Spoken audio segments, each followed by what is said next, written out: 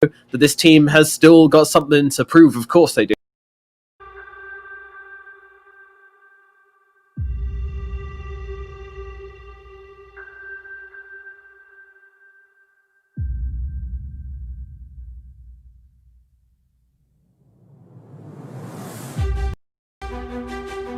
The Lions almost always come with good ideas. Like, I've never seen an Alliance draft where I haven't been like, oh, Definitely. This is what they're trying to do here. You know, they've always got great ideas.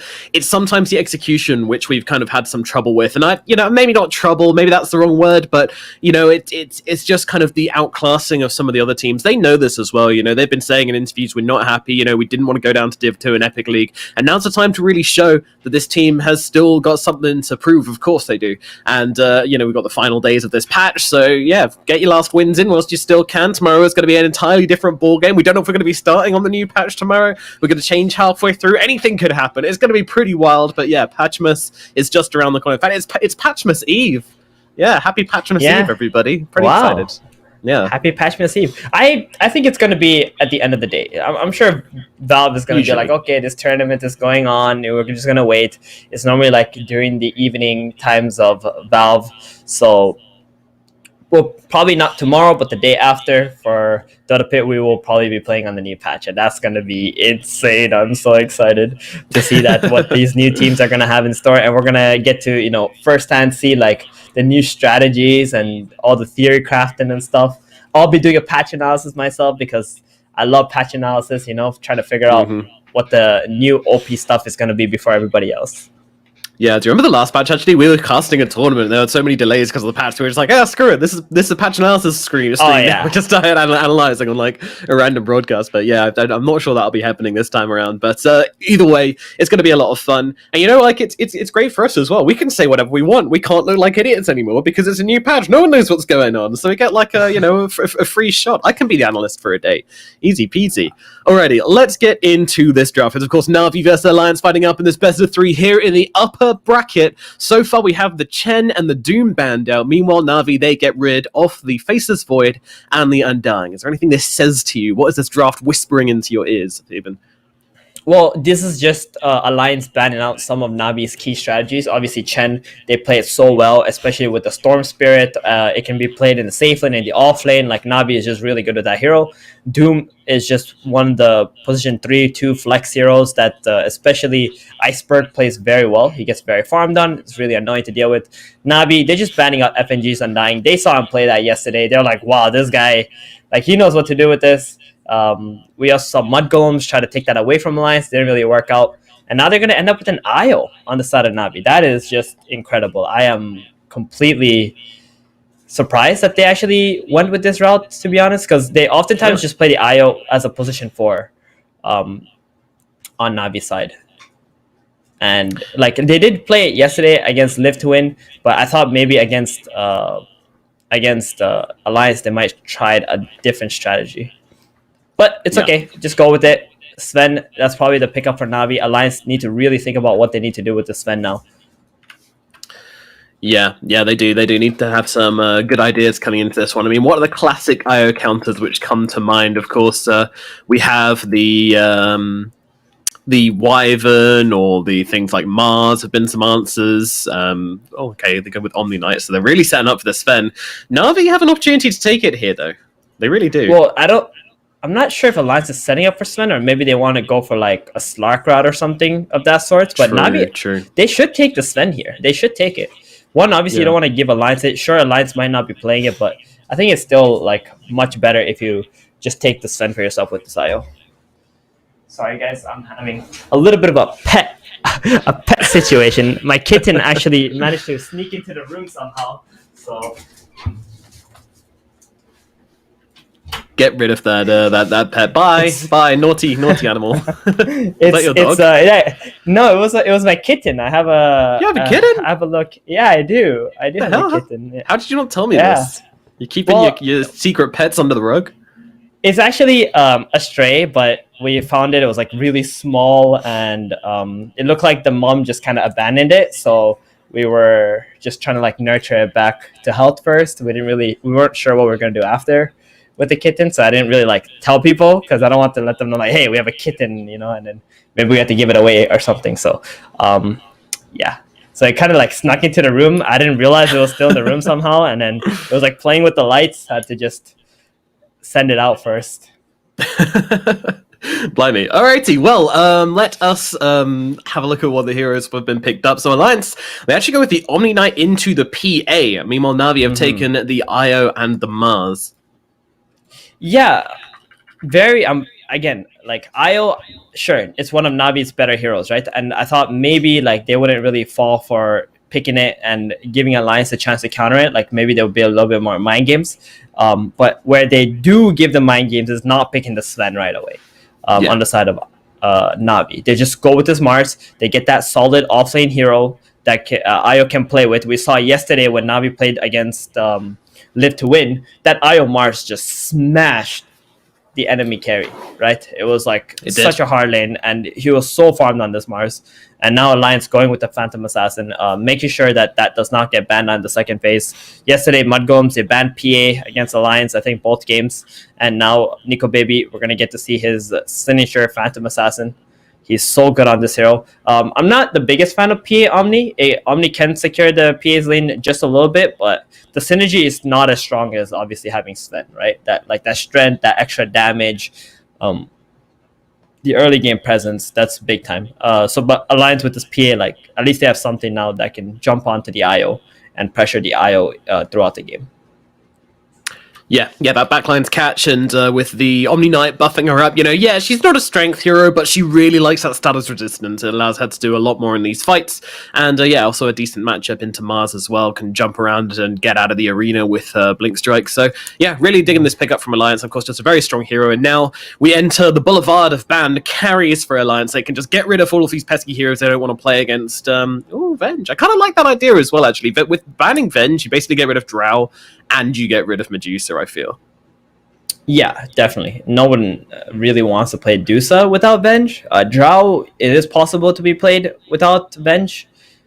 Navi, yesterday, they did play the IO Venge Dusa combo. So, like I said, very good ban out there. Just pretty much removing some key heroes. I think they more focus on banning for the Dusa. Like, Drow is not a big problem for the Phantom Assassin, right? Like, you can always true. You don't pick gap close and get on top of it. Yeah, but the Dusa is pretty difficult because much tankier, especially getting buffed up by an IO, that would just be way too much. Yeah. I remember when Venge Arc Warden was a thing for a while in this patch. We haven't really seen that in a long time, though. Arc Warden's kind of fallen off the face of the earth. I guess with Sven and PA being so popular, two very big gap-closing heroes, which Arc Warden just doesn't want to play into. Also, Arc Warden's laning, I think, became a bit weaker because the offlaners understood better what they needed to do, especially like the position forwards and stuff. In the beginning, it was really hard for the offlaners to fight into the Arc Warden because you were pretty much fighting into like two range heroes most of the time, or like an Undying Arc Warden, which was really strong. But now they got like a better idea of like how to pressure him, where he's going to play on the map, how to catch him. And Arc Warden sometimes also has a hard time ending the game, right? Compared to like PA, Sven, who just like pretty much click their buttons and you're just dead. That's it. Pretty much. Yeah, a very complex heroes play, and when there's so many other carries just so strong right now, it just doesn't feel like it fits in. So poor old Arc Warden, back to the drawing board for him. So they've banned out the Terrorblade, the Venge, and the Morphling. That's what Alliance choose to get rid of. Meanwhile, Navi, they get rid of the Slardar, the Viper, and the Shadow Demon. Okay. Viper ban, interesting. What does that actually tell us here? It could be offlane Viper. That would be like a Spectre, maybe Navi wants. It's Spectre IO is, I wouldn't call it the best combo for sure. IO would like to be buffing up other heroes typically, but Alliance going for the Snapfire. This is looking a lot like a mid snap, I think. For Limp, they can flex this till the very end, though. He can be played as a 4. S4, not really known for his Snapfire. He doesn't play this hero. Like, heroes S4 plays is like Mars, DK, Nature's Prophet, Legion Commander, Viper. Like, these heroes who can kind of just tank up, stay in the front line. Snapfire really isn't that kind of hero. Yeah, definitely not. So most likely either a 4 or a 2. And I want to say I'm leaning more towards 2 for Alliance here. Yeah, I can see that for sure. Limp SAPPHIRE sounds like a treat. And you've already got yourself an Omni Knight to throw into the occasion if you want to. Probably not, though. Probably it's going to be the offlaner you throw in. Generally seems to be the case. Or even a creep. Yeah. I mean, they'll probably pick one more hero, like S4's hero. And that hero is probably going to be the one that's going to get tossed into the fights. And open up the engagements. I think there was maybe a bit like other heroes that would have been better than SNAPPHIRE, but SNAPPHIRE does provide you with a lot of lane shoving, which Alliance kind of need because they got this PA Omni Knight, right? So lane shoving is how you enable your Phantom Assassin to have like this free game, because you constantly push the lanes out, the enemy can't get to your PA, she gets free farm, then later the Heavenly Grace kicks in with the PA and she just becomes the strongest carry on the map. Ooh, tiny. Okay, so there we go. That's another flex. So this is a really smart pick from Alliance here, right? Now the Tiny and the Snap can both be played as a position 2 or the 4. And then Alliance is now holding their offlaner till the very end. So they're gonna get to see Navi's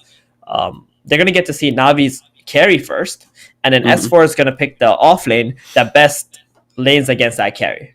And they get the Sven still. Like, I'm so shook that the Sven even managed to get this far in the draft. Criminal, truly. Like, I'm okay giving TV, but Sven though? I think Alliance wanted this. Alliance are a great team about kind of, we saw this yesterday where they're dangling that carrot. They're saying, don't you want to pick this hero? Don't you want to pick it? Like, I know you want to pick it. And then they seem to have a plan. So I genuinely think that Alliance wanted them to pick this Sven. Whether they're going to win against the Sven, I'm not so sure. Like, there's nothing in this draft which really screams to me like, oh, this is going to destroy a Sven, other than PA's mischance, which is still kind of like, meh. Yeah, it's interesting. It's very, very interesting. I'm wondering what the plan is here from Alliance, but I strongly believe they have one. Like, there's no way they weren't wanting Navi to pick Sven here in my eyes. Yeah, definitely. I mean, they were thinking about it. Omni, if you can get Guardian Angel off after the Sven stuns, so the Purge doesn't come out, like, that can buy a bit of time against the Sven. PA's dagger is quite annoying for the Sven throughout the game. That being said, though, when the Sven... It's like, this matchup is all about who gets ahead, right? When the Sven gets far ahead, like, Silver Edge is going to destroy the PA. You're going to have a bunch of items to just be able to go in, tank up, just pretty much two-shot heroes. When you play with IO, you don't really need to go the Aghanims on the Sven either. You can just go, like, BKB, straight BKB, and just, like, get tank items instead. Yeah, I wouldn't be surprised on Sven. He just goes like Mask of Madness, Echo Saber, BKB, Silver Edge, like just ignoring the Ags or something, because you got the IO. So you just like get on top of them, stun them, purge them, and just burst them with the IO buffing you up. This Mars is obviously going to go for a Solar Crest at some point. That's going to buff up the Sven too, and his lane is good. He's got a Lina position 5 this game, in his lane. So it's got a set. So Sven's gonna stun, Lina's gonna stun, and it's gonna be so much pressure in this lane. So Alliance, like, they gotta think what's their offlaner that can actually beat the Sven Lina lane. Maybe a Timbersaw. That's what I'm thinking right now for S4 here. Yeah, Timbersaw looks really nice into any of these lanes, actually. Like, the safe lane looks super nice. Playing into the 2 strength heroes would be lovely. And of course, playing into that Sven would be pretty nice as well. Yeah, I can see that working pretty well. I would actually have a lot of confidence in Alliance's draft if they get a Timber here. That being said, Navi, they do have a chance to pick like a Bat Rider maybe. They could put the Mars mid, Bat off. Probably won't do that, but they could put Bat middle, which could be really good. Ooh, a Phoenix. So it's a 5 Phoenix and Lina mid instead. Lina mid, yeah. So they're gonna... Yeah. Why? Why? What? I mean, they've got PA and they've got SNAPPHIRE. These are 2 very good heroes into Phoenix. Right. It's kind of a little confusing. PA, I mean, I wouldn't call PA that good against Phoenix. SNAPPHIRE, definitely. The Lina mid is going to be able to shove lanes out, but if now the Tiny is the one going middle, I think that's going to be a problem for the Lina. Lina doesn't really like playing against core Tiny because she's always going to get bursted in the fights. And there we go. The S4, Timber. We knew it.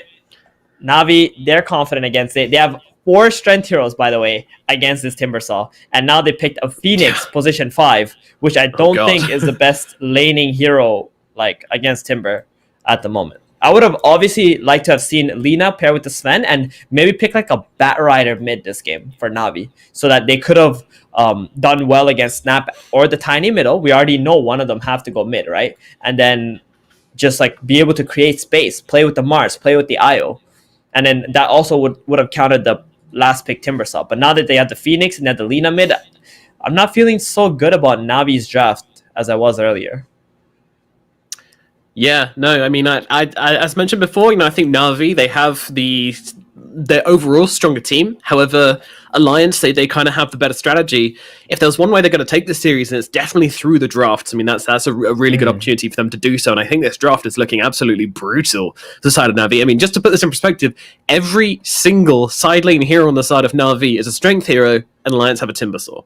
That alone is something which should scare you. Also, worth mentioning that PA with a huge physical damage loves dealing with low armor heroes, and typically strength heroes, pretty low armor compared to Agi heroes, which we have none of this game. So that is going to be a bit of a threat. AC is going to be a must for somebody in this game. Are they going to find the space to farm that? I don't really know. These are my concerns right now. Again, I liked before what you were saying about the Sven build.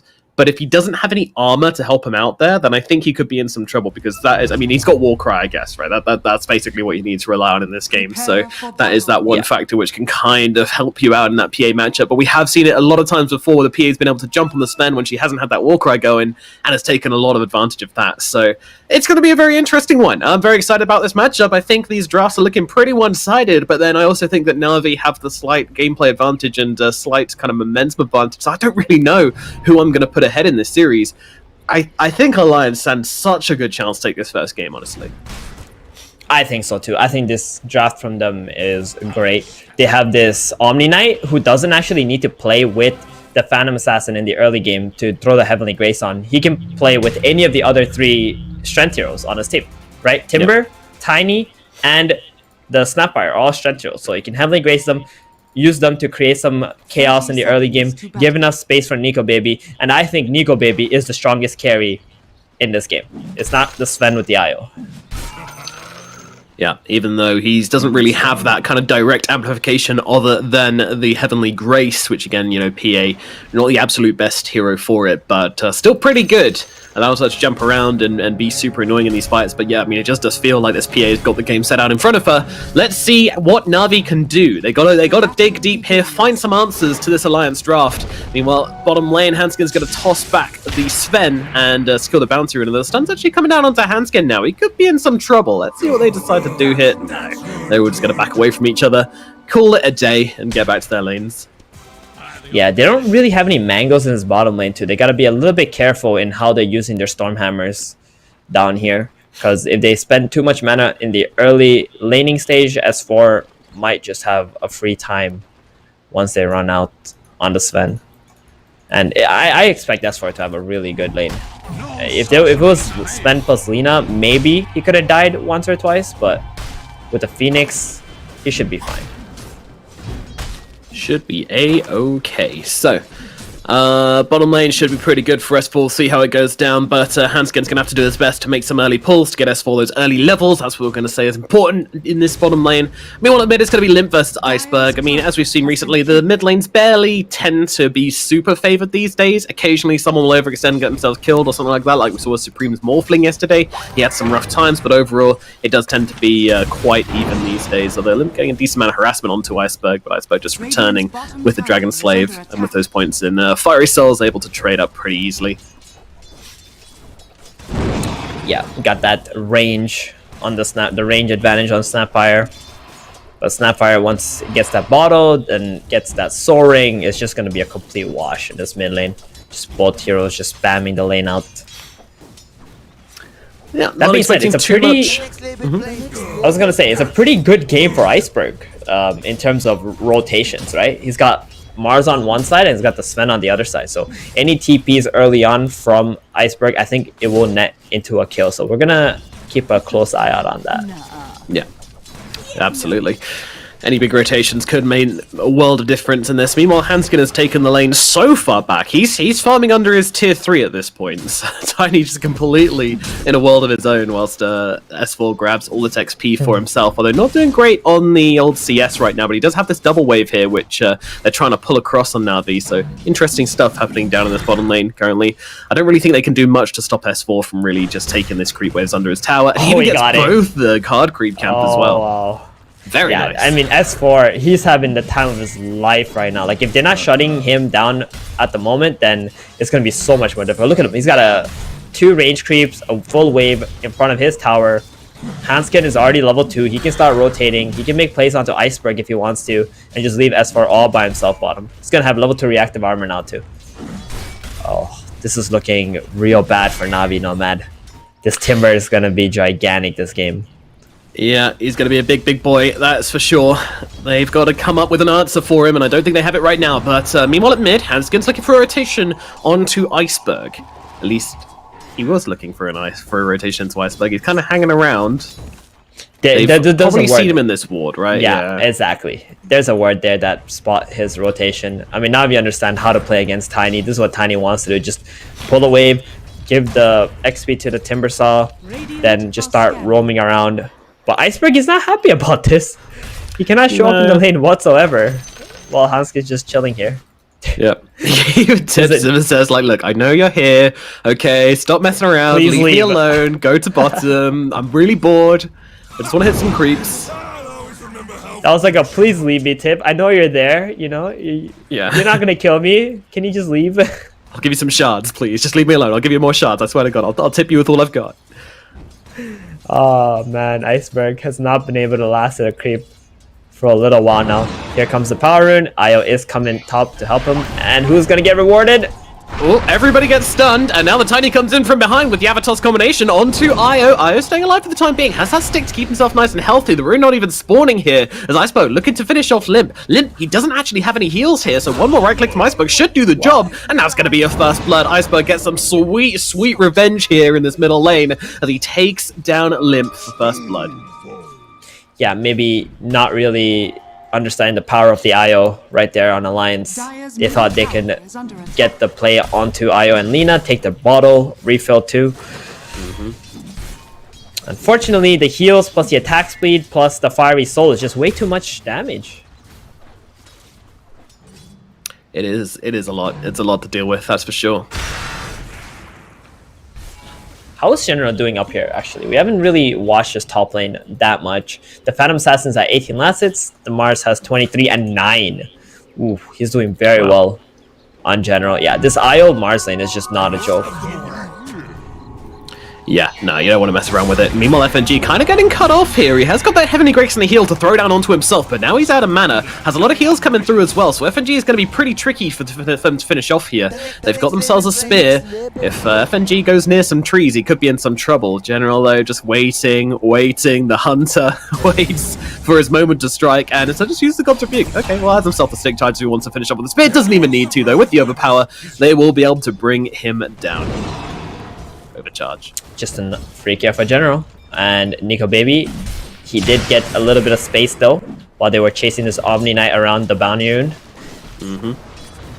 He's 5.5. He really just wants to get level 6 and probably just head on into the jungle. General, he's gonna freeze his lane up top here. Not gonna be very happy, Mr. Nico Baby. Ooh, Iceberg. Limp, that was so unlucky. He tried to cookie a creep, but the creep turned around and started attacking another creep at the wrong moment, then went off the wrong direction. Ultimate gets completely wasted, and this is what we expect from Snapfires. You know, it's becoming the point where when they get that level 6, we kind of expect them to get a kill. Like, it's almost like you have to, because you can't not CS in the middle lane as the enemy mid laner, so you're putting yourself in cookie range, and that doesn't happen for Limp. That's very costly. He could have also just waited for Hanskin to get in there, get a stun off, and just use the kisses off of that. That could have been like pretty much guaranteed as well. Yeah, unlucky, but there was probably another moment where could have had that guarantee kill. Tiny. Indubitably. Meanwhile, Always Want to Fly going to take up residence in the bottom lane, just try and push it out with a couple of fire spirits and save his tower as best he can. But Hanskin and S4, they found him. They're hungry for him, although they're holding off on the combination from Hanskin here. Not too sure why. That's going to give Always Want to Fly the chance to Icarus dive away. Imagine the Tiny was looking to try and interrupt that Icarus dive where possible. Meanwhile, over at top lane, Nico Baby trying to bring down General here. He pops the arena, trying to get himself away. It's not going to work though. Nico Baby cuts him down, gets that kill. And meanwhile, Always Want to Fly goes down in the bottom lane. S4 does find that kill, and at mid, there's pressure being put by NAVI on this tower, as they will be able to get at least something, but 2 big kills for Alliance in the side lanes, and it results in a pretty big win for NAVI in the mid lane. A lot happening right now as Limp gets damn close to try and get that deny. Yeah, that tower take mid, definitely worth the 2 deaths to happen onto the side lanes, I want to say. S4 with the catapult, that was pretty much a guaranteed death on the bottom tower. Mid, I think Hanskin probably should have just walked there, or at least the Omni Knight needed to TP mid, help the Snapfire secure this defense mid, but it's unfortunate. Now Iceberg has so much freedom on this map. He doesn't really have to worry about mid that much anymore. He can just play top, play bottom. This is going to kick Nico Baby out of the top lane too. They just need some mana, and then they can start playing on the offensive. Navi. It's going to give a lot of space for Sven now. Yeah, that's exactly what they need. And hopefully they can put some pressure onto Nico Baby, who hasn't been having the best of lanes, definitely not the worst of lanes, but you just compare him to Sven, who's just been like farming neutrals like an absolute madman. So have a look at their net worth. That has put him in pretty good position. He just farmed a quad big camp stack. Roger tried to stack those Ancients, but there's a sentry already here that FNG managed to plant earlier. So I'm gonna deny 200 some gold away from Mr. VTune. But yeah, this Sven is starting to get real big now. And PA just chilling bottom, you know, daggering 1 creep at a time.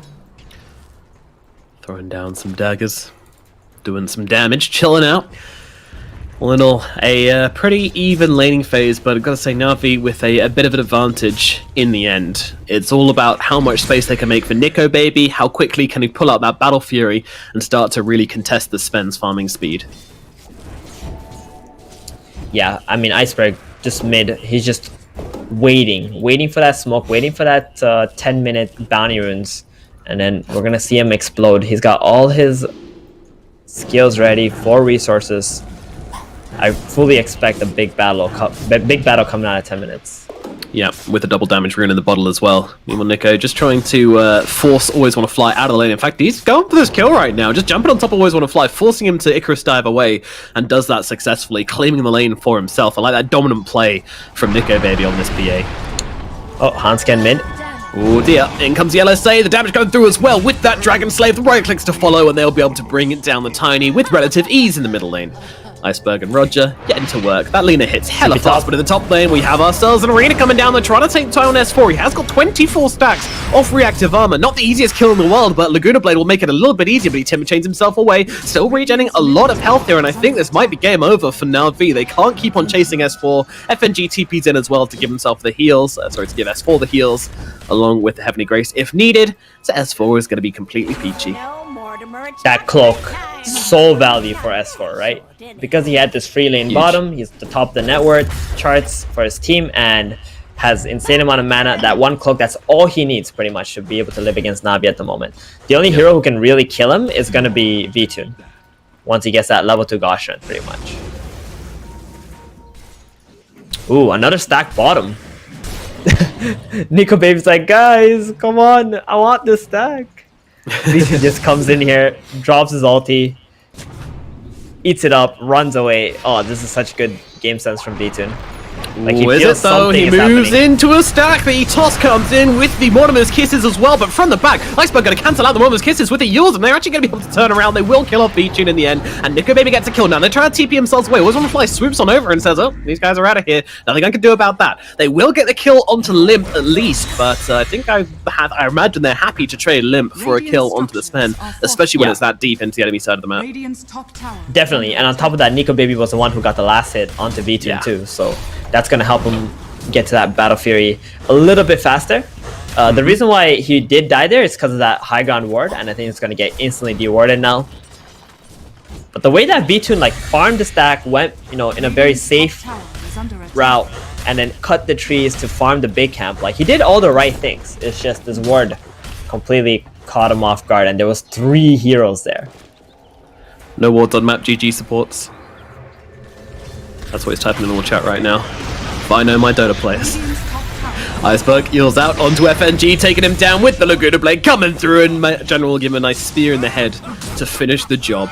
Bye-bye FNG. I mean, just a small loss for the side of Alliance, but a loss nonetheless, and it's going to turn in some pressure onto this tier 1 tower. In fact, Vichun just running himself forward, saying, hey, you know what? I don't want to give this PA the chance to sit in the jungle. I want to come in and start taking some towers, taking some stacks, and putting some pressure onto the side of Alliance. Radiant's middle tower is under attack. Yeah, they really want to open up this top tower. Dire's top tower is under They don't have to worry too much about middle. There's not any pressure coming out from Alliance there. S4, ooh. He really wants to defend this. He's got a hood. He's very tanky. And B2 doesn't really have level 2 Gaussian. Level 1 is maybe strong enough. Mules is out. Iceberg getting very close to the Timbersaw here. They have an egg as well, which they're now going to throw down along with the arena. A nice little combination. They bring down FNG instantly. And now they move across towards the Tiny as well. He's going to lose life just as quickly. One of his kisses coming in from Alliance. They try to turn this one around. And Nico Baby comes on the front lines. He's surviving for now. Getting pretty low. Sunray coming through as well. Nico Baby needs to get himself back. Meanwhile, Iceberg does get dropped in the end though. S4 just sitting on the front lines, doing whatever he wants. A nice little Licorice dive from Always Wanna Fly. Keeps him out of danger. But they've seen Vichun. They want this guy. But do they have him? They don't have the stuns. A lack of stuns on the side of Alliance mean the Sven get away, and they actually only get themselves 1 kill from this. It is a successful tier 1 defense, but still only getting 1 kill for that one is not what they had hoped. Definitely not. And the PA TPing in, that looked pretty scary. She was getting chain stunned up, but they didn't have enough gas after killing the Omni Knight and the Tiny. The Timbersaw is quite invincible at the moment, but his team not so much. Those kisses really saved the day from Limp though. Yeah, and S4 so just spot on. Really doing whatever he wanted in that fight, you know. He was just rocking up through the entire enemy team, timber chaining around, whirling deathing up. You know, with 4 strength heroes on the enemy team, this Timbersaw is going to feel like a god inside these team fights. Yeah, it's going to do an insane amount of damage. They have to really be careful that they don't lose V-Tune in these fights as well. But if you look at their draft, they don't have a whole lot of stunts, right? Just a cookie, avalanche toss pretty much. So if the Tiny is dead and the cookie goes on cooldown, you can pretty much just TP out. Yeah, you can do. Meanwhile, FNG Iceberg trying to look for the kill, but with Limp in the neighborhood, it doesn't feel that tempting. And now a dagger comes out from Nico Baby. Nico's only on about 50% HP though, so really not tempting for him to go in for anything more than a dagger. But his team is behind him, and Limp's now going to find himself an Invis rune, which is going to be a nice bottle refill for himself as well.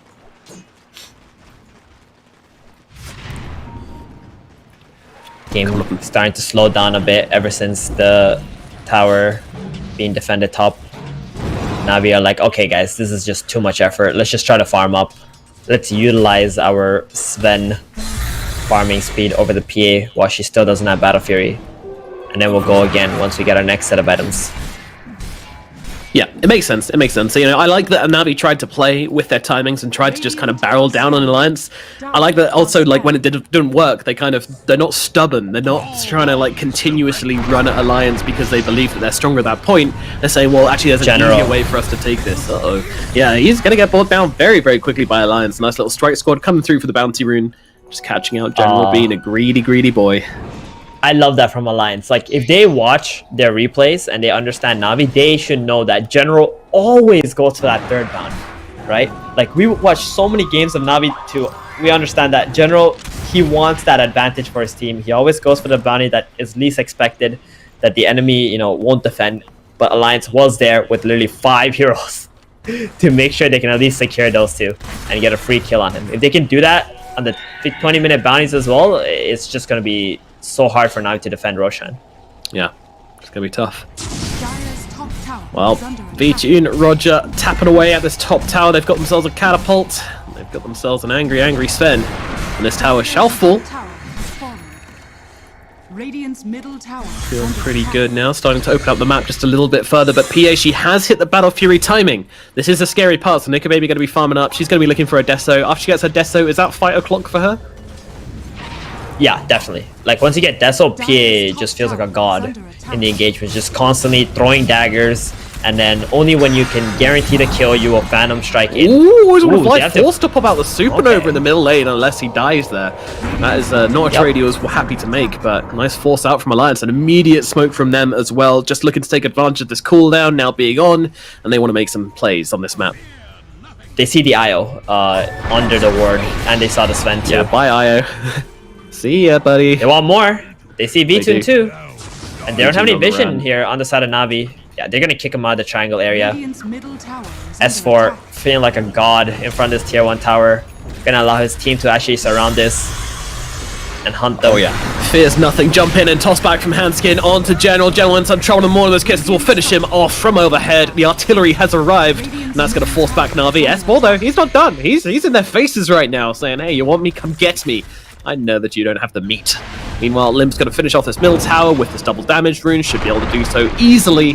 And now Alliance move down to bottom. They're looking for Iceberg. It just doesn't stop. This movement's from Iceberg just sweeping through the enemy side of the map from Alliance. And now they're getting on top of this Lena. Lena trying to move around, but the toss gets caught though. Roger comes in with the heals, trying to keep her alive. This seems like a desperate effort. TP away, cancelled out by the Avalanche. Iceberg will fall. Roger moves to the trees, goes to the TP, successful in doing so. But Alliance still find themselves another big kill here. This is a series of pretty cataclysmic events from NAVI, as they seem to have just let this game slip between their fingers.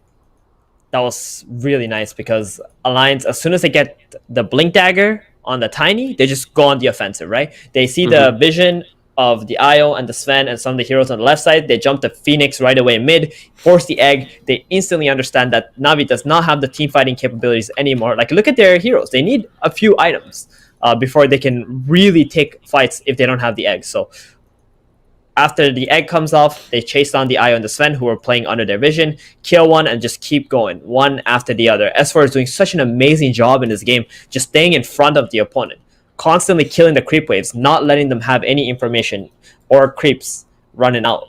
And this gives so much space for Tiny and the PA to just run around and kill. Yeah, and another point I wanted to come back to here is that, like, this Tiny's had such a good game because of this Timbersaw pick. S4 is allowed to just play alone.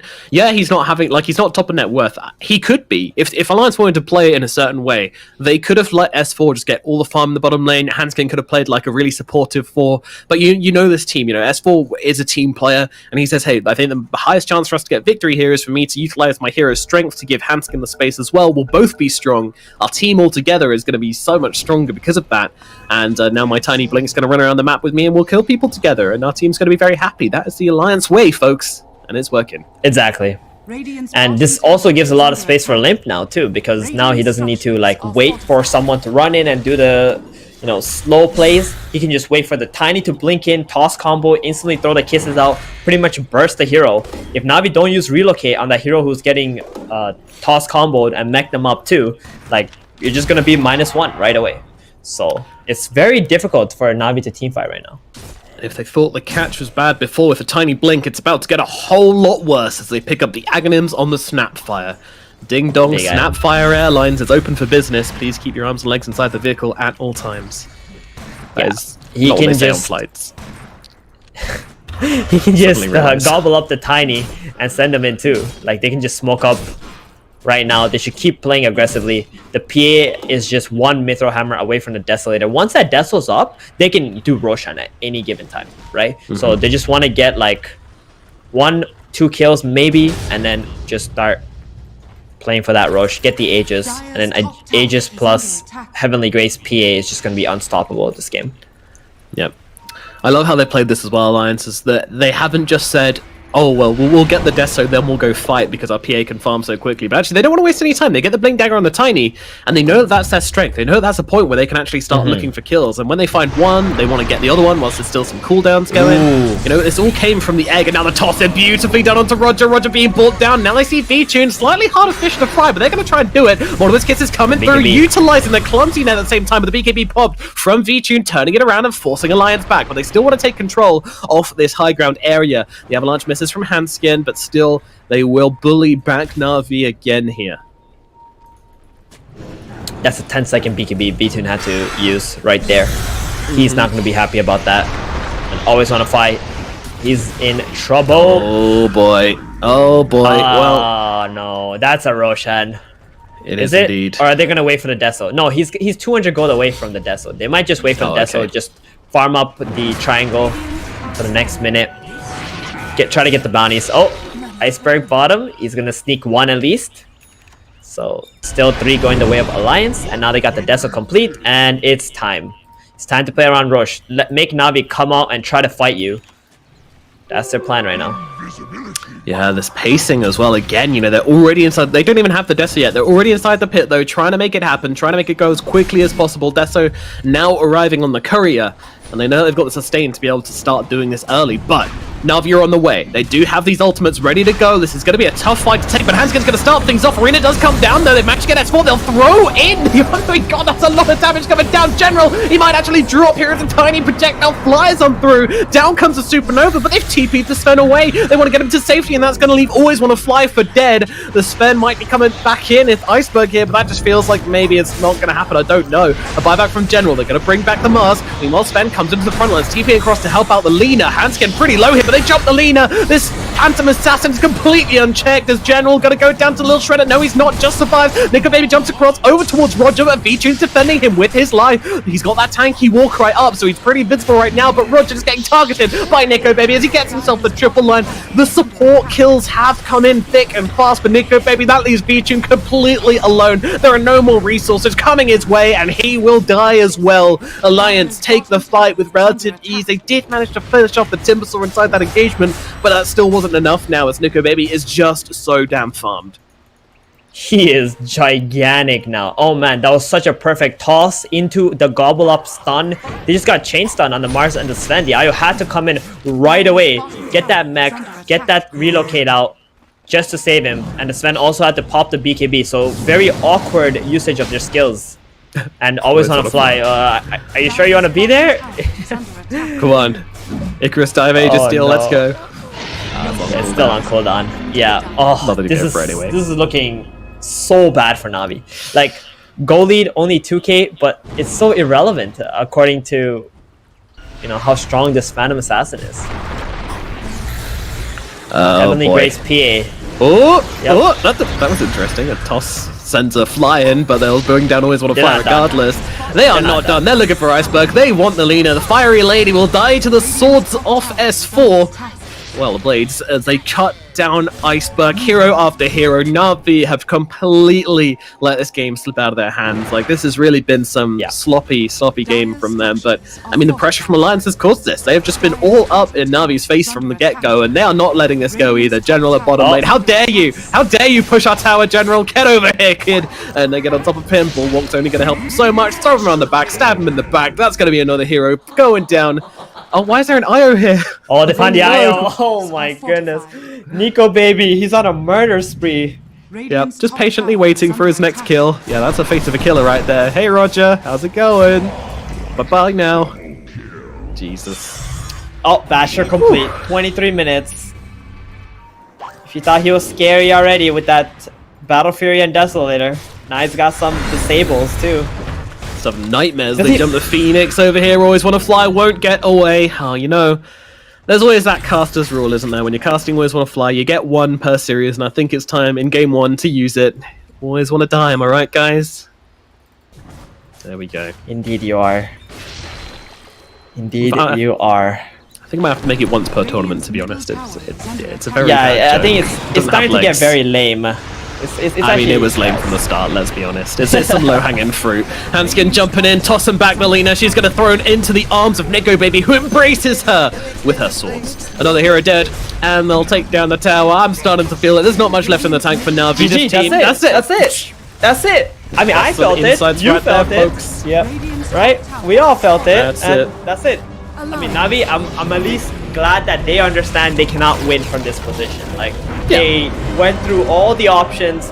They're like, okay, what if we do this? What if we do this? And then they're like, oh, this will happen, you know, in their minds. And they're like, okay, let's just call it a wrap. Like, let's just go next. Let's not dwell too much on this game, be more demoralized or anything like that. Let's just go into the next game. We messed up the draft a little bit. And we had to play perfectly in order to even win this. Right, and then they didn't, so they kind of just let the game slip away. Like, if Navi want to win, Io and the Sven need to be way ahead of the PA, and they could not give away any of these key kills. I hated this Phoenix pick, by the way. Like, this last pick, Phoenix. Agreed. I think the Lina 5 would have been nice with the Sven. They just needed something else that could just go in and, like a Bat Rider, like I said, right? And they also didn't ban this Timbersaw. This Timbersaw last pick was like a huge checkmate in this game. And we saw that. S4, he played phenomenally. He's a drafter. He realized he has his potential for this clutch Timber pick last. He sees the heroes, he takes the Timber, and he did everything he needed to do. He played amazingly well. And I want to give him MVP of this game. I know Nico Baby was awesome and stuff, but it was actually S4 who set up pretty much everything from early to mid and just creating so much space for Alliance. Yeah, pretty easy to do when you're playing a Timbersaw into 4 strength heroes. All the side lanes had strength heroes only in it for the enemy team. And then that, like, I just don't really understand the Phoenix pick. I guess it wasn't about the Supernova, it was more about the Sunray trying to buff up the Sven and kind of swing things around. But, you know, that Sunray, that Supernova still needs to do something, and it was just so weak this game with a PA and a Snapfire core in the game that it just didn't really exist. The sun got extinguished, and NAVI get extinguished thoroughly here in game number 1 in this best of 3 series. But don't worry, the chance of redemption is still very much alive for this team. Game number 2 is just around the corner. Can they do it? Stick around to find out. We're going to throw it over to a break, enjoy some adverts, then join us for a lovely game number 2 here at the OGA Dota Pit.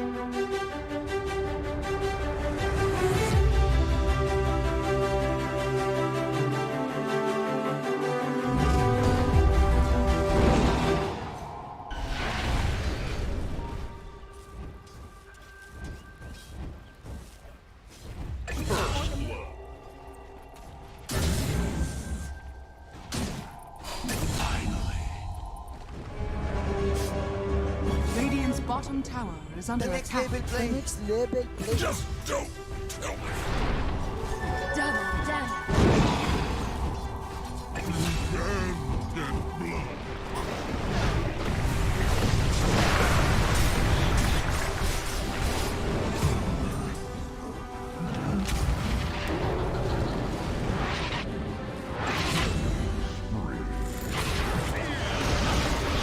Radiant's top tower is falling. I join. Radiant's middle tower is under attack.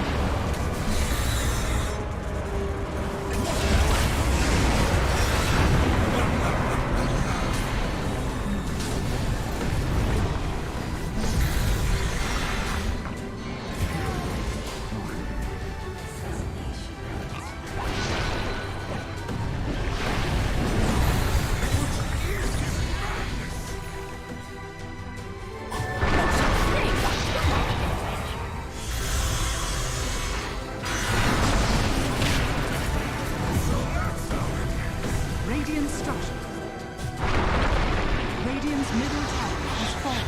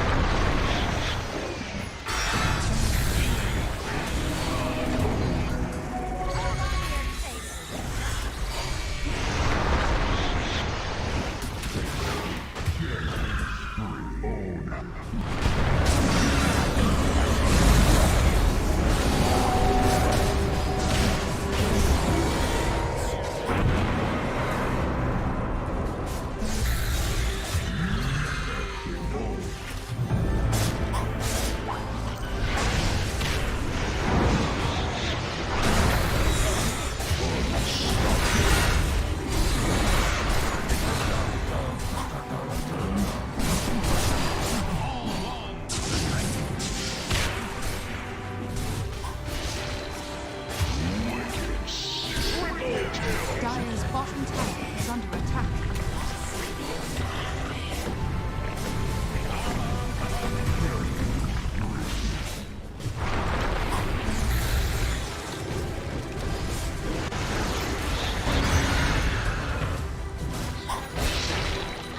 Dire's bottom tower is under attack.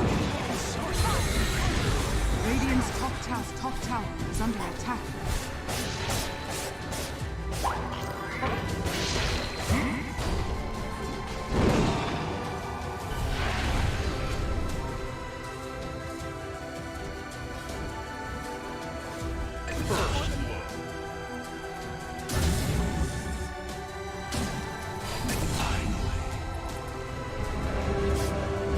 Radiant's bottom tower is under attack. Next level play. Just don't kill me. Double damage. Abandon me.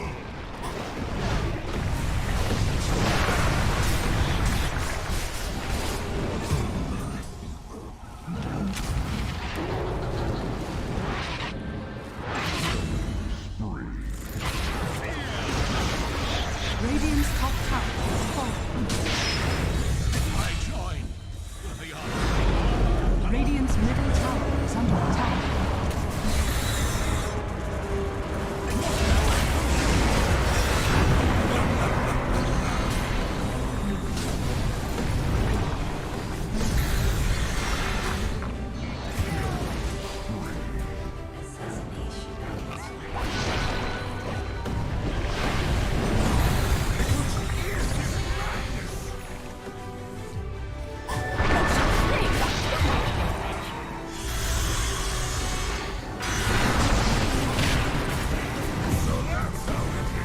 Radiant structure. Radiant's middle tower is falling.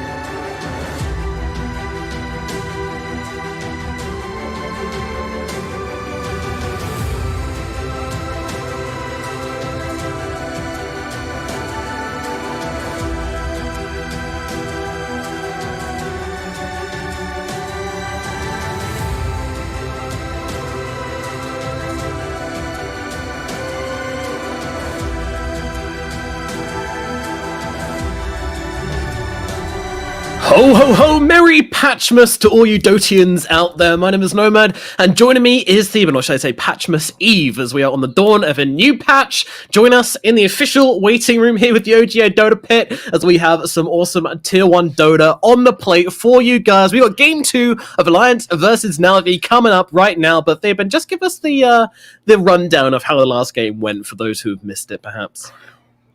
It was a Timbersaw show. Navi had 4 strength heroes. Alliance picked Timbersaw. They had a PA in the first phase with a Heavenly Grace on their side as well. And all they had to do was pretty much create enough space for the PA to get Battle Fury, to get Desolator. And the Timbersaw was able to do all of that by himself, pretty much. Like, they had a mid Snapfire. It didn't do so hot, especially losing the tower early on. But the Timber created enough space, tanked up, made sure that Navi was not able to take any objectives fast, and pressure this PA. And once the PA got online, it was just GG. Really was. Yeah, that's it. That's the rundown for you folks. So you're clued up now, can get back into this series with a fresh idea of what's going on here. And so far, we are into this draft already. We got that IO Doom banned out by Alliance. They don't want to play into the IO again. Meanwhile, Navi, they're going to get rid of the Omni Knight, and I'll look for their next ban. And that's going to be a leader. Ooh, they left the Undying in the pool, Navi. They did indeed. And there's also a Chen in the pool. So we got Undying and Chen. What is it going to be, Alliance? Are you going to take the Undying now and give Navi the Chen? Because if they go for the Chen, we're going to probably see a Storm Spirit right after that on the side of Navi. Yeah, that could be. That could certainly be quite scary. That's for sure. Iceberg Storm, his favorite. Does monstrous things for that hero. There's a lot for S4 to think about right here. Yeah, he's got to break it down, get into that mind palace of his, and really have a think about what they want to do in this draft, considering the bans which have come out already. The options are on the table. Which direction do you want to take it in, sir? What would you like to see? He's already going into reserve time. I want to see that dying. They go with the Sonar. Okay, that is like very interesting. Very interesting Sonar pick. Because it's not normal for Alliance to just straight up draft a Sonar like this. They normally pick Sonar when they have second pick, not so much when they have first pick. And they're drafting Sonar from second pick when they see, like, you know, a Void or something of that sorts. But this game, they just picked the Sonar. It could, like, it's like a 5% chance it's going to be a support, but this is looking like S4's hero right now. I imagine so. And it opens up for the PA as well, so Navi are forced to take it out of their hands. So Navi not going to go for that Chen first. They're just going to grab the PA. Don't want to give that PA. What the meta has come to. Just first pick PA. Don't give enemy PA. Pretty much what it is. Yep, that seems to be the game. Take that hero, get them crits, smack some fools. But one thing is, though, like, Alliance must have seen this coming. Like, when they decided to pick Sonar, they must have known that there's a chance Navi are just going to take that PA. Maybe they left the Chen on purpose so that they giving Navi the chance to take the Chen and leave the PA in the pool, so they could have had Sonar PA for themselves. And that would have been a deadly combo, right? Like, you don't want to give a team Sonar PA. So, no. But Navi, you know, they understand that, hey, we could just get Chen after PA, right? We don't need to, you know, pick the Chen first and give them this PA and then play our game against their game. We can just take their game and play our game at the same time. Now, that could backfire for Navi, but that's their plan, I think. They still have the option to go for the Chen on the side of Navi side. They won't have a Storm in their draft, but I don't think they're going to be worried about that. Snapfire again. Yep, going back in with the Snapfire. Clearly a favorite hero of theirs, and now Navi will take up the Chen as well. So they get their PA Chen opening. Meanwhile, Alliance with the Slardar Snap. I do like Slardar Snap. I think it's pretty strong. The two heroes synergize together quite nicely. Indeed, they're quite nice. And this Snapfire could obviously be the mid laner as well here. I love Snapfire mid with Slardar, just because of level 20 and level 25 talent. That is some crazy late game. And Snap is surprisingly quite good against PA late game because of, you know, the MKB and the Lil Shredder with their talents on late game. Yeah, I mean PA is can not just get like, bursted. Yeah, she's not like a super tanky hero. She doesn't tend to build that much tankiness. So when you do get that MKB and that huge burst damage from the Sapphire, it can really catch you off guard. So you're gonna have to think about that and try and adjust accordingly if that does get into that situation for the side of Navi. Yeah. That being said, though, the Snapfire, the chance of it being position 4 is less likely. It's not one of Hanskin's favorite heroes. He has played it with the Slaughter before, so maybe I think he was the one. Wait, was he the one who was maxing Lil Shredder with Slaughter? There was a guy. There was someone, wasn't there? Yeah, that was a long time ago. You're stretching my memory here, Theban. But it was last week. It wasn't long time. It was like last week. Dude, so, I can barely remember what I did 5 minutes ago. I don't remember the last game at this point. Dota has fried me. That's the memory level of a goldfish. So, well, you know. I think it was him. I'm gonna go. Oh yeah, it was him. It was Hanskin. Nice. Last time he played Snapfire, he maxed out Lil Shredder with a Slaughter. So this is just like their combo or something. It's like massive amount of minus armor. That game they had Sniper middle and Dragonite carry for Alliance, but I don't expect a Sniper mid this game against a Phantom Assassin. That's for sure. Sniper mid, yeah. We don't want to see that. Well, you know, we could. Get yourself a Dragon Lance, bait out the PA. Get yourself a. That's what I want to see. Silver Edge Dragon Lance Sniper. Let's go. Dude, that Sniper will die in one hit. It's like a support hero. Yeah, but if you're invisible, you're invincible. In my experience. This is not the 2K bracket, Nomad. Oh, just say. Man, I was there once. You know. God, well, I recalibrated in 2K like 2 years ago or something. It was really weird. I calibrated as a Crusader for some reason, and like I went on like a 20-game win streak or something. It's like I don't know why I went down there. I think I did really bad at my calibration games, but yeah, no, invisible was invincibility. Quite. And where are you at now? I'm 4.5 right now. You know, humble 4.5. I nearly broke Divine, and then I stopped playing because I was like one game away, and I was like, I feel like I've above average. That's well above average. You should feel proud. It's all right. Yeah. Casters don't need to know anything anyway. At least play-by-play casters don't. We just see spell, say spell. That's why I play like almost 9 hours a day when I'm not casting. Cover my weaknesses. I stay sharp.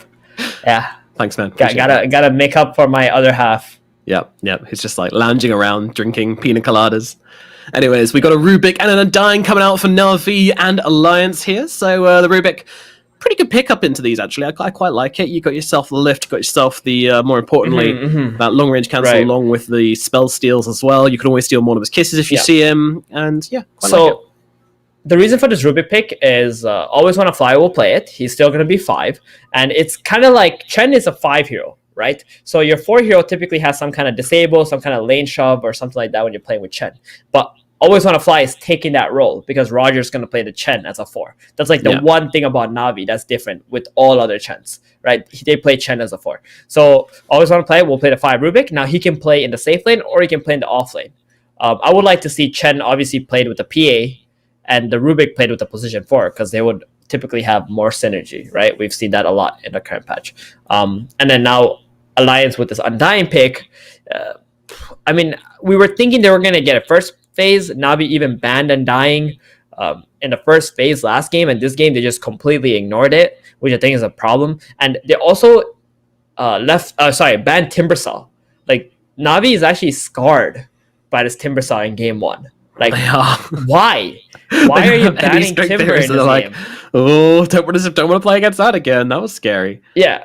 I mean, if they pick Timber, that means the Slaughter is going to be support, and you already have a PA Chen. Like, this is not a bad lane for PA, right? Against the Timber side. You can farm up the PA, you can just pick some magic damage hero later, and you can still be able to, you have the damage to kill the Timber. It's not like you have 4 strength heroes, right? So I think this Navi ban on Timber is a big waste, in my opinion. They probably should have just got rid of this Undying, because that's what, makes Alliance a strong hero, a strong team, sorry. Mm-hmm. They're really good with this Undying hero. And there it is, Void Spirit. That's going to be most likely the position 3. Obviously, Navi are going to flex this till the end because they have the last pick. They could possibly pick like a Beastmaster and put the Void Spirit middle. But General loves playing Void Spirit. That's one of his favorite heroes for sure. Yeah, definitely. Yeah, and I like this hero against Slaughter. In some ways, the Corrosive Haze is really good against Void, but the Yules from the Void can catch out the Slaughter, especially in the river. Remove his sprint, stun him up right away, burst him or something. It's a pretty cool hero. I want to talk about this Drow. They've picked Drow into Void Spirit and PA. What's up with this? Yeah. So Drow has a timing where she is stronger than the PA, right? You can take all the tier 1 towers. PA can't really do that. Your third skill, the volley, volley of arrows, like they can destroy PA in the team fights as well. PA can't really evade those hits. And I think Alliance are just looking to put their early aggression on with this Drow Ranger. Take the towers, play with the Tombstone, play with the Slaughter minus armor. That being said, when PA gets big, when she has like this Deso, Battle Fury, BKB, Satanic build, whatever, like Draw's going to have an extremely hard time staying alive. Yeah. That's going to be tough.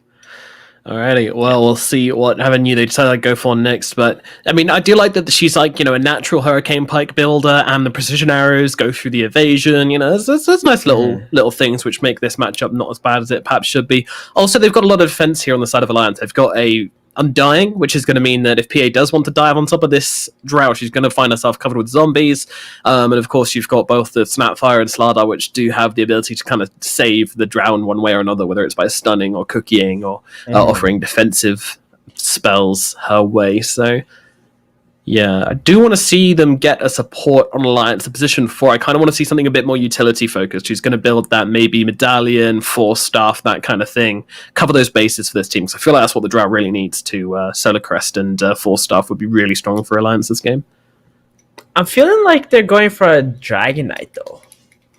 I think they want to keep playing aggressively and going in. I'm not so sure they're thinking about like items, but more of like how to group up and create this ball that Navi can't break into on the side of Alliance. If you have this Dragon Knight who can frontline, and Undying can play behind you, keep healing you up, and the Drow Ranger can play beside the Dragon Knight as well, that could be interesting, right?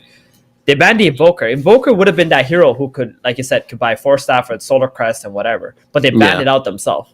Interesting. So that's why I'm thinking this DK might be what Alliance are looking at in this draft. I like doing that as well. There's some of the fun heroes which they like DP to rock is good. out. Yeah, I agree.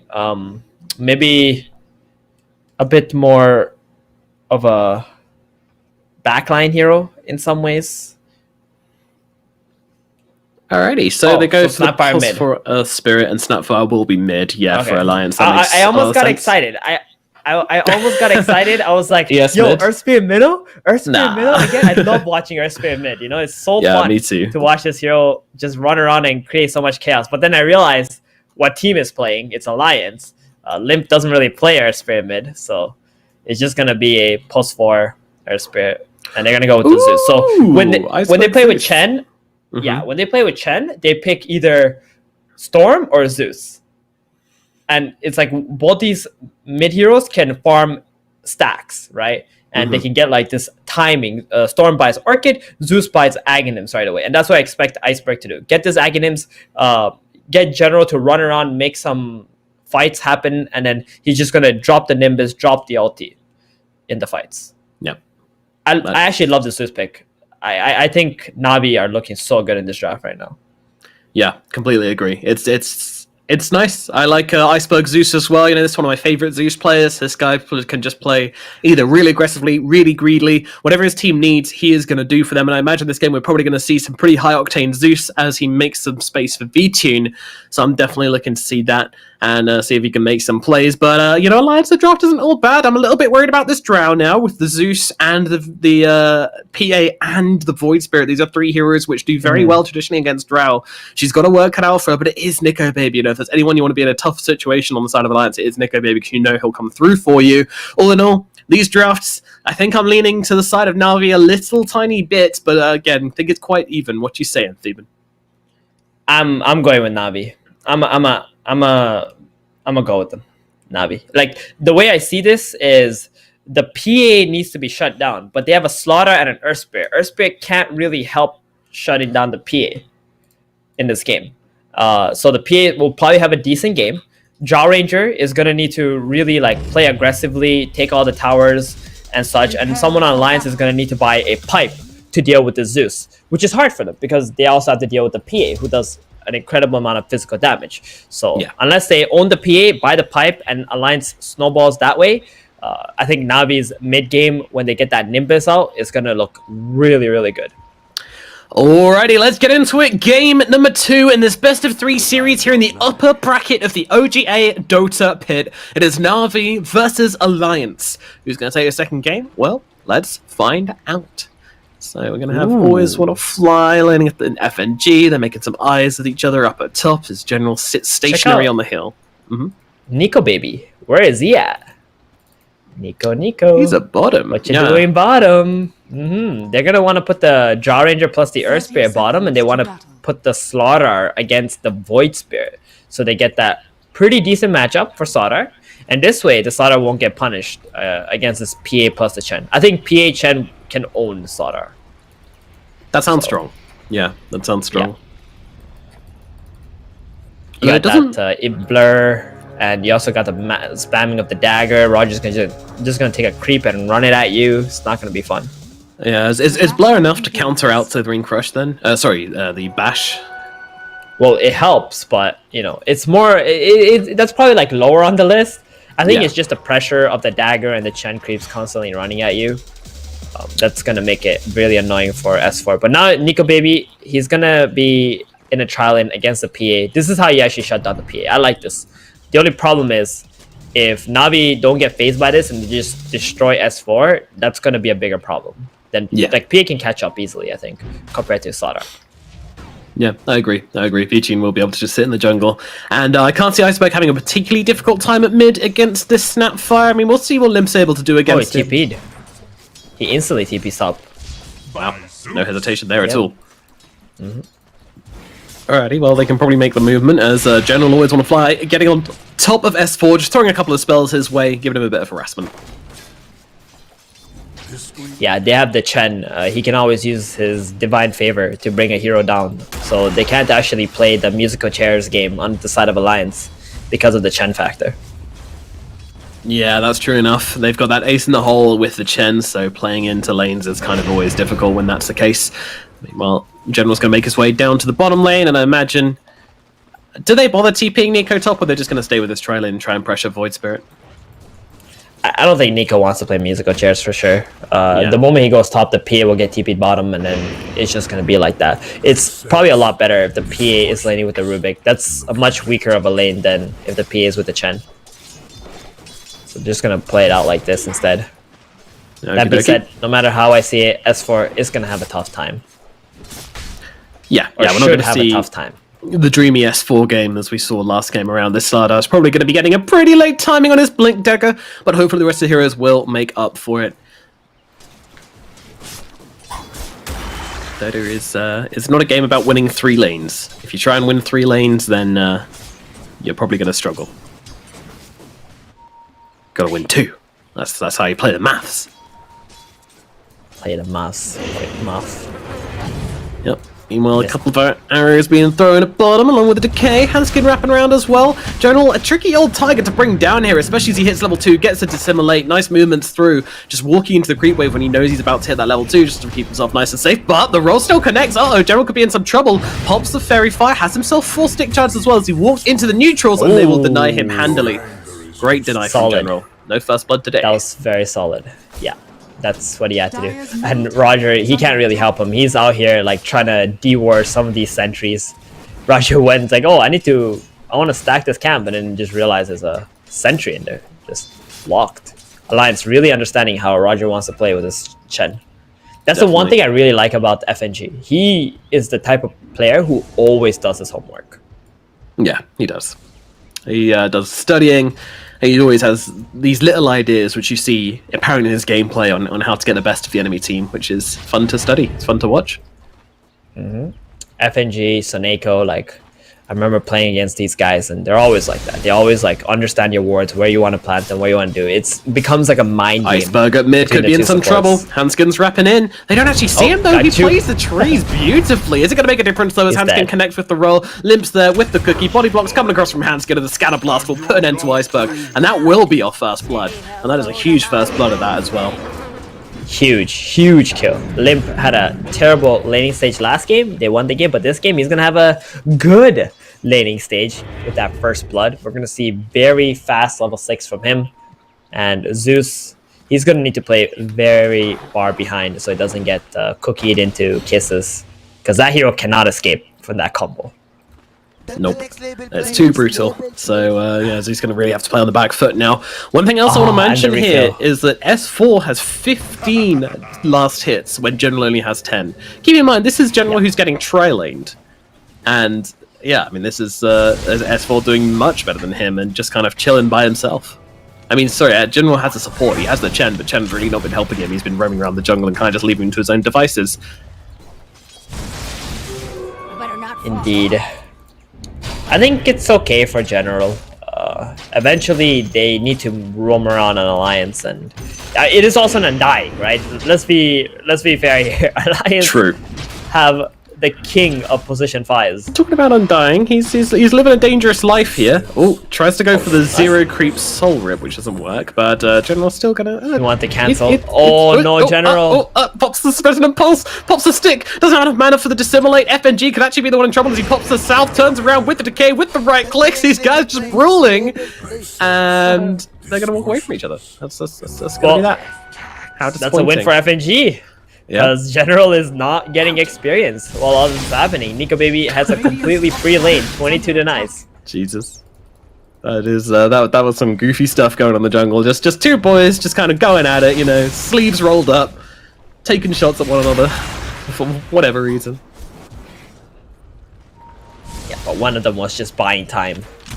So it was the big victor. Oh, Iceberg, goodbye. There it is. There it is. Hanskin going to help out with the roll in and the Monomer's kisses to set up for Limp to easily get the kill on Iceberg. And yeah, the tilt tips coming through. Yep. I mean, all these pro players, they know who tilts in games, right? Because you play with them in matchmaking. You know how fast they can go from 0 to 100. So they just want to push some buttons on the side of Alliance.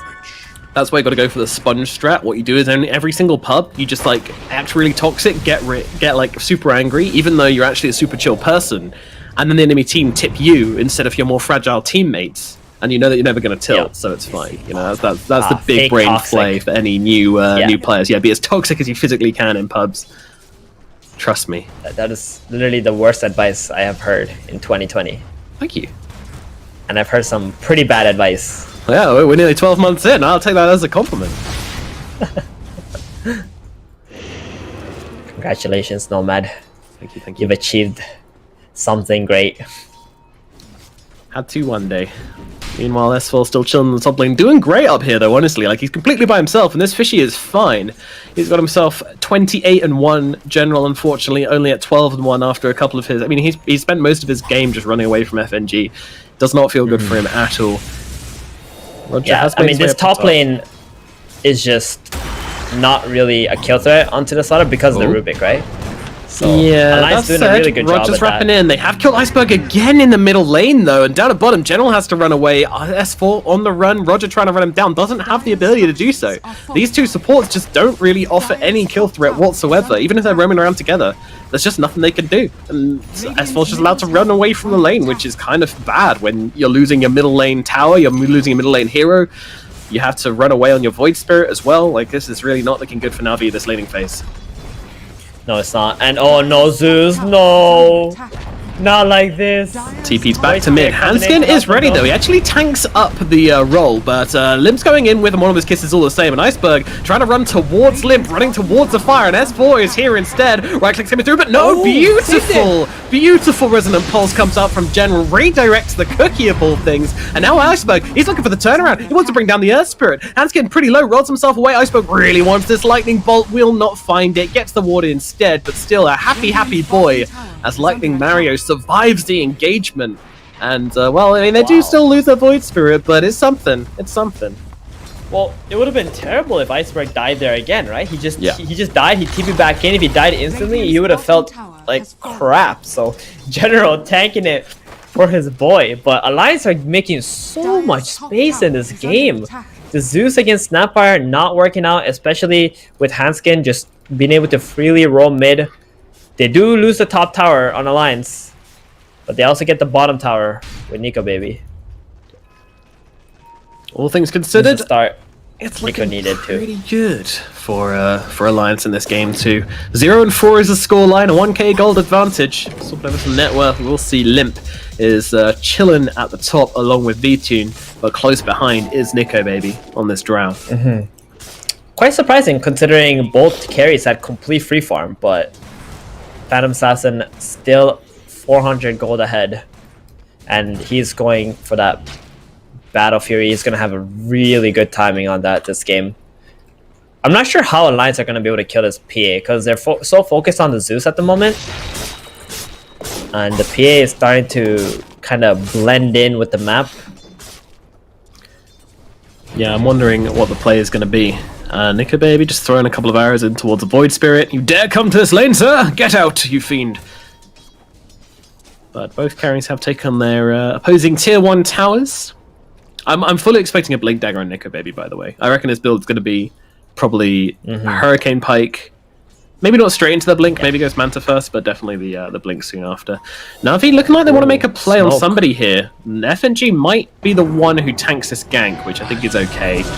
Yeah, they're going to lose the Undying very quickly here. But bounty achieved. Nico Baby safe. Stack. That's worth. Oh no. Oh, they need to defend this with all they've got. Luckily, the PA doesn't have Battle Fury. Yes, there's no way for to bring down this stack. But man, imagine if Zeus can kill Ancients. Oh, the dream. Yeah, don't put that idea in Ice Frog's head. He might be listening. That would be awesome for Zeus. Not for anybody else. Not for anybody else in the game. Gonna get murdered. Or the game in general. Meanwhile, always want to fly. He's basically just sitting here waiting for death in the middle lane as he's kind of, bye-bye. See ya. He was just trying to be an XP sponge. Meanwhile, in the bottom lane, though, they're going on to Nico Baby. They're going to be able to bring him down. The magic damage between these two heroes is way too much for Nico to deal with, and he will drop. Iceberg actually TPing into the middle lane. This man fears nothing as he throws down the lightning bolts, just whittling away at the HP of these Alliance heroes as they try to bring down this tower, but won't be able to do so. They're scared away by the Zeus. You know what? I think Iceberg is back. Like, he had a terrible, start with Earthsphere constantly rotating on him, but now with that kill bottom onto a draw, which was insanely huge, by the way, because the draw was showing down there because of this massive ancient stack. And he couldn't just do it until the Undying came. They're going to actually drop the Tombstone here to kill the Ancients. Check it out. This is going to give a lot of experience. I want to see how much gold they get. Draw starting with 860 gold. Undying starting with 280. Oh, there's kills happening. But Ancients, though. Yeah, this was just some casual kills going on. Nothing to worry about. Limp killing always want to fly again, just popping some fools across the map. He's heading for a very, very quick Aghanim Scepter, by the way. Yeah, that's gonna be a pretty big item, especially when you toss in the Earth Spirit. Or even the Slaughter. Slaughter, yeah, he doesn't need blink, that dagger. Yeah. Yep. Oh, this Ancients play hasn't been looking too good for Zhao. She's only managed to get like 200 gold or so from it so far. Undying got most of it from his Tombstone zombies actually killing the Ancients. FNG, you greedy boy. Yeah, Nico Baby taking his time over this. He's actually given up. Dear, it's a big waste of time for Nico Baby. Yeah, it's a big waste of time from him. Not gonna be too happy about that. Stack was too big. And now PA, oh my goodness, she has it. Like what, 150 gold? That's a 13-minute Battle Fury on Phantom Assassin. With power treads, that's scary, yeah. That is very scary. Oh no. And they're gonna keep making smoke plays too on the side of Navi. They gave the Tome, I think, to Void Spirit as well. So he's kind of looking pretty good on levels now. I'm fairly sure this might be a record Aghanim's timing though, like for Snapfires. 12 minutes 40 seconds was roughly the time which Limp got that. Like, I don't Yeah, know it's if we've got pretty any fast. analysts in the chat, but someone get on that Dota and check that out, because that was extremely quick from him. I think there was like an 11-minute axe, or was that Zeus? I think that was That was General Zeus. sorry, yeah. Yeah, because Zeus was I jungling. forget. Oh, and there it is. Rubik gets caught out by it. Always want to fly. Meets the wrath of the gobble up as a creep flies into his face, burns him up, and kills him off. We're not ready for that. I've seen that movie. I've seen that movie for the third time this game. Radiant's middle tower Yeah, is under poor old attack. always want to fly. Just wants to absorb some XP at mid, please, sir. I just want some levels. Stop Honestly, killing it's me. not even that bad because Alliance exposed their smoke Radiant's on this middle position tower 5 is Rubik, falling. who already fade ball to the creep wave. And bought enough time for his team to just get out on the map. So it's not bad. That was a pretty decent death for Navi. You're just kind of like a big creep, Dire's essentially. top tower is under attack. Houndskin in no man's land right now. Jesus. Beaching, luckily, just kind of walking past the Earth Spirit. They might be setting up for something, but Snapfire's pretty far away, so no longer. Oh, you think Snapfire can't land kisses from there? Oh, you bet she can. From here, maybe. Let's see it. As the science is down onto V-Tune, here come those kisses. Over and ahead, they will kill off FNG, but they just Phantom Strike away. V-Tune's just going to let himself fall. Meanwhile, always want to fly, also in some trouble. Once again, getting burnt out. The Magnetizer's onto him. Lim wants a kill, will not find it. It'll go to FNG, actually. Top Meanwhile, lane. up at the top lane, they're going to get a retribution kill onto S4 at the very least. So Navi scrape up something from the floor, but they're not going to be too happy about how the last couple of minutes have gone for them. Losing their PA is for sure not what they want. Just as she picks Iceberg? up the... Oh no, whoa, another Iceberg. hero! What is happening? Oh, Alliance, they are doing exactly what they did in the last game and just finding some timings, finding some kills, using this Snapfire along with some aggressive supports, just go and make a whole bunch of plays. And now Snapfire jumping in for that bounty rune right into the face of this Void Spirit. Void Spirit, though, gonna pop a couple of spells in their direction. Always will fly, trying to chase down Limp, has himself that scatter blast, wants to get in range for it and get the slow off, can't quite do so. Limp just kind of slowly walking away. Only Brown Boost, but it's enough to get him out of danger. They just get the kill onto the Earth Spirit, and the Snapfire will get away. They want the bounty really badly. At least Earth Spirit is the only one who dies. They do manage to get the bounty, and that's 3 out of 4 going the way of Alliance. Again, they're going to keep playing with this lead right now. There's something I want to mention to you. There's a combination that is very important that's going to make Navi's lineup really strong. And that is always want to fly, stealing Corrosive Haze from S4. If he can get that this game, that's how Navi are going to explode and True. take over. True. That is far and away the biggest steal of the game, other than maybe Tombstone, but even then, you're running a Drow and you're running a Snapfire. Stealing Tombstone's not going to be the best thing in the world, I don't think. Yeah, Corrosive Haze is it. It's still good so that the enemy has to deal with it, but like Corrosive Haze is the one that you want, right? It's a 5-second cooldown. You can just throw it onto all the enemies. You're gonna have the Rubik passive, so it's gonna last even longer. And the PA is gonna have so much vision in the fights to just jump targets one by one. Oh, always on the fly. Oh dear. Fourth Rubik. time. There comes Yep. Scatter Blast to finish the job. Fourth time we've seen that movie. It's literally the same plays. Yeah, He has 5 deaths, and 4 of them were exactly at the same place. Yeah, it kind of feels like we've left the VCR on repeat today.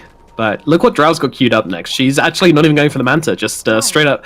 Yeah. Dragon Lance, Yasha, Blink. Like, budget items, budget Solid. damage. Doesn't really feel like she needs the Heaven's Halberd just... sorry, not Heaven's Halberd. It's General jumping in here. They're Wow, getting on the top of this damage. Earth Spirit. And he's going to actually get killed. However, Alliance may be looking for a response. They've got that high ground Tombstone down. This could be really good. And in come the kisses, over on top. See you later, Roger. Though actually it turns their attention towards Void Spirit. The rest of the team deal with Roger that gets taken down by the Drow. Moving in towards Always Want to Fly. He falls as well. General's the next target. S4 on top as this comes flying through the fight. No animation apparently for the Flesh Golem. He just kind of T-poses through the engagement, lands on top of General, and they get themselves another kill. That's like a replay of that one if possible. That was hilarious.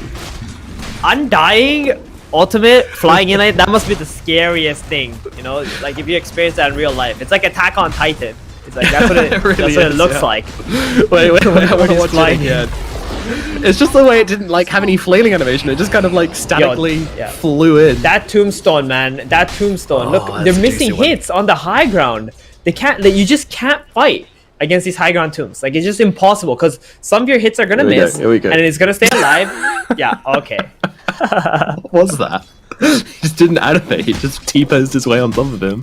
Oh, that was some artistic stuff from Alliance. But yeah, I mean, perfect tombstone. FNG just realizing that if he can get in, drop down that tombstone, then they can actually go for that fight, because it looked like they were backing away. FNG was like, maybe it's worth me trying this. Pops his hood, jumps in, gets it off, and then all of a sudden they're like, alrighty, we got a show on our hands. And they rip them apart. Navi losing yet another engagement. The one good thing is they did not lose the Phantom Assassin in the fight, right? So her net worth is still competitive at the moment. Drow did take over her because of that fight, but once they get this BKB up, maybe Navi are gonna look to take a team fight, or they can just bait Alliance in, because Alliance is playing non-stop aggressive in this game. Yep, rinse and repeat of game 1 for them. They just want to keep these kills coming and utilizing the fact that they've got all this gold coming in from the kills and all this pressure. They just want to keep it going. But The difference between game 1 and game 2, though, is they don't have the PA on their team. The PA is on the other team. Yeah. They So also we have... can never count that hero out. No. You also have Zeus, who offers ridiculously good high ground defense as well. So this game won't be ending nearly as quickly. You know, there's still lots of hope left in the game for Navi. Oh, check out this rush. This is huge. Yeah, this is massive. This is huge. They got Nimbus just now. This could be the fight. Navi have a BKB. They want to go in. They've got the Tornado for Vision as well. Jumping in. Look at the damage. They damage. absolutely shred us for it. Nico, baby. Oh my god, they're got gone. Aegis. They are just gone. 3 heroes deleted from existence. Roshan into the hands of Navi. crap. Alliance were not ready for that in the slightest. Oh, Alliance, what are you doing without getting a pick first? As soon as that Wow. tornado came out, it gave so much vision. It was Fade Bolt, Dissimulate, Resonant Pulse, Zeus, Thunder's Wrath, and then the Nimbus. That's it. They just dropped all the AoE spells they had, and they just blew up. Yeah, man. Zeus from across the map just doing so much damage. The Void Spirit just slams his face into the keyboard and nukes them all down. Wow. That was an absolute smashing for Alliance. Okay, Navi, they've woken up. They're here to play some Dota, folks. And they have just arrived into the series. Let's see what they can do. That's all they needed, right? They just need. We talked about this game, the Nimbus. Oh, not, they got Nimbus on Nico Getting Baby. on top of He's Iceberg dead. here, but unfortunately Nico Baby's been jumped already. S4 trying to finish off Iceberg, but he's got a whole team coming over. They're going to throw in the creep and the gobble up to try and bring down the Zeus, but it doesn't actually land. He's actually going to be able to get himself away, or is he Handskid rolling through as well? FNG all on to the Zeus right now, and they will be able to finish the job. Lim's actually got himself a BKB, interestingly. That's not going to help him much as Vichun comes through, gets on top of FNG. The big heel's coming out across though as Vichun gets a Karuto's put on top of him. Doesn't really care though, he does not. Another hero going down to him as he brings down FNG, moving across now to S4. S4 turning around with the stun, Handskid with the roll in as well. Always want to fly, steals the roll in, jumps back on top of them, a dagger across, but he's got the BKB off just in time. Dodges the stun from the cookie, keeps on rampaging through this engagement, takes down S4. Handskid on the run, General is chasing, will they be able to find him? He's got the roll to get himself back to the high ground and will be okay.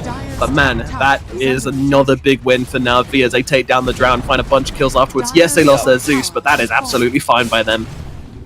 For sure. And Sapphire, like you said, he has a BKB, but I don't know how much that's actually going to do. This PA has a Desolator completed in the next minute. And Drow dying back to back like that. Like, this hero cannot afford to get behind PA. Ever. And I don't think they got enough out of the map or like enough map control to just get back there and control it once again for Alliance. Navi are just gonna take over this game completely from this point on out. And one more thing, always want to fly. Please take Corrosive Haze. He's playing around with his boulder. It's fun, but yeah, that's the big skill, man. FNG by Mr. Zombie. He's going to get taken down. Meanwhile, the Modernist Kisses coming on over the top, doing a decent amount of work here as they'll be able to kill off Always Want to Fly. And on the cliff as well, they found General. And they're going to be able to take him down also. But Zeus doing a bit of work from the backlines, but it doesn't really matter. Alliance have already taken this fight. They get themselves a bit of the map back. Yeah, that was a good play for Undying to just get there, get that high ground to him again. Like, Navi needs to have a little bit more respect for this Undying and where they're fighting into it. Especially if you have an Undying player on your team, they can tell you, guys, don't play here, don't play here, don't play on this high ground. Like, let's try to fight away from those areas because we will lose those engagements, as we saw just now. Even though the PA does have an Aegis, you don't want to be getting owned by the zombies. No, you do not. Those zombies are scary boys. You don't want to get those slows coming out, especially with the Drow in the game. She will take full advantage of that and the vision as well. All right, it was 22 minutes, Nomad. V-Tune had 22 minutes, Deso, Battle Fury, BKB, and level 18. This is a god mode Phantom Assassin right now. Yeah, you let this kid farm and he will do just that. Alliance, they tried to put the pressure on, weren't able to do so, and now they're paying the consequences, and S4 is walking into his absolute execution here. Execution. Yep, his head just cut right off. It's right in front of you, Nomad. S4 said. I'm gonna have nightmares about this. And now down to the bottom lane, they're gonna take down that tier 1 tower. They don't have the creeps, so they don't need them. It's a tier 1. Who cares about creeps? Iceberg's gonna go and do the dutiful word and take down this bottom. He's actually bought himself a blink dagger, which I love, by the way. I love this blink Zeus. Yeah. This is gonna be so difficult to catch now with that. Not only with the blink, but Alliance has to deal with the Phantom Assassin and the Void Spirit first. And they want to go with his Thunder God's Wrath along with the Nimbus. About he just pops it straight off the bat as he walks into Fountain to try and give them vision, to try and make the catch. The roll actually connects from Hanskin. Hanskin seems like he's giving his life to get Nico Baby out. And oh my god, that was close to the Nimbus. He does just about finish off the TP. And it's going to be an Alliance get themselves away. So that's a Thunder Gods and a smoke wasted from NAVI. It's a pretty costly miss from them. It was, but it was a pretty cool play though, right? Like Wrath and in general just using double Astro Steps, hunting for Nico Baby. They want that +1 kill.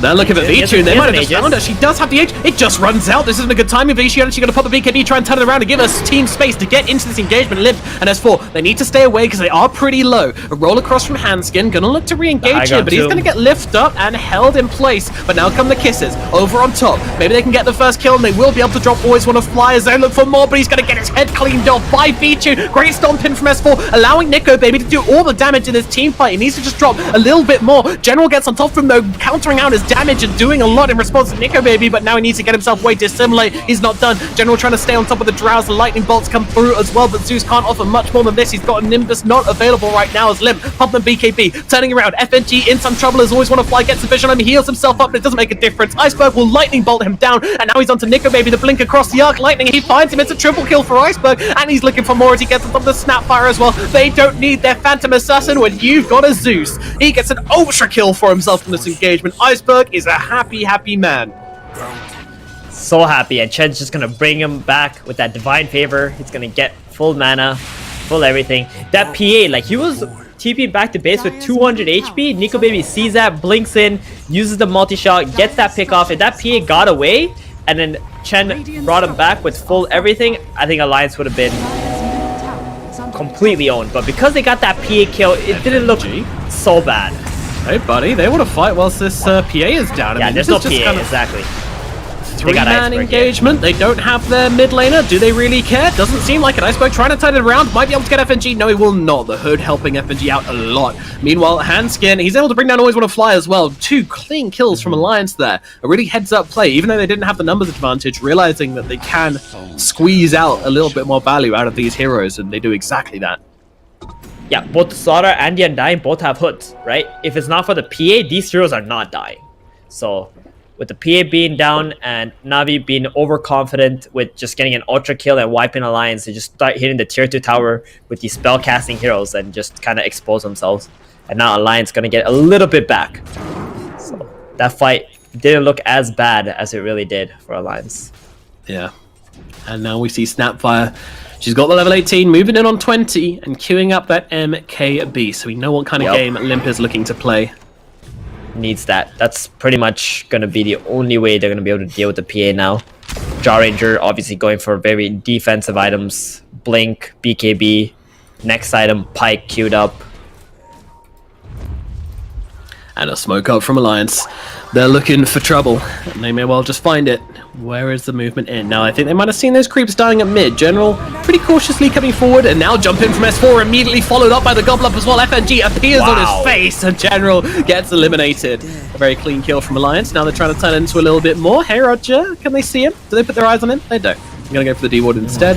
Lightning bolt. Navi wanna fight. Now they're jumping in on this one. S4 gets a 2-man crush off, but they need to get Nico Baby out of there because V-Tune is just getting on top of the drown. She brings her down. Pops to BKB, gets a kill, moves across, gets Limp as well. The fight's over before it begins for Alliance. V-Tune has just taken out both of the big heroes, and now she's just going to clean through everybody else. S4's going to be the next target. He's not living very long. An ultra kill for V-Tune in a matter of seconds. That was brutal.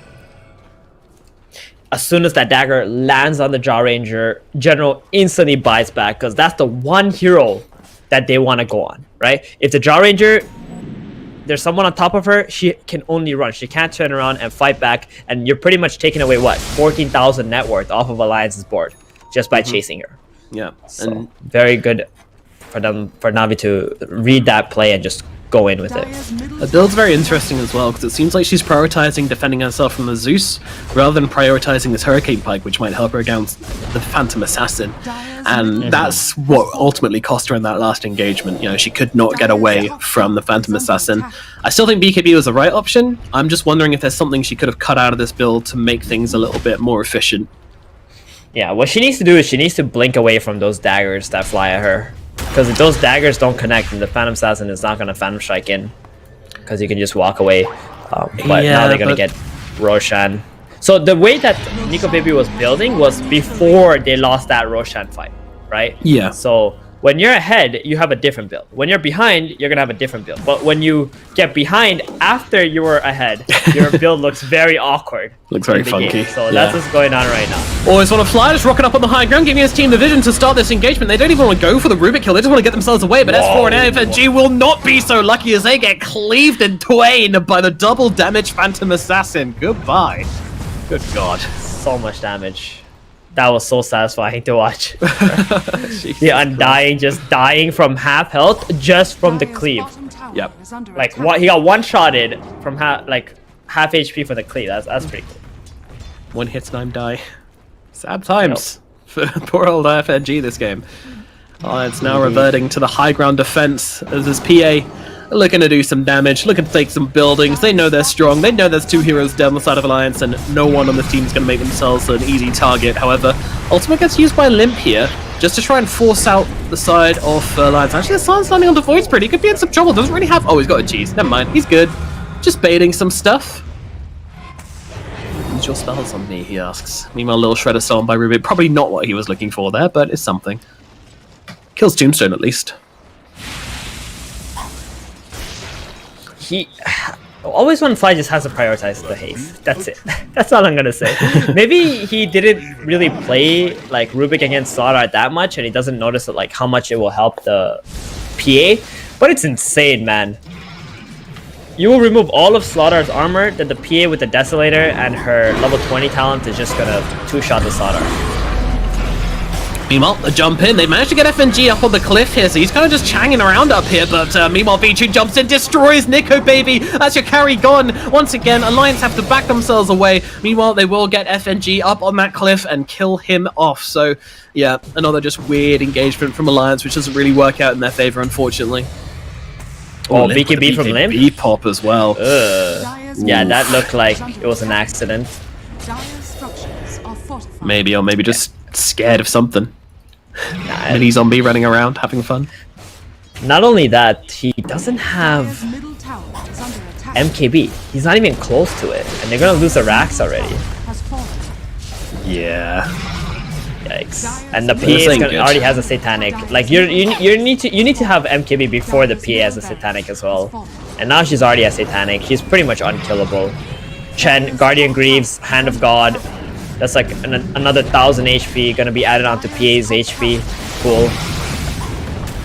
Here we go, Mortimer's Kisses coming on over the top. They're trying to bring down V-Tune to start this one off. That's just not going to happen, especially without Satanic and the Aegis. And now they just jump onto the tier 4s. V-Tune fears absolutely nothing, and with good reason, as these heroes are grouped up and killed again. They're laying on top of each other, just allowing themselves to be cleaved apart. The Drow comes back to life. They will get one more chance of defending themselves from NAVI, but it looks like NAVI are well in control of this game. Alliance, it's going to take an absolutely crazy play for them to be able to come back into this one. I just don't think they've got it in them, but let's see. Gobble Up is ready. They do not have the Mortimer's Kisses. They do not have the level 20 on Limp either. He just used buyback, so it really doesn't matter at this point, right? because he doesn't have gold for the MKB whatsoever. Not only do they need to win the next fight, they gotta win the fight after that too. It ain't gonna be easy. Dire's bottom tower has Not at all. PA's one of these heroes where you really like to try and kill off the supporting cast first and then deal with the PA, but when she's doing this much damage, that's really hard to do, because she's going to kill your team faster than the entirety of your team kills her team.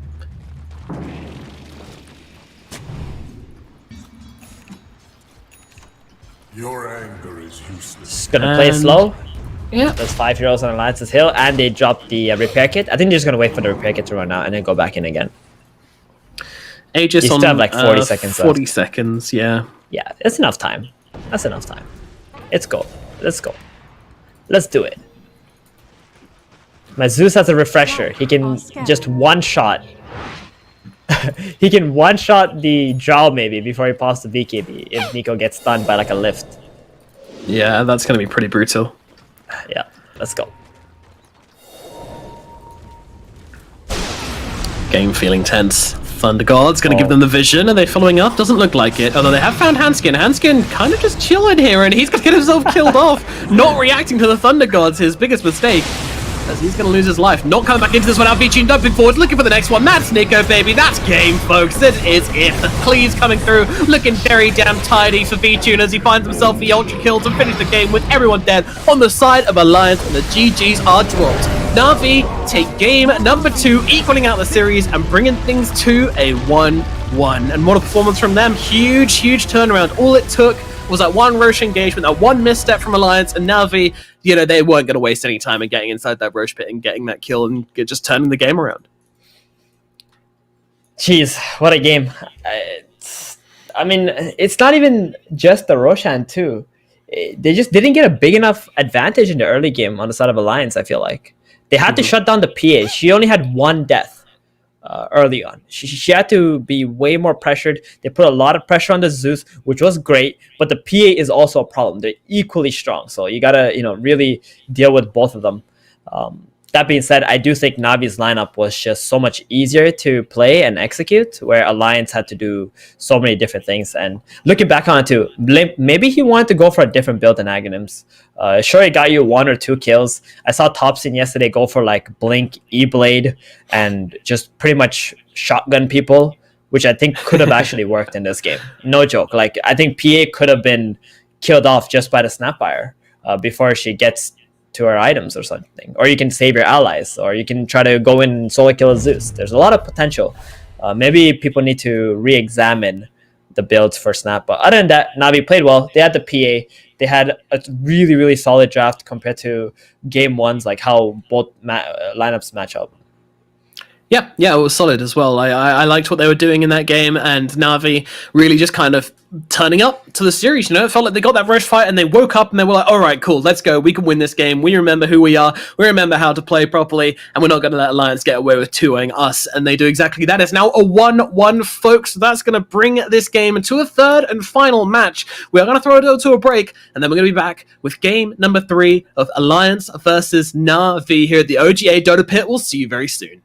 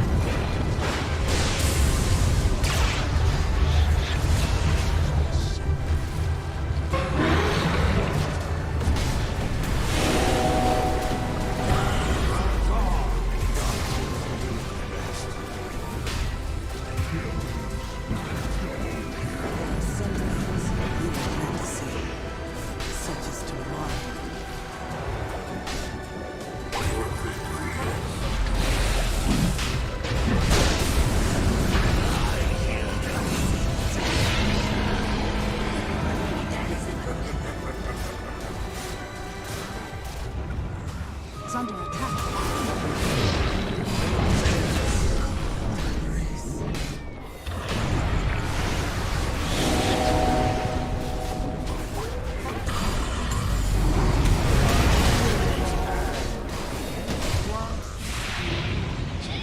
Dire's top tower is under attack.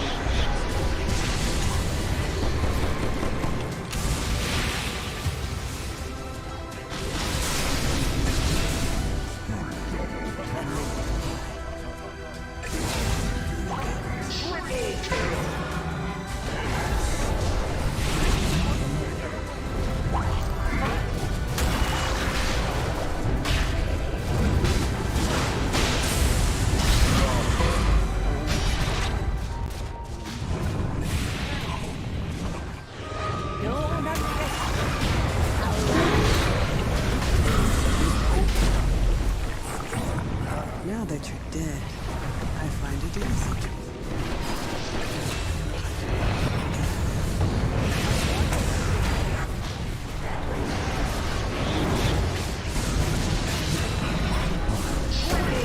Radiant's middle tower is under attack.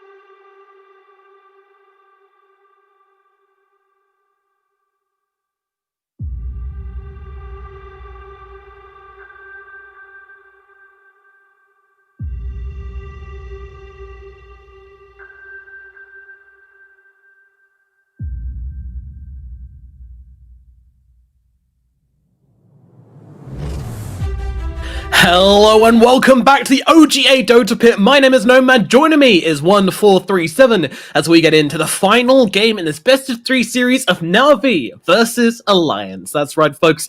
It's El Clasico. These two teams battling it out in the upper bracket. Who's going to win? Well, we don't know. That's why we're watching it, guys. That's why we're here to find out. Oh, Faven, easy. who do you think's going to take it? The one who has Phantom Assassin. Does seem to be the code, doesn't it? But what if it gets banned? It could. I mean, who's got first pick right now? Navi. I think Alliance are gonna have to ban out the PA then, because I expect Navi to just snap that up right away. Looking back on it, there it is. Whoa, Navi don't want to by snap up the Navi. PA. Yeah. They ban it up. Maybe they want to go for IO round 2, because IO technically could have worked. Has there not been a PA on Alliance's side? So we won't be seeing a PA in this game. That's great. I love it. Yeah, Tired PA of free crits. gaming. Maybe something more creative coming out in this next game. How about a Sven free gaming as well? I just want to be free of Sven and PA for this Tomorrow, one friend. series, please. Tomorrow we will be free of PA and Sven. Not tomorrow. The day after tomorrow. Okay, probably the day after tomorrow. Yeah.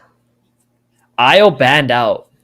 So they're not going to give Navi IO in game 3. It's a good call because now Alliance won't be able to have that PA who can jump on top of this IO and kill him off. Yeah. So Navi are going to have to go with a different first pick. So Chen's always an option for them here. Yep, you always got to be thinking that when you look at the Navi. Lina is in the pool too. Yep. Lina could be mid or support for them. It's either Chen or Lina. Undying. Maybe Venge. Very small chance. Possibility that but could be it's Venge. possible. Yep. Undying could be an option for Navi, right? Although you're not that big Undying players. They're not gonna Undying.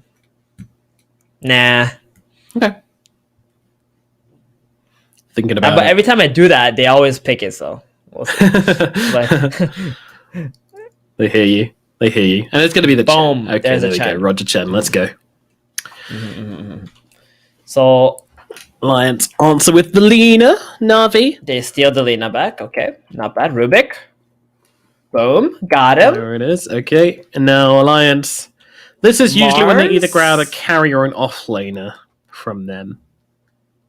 I think this is a Mars from them. Yeah, they Mars do have or last a pick. Morphling. I want to say Mars or Morphling. Okay.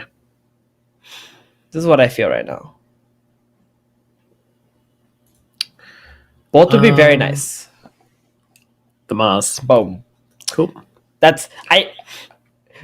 We're 4 for 4 on the heroes that we expected in the first phase.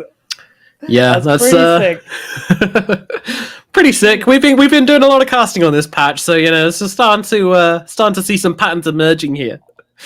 Well, it's more like team patterns, though. Like, for example, if you watch True. OG, you're not gonna think they're gonna pick Chen and Rubik first phase. No. They will probably not even go near those heroes in the entire draft, right? So Yeah. it's also about like understanding the team that is playing and like what strategies they prefer to pick. Alliance, they better be banning out Storm here. Because if they don't ban out Storm, Navi is going to snap that up and it's going to be a problem. Yeah. Navi banning out Undying, I mean, that's just the best 5 for Alliance to take. So we're going to definitely have to get rid of that one. I mean, I expect Alliance to ban out Storm, Zeus, and either Bat or Void Spirit. One of those 3. I mean, or like all 3 of those. But They might definitely wanna they ban need the to ban carries, Storm though. or Zeus. But then they haven't picked up their carry themselves. But still, I think there might be something we don't want to play into here. The thing about carries is, okay, there's the Void. One. Now we're looking at the Storm and the Zeus. Because if you don't ban both of those, Navi, I think they're gonna be very comfortable with this draft once they pick up one of those heroes. Yeah.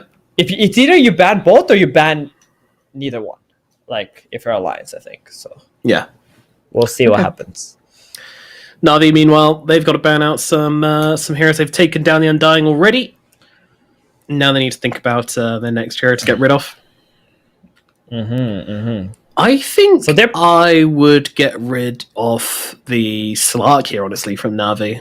I really don't like playing Chen into Slark. Never feels great. Okay, they get rid of Drow. Fair enough. The draw was really good, like last game, honestly. I think the tri-lane idea was pretty cool. There it is, Storm banned out from Alliance. So the draw would have been cool for Alliance to have again because the PA is out of the pool. Navi can't really have that, pretty strong counter into the draw for the mid late game. So that's why they get rid of that. honestly, for Navi though, like there isn't a lot of things they're scared of because it all comes down to what is left in the pool for Navi to take for their strategy. Because this is like kind of like a pre-made strat like Navi want to run in this situation, right? And they also maybe, you know, who knows? They can pick like Life Stealer. They can pick what? We still got a Sven in the pool. They have a lot of options on the side of Navi, and Navi don't need to ban Sven themselves because Alliance just don't play it. They banned the Troll Warlord, solid, very strong carry hero. They banned 2 very strong carries on the side of Navi. Now Alliance, are you gonna ban the Zeus again, or are you gonna ban the Zeus here, or you will most likely get Zeus, I think. But we'll see. Maybe Alliance picked like an anti-mage, and then Navi is like, we don't want to play Zeus against anti-mage. That'd be a bad idea. Yeah, I'm not sure I agree with that, but it could happen. Could happen. Yeah. Oh, they banned the anti-mage. Wild. Pick the Zeus? Pick Leshrac? Pick something? Heroes. Why they ban anti-mage? Okay, CM's going to be picked up by Alliance. They get the sisters. So a bit faster gameplay and really good at against Chen's creeps. You get the bite, right? You can pretty much move it. That being said, is Alliance going to put that CM against the Chen? If it is going to be FNG playing the CM, it's going to be hard to go into the offlane sometimes, but we'll see. Navi see the CM, probably won't be expecting any illusion heroes from them, honestly. Sven is still looking real good right now. Lifestealer looks good too. They haven't had so much success with Lifestealer lately for Navi, so they might be shying away from that, but I think Sven or Lifestealer, they both look pretty solid. Unless they want to pick up 3 now. They go with the Slardar first. Okay. So Slardar still in the pool. They're going to go with that instead. And they're going to hold off to pick the carry and the mid for the last 2 picks. So it is, of course, Alliance which have the final pick in this draft. So we're kind of expecting Navi to pick up probably the mid lane and next, then ban out some counters. Though it's kind of awkward. They have to get both. So it's a lot cut out for them in these last picks, as both teams really shielding their core heroes until the very end of this draft. Of course, I think I'm still thinking Slark might be okay for Alliance. Doesn't love playing into Slardar, but it's very. I kind of like Death Prophet for Alliance. Not super amazing in Slardar, but Death Prophet looks pretty good for Alliance. Another hero that's pretty cool is Arc Warden, but I'm not sure if Nico Baby is playing Arc Warden at the moment. But that's another hero that's kind of similar to Troll and the Drow that can like destroy Slardar in the lane. That's why they banned out this Troll and Drow, right? They didn't want these range carries against their Slardar that they were going to pick up. Taking their time for an Alliance, and they're going to grab themselves a Spectre. Okay, the hero we've kind of forgot about recently. Fallen out of popularity a little bit, but still raises her head every now and again, and Navi's instant response is going to be the V-Tune Lifestealer, a classic. Yeah. So they do go with the Lifestealer. They had the option with the Sven, but they preferred the Lifestealer in this situation. Alliance picking up the Spectre. What do you think of this, Nomad? Specterinos, you're the Spectre expert. I'm gonna let you shine right here. Alrighty. Well, looking at Spectre into this draft, honestly, it doesn't feel amazing into Slardar, but you do have 2 cores which you can kind of jump on top of and try to bring down. Always enjoying the long team fights, of course, which makes it quite nice into Chen, who's typically one of these guys that kind of stops one person getting bursted. I don't dislike it. I don't love it. I don't dislike it. I think it's good. I think it's just like a good kind of stable carry which Alliance can kind of get behind. Might even consider going for a Radiance this game. We'll see what their final pick is on Navi, and they can kind of decide what Alliance actually want to do, but that is a possibility for them. Although you probably want out the Invoker. Manta into Slardar makes a lot more sense. Ooh, look at the Navi's bans too. They're really protecting his Lifestealer. They banned out Razor. DP would have been really nice for Alliance too because of the Exo and creating that chaos with the Haunt Exo plus the Mars Arena, creating like that, pretty much having that cage for your Death Prophet. That would have been a pretty sick combination too. Yeah, I would like that. So are you saying you're happy if you're Spectre this game, Nomad? We'll wait until we see the final hero, and I don't think Okay. it's like amazing. I don't think it's bad. Yeah. I don't think I would be happy if I'm Spectre in this game. No. I would be pretty frustrated. Chen is like one of the better heroes against Spectre. Not only do you have creeps that make your Desolate kind of useless, but Guardian Greaves plus Hand of God. Spectre doesn't have a whole lot of damage output early on. Yeah. So all that damage output being mitigated with the heals makes it so hard for Spectre to have some good fights early game. So Zeus, I think, is a little worse now because of Spectre, but they still gonna pick it. Boom.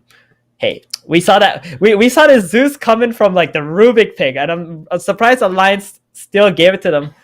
They did need something that needed a lot of magic damage in this draft. The Spectre can hunt the Zeus down, but Exactly. it's playing against Chen though, right? Like Spectre can hunt Zeus down, what, 25 minutes in, 22 minutes into the game, I want to say, by himself. But before that, needs help from his allies. And you might just lose the game if your alliance is this time around before that. Like Slaughter against Spectre is good. Chen is going to get a really early mech, going to stack a lot of camps. There isn't a lot of heroes on Alliance's side that can actually invade this game to stop those stacks from happening. So I fully expect Iceberg to get a really early Aghanims, and they also have insane physical damage with the Slaughter Lifestealer. So Alliance can't really itemize for both the Zeus and the Slaughter combination right now. I gotta go with Navi's draft again. I think Alliance can fight though, and they have a lot of potential in the mid and the late game, but I think I prefer Navi's draft. Yeah, I think I have to agree, honestly. Although I do actually I think they actually picked up the Spectre because they were predicting the Zeus to come in. They have to have been. And that is a fairly nice answer to the Zeus, but at the same time, Iceberg, he's probably going to go grab a 4-star for this game and just kind of bait him out, and then you throw in the Chen heal as well. I don't really think it's going to be that good. Yeah, I think I don't like DK into Slaughter either. I always feel like that's kind of like a counter, if you like. If you look at Navi's draft, they needed a lot of magic damage. If they really were expecting the Zeus, I feel they should have just banned the Zeus and gave the Invoker to Navi in this game. Like, just looking back on it, you're probably happy playing against an Invoker if you're Alliance. You have a CM for some aura. You can still pick like some other last hero that can, have a pretty good time against Invoker too, and just play the game out. They're not going to have a lot of magical damage on Navi. You can just build up armor and fight them back. Yeah, it's true. Alrighty, well, these are our drafts, these are our predictions. I think we're both kind of leaning the way of Navi for this final game in this best of 3 series, but let's find out which way the coin will fall in the third game of this upper bracket matchup between Navi and Alliance here at the Dota Pit. Good luck's thrown out by Iceberg. It's going to be Limp in the mid lane, the DK playing into the Zeus. Typically, I think this can get a little bit rough for the DK, can't it? Yeah, it can be. DK is okay. If he just farms up and buys a cloak, he can tank up against Navi's heroes. Since he has some built-in armor and stuff like that. But he's not going to be able to put a lot of pressure onto the Zeus. Zeus is just going to non-stop cast Arc Lightning in the lane and make sure that level 6 Dragon Knight can't do any tower damage. It's not like game 2 with the Snapfire and the Earth Spirit that kept on killing the Zeus over and over again. This time they have a Lina position 4. Not a hero that roams. No, not at all. She is quite sad, especially when she goes for this Null Talisman build with just the Tangos. Asgen's just looking to harass in this lane and try and free up as much space for the Spectre as possible.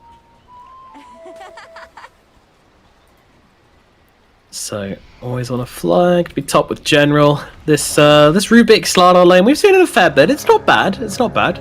I always like to have a Fade Bolt when you're playing a melee off-lane hero. Fade Bolt is always your best friend in that situation. Yeah, this is a pretty solid lane. But they are coming in on Slaughter right now. They're getting on top of him, but they're able to grab themselves the bounty room. 2 more seconds for Frostbite. Yeah, they got him. He's dead. LSA comes through as well. Right clicks come through, and that'll be a first blood. Go in the way of Nico, baby. Good start for Nico, baby. He loves his first bloods. Gonna get a nice Wraith Band. Pretty nice. Right pretty away. Nice. Yeah, yeah. That's going to help you CS. I mean, one of the Spectre's weaknesses is 53 starting damage is not very much, and you can get beat out in a lot of circumstances, but without First Blood and getting out of the Wraith Band nice and early, that's going to help counter that quite a lot. Yeah, I like FNG just going for that Frostbite, just for the level 1 play, so the Lina can cast the Light Strike Array right after. They won't be able to secure as many range creeps for the time being, but that's okay. The First Blood was just completely worth it. Just kill Frostbite level 1. Bottom lane. This is a very good lane for Navi. They got the Chen and the Light Sealer. Light Sealer can heal a little bit more from the Feast as well. There's a combo that we've seen from here and there. By the way, Chen is amazing against Lina. Like, look what's happening to her. She's just getting kicked out by this one creep. She can't fight back at all. Damn melee creep chasing me around, not letting me play my game. Yeah. Get away from me. This is so embarrassing, actually. If you're a Dota hero and you're being chased around by a freaking melee creep and you actually can't fight back, it's gotta feel real bad. And they're just trying to go like, 50-50-ish a bit, and then once they get enough levels, they can just kill the Lina in this bottom lane. And now Chen actually finds himself the Ogre Frost Mage as well, so if Hansgen did want to trade with Roger, so strong. Yeah, not happening anymore. Sorry, mate. Damn.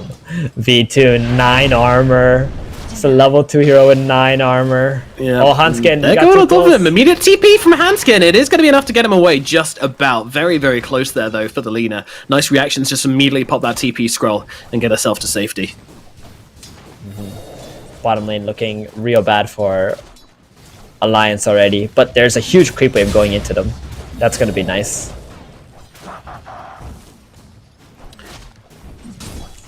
Meanwhile, how are we looking on mid here? Pretty good, pretty good. Limp's just chilling, Zeus Snooze just fest? chilling. Yeah, snooze fest, it's a Zeus DK lane. I'm not sure what you're expecting though. Iceberg's actually walking back to base, so maybe not that snoozy here.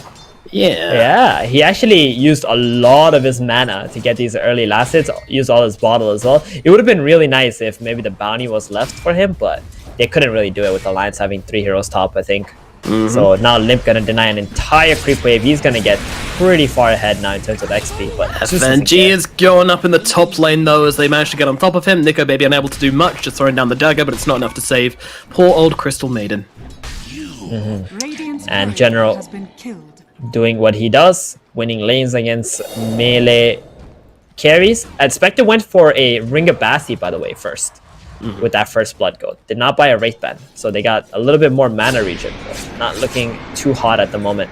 Sada is keeping up, even though he did feed away first blood. Yeah, not doing too badly at all. I mean, first blood doesn't really matter for the person who dies, generally speaking.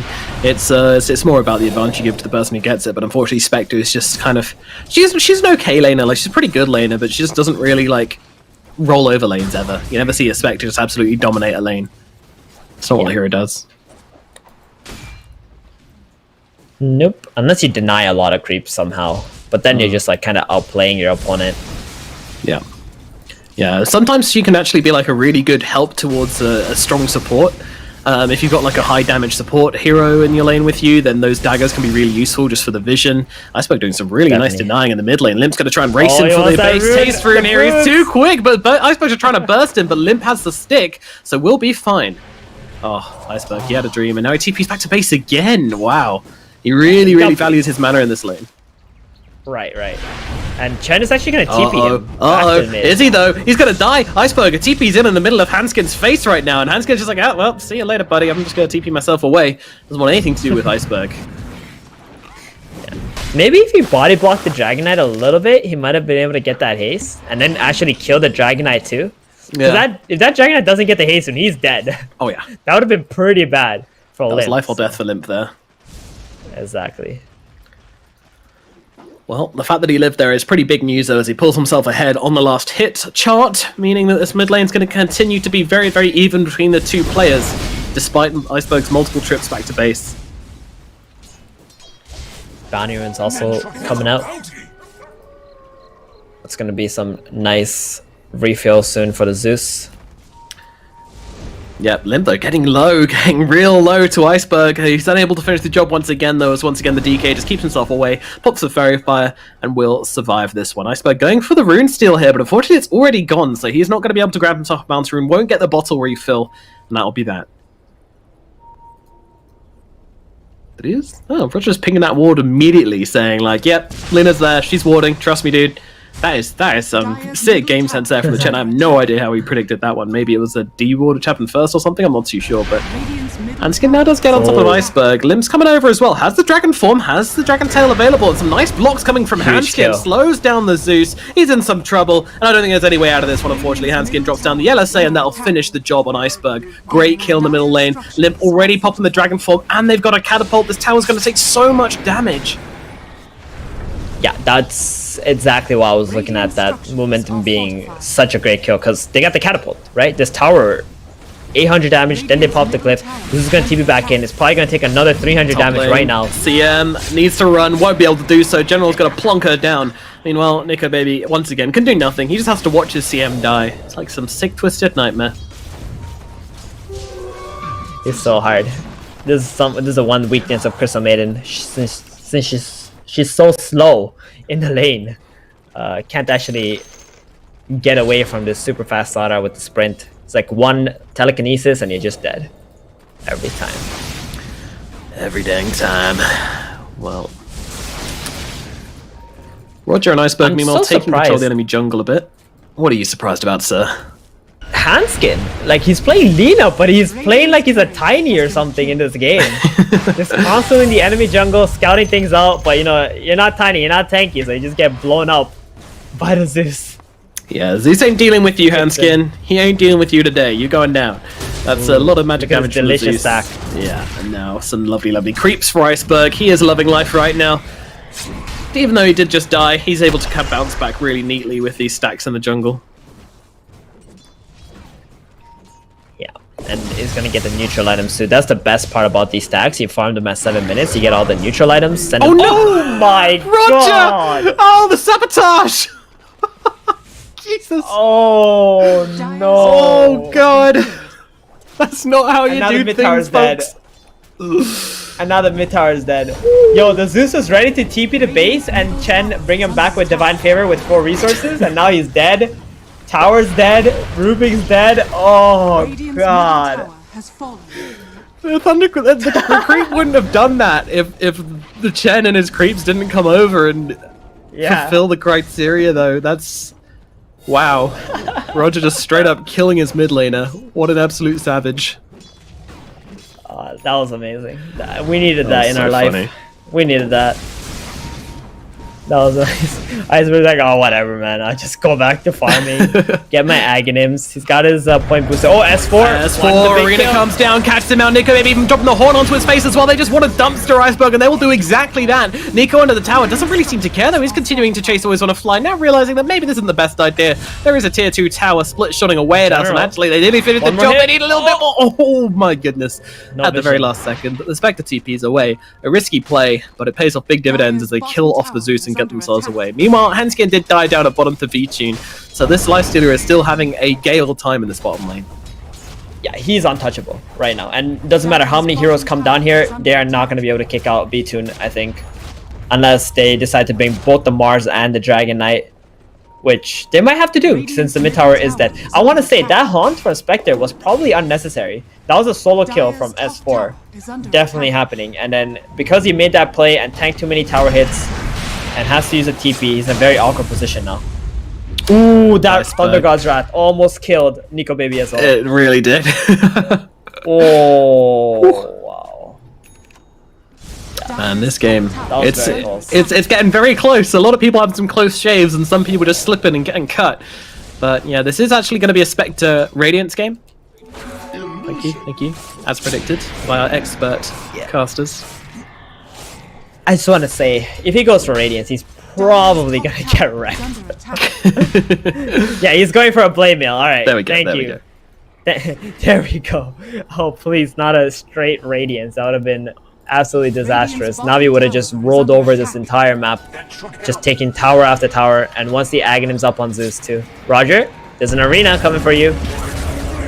And they go on to the Chen, trying to take him down. They'll be able to blow him up pretty easily, but now S4 needs to get himself away. But with that haste rune, that's not going to be hard. He's gone already. So it's just a clean kill onto the Chen and an escape out from the side of Alliance. I mean, whilst the swinging phase does feel pretty even, looks pretty even on the scoreboard, NAVI are starting to pull ahead on net worth. This Lifestealer has just had an absolute freedom of a game so far. And I spoke some very well for himself as well. Despite a couple of deaths, he's still farming like an absolute madman. This guy really knows how to hit creeps on this hero. Yeah, he really does. And he's just gonna get more and more farmed. Mr. Dragonite has a Blink Dagger now. They're gonna make a smoke play soon. They also have Haunt up in 30 seconds. This is gonna be Alliance's timing. S4 already holding a smoke as a position 3. He's the one who's been making space for like the past couple of minutes with that arena. Killing the Zeus, killing the Chen, bringing the Zeus back middle, running away with the haze. S4 doing everything possibly can. General. Oh, he wants this big boy kill. Oh, this is gonna feel so nice. And he's gonna get it. A big slap. Bash for the deep. Damn. Dude, Sada is a crazy ass hero, man. Yeah, just kill the Mars just like that. Yeah, you catch him alone and you suddenly realize what kind of output this hero can consistently do.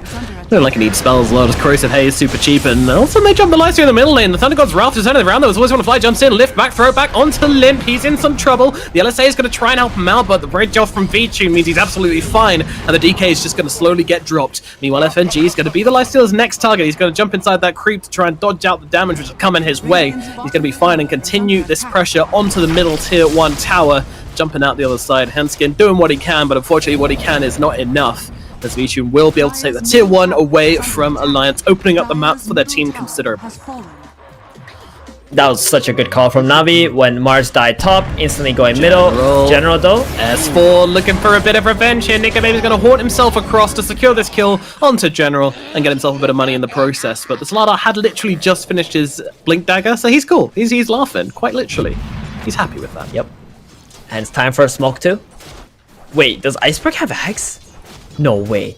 12.5-minute Aghanims after having that such a bad start, kind of. Told you, dying middle, dying to neutrals. This guy hits creeps real good. That's all I can say. Yep. Now they're gonna smoke up and they're just gonna have so much damage. They're gonna have the rat soon as well. The Nimbus is just enough. With the Nimbus alone, they can get the kills. Yep. Alliance, they may not know what they're walking into.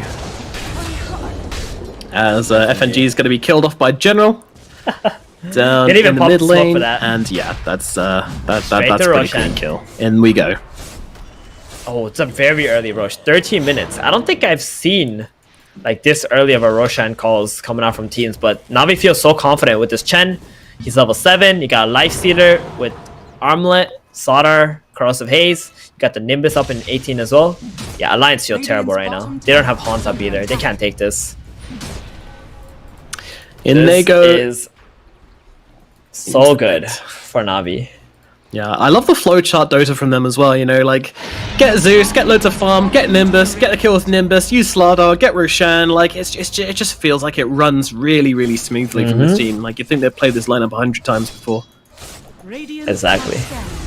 Hanskin is seen. General wants Nika Baby though. He's farming on low HP and they'll be able to take him down. In fact, the Lifestealer isn't even leaving. Finally realizes that, okay, maybe I should get out and do something about this. And they will be able to get the kill. The right click from V-Tune comes in. He just starts hounding away at FNG, who's doing his best with a freezing field, realizing that he's probably not surviving this one, trying to get under the tower, trying to escape. General comes in though to finish the job, and they will bring down FNG as well. 2 clean kills from Navi, and they're completely uncontested on this map right now.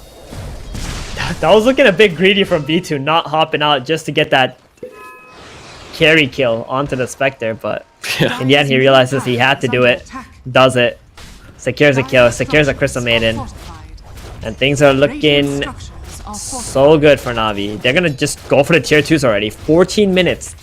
They want to control tier 2s. Wow. This is domination from this team. And there's nothing Alliance can do. Like this Dragonite, he has a blink, but he doesn't feel good blinking into fights. He can only go for pickoffs on the side lanes, and at the same time, he doesn't really have a whole lot of damage output either. Oh, a bit of a rumble up in the top lane. As Mars looking like he's going to get dropped. Drops down the arena, but actually just clips the side off that Nimbus there, it looked like, because he is going to lose his life in order to fly in general, just sit in the middle of the arena. And B2. Oh, another kill going away. There's Lifestealer. It's just never ending. It is just never ending. They are all over the place. and Alliance, they're kind of getting a taste of what they dealt out in game number 1. Now Hanskin as well gets his TP cancelled. Yeah. Yutun stealing Ancients and coming over just to secure the kill. Ah man, this game is, I hate to say it, Nomad, but Alliance, they're gonna have to pull someone out of their butt. They catch Iceberg, yeah, okay. Zeus might die. Okay, In comes alright, fair enough. Chen ulti, in comes the mech as well. Oh, in comes the heals! They keep him alive! Oh my god, they're just not letting anybody fall. They turn it around to Limp's face, he gets that corrosive haze and is dead. Oh my god, they saved him. They're saving Private Iceberg. That was beautiful. Absolutely beautiful. Mech, Hand of God, Lifestealer heal. And that was a dragon form as well, plus a haunt from Nico Baby. The tier 2 tower mid side. Oh, S4 is dead too. Yep. Crikey. This, sir, is why you banned the Zeus. Yeah, Jesus Christ. Dire's top tower. You shut him down, it doesn't matter. All they needed in this game was this magical damage hero. And the Nimbus is like perfect for this game too. And the Spectre, like, he's nowhere near the point where it can solo kill a Zeus, right? And they've already like pretty much taken over the whole map. Tower has fallen. So just to recap, about 13 minutes, which was only 4 minutes ago, Spectre killed Slardar. That was our last kill which Alliance got. Since then, they've killed Crystal Maiden, Spectre, Crystal Maiden again, Mars, Crystal Maiden again, Lena, DK, Mars, and now they've taken a tower as well. So, yeah. Yep. They're online. This is what you call lineup online. Oh, Nico Baby is getting hunted. Yeah, S4 as well in some trouble. Both heroes simultaneously getting jumped right now. Nico Baby, well, Limp's coming to help him out. They're trying to turn around to General. Nico Baby realizes he can't really stick around for this one. Meanwhile, S4 does fall on the other side, and General gets a kill. He has the bash. No way he gets away from this. Limp has to kill him. Oh, Blinking. Oh, the creeps. They see him. They get the kill at the very least, but my god, it's not a good one for Limp. He doesn't feel good about that whatsoever. And meanwhile, his tier 3 tower is getting taken by B-Tune. B-Tune does not give a damn right now. Oh god. Dire's top tower. How long do they have on the clock? What point can they actually fight back into this team? Radiant's bottom tower is under attack. You want the truth or you want the most optimistic answer I can give you? Give me it straight, Doc. What do you want? Give me it straight. Don't beat around the bush. I'm ready for the diagnosis, the prognosis, I guess at this point. Yeah, Alliance can maybe have a chance to fight when this Aegis goes down, which is in 15 seconds, but not before they lose the tracks. By maybe, I'm telling you like a 5% chance. Yeah, alrighty, Alliance fans, it's time to 5%. Believe. Channel your energy. Beeman says 5%. Gaben says 7%. I say 10%. Let's go, Alliance. You've got the Spectre. Maybe it's going to be enough. Yeah, the 5% is like me expecting Iceberg to do some absolutely nutty shit where he just like in the front lines and dies right away. Like, true. That's my 5% right here. But other than that, like if Navi stay in formation, Alliance are not going to be able to penetrate this. Yeah, if Zeus queues up a Blink Dagger, then that 5% is going to like jump up to like 50-20%. Yeah. Actually, I prefer the Zeus had a Glimmer Cape in this game against Alliance's heroes. I think it's all magic damage, and a Glimmer against like the Mars ulti, the Spectre and stuff will keep him alive long enough for the Chen to heal the Zeus back up and for all of Navi's heroes to just dish their damage out. Yeah. Yeah, Bloodstone is also good because it gives you magic resistance and you get that heal too that Alliance just can't burst to. Like, they have a damage problem on the side of Alliance. Huge damage problem. Yeah, they do. Moving up to the top, they see Hansgen farming away, living the dream in the trees. The Nimbus comes down, he's on the move, but they're trying to catch him out here, and General gets on him instantly. That is high ground again, they go. Dead. Lena, indeed. S4 does find himself a double damage. There's something. Zeus has Boots of Travels, but Chen can actually bring him into this team fight with a Divine Favor as well. They're actually not going to go high ground, huh? B-Tune is kind of playing outside the base. Waiting for I the think he creep, was so just that's waiting what for he the was doing. creeps, Yeah, efficiency. He went out, killed a big creep, and came back. Dire's top barracks are under Efficiency. attack. Sailing them seas of efficiency as they get on to the melee barracks. Alliance answer. It's FNG running over and thinking about casting Crystal Nova and then deciding it was too dangerous and not doing that. So there is no answer is the short Dire's version. top barracks They would lose their melee barracks up in the top lane. Lina is back in the business, but unfortunately it's just feeling far too difficult for them to actually approach these engagements. Nico, baby, he's got that ultimate orb queued up. You know, not a million miles away. Manta, maybe. It's a big comeback item. I say maybe with a capital M and a capital A, Y, B, and E, as well as Roger's inside the arena, but they can't even bring this guy down. I mean, he's just too tanky with the mech. Even had a hand of God ready to go. Just clicks the neck. That's it. Gets out. Spectre didn't want to haunt for that either. On the run, So it's TP not a good away, enough kill. and makes it. Iceberg not scouting with the lightning bolt for him, thinking he'd blinked further than he had. A lot of Just shenanigans kind of going creep on. waves. Yeah. Dire's They bottom want tower to try to lock Alliance into their base further, take the tier 2 bottom, so if they win a fight, they can just get Megas right after that. Roshan can also start spawning now. That's also on Navi's checklist of things to do before they end this game, possibly. For sure. General swimming on Sauter's through courier? looking for something. He's gonna Oh, find. okay. Yeah, he's got the Lifestealer in him. Yeah. Hey Limp, Rip. how's it going? Trying to get himself away. S4 comes in with the spirits, not enough to save his life though. Featuring will easily be able to rip through that DK. That's a big tanky DK, by the way. That's the tankiest hero. Didn't look like it. Yep. structures I guess are And that is the high ground once again. I mean, DK is going to have to buy back. Like, they can't afford to give up a second race. Oh no, FNG. Dares come too close. But guys, hold on. Spectre has just finished Manta, and she's on top of Iceberg now. Can she finish the job? Popping the horn to try and do so. The Hand of God comes through. Dagger is available for Nico, baby. Trying to run him down. There's no TP supports coming. This should be a kill for Nico. Oh, never mind. Yes, there is. Rubik is on the saying way. what up. Can he finish the job? The Spirit Blast comes through. Pops the Blade Mail, and the dispersion will get the kill onto Iceberg. Nico, baby, finds one. He might be going for two. I mean, kind of has to go for two. But the spy back from the Zeus drops down the Nimbus. Oh no, Spectre in some trouble. The lift throws are back inside the Nimbus, but they actually kill the creep, which the Zeus TP to, but finds him with the spear. Beautifully done. Meanwhile, on the base, S4's going to get wrecked. Limp throws down the Sons to beat him, but he doesn't really care. The buyback from the Spectre as he comes back into the engagement, trying to defend the high ground. Stun out onto the Life Stealer. Ultimate from FNG as well. Do they have the damage to bring it down? They just well might. They kill him off. They've done it. They've killed the Life Stealer. The hope is alive for Alliance, but they did buy back on their Spectre. Let's not forget that. But we can for a minute as they jump onto the Chen, kill off Roger, making it 3 kills, go on the way of Alliance. I mean, they get the Zeus buyback as well, so Yeah. maybe. Maybe, yeah. I mean, they saved the racks. That's the biggest thing as well, right? The racks had like 100 HP. The Lifestealer was trying to commit to it. That's why he died. He doesn't get the racks. They get the kill. Hey, remember that 5% how we said it was going to start?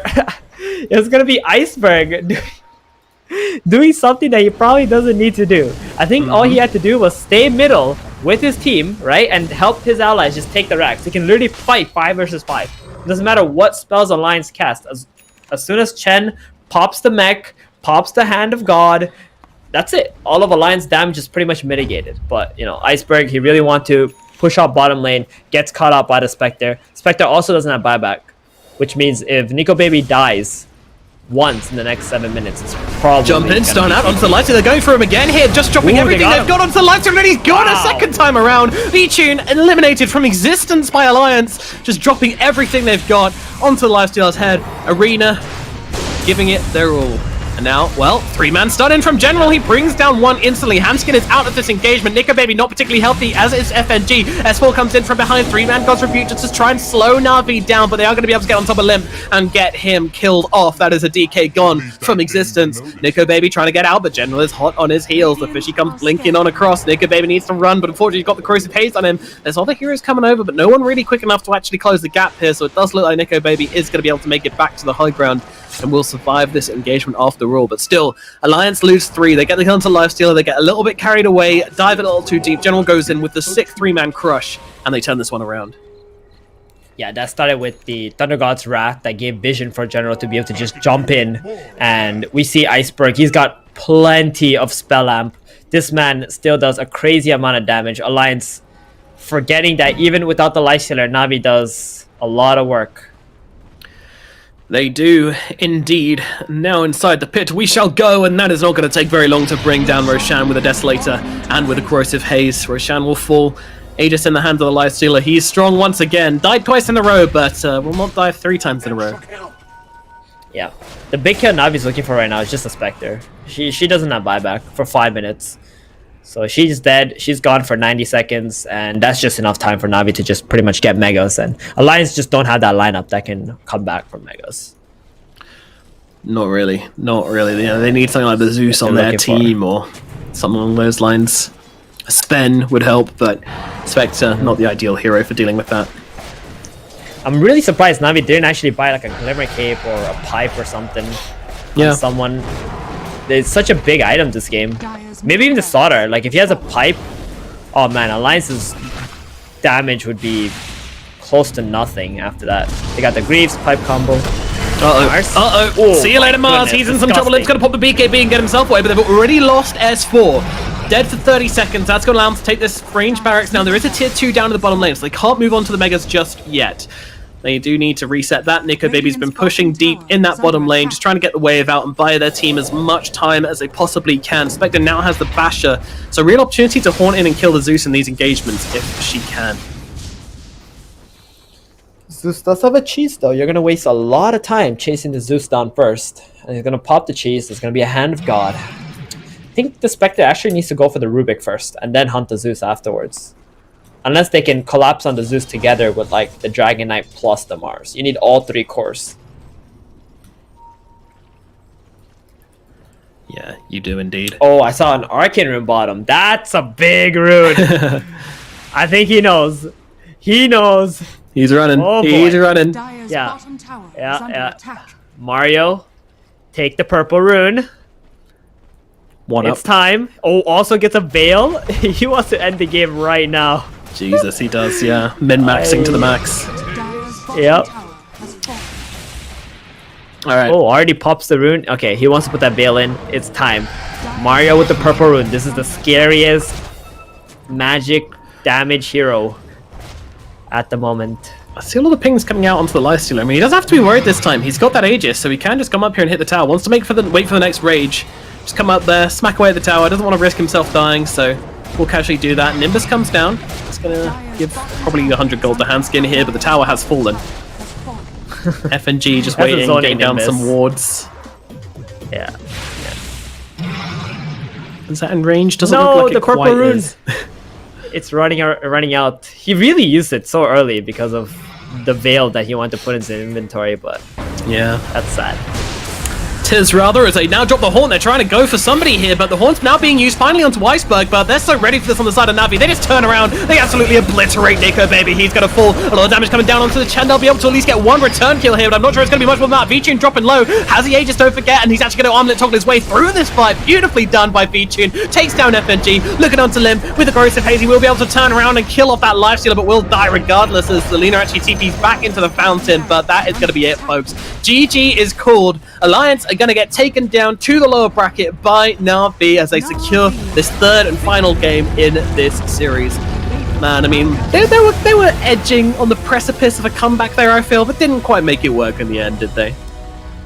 Yeah, Navi just had to group up. They realized their flaw was just trying to stay too split and utilizing this bot and Chen relocate stuff. Like, it doesn't matter. Those things don't mean anything when you're that far ahead in the game. You just gotta go together, secure the victory, just kill anybody who comes right in front of you. The enemy has a real lack of damage. So once they started doing that, the game was already secured. Again, I think Navi just had the superior draft.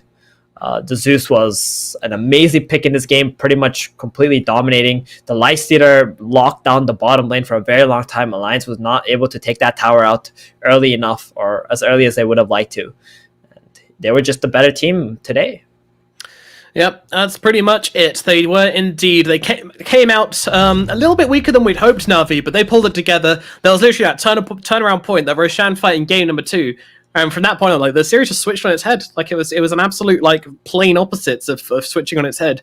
And Navi were able to finish off the second game very nicely, and then drag themselves through to this third game where they just looked absolutely on form. Alliance just did not have the answers to these drafts, which they were pulling out on the side of Alliance, on the side of NAVI, and they smashed them. So there we go. That's going to be game number 3, going the way of NAVI, meaning that they are going to be finding themselves in the upper bracket finals. Very exciting stuff for that team. And meanwhile, we've got the second upper bracket match just around the corner. That's going to be OG versus Team Enigma. Another best of 3 here in the upper bracket of the OGA Dota Pit. Don't miss it. We're going to throw it over to a break. Then we're going to be back with that match. We'll see you very soon.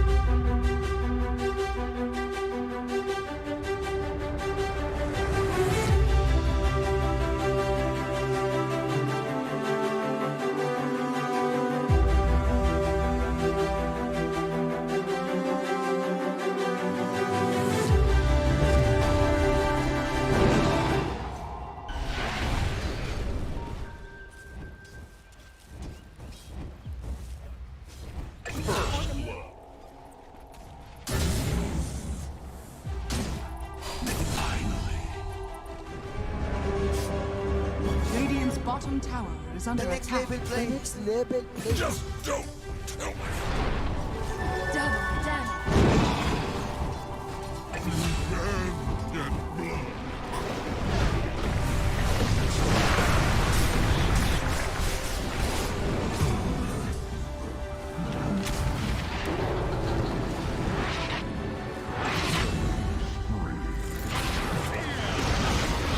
Radiant's top tower is falling.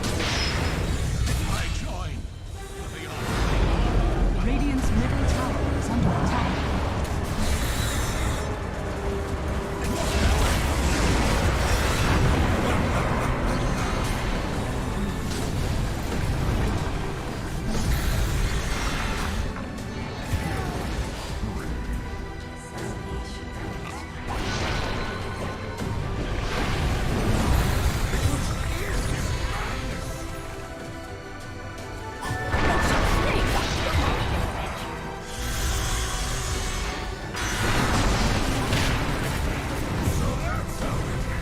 Radiant structures.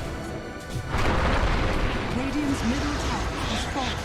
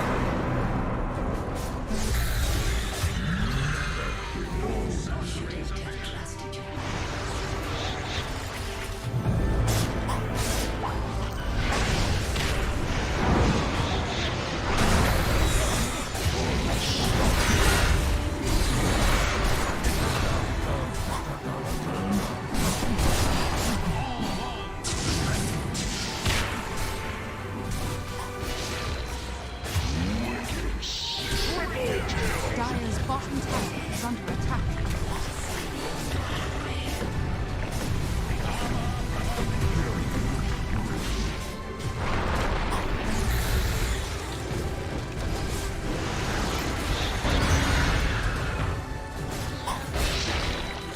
Dire's bottom tower is under attack.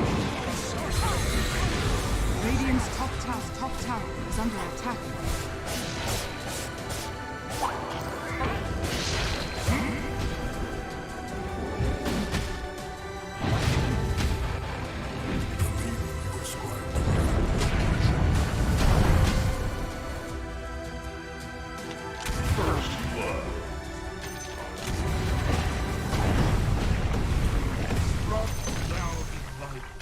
Fats in the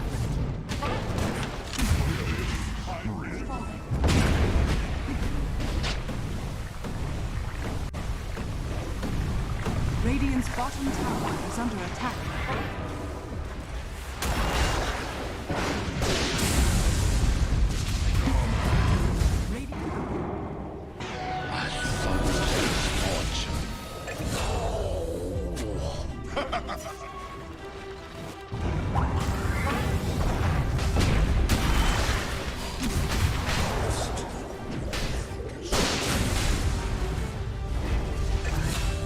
Range.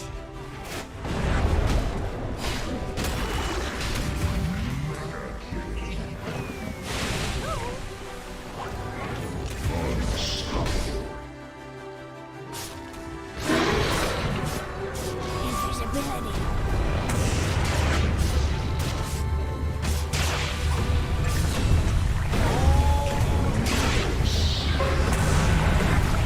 This is set some of the stars.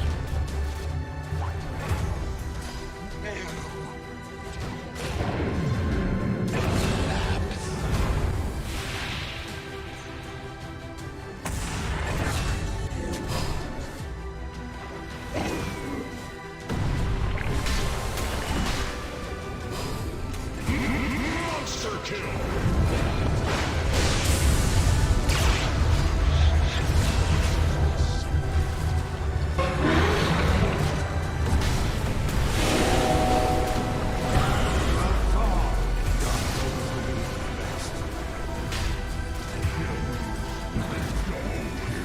Some things you were meant to see, such as tomorrow.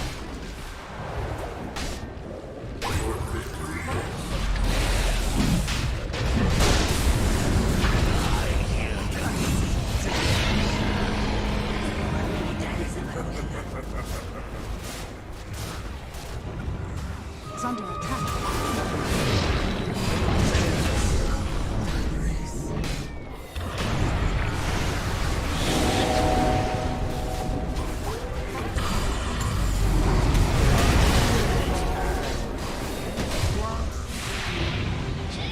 Dire's top tower is under attack.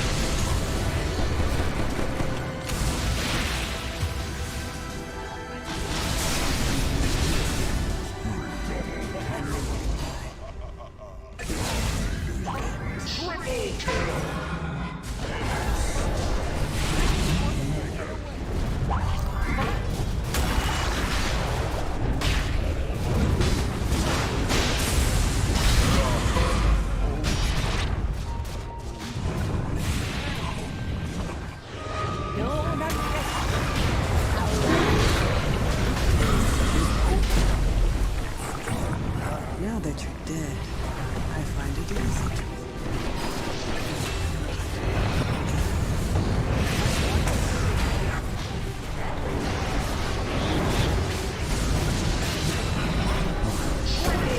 Radiant's middle tower is under attack.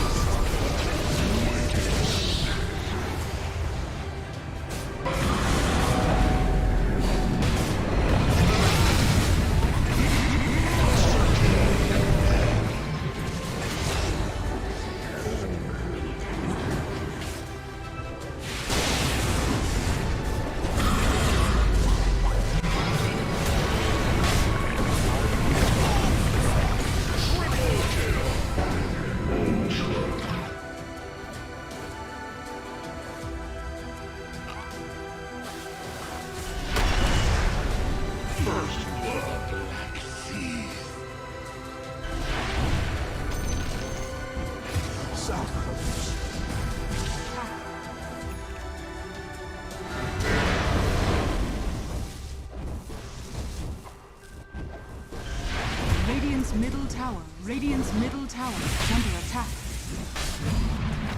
No! Radiant's courier has been killed.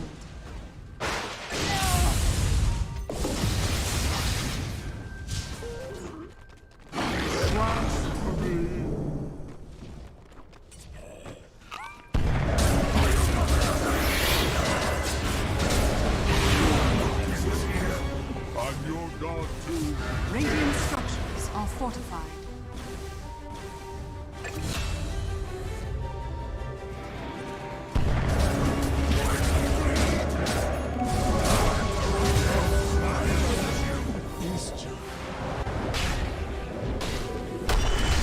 Dire's middle tower is under attack.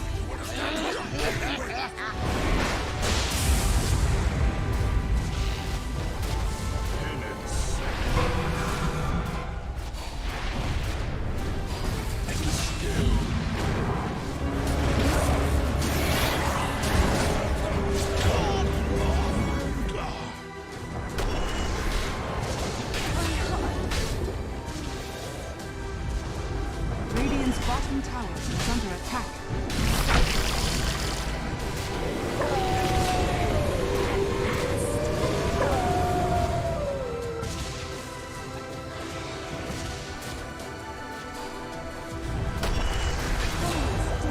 Dire's middle tower has fallen.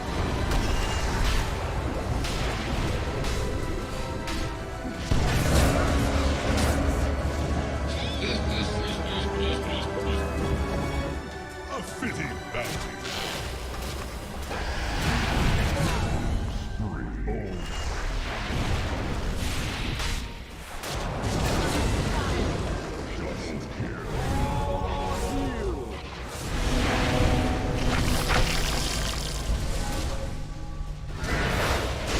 This'll come in handy.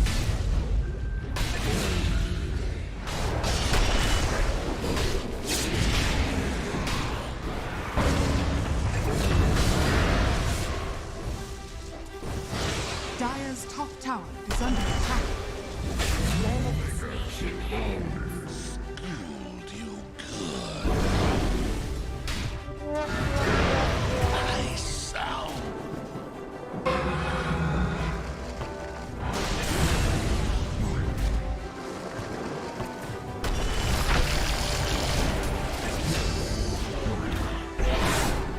Dire's middle tower is under attack.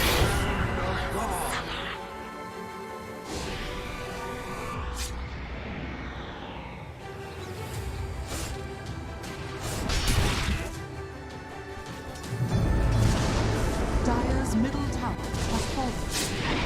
Dire's middle barracks are under attack.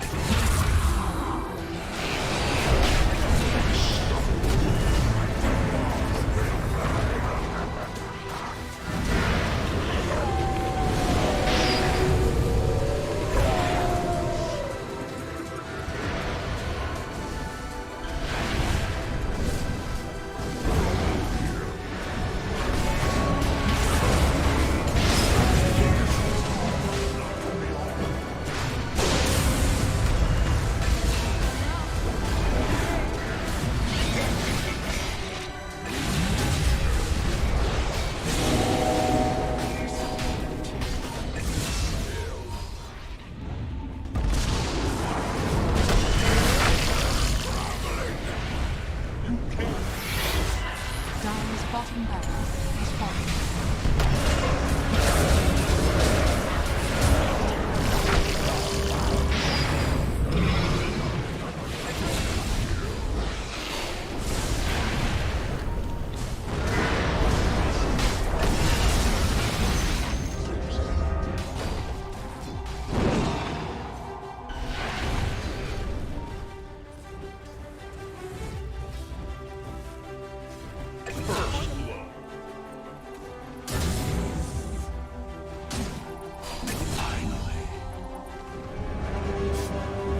Radiant's bottom tower is under attack. Just don't tell me. Double damage. Damn dead blood.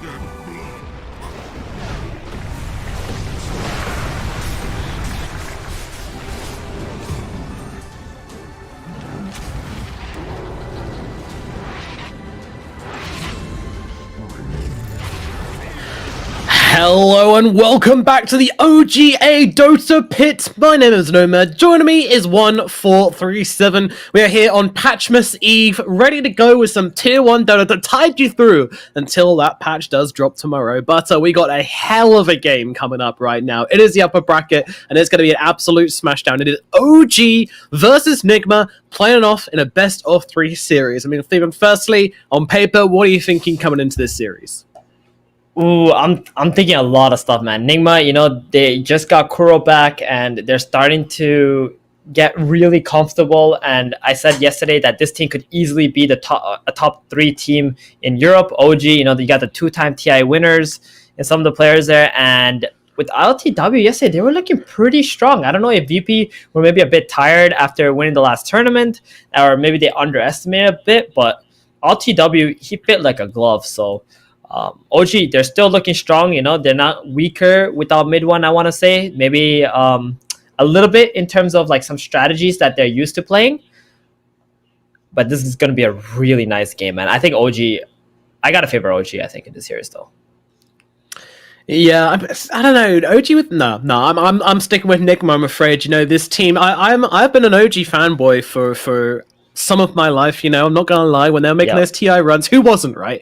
Everyone was an OG fanboy on that day. But for this tournament, you know, I got to put my logical hat on. I think Nigma, you know, these guys, they want to win so badly. They're the hungriest team in this tournament by a mile. Mm-hmm. They bombed out of the playoffs on Epicenter League way too early for their liking. I think this team has a lot to prove, and these players with a lot to prove is something to be feared. Coming into DPC, they don't want to have spent this entire online period without really having any kind of significant results. They want to win, and I think that they're going to be bringing their all to this tournament. I think they're going to be able to outmatch OG in this series, but let's see what the drafts have to say, because of course it can all change when these heroes get picked up. So we have the IO and Avenge banned out by OG. Meanwhile, Nigma, they're going to ban out the Morphling and the Snapfire. OG grab the Magnus and the Phoenix. Meanwhile, Nigma are going to go with the Mirana.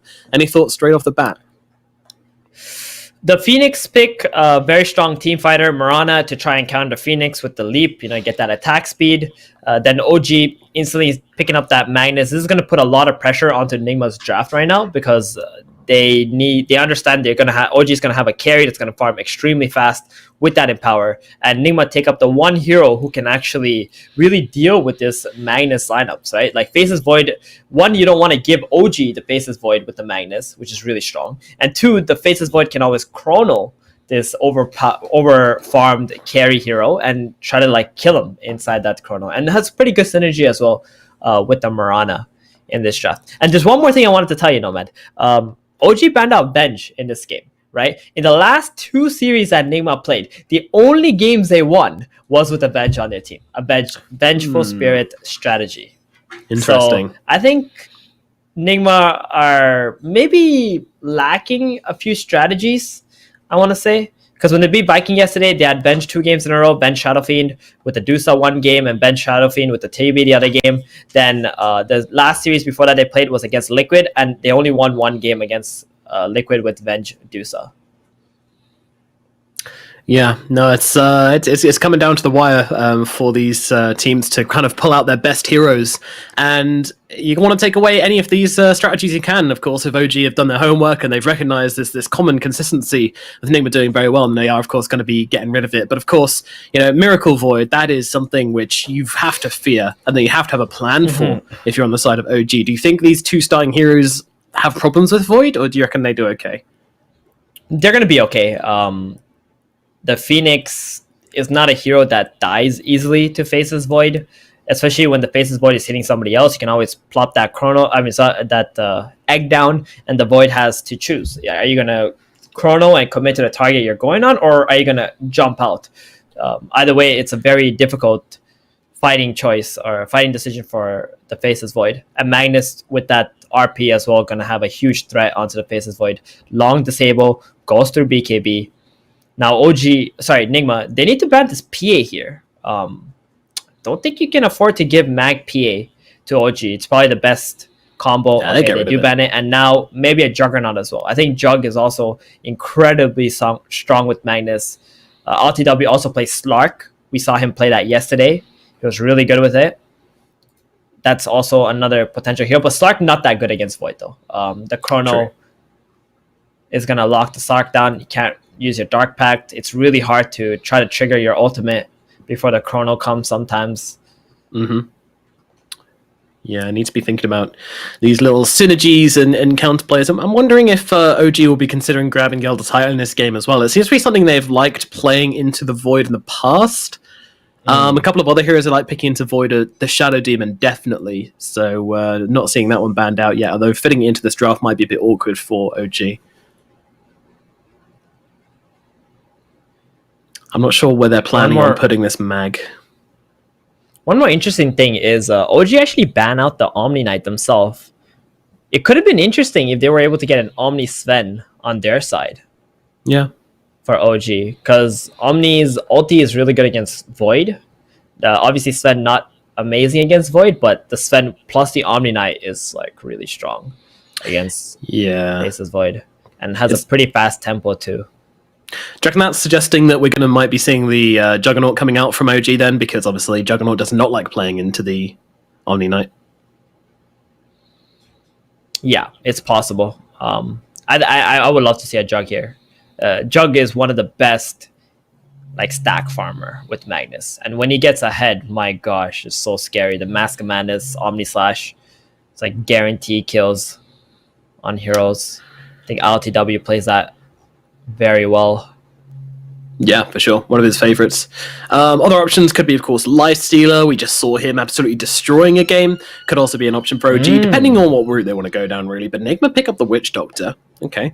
Yeah. So very, standard +5 hero that can just support the Faceless Void. You can skill up Voodoo Restoration in the lane. Just, sustain against whatever 4 that OG pick up. That's going to be harassing the Void. Your Death Ward also works outside of the Chrono, and then you hit the target inside, so you have some damage source there as well. But there comes the Shadow Demon for OG, as predicted by somebody very smart. Don't know who that was, but whoever it is, they deserve a pat on the back. I like it. It's a save inside the Chrono. Solid OG. There's been a lot of Shadow Demon picks lately. I'm starting to really enjoy watching this hero being played. Who knows what happens in the next patch, but at least he was able to show himself. I will never forget one of those great CIS mess of a games where we had a Shadow Demon who built himself an axe, found a Refresher Shard from Roshan, and just dropped 6 Demonic Purges onto the enemy Shadow Fiend, who was absolutely massive, and just 100-0'd him. There's nothing you can do. There's no counterplay. There's nothing you can do about it. If he drops 6 ultis on you, you're dead. That's it. No, they don't get to play. It was very amusing. So for that reason, I will always have a soft spot in my heart for Shadow Demon. Hopefully we'll see that one day again. But Enigma with this 4th pick really burning through all their reserve time. And they're going to go with the Slaughter, amplifying the physical damage. Okay. Yeah, so this allows the Void to actually do that. You got the Corrosive Haze in the Chrono, right? And it pairs up with the Witch Doctor as well. Death Ward. You have that combo, that synergy there. Then the Faceless Void has some damage. And then the Slaughter can also fight with the Void without the Chrono as well. You just Corrosive Haze, Void has just amplify damage source, whatever. You don't really have to always fight without the chrono, and this will allow them to be more aggressive. That being said, OG now pick up Troll Warlord, one of the better heroes against Slaughter in the laning stage. So Slaughter, we probably expect him to have a bad lane, and then he farms very quickly with Magnus as well, and that Whirling Axe is going to be really annoying in the mid game for the Void and the Slaughter until they're able to, like, let's say BKB it off or a Manta or something. Yeah. Well, there it is. Alrighty, we have the Batrider banned out by OG, and Nigma now getting rid of the Invoker. Yeah. They might want to ban the Viper here too on OG, or Nigma is going to pick Viper up. This is the last pick for we Batrider Viper. Like, these two are his top heroes, and I would not want Nigma to have a Viper this game. It's so good against Troll as well. I hope they don't forget on the side of OG here. There's no way they forget. These guys, unless they might be another hero that's even worse. I just don't know what it is right now. And they're probably not going to pick Shadow Fiend, right? They've been loving the Shadow Fiend. It's possible we and Miracle are both playing it. Miracle is 100% going to be playing the Void. But we can also play the SF, so there's always that potential there in this game. But I don't think this is an SF kind of game. It's definitely a Viper kind of game, though. Viper against Troll, so nice. Razor is like another hero that's good, but it's like super subpar. Yeah. There we go. Viper banned down. I was going to say, Seb's sitting there with his big stack of ring binders and notes, read up on it. Enigma. Let's tell. Quickly, they banned Invoker now. Turn to page 3,421.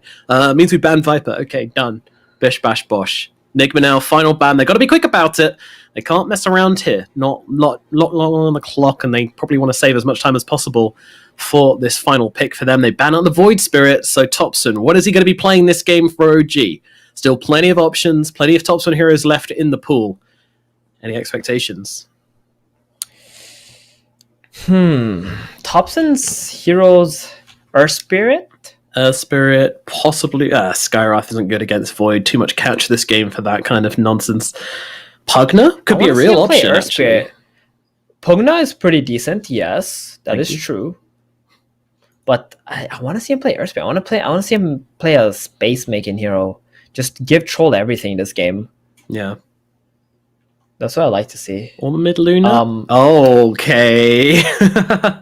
So this is something, assuming it's a mid lane magic damage gyrocopter, this is Nigma's hero. They liked doing this. Interesting. Yeah. He's just gonna be a fighter. That's their space mech. And they go with the Zeus. Oh, they got inspired after that last series. And they got the Zeus now. Then lots of magic damage available. So it's that combo. It's the same combo that Navi ran. The Slaughter, the Void, creating a lot of physical damage. And then here's the Zeus that you can't really try to build pipe against anymore. So on the side of OG, they got this Gyrocopter. Now, Gyrocopter is actually pretty decent against Zeus, like sending the homing missiles out in the laning stage. My concern is their itemization, right? You need a lot of armor. You need pipe. Pipe most important. So I wonder if Seb will actually go for that in this game. Yeah. We shall see what route he decides to go down, but these are your heroes in the game. So what kind of advantage do you think we've got here? Do you prefer one draft over the other? I think Nigma's draft is solid, but I think I still have to go with the OG here. I think the Troll Warlord plus the Magnus is... I hate betting against Miracle Void. This guy's Void is amazing. Like, I always would have thought people would ban this hero against him, but I think OG at some point they can get really far ahead with this Troll Mag, and their team fight is also really solid too. I slightly favor OG. Mm-hmm. I do like what they're doing with this draft. I really do. I think this Topson Gyro is going to be very interesting. The magic damage, the slowdown, it's going to make it very hard for Miracle to kind of sustain himself inside these team fights, even with the Time Walk. But I find it hard to bet against the physical damage. I'm going to stick to my guns, and I'm going to go with Enigma this game. Are we? Does that mean it's a wager? Nomad? Are we gonna do it? Indeed. Yep. So I've reclaimed my last one, so let's just charity donation to whoever gets it wrong. I'm voting for Enigma. You're voting for OG. Let's see which way it goes down. Yep. Let's do it. So far, we went the same way in the last 3 games, and we predicted 3 out of 3 correctly. Let's see. This is gonna be it, the tiebreaker, and Tiebreaker. the loser pays up to charity. Let's do it. That's how we do here, folks. Alrighty, let's get into it. Game number 1 in this best of 3 series here in the upper bracket of the OGA DOTA hit. We're going to go through to the upper bracket finals to face the winner of the previous series, which was, of course, NAVI. The loser locks down to the lower bracket to fight off in the wild elimination games. You don't want to be there, folks. It's scary. It's dangerous. And of course, with the patch just around the corner, anything could happen. There's also a Vikings versus VP down there. One of them gonna get last place in this tournament. Very, very scary.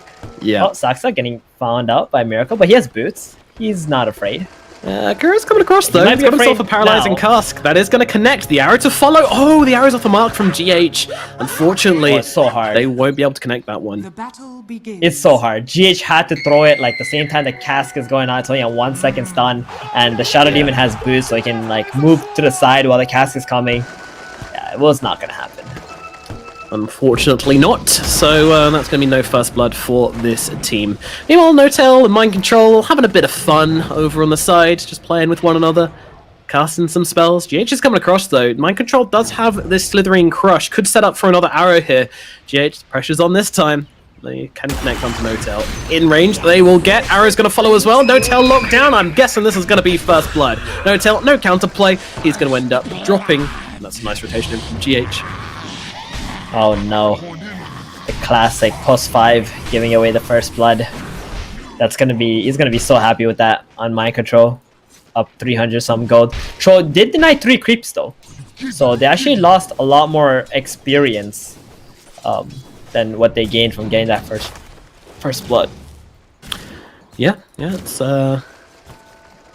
a decent amount for LTW to try and make up for the fact that that Notel did drop. But yeah, I mean, Mind Control, he's going to have a rough time up in this top lane, so it's really key that he was able to get himself a first blood. That's going to mean that he at least starts the game with something, and hopefully he can springboard that into having like a somewhat decent time up in this top lane. This could be a really impactful first blood if they can make use of it out of Team Nigma. It's such a hard lane though, Troll versus Slaughter. Bottom lane now, this is the interesting stuff right here. Faceless Void and Witch Doctor versus Magnus Shadow Demon. This is giving me so much flash. Every time I see Seb, it gives me flashbacks to TI7. Like Seb Magnus. Every time he plays Magnus. Yeah. So it's always fun to see. He always empowers his position 4. The position 4 goes and starts like hitting the support or trades better against the carry, like whatever it may be. Sacks are creating a lot of chaos right now while Magnus is freezing the lane in front of the tower.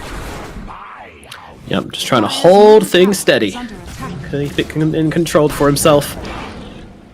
Meanwhile, over in towards the mid lane, we have a very interesting lane here as well. We've got Weeha playing the Zeus into a Gyrocopter mid from Topson. Now, in case you guys missed it, the Gyrocopter mid was run, I believe, by Nigma in the group stages, I want to say, or maybe it was even in the first round of playoffs by Nigma, and I believe it won. I think it did pretty well. It offered a lot of AoE magic damage. It was a magic build, which we went for, and Topson is definitely going for that build as well. I mean, you know, it's Topson. If there's spells on the hero, he's probably going to turn it into a magic build hero, and that's exactly what he's doing here. He's already got the null talismans queued up on Gyrocopter. I never really liked playing Gyrocopter into Faceless Void because Gyro's a hero who needs to go into the fights, and Faceless Void loves playing against those lineups because it's like you can get the easier chronos, you know. Whoa, ILTW! Wow. Oh no! Yeah, he got killed while Notel was pulling. Oh, he did indeed. Slithering Crush into the bash, into the arrow. It was enough to take him down, and that's going to be the Troll Warlord losing his life. Yeah, big you don't want that happening. Exactly. Mind Control now has 2 kills under his belt. Dang. It's a happy fish. It's supposed to be a hard lane, but he's actually top of the network charts already, like just because of those 2 kills. How do you expect any kills to happen middle? Like I feel these 2 guys are just gonna keep, you know, teabagging each other, constantly bring each other low. They have a bottle, they're baiting one another, and then just gonna back off. Sorry, what? And then go back to base or something. I was gonna say teabang each other, you know, like going in and out. Ah, I see. That's like what a tea you meant bag. by that. You know when you drink tea, yeah. When you drink junk in the tea. Okay, I think you have some reading up to do on modern language, but nevertheless, yes, Alright. it is going to be a pretty even split in the middle lane, I believe. Depending on maybe some rotations, they might make the difference here. Whoa, Nomad, I was not going there, okay? That is You're your professional, dirty I mind. get Get your that. mind out of the gutter, Nomad. Come on now. I'm just saying. Meanwhile, Saxa hanging around the edges of bottom here. Kuroki's backing around on him, though. This could mean that this Shadow Demon gets into some trouble. Let's see what goes down here. Miracle gets on top, pop on the time dilation. Coconut to follow as well. Is it going to bounce back? No, it is not. They're going to have to do it the old-fashioned way. Maledict comes through. Miracle needs a bash here, really, and he won't find it. So Saxa's going to run himself away as Thompson getting jumped in the middle lane. They're going to be able to bring him down. Weeha and GH find a kill in the mid. Meanwhile, Saxa does just about survive that one. So he is going to live through that engagement. A lot of trades being made across the map right now. Yeah, that haste rune plus just GH coming in there with the leap, pressuring the gyrocopter a bit. Allowing them to get a big kill. Now it's Fighting down here at bottom over the bounty rune here. It looks like Seb is taking a lot of damage inside the Maledict, but he wants to try and get the kill, but the arrow connects from GH, bringing down Seb and saving Kuroki in the process. Saxa also running away on low HP, has those tranquils, so should be alright. We doesn't unfortunately have the Thunder Ghost to finish anybody else, but he did just use it for that engagement. Wow, this is very on the edge game from both of these teams right now. A lot of heroes coming very close to dropping and just about staying alive as they do so. GH actually missed the uphill hit onto Saxa. That was pretty much a double kill right there. That quick level 6 from Weeha after killing Thompson, I really don't think OG expected that. And they almost got heavily punished for it. They still did because Mag died, but if Shadow Demon also died, that would have been huge. Yeah, indeed. So we'll see. Currently, he's just going to come back to bottom and continue to babysit Miracle. They want to give him the best game possible. Currently, he's having a pretty good time. Pretty much neck and neck with ILTW on CS and net worth. I want to just show like how important runes are for OG, right? They bring both the Shadow Demon and the Phoenix to the top rune, not letting the Zeus pick that up. And as soon as Mirana, GH is like, oh, whoa, what's going on here? Why are there 3 of you? And then just instantly backs off, and now Thompson secures the bottom rune. Like, that's just, you know, getting in the heads of OG, how they prioritize this and how they understand this is what allows them to make plays on the map. Yeah. Meanwhile, Phoenix getting very low up here in the top lane. Can they finish the job though? The Axis comes spinning on through. The Starstorm, it's not enough, but GH will do it with the right clicks now. They're looking for revenge. LTW can't close the gap onto GH. He's still got another leap available and going to salve himself up and come back in. They might be looking for the play onto the Troll Waller. This Troll Waller is trying to bring down Mind Control. Mind Control, he's got himself a Slithering Crush. They have an arrow available as well. This could be dangerous for LTW as he gets Slithering Crush. Arrow to follow. They're controlling him up so well. The 2 plays from Nigma, stopping LTW from finding himself a kill. And now the Thunder Gods comes down, finishes the job, gets a kill for Weeha. That is how you do it, Nigma. That is so good. Man, GH is making so much space in this game. There's 6 kills on the side of Nigma, right? GH is 2-0 and 4. He has pretty much created all of this advantage that Nigma has built up in this game. Yeah, it's massive. And he's going for more. He's looking for No-Tail under the tower. Okay. Doesn't get the Starstorm hit. Won't get the kill. Yeah. No-Tail narrowly surviving. Creep Wave just coming in on time, but they're gonna get that D ward. No-Tail did notice GH planting that. Mind Control still not Not going so backward. bad. He has got regen coming out to him, I believe. Oh, he Yeah, wants he's got No-Tail. Cell, but he's going in for this kill. TP across. It's not going to be there in time, though. Mind Control's going to get the kill. LTW coming across for a bit of revenge. Throws down the axe. I think Mind Control knows he's dead here, but is he? Turning around. Gets the bash. Running away. Ranged axe finds him. Brings him down. Mind Control does die for that one. Not entirely sure if that checks out as being worth it. What say you, Theban? Oh, you know it was not worth it. Thompson mid, though. He was diving Wii. There's so much TP support coming in for Wii. Jeez. They really want to punish Thompson for that play, and it works out. Well, what It does indeed. It does come through in the end. I think Thompson needs to be careful. If he TP's back mid and Miracle sticks around here, there is a Chrono up plus Mask of Madness. He might just die once again. But instead, they're going to go for Saxa. They just want to get a kill. Oh, that the courier. Oh, okay. All right. They bring them both down. I That's thought good. No-Tail's looking to help him out, but unfortunately, no Sunray yet, of course. So that's just a very dead Shadow Demon at mid, and they're looking for the tower. kind of feel like OG need to try and defend this one. Thompson just walking back to lane. He's going to get here eventually, so no tower today, but still getting pretty damn low for Team Nigma. They're going to be happy about that. Opens up a real opportunity to take it with the level 10 catapult. Yeah, Mirko has a healing sub and Mask of Madness. He's okay to just go back after this. There's a rocket coming in though. Oh, that might be a dead Miracle. Oh god, that hurts. Meanwhile, Weehart's going to drop the ultimate on the backline, trying to bring down Thompson with the Maledict on him. He will certainly fall, but they get the return kill onto Kuroki. We playing in the river, but ILTW trying to get on top of him. He's going to slow him down with the ranged axes. Run down. He doesn't really have the damage to get this kill though, so just a couple more axes thrown his way, and now ILTW will chill out and get himself back. I would say that was pretty worth it for OG. Not only did they bottom lane, Seb trying to fight up, drops the RP down onto GH. He's solo. GH just need one more right click, finds it, gets the kill. Seb will fall. GH gets the solo kill onto the Magnus. How is he doing so much damn work here? It's insane. He's already at level 7. Top the fight. You don't end. Mind control. Oh, he got out with the rocket. Oh. That was so close. Yeah, relevant chat line. Squeezing out right now. Man, these guys are brawling. I mean, let's take a step back, take a breather, and actually have a reflection on how everyone's in. Hold on. GH is trying to have some fun here. The arrow. Oh, Hotel will be able to dodge it out. Yeah, there was a word there that watched GH throw that arrow out. So maybe if he didn't see that, he might have got hit by it. It was a really nice arrow going past the tree line. Yeah, disguising it. Damn. A stealth arrow. Anyways, yeah, so who's doing well from this laning phase? Who's happy? Who's sad? Give us the 4-1-1. Oh, every core on Nigma is very happy.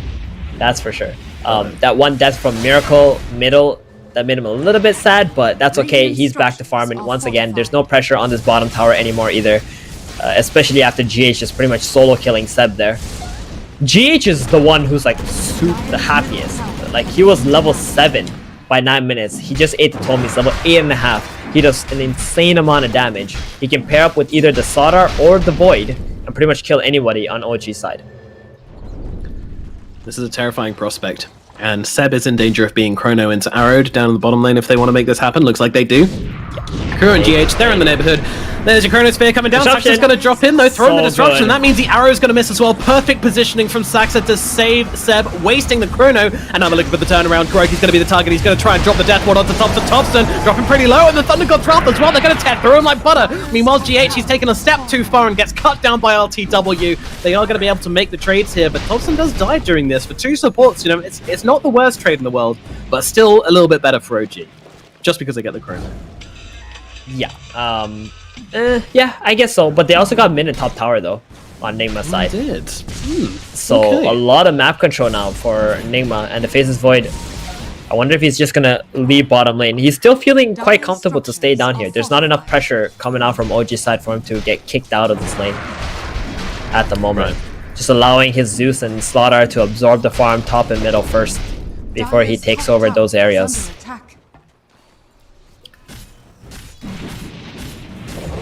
I must say, OG, like, they made a cool play. Saxa was in the perfect place.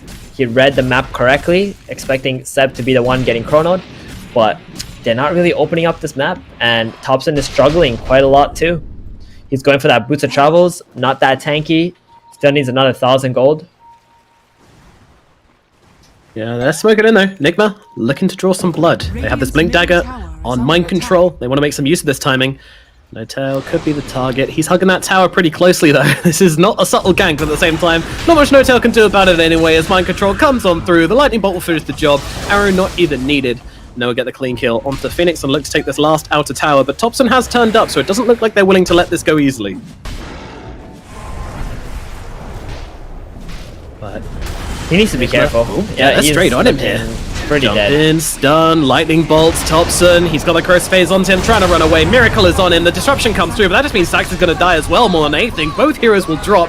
The death ward from Kuroki, pretty damn good. Even getting some hits off onto ILTW here. That Corrosive Haze death ward ain't nothing to mess with. Seb trying to come down, looking for the RP. Can't find himself a target. Could drop it onto mind control if he really wants, but he's actually out of mana right now as No-Tail will fall. And Seb, he's actually in a really awkward position. The whole of Nigma coming in. It's some chain feeding going on right now. Mind control jumping forward, looking for the +1. They want to bring down RTW. He pops the ultimate to try and turn around onto mind control. Getting himself at least one kill here would be something, but that's all it's going to be. Just the one, as Miracle will put him to sleep. And they get themselves 4 kills on the side of Nigma. OG, a very scrappy defense off this tower, and it doesn't quite work out for them in the end.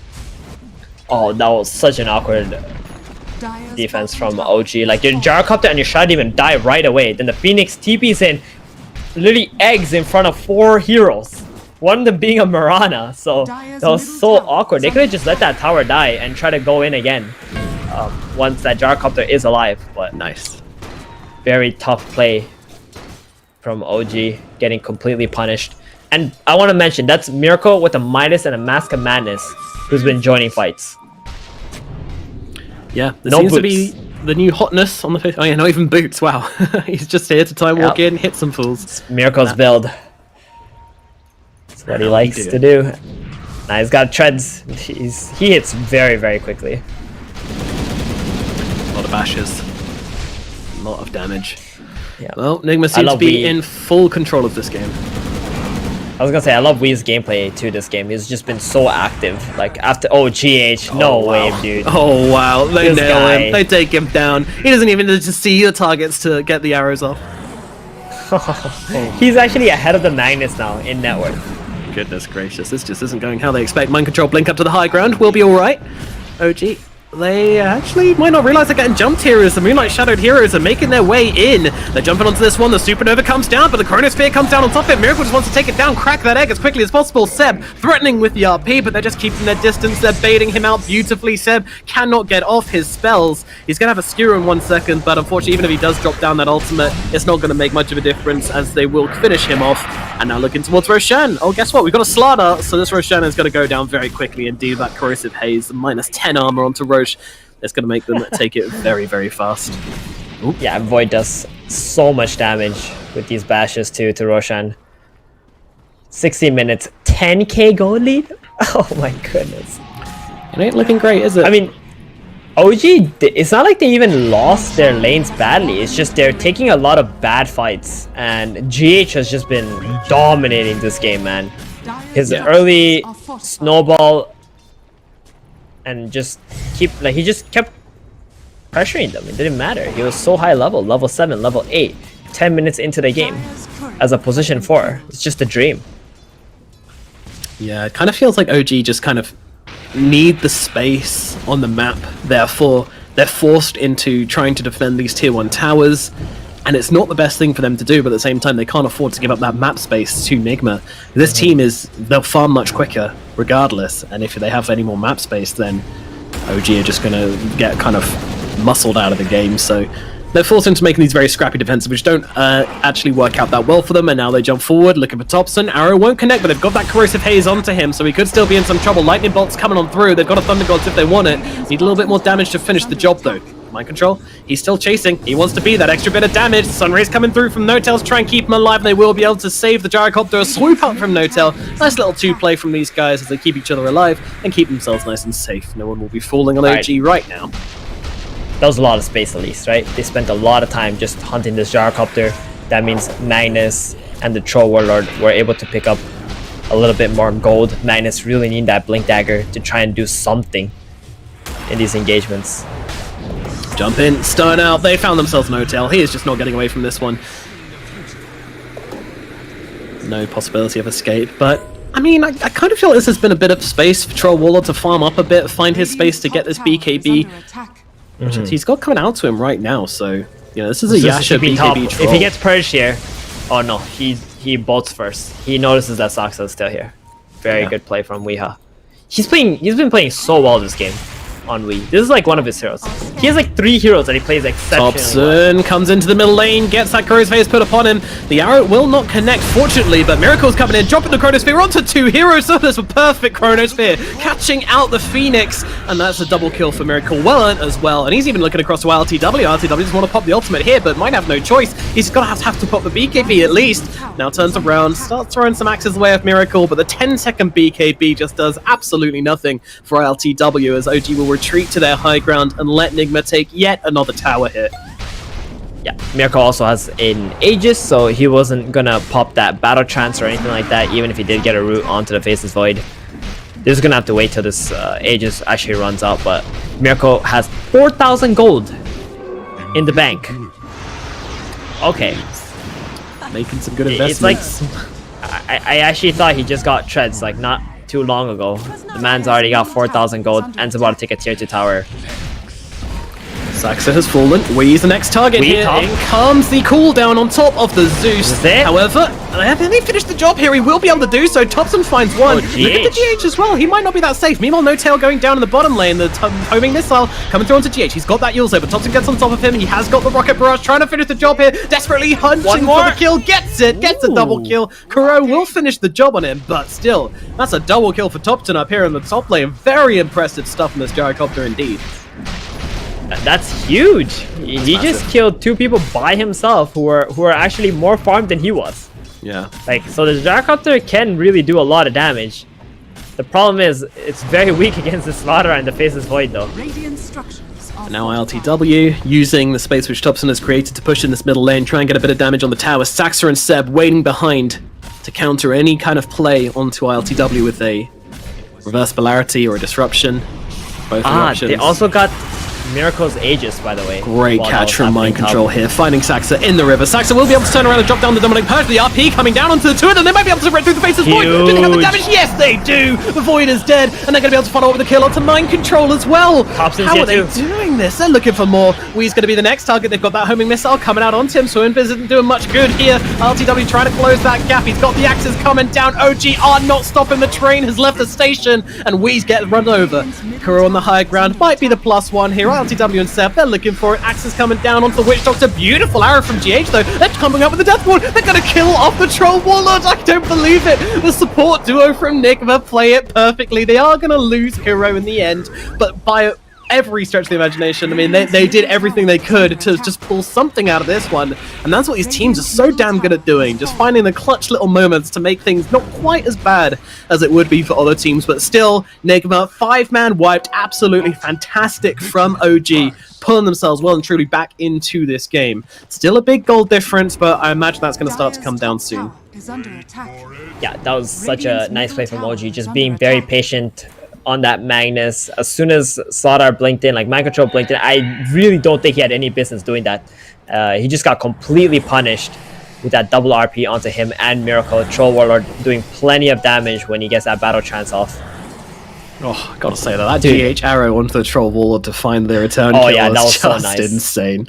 I mean, if it wasn't for that, this would have been horrendous. It was horrendous nonetheless, but you know, just the troll dying meant they didn't lose more map control than they would have, right? And this troll probably would have gotten, you know, more farm than this Void by now had he not died there.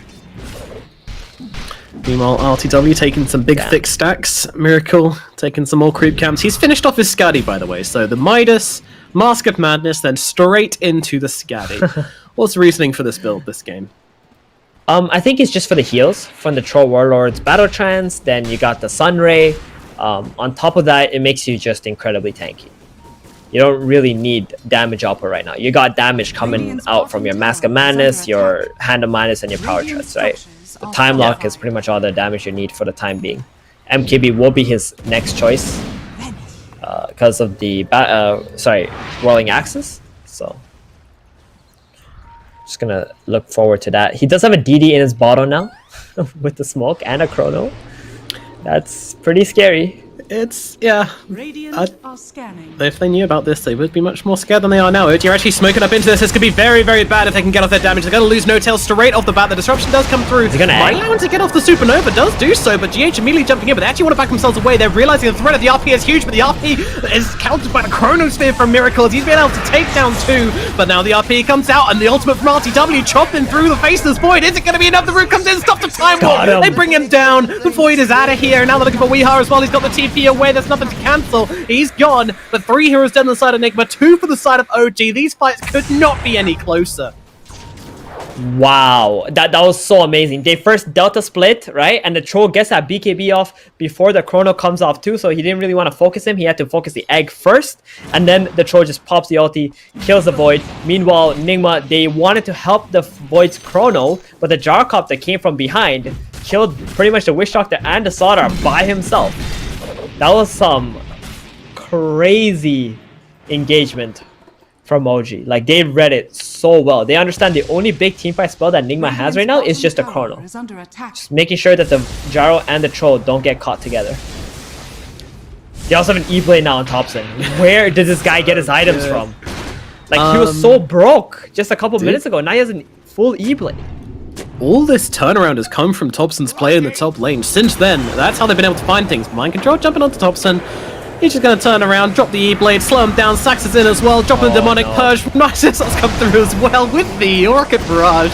That's interesting. That's interesting. So the plan is to use the Ethereal Blade to slow him down long enough for the homing missile to connect, and also stay in range for the Rocket Barrage and the cooldown.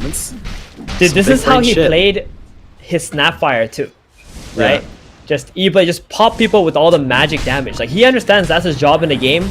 His carry is going to be the one doing all the physical damage. He's just, like, pretty much playing Zeus, but with a creative hero, essentially. Other teams are picking Zeus. He picks Gyrocopter and beats Zeus that way. Out Zeus the Zeus. Radiant's Talking about Zeus, he's going for the Blink Dagger next. Makes a lot of sense. Dire's bottom I think Roshan. one of the reasons why they also... Oh no. OG, are they actually going to get away with this? No, Miracle's there's an Nimbus nowhere in the near. pit. They know what's going on. Okay. Alright, alright. They need to buy 20 seconds for this chrono to be up. Yeah, they've And already they popped can't Moonlight afford Shadow. OG to get this Aegis. That is the counter to the chrono. Big counter. On top of the Shadow Demon disruption. Roche just casually having a 1v1 with a Nimbus in the pit, whilst everybody else waiting with bated breath to see who jumps for it. Roshan wins. Congrats. But these two teams, I think the situation's kind of been diffused a little bit. OG were just trying to sneak it. Nigma show up, and they realize that's no longer a possibility. But Miracle, he does have this Chronosphere. He definitely wants to pop it and find himself a hero or two. Yeah, then they're just gonna keep Nimbusing, making sure that OG is not sneaking this. And OG are pretty happy to just chill and poison inside the pit. See if Nigma are trying to sneak this while their troll is just farming up. Like, this troll has overtaken the void. Do you know how disastrous it is to be having 10,000 gold lead at like 15 minutes and now it's 2,000 at 26 minutes? That is really bad. Like, Yeah. it just means that Nigma just can't actually team fight right now. But they can't. They have good heroes for it. They just have to get the right angles.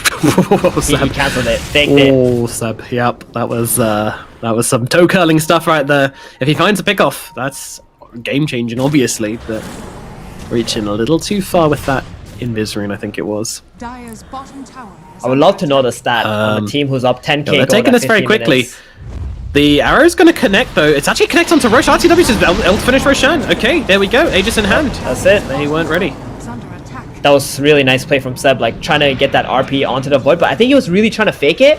And then that lured Nigma away from the Roshan pit and allowed IOTW to enter the Roche, have enough time to complete it before Nigma can actually show up with all their heroes. Because they all moved away from the pit to try and help Miracle Dire's bottom tower is under with the attack. Seb fake.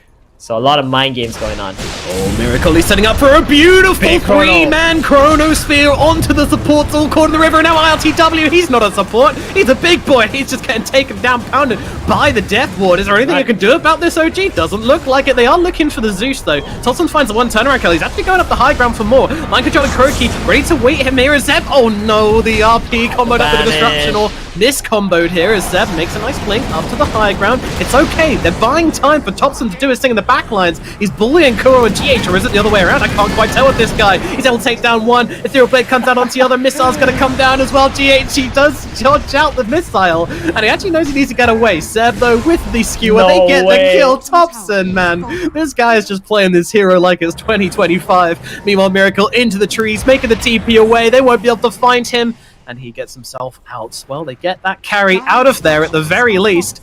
So Thompson is just going to TP to mid to keep on following Jesus. Miracle. He doesn't have any health, and he doesn't have a care in the world. Dude, Thompson literally killed the Zeus by himself, the Wish Doctor, and the Mirana, while everybody was just trying to help the Troll Warlord and the Magnus, like, push away Miracle, right?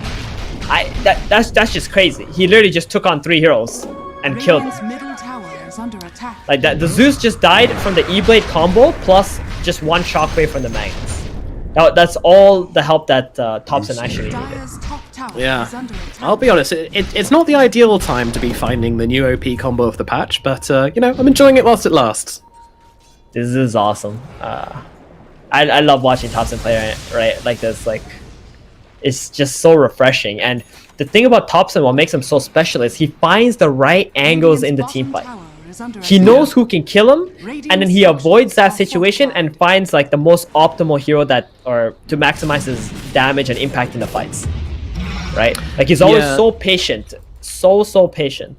And the thing which makes it even more impressive is that it's on heroes like Magic Damage Gyro and Morphling, and with Aghanims turning into Earth Spirit. He seems to play these heroes which no one ever else, or you know, do these strategies which no one else ever does, and somehow acting like he's played like 500 games on it or something. That's, I think, what's Exactly. it's crazy. It's just like a playstyle thing though, right? Like, he kind of plays this way with pretty much every hero. He's just, you know, owns up to it. Like, he knows this is how he likes to play. He knows this is how he knows how to play, and he just does it really well. And everybody else is kind of just surprised by it, since they're all doing like meta stuff. Yeah. It's going to be pretty annoying to try and prepare for Thompson. Like, I'm sure he's going to do this Morphling Earth Spirit melee. Oh no, he's picked Magic Damage Gyro this time. Great. Throw those papers out the window, but Nigma by no means out of this one, and with LTW walking up to the high ground, serving himself on the palace, going to allow the Chrono to come out. They've got out Thompson. Can they bring him down? Do they have the damage? It looks like they do. Thompson, though, gets off the Ethereal Blade at the very last second. Now the BKB as well. He's going to survive through this. Miracle actually has to retreat. GH is coming in, though. He wants this kill so badly. He wants to bring him down, but the BKB is still going. They might get the return kill, but we blinks in, finishes off with the lightning bolt. This is Nigma's fight. 3 heroes dead, along with the carry in the mid lane, where it's already over for OG. They just need to try and get themselves out of there. No Tail, though, unfortunately does not have the Icarus dive. He's got 20 charges on his Holy Locket. I only just noticed he had a Holy Locket, but it's not going to save him here, unfortunately. Dude, that was such a beautiful play from Nigma. They fully expected OG to run up that hill. They let the troll come in first. Slardar stunned them up, and Miracle, as soon as he saw Shadow Demon, he jumped in. And conveniently enough, there was also a Gyrocopter right beside him. So the 2 position 1 and the 2 getting down to like what, 100 HP at the end of that chrono, it just allowed Nigma to just completely run them over. OG making that over aggressive play into that high ground without taking the right steps to penetrate that area. Well, the comeback dream looking pretty sick for OG, but all of a sudden Nigma just reminding us why this team is so damn good. They were still ahead at that point, and they made sure to remind OG of it very thoroughly, taking the team fight beautifully and put themselves back into a firm ahead position. Really nice stuff. Yeah. I will not count OG out until Nigma manages to secure the next Rosh, and that's gonna be the big thing for Nigma. If they can get the next Rosh, it's gonna have a Refresher Shard or an Ags on it too. That's gonna be the game changer right now. This 1 Rax, I don't think it means a whole lot against a Troll Magnus. It is a little bit of an advantage, which will definitely help Nigma out, but if these last team fights, what they've told us is that OG are a bit stronger at the moment. Like, that last fight was just, when Nigma won, it was just a complete, you know, one-sided fight, right? They had like the best possible case scenario for them. Yeah, but with his AK gold advantage, it's going to be very tricky for OG to break them next time around. And, you know, it feels like they figured something out now, Nigma. It feels like this kind of scattered gameplay we've seen before is about to come to an end. We'll see what they can give to OG. I mean, you know, Kuro as a captain, this team's never going to really be making mistakes for very long. Oh, hold on. What's up? Kuro bought Aghanims up there on. Oh yeah, I noticed that earlier, and he's now finishing off the absolute madman. Okay. Normally we see Witch Doctors buying Glimmer Caves, you know, but this is a greedy build here. That being said, though, it's a lot of damage in Chrono. Miracle has been getting 2/3 man Chronos this entire game. Yeah, with that nice being the case, it definitely is going to be Kuro and Miracle are going to be blasting out a lot in these team fights. And the Zeus. Let's not forget the Zeus here. Yeah, I know he's been dying quite a bit, but whoa, Power Ranger TP's top. It is indeed. Onto the tier 2 tower. They're really going to bait this tier 1 right now. Oh, OG, I think they knew they were at bottom, and they were like, alright guys, they're going to be smoking like this, but no, they're jumping straight onto LTW. However, LTW is able to just kind of play carefully. It looks like it's only a soft commit from Nigma here. They're trying to bait out some spells, and they get them. Beautifully done to get that Supernova down. They clear themselves away, get themselves back, and now they can re-engage without a It's supernova. trying Really to go nicely back. done from Dire's Nigma. courier has been killed. OG, I don't think you're gonna want to fight this. But they're sticking around, Yeah, man. LTW has They different wanna get the ideas. surprise sweetheart. RP. Yep, the arrow going to come through, not going to connect though, bouncing through the fight. LTW happy just still on this front line, and B, the big Chad in the front lines, threatening Nigma to come and attack him. No supernova, no worries. We don't need that stupid spell. Meanwhile, my Arrow? control jumping onto the Troll Wall. Troll is getting pretty low here. Might want to consider popping that BKB and finishing the job, and we'll do exactly that. Now sees Miracle. Miracle pops a Chronosphere down. That means BKB is going to end, and he's going to get completely shredded by ILTW. Meanwhile, Thompson, he's on the chase. For what? I'm not too sure. Now he's going to TP himself away. Miracle's not even going to try for the bash. Just lets him escape, and that'll be that. Okay, Roshan not yet up. 15 seconds. It doesn't look like Nigma knows the timer at the moment, but when OG is alive on this Troll Warlord, they're gonna have a window to do something. The chrono is on cooldown for 2+ minutes. This is it. This next rush, it's gonna be everything in this game. 1.5 minutes, and this game should be decided pretty much by this Roshan. I mean, to be fair, I think if OG get the Aegis, you're still playing into a Zeus and Witch Doctor and Mirana high ground. Like it's pretty good. So I think It really depends on what item comes from this Roshan, right?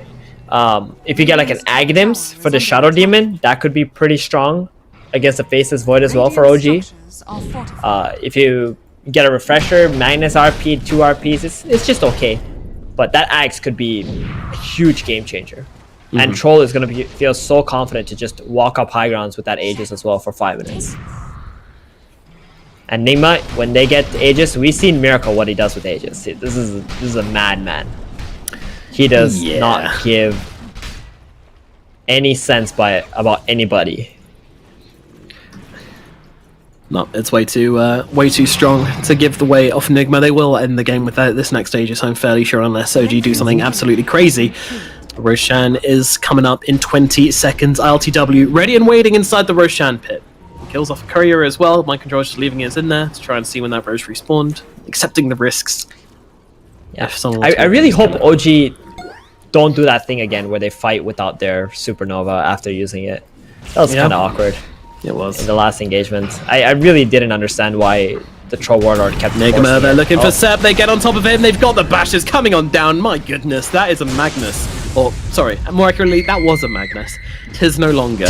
He does have a buyback. He's got a but, buyback at least.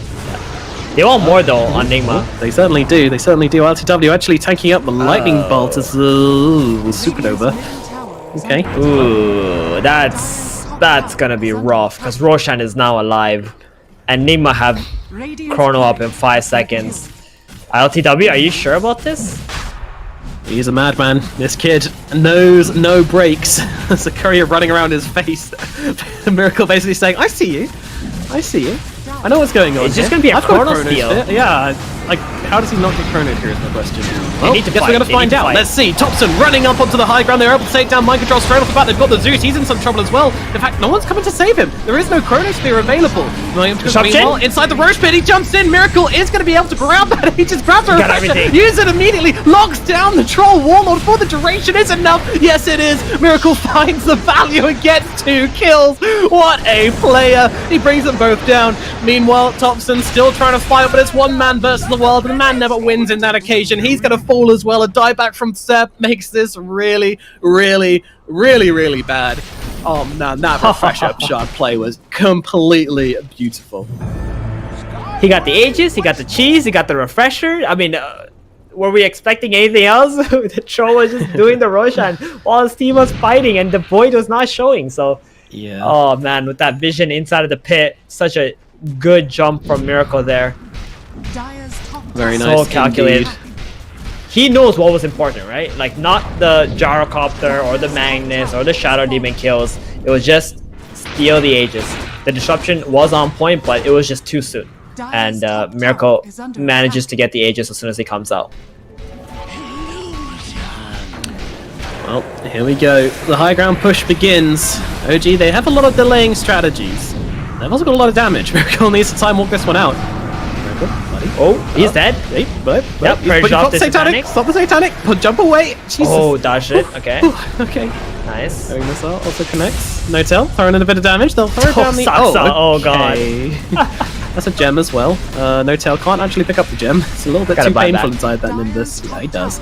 Yeah, he got arrowed on Saksa, and then Nimbus Sniped. Dire's Got top clapped. barracks are under attack.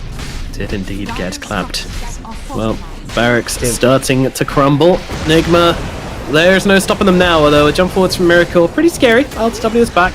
Seb's going to be back in 5 seconds, and they have the buyback on the Shadow Demon, which they're going to use immediately. RTW, Arrowed buddy, again. falling pretty low. Saxa comes in, saves him with the disruption. GH is just not missing. The Supernova going to chase back. RTW just needs to hit some creeps to keep himself alive here. He's going to try himself forwards inside that ultimate, but he's built himself too much. Saxa actually going to absorb the Nimbus hit, which keeps the Troll Warlord alive, but he really needs to go and get some HP for himself. He does have himself a Satanic, so could still heal up from that as well. RTW will be able to hold on here, but still big threats on the board for Nigma, and they're going to have the Chronosphere available in 18 seconds. It's very hard to see how OG hold on when they have this Chronosphere back.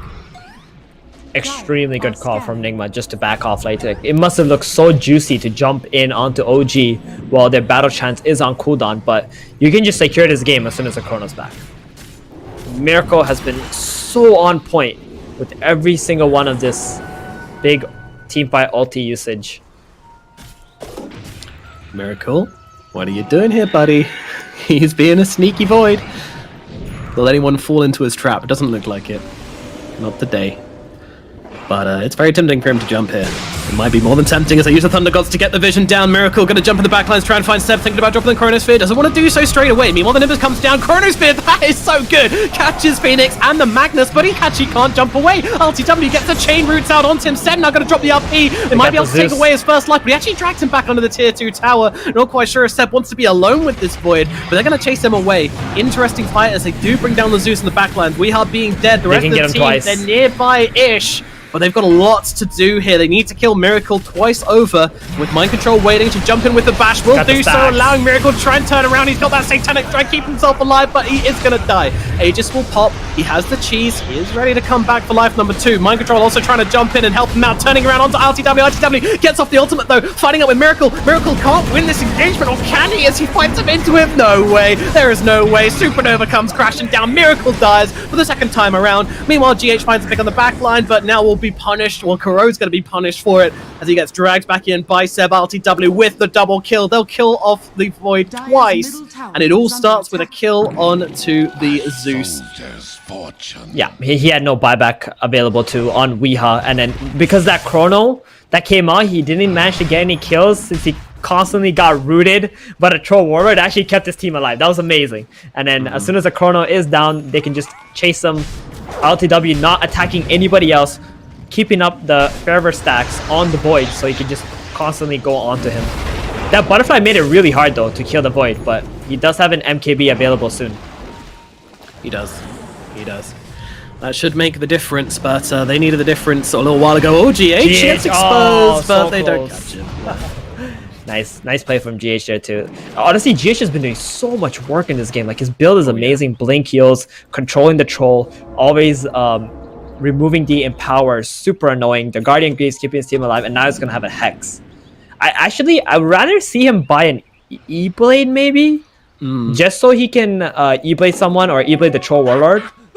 But Troll does have a lot of statuses, but E-Blading like your teammate when the Troll uses the ulti is pretty strong too. But the Hex is nice. He just wants to pick somebody off maybe. They feel like they lack a little bit of disable, I suppose. Yeah, it does seem to be the case.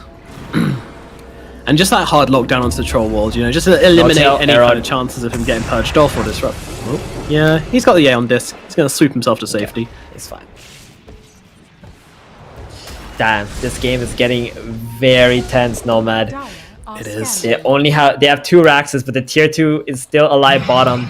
That's gonna be pretty hard for Nigma to take the way that OG has been playing. They're just playing for the 4th Roshan already. Oh, now, Ninja Gear Void. Oh my goodness. Oh, that's good. That's really good. That is really, really good. It's gonna give the Timeless Relic to either the Zeus or the Mirana. That's also amazing. Timeless Relic Mirana with that scythe and the arrows. Woo-hoo. Yeah, forever stuns. long That's what I want to disables. see. Leveler. That's the backpack item if ever I saw it. Exactly. Gonna keep that. Like, Gonna had give one him on a lot of tower OG damage. well, but it doesn't look like anyone's keeping it. I kind of want the troll to just keep it in his backpack, but he's not doing What so. do they have? Oh, they have a Shaco. Who wants that? Maybe the Gyrocopter wants that, but he's actually keeping the Nether Shell instead. Yeah. For the Spell Lamp Magic Resist. I think the Shaco is probably better. It's a lot of HP. And It's he a doesn't lot of really need HP. this gigantic mana pool. Does he need a... No, he's already got a gigantic mana pool. He's got a Bloodstone, for God's sakes. Oh, and Seb is the one holding the Spell Prism in Yeah. this game for their team. Interestingly, Princess Knife, that's a good item too for someone to take, possibly. You can get that yeah, Hex I really onto like the on Void. Phoenix. It's good to just kind of swoop in and blast it. But yeah, I kind of want to see the Spell Prism on the Shadow Demon myself, but... Oh, Kuro. Oh, he's got the telescope actually. Yeah, he's been dragged out of position. Mind Control jumping into this one as well. I mean, they are going to be able to kill off Kuro very easily. Mind Control needs to run himself away. Meanwhile, the backlines. Uh-oh, Gyrocopter tries to go for the backstab players, but gets himself killed off. Misstep from Thompson gets him killed, and he has no buyback. This could be very costly for OG. Yeah. Thompson's backstab plays can only work so many times in one game before they start to realize what his plan is. Meanwhile, No-Tail forced to pop that Supernova right here as they get on top of Mind Control. He's losing his health pretty quickly. The Yules no comes bash. out though to try and control him up, but it's not going to matter, or is it? The Sunray coming through, but he's got the BKB to keep himself alive. Meanwhile, GH jumps on top of Saxon, but Saxon's going to turn around, drop the disruption. Now GH could be the one in some trouble. He's got the Hex out onto the Troll Warner, trying to control ILTW. He's got himself a Battle Trance available as well, along with the BKB. Not an easy target to bring down by any stretch of the imagination. Miracle still holding it back. Already used that Chronosphere. They'd rather just reset here. They'd rather just wait. Meanwhile, Seb. He can't afford to die. Keep on back. ILTW getting very low as well, popping that BKB and Satanic, just healing off that creep near camp nearby. Keeping himself healthy. Miracle, waiting, looking to go in. That has no chrono, remember, so his threats are limited. He actually used the chrono with the Ninja Gear and now has swapped into the Leveler for the extra damage. But Roshan is up. This is the big problem here. 30 seconds till the Gyrocopter's going to be back. This is probably going to be a free Rosh going for Nigma. Yeah. Free Rosh. What do we have in there too? We got the Aghanims and the Refresher. Who's gonna take the Ags? Maybe the Faceless Void. That's gonna be pretty powerful. Sodar and Zeus already have their own Ags, so they don't need that. And down he shall fall. Ags into the pockets of the Faceless Void. Aegis as well. A fitting bounty. And Refresher Shard for the Zeus, actually. Mind Control though, they're thinking of going on him here, they're going to drop down the Demonic Purge, but he manages to get the blink away on Mind Control just in time. The rest of the team is nearby, so very hard for OG to actually commit to this one. Yeah, just gonna reset, just wait for the chrono, 60 seconds, right? You got the Aegis, very long time left on your Aegis. You can just farm out just a little bit more. I really think Thompson needs that Shackle. He's just not going to be surviving against this Void, especially when he gets chronoed. This Shawl is just not providing enough for it to be warranted for Gyrocopter to keep at 47 minutes into the game. The Bloodstone already gives you enough magic resist. You don't really need more, I would feel. Doubly getting arrowed up, but he's got a Satanic and a Sanjin Yasha, so it doesn't last very long at all. This Troll's not bothered about these lockdown spells. It's not. The thing that bothers Troll the most is the Yules. Not affected by status resistance. 2.5 second disable. Very tense been moment such a here in the treat. map. Yeah, they're looking. Mind Control, wrapping What are around. they gonna find? They want Seb. They want Seb. He doesn't have a Saxon. buyback. Yeah, He's the true, short true. kill. Yes, indeed. In the trees, Thunder God's gonna find it. Are they gonna go in for it? Miracle, he's got that. the Chronosphere available, and they will be able to drop it down onto the Magnus, but in comes a disruption from down the map. They do save him and keep RP? him alive a little bit longer, but he can't get off the RP anyway. He is dead. LTW in some trouble, popping that ultimate, trying to turn it around onto the Faceless Void, but the Faceless Void is more than happy to tank up into this one, and now he's got the Satanic coming out the other side. He's gonna be able to drop the Troll Warlord. Troll Warlord is dead. He has himself a buyback, but he does not want to use it. Saxa coming back into this one as well, trying to fight up with Thompson. Yours comes out onto the Shadow Demon. The arrows coming through as well. Multi-shot arrows coming out in every which direction. No buyback on Sax either. Immediate dieback from him, in fact. With the Aegis on the Void, that might be it, folks. Nega might have just done it. Oh, you know, OG, they'll fight to the last minute, but unfortunately, this really is looking like it's the end of the day for them. Let's see how they can play this one. Arrows coming out in every direction. No tail. ILTW and Thompson, the only ones left to defend for the next 70 seconds. Miracle jumps in immediately, jumping onto the couple of the Gyrocopter, using that time walk bash combination to try and bring him down. Gyrocopter's going to be this target. Can they kill him off? Yes, they can. No buyback on him either. They're going to keep on chasing his LTW. Is going to be the next target. No tail is going to lose his life just outside the base, and down goes LTW as well. It's a triple kill for Miracle, and that will be it. The GG is called. Some days you just can't beat Miracle when he's playing on this Faceless Void. He is just too damn good at this hero, and GH on the Mirana as well. Two incredible performances from these two. Nigma really giving it their all in this series and coming out with the victory in the end. GG. This is exactly why team's first phase ban Faceless Void against this team. I mean, you said it. Faceless Void, Mirana, GH, like these two, it was their show, right? Especially GH through the early game made all the space in the world by getting kills on pretty much all 3 lanes and then having the super high level position for team fighting early on, building up an advantage, getting that really early Roshan. They had like a 10k goal lead. But OG though, you know, there's a very smart team, especially Thompson with his Gyrocopter. He just completely caught everybody off guard. They really climbed their way back into this game until that one point where the troll walked up into the high ground in the triangle area. They lose him, and that big chrono came out onto Shadim and Gyrocopter. The moment they got rid of Thompson, the fights just seemed so easy for Enigma. So from then on out, I think they really found their idea of like how they want to take these engagements, and Miracle just playing phenomenally. Every single chrono just did so much work. Yeah, Miracle Void, folks. There's a reason you got to ban it sometimes. This guy is just a phenomenal Void player. GH as well, making so much space. His arrows were just spot on throughout the entire game. Great item build, great skill build, great plays across the map from him. Enigma just really coming together and showing that they are hungry. I told you, Thiepen. I won the bet. I'm very proud of that. And yeah, you have to throw some money in the way of charity. You know, sometimes you just got to bet on Miracle Void, and certainly paid off this time around.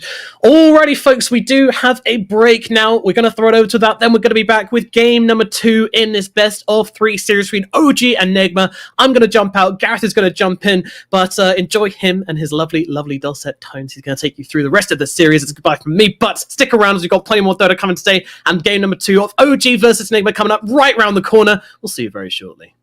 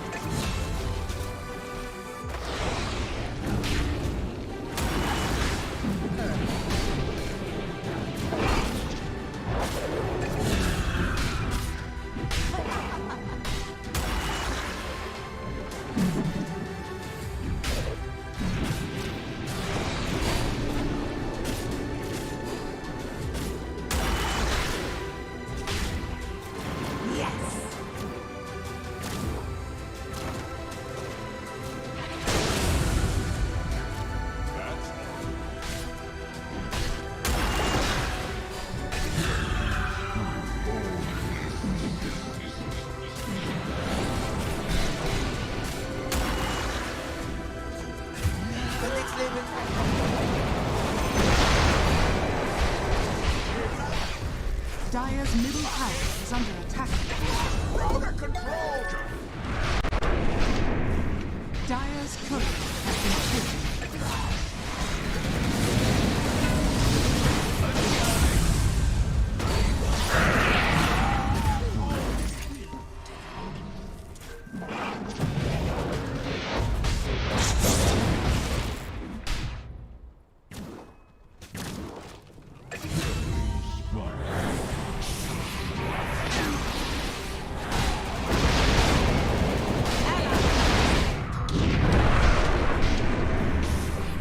Dire's top tower is under attack.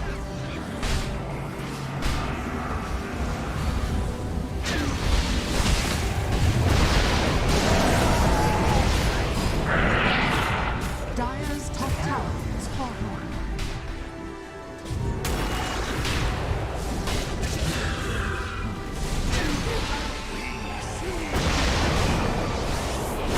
Dire's bottom tower is under attack.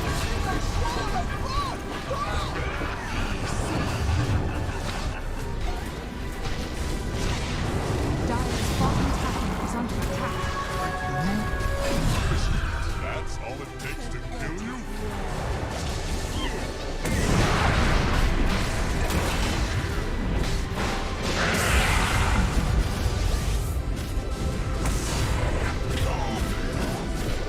Dire's bottom tower is under attack.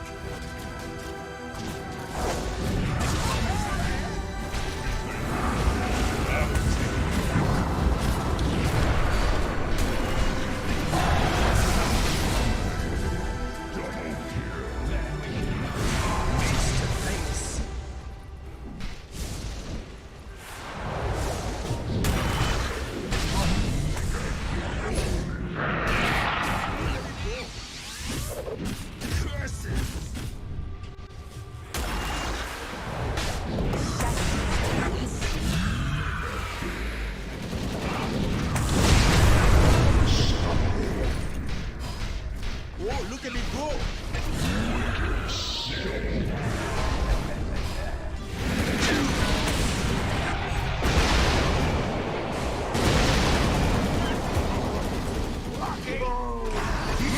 Monster kill!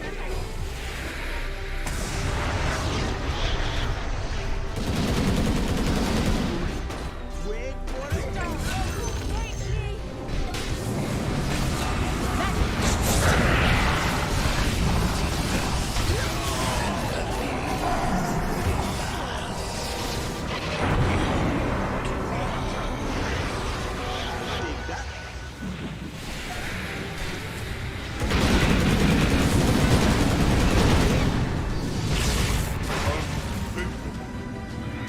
Radiant's middle tower is under attack.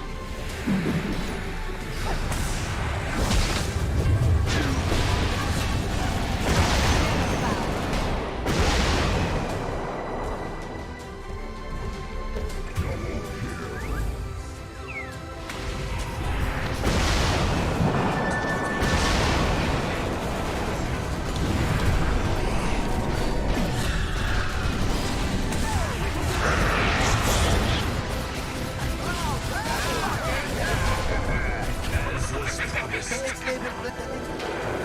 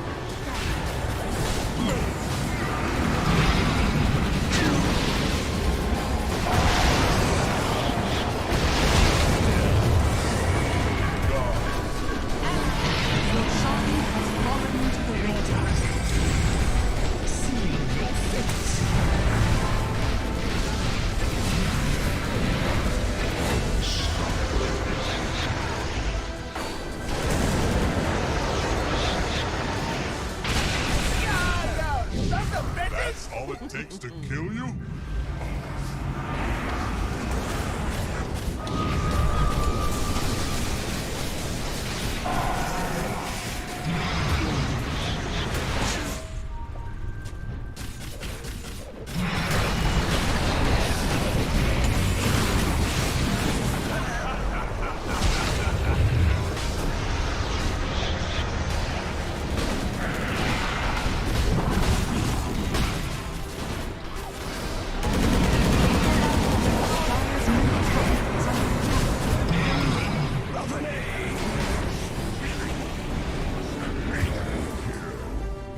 Radiant are scanning.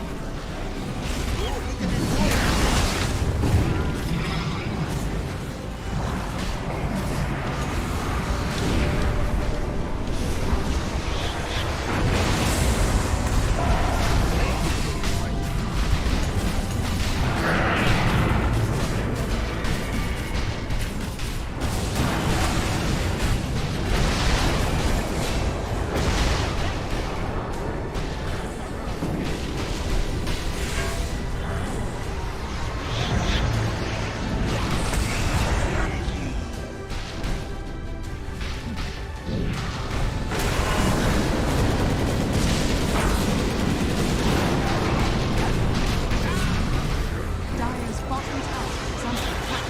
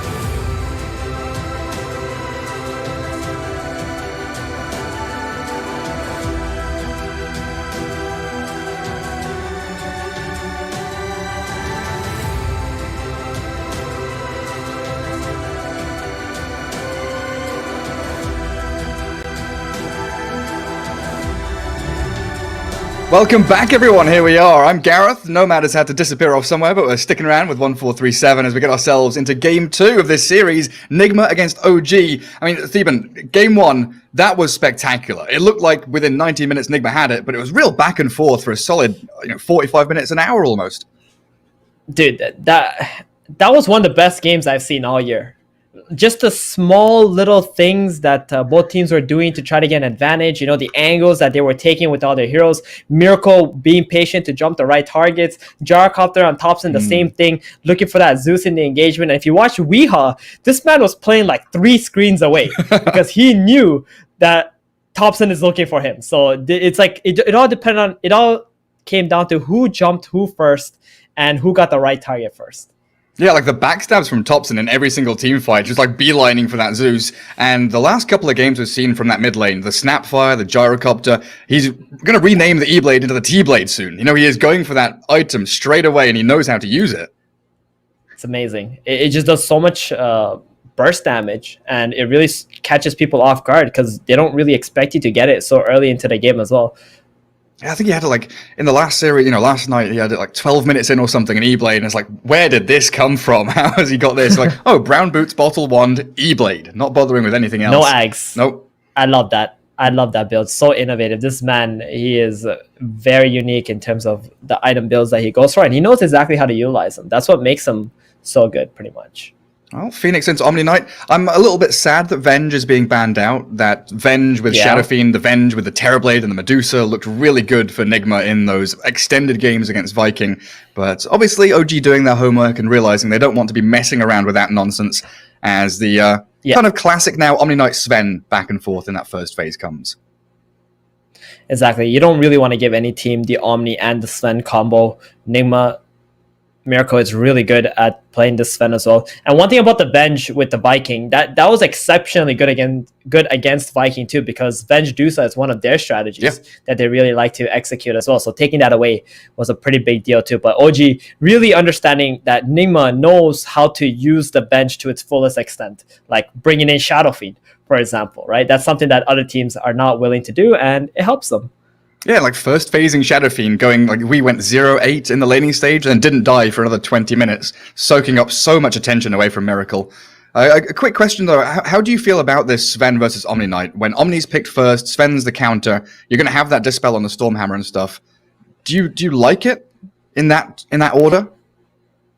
I think if you want the Omni Sven, it's a lot better to take the Sven first. Just because Sven has more heroes that he can play with in the draft, right? Where Omni, you're kind of limited, right? Omni really only pairs up with the carry hero, and there isn't a lot of heroes who can utilize that Heavenly Grace as well as Sven could, for example. So this game, they do go with the Troll. Troll is a good hero against Sven. You can man up on him, especially once you have the Basher, and you can make Sven have a really difficult time, but it's just not as good. For sure. So I think I do prefer, for me, the Sven against the Omni Knight. Especially if the team with the Omni Knight doesn't have a huge variety of heroes that they can pair the Omni with. I guess you are also kind of forcing the hand of your opponents to pick Sven. And then we've seen the shift of, a couple of European and CIS teams move Sven into like position 3. And I think we even heard a couple of Russian players saying that Sven can even be, they've kind of tested it in scrims playing as like POS 4 or even POS 5, like we used to see 2 or 3 years ago with just, Stormhammer running at people. So you've got that potential shift if you really need to. That's true. I hope we don't see that, because it is really subpar as a support. That this hero just farms so quickly. Like, why would you want to put it in any other role than a core, right? Even at position 3, I don't mind position 3, right? You can have a lot of impact just buying like an Urn, Aghanims. That's kind of like the build that we've been seeing if someone does decide to play a post 3 Sven. ES now from OG. I love this pickup, by the way, from OG, because it's a flex pick, right? They got the last pick. They can flex this to the very end. They can pick another 4, or they can give Thompson this Earth Spirit, go middle. And Earth Spirit with Heavenly Grace, that is a strong combo. Yeah, right? This hero... His strength gain is like, insane. Like 3.5 or something. And then we've seen Thompson with that Echo Saber build in his pubs where he's just whacking people with it. Yeah. You read my mind. The Echo Saber with the Heavenly Grace, and you can even, whack the egg if you want to in the game too. Yeah. Oh, Storm Spirit pickup now from Nigma. They see that not a lot of disables coming out from OG here. Very early Storm pick. Normally, I expect we to like kind of hold out in the draft until he can pick like maybe Bat, Viper, Zeus. Like these are his. I want to say those are his 3 really comfort heroes, and then everything else like goes, tier 2-ish for his hero pool. So picking a Storm this early, it could be kind of a bit risky. A vulnerability in Nigma's draft. Yeah, exactly. Risky vulnerability. And now they get the puck here. Pretty good hero, lock down the Storm. I think it's really good in the laning stage as well, for the most part. Pair it up with the Earth Spirit. We could really see we die a couple times if he's not very safe. Yeah, then you've got cool little things, like into the later game, you'll have the Aghanims against the BKB of Sven, for example. Kick through the coil, try and snap that and break it. The ability to play fast here as well on Thompson's puck. And with Nigma having Sven Storm in that first and second phase, do you think that Sven, they're considering moving him to 3 and leave Miracle's heroes to last? Because it always feels awkward having your 1 and 2 so early on. Yeah, it does, but they have like a plan, right? Like they know what they need to do. Like the Sven, he's gonna be the big farmer dude. The Storm, he's just there to be a disable essentially. And they go with the Darkseer. Okay, there's no way they have a 3 Sven anymore, right? They got the Darkseer up, so we can throw that out the window. We don't need to think about that anymore. But this is a pretty cool combo. You got the vacuum into the Stormhammer, and then the Sven can just, cleave those heroes down. We might even see a Storm Spirit with an Aghanims this game potentially, but that won't be till like much later though. And I get that Storm Black Hole basically dragging everyone in with that vacuum as well. Oh, it's going to be real tasty. Oh, that'd be pretty cool. Yep, and the Phoenix Egg on top of that. That being said, I'm not so sure Darkseer is the best offlaner against Omni Troll lane. Troll obviously has the distance, and Omni can just heal you pretty much. If you ever go on top of this Troll or the Omni Knight with your Darkseer, you're going to be pretty much like, swinging HP there. You're going to lose 90, he's going to gain 90, it's not going to feel so comfortable.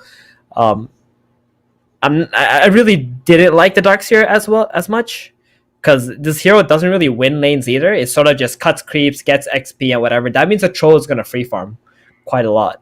Yeah, and we rarely see Darkseer anymore, but thinking about when he was used historically, it's the pairing you have with him, right? I like the Elder Titan ban because Darkseer ET, that could apply pressure. Oh, and you think back to Darkseer Spirit Breaker, the good old classic. Where's that gone? The good old classic. Yeah, it was Spirit Breaker, surprisingly a very good hero with Phoenix and Storm as well, just leading the way for those heroes so they can be the secondary jump in your lineup. I'm really interested to see what pickup Nigma's going to have here. It's kind of hard because it feels like Puck limits your options. Like a roaming hero that wants to move into mid from the off lane struggles against Puck, who can just disengage so easily. Yeah. Tusk could be interesting, but it's terrible against Puck. Yeah, you're right. They have a pretty big Puck problem at the moment. Because even like a Clockwork or something where you want to be playing active, dragging waves, get level 2, it's like, wait a second, I have to play side lanes. I can't really move into mid. And also, who's going to be like tracing the activities of the Earth Spirit? Because right now, Phoenix, Sven, Storm, Darkseer, they all play the lanes. They don't really react to what's going on. And not only that, OG have the last pick, so they could put the Puck into the offlane and pick another mid hero if they want to as well. Hey, is there? There it comes back. There he is. Oh, wonderful. He's back. Oh, well, I'm excited. I'm super excited now. Get it going, Nigma. Yeah, Darkseer Spirit Breaker. This might be a Kuro Spirit Breaker, and then a GH Phoenix, and they might just like swap the lanes that they're playing in. Like I said, it's pretty cool with the Storm and the Phoenix, just to be that first guy who can just go into the fight. That being said, though, like they have a major Puck problem this game, and on top of that, the Heavenly Grace is going to make it annoying for you to lock down, the person that Omni throws that onto. Yeah, like Storm's Orchid timing is going to be really pivotal here, it feels like, for we. Just to have that ability to actually catch and kill anybody. But yeah, I think you're right. Spirit Breaker hasn't been completely out of, pick range for a couple of teams this year. We've seen Puppy, and I'm pretty sure we've seen Kuroki, like you're saying, play it at least 5 times this year. It's not a lot, but it's been a handful. When Puppy played it, it did not look so good for Team Secret the last time I remember when he played Spirit Breaker. Maybe he had another game like after that, but that game. It's something that's in testing. They go with the Bloodseeker. Okay, so that's going to be the 3. Not the easiest hero to bring down. Has a lot of HP. A lot of armor. Armor, sustain in the lane. Saksa is just going to drag the creeps for the Bloodseeker and then just leave him pretty much in the lane by himself. Sven Phoenix not going to have a whole lot of kill threat on the Bloodseeker either. And he's a very fast hero. So if you use your lockdowns on the Blood or have to try to kill the Puck, then you don't have lockdown for him. Or it's looking a bit hard, I think, for Enigma to catch people. That being said, their team fight looks insanely strong. Yeah, they're 5v5, especially if Mind Control gets that kind of Arcane's mech going. Maybe heads into some more of those team fight aura items. Their group up, their big death ball is incredibly potent. Yeah, and we do see the Kuro Spirit Breaker this game. GH will be on that Phoenix, so we're not going to see a super tanky Spirit Breaker, but definitely going to be providing a lot of vision for his allies with that charge. And LTW on the Troll again. He's going to have the backup of that No-Tail Omni Knight, of course. And Time for his redemption game.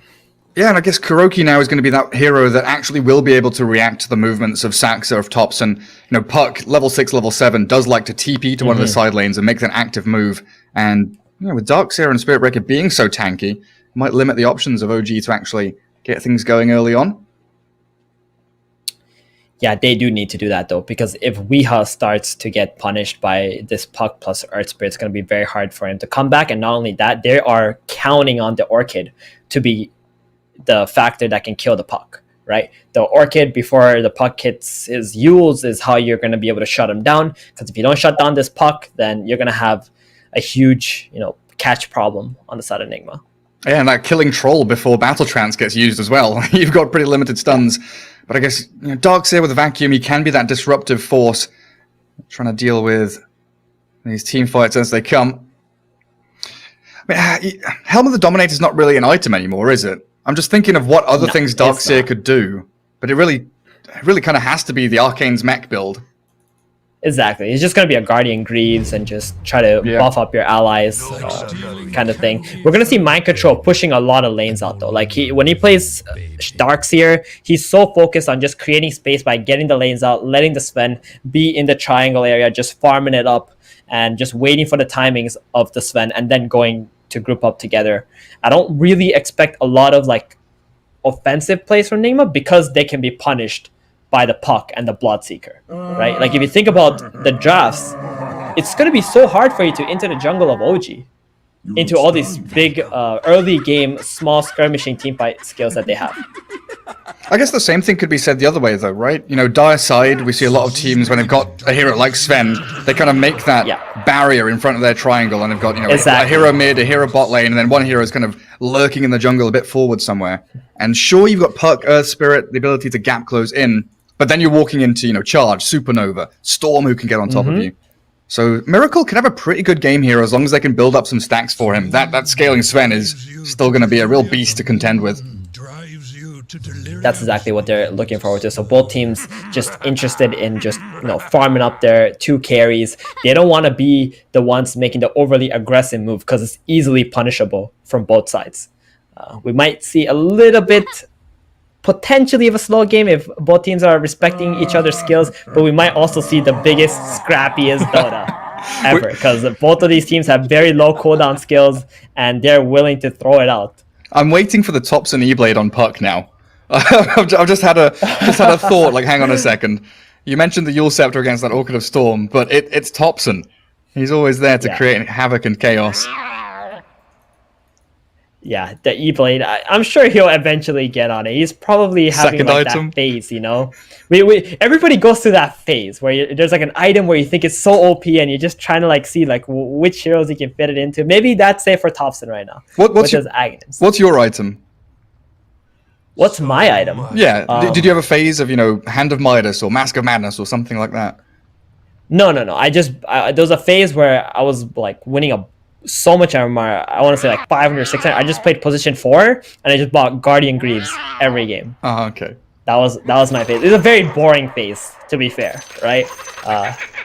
Because in matchmaking, people, they like to be very selfish. So when you buy this Greaves and you just beat this tanky guy, bait things, and heal up your allies, they just get super surprised that they're so much stronger than they actually are. I'm the team player. Yeah, I mean, when I pub stack with friends, it's Radiance. Oh god, it is Radiance time. Lord. I love role playing as Alchemist on any hero. I don't want to talk to you anymore. Hey, there was like a JDL game back in the day, like a league game where I was playing position 1 Ogre, Radiance Manta style. No one could kill me. I was so tanky. Very enjoyable. Right, we're ending the conversation right here. Yeah, that's where it stops. We're done. Just be thankful I don't do Midas into Radiance. Anyway. Oh yeah. No Tail and Saxa already getting a hit in onto Miracle. Sven's going to be standing up there with GH Phoenix. Troll Warlord for LTW is up there as well. So it looks like OG setting up for the Omni Troll to be top to face off against the Sven. Ooh, I kind of like this.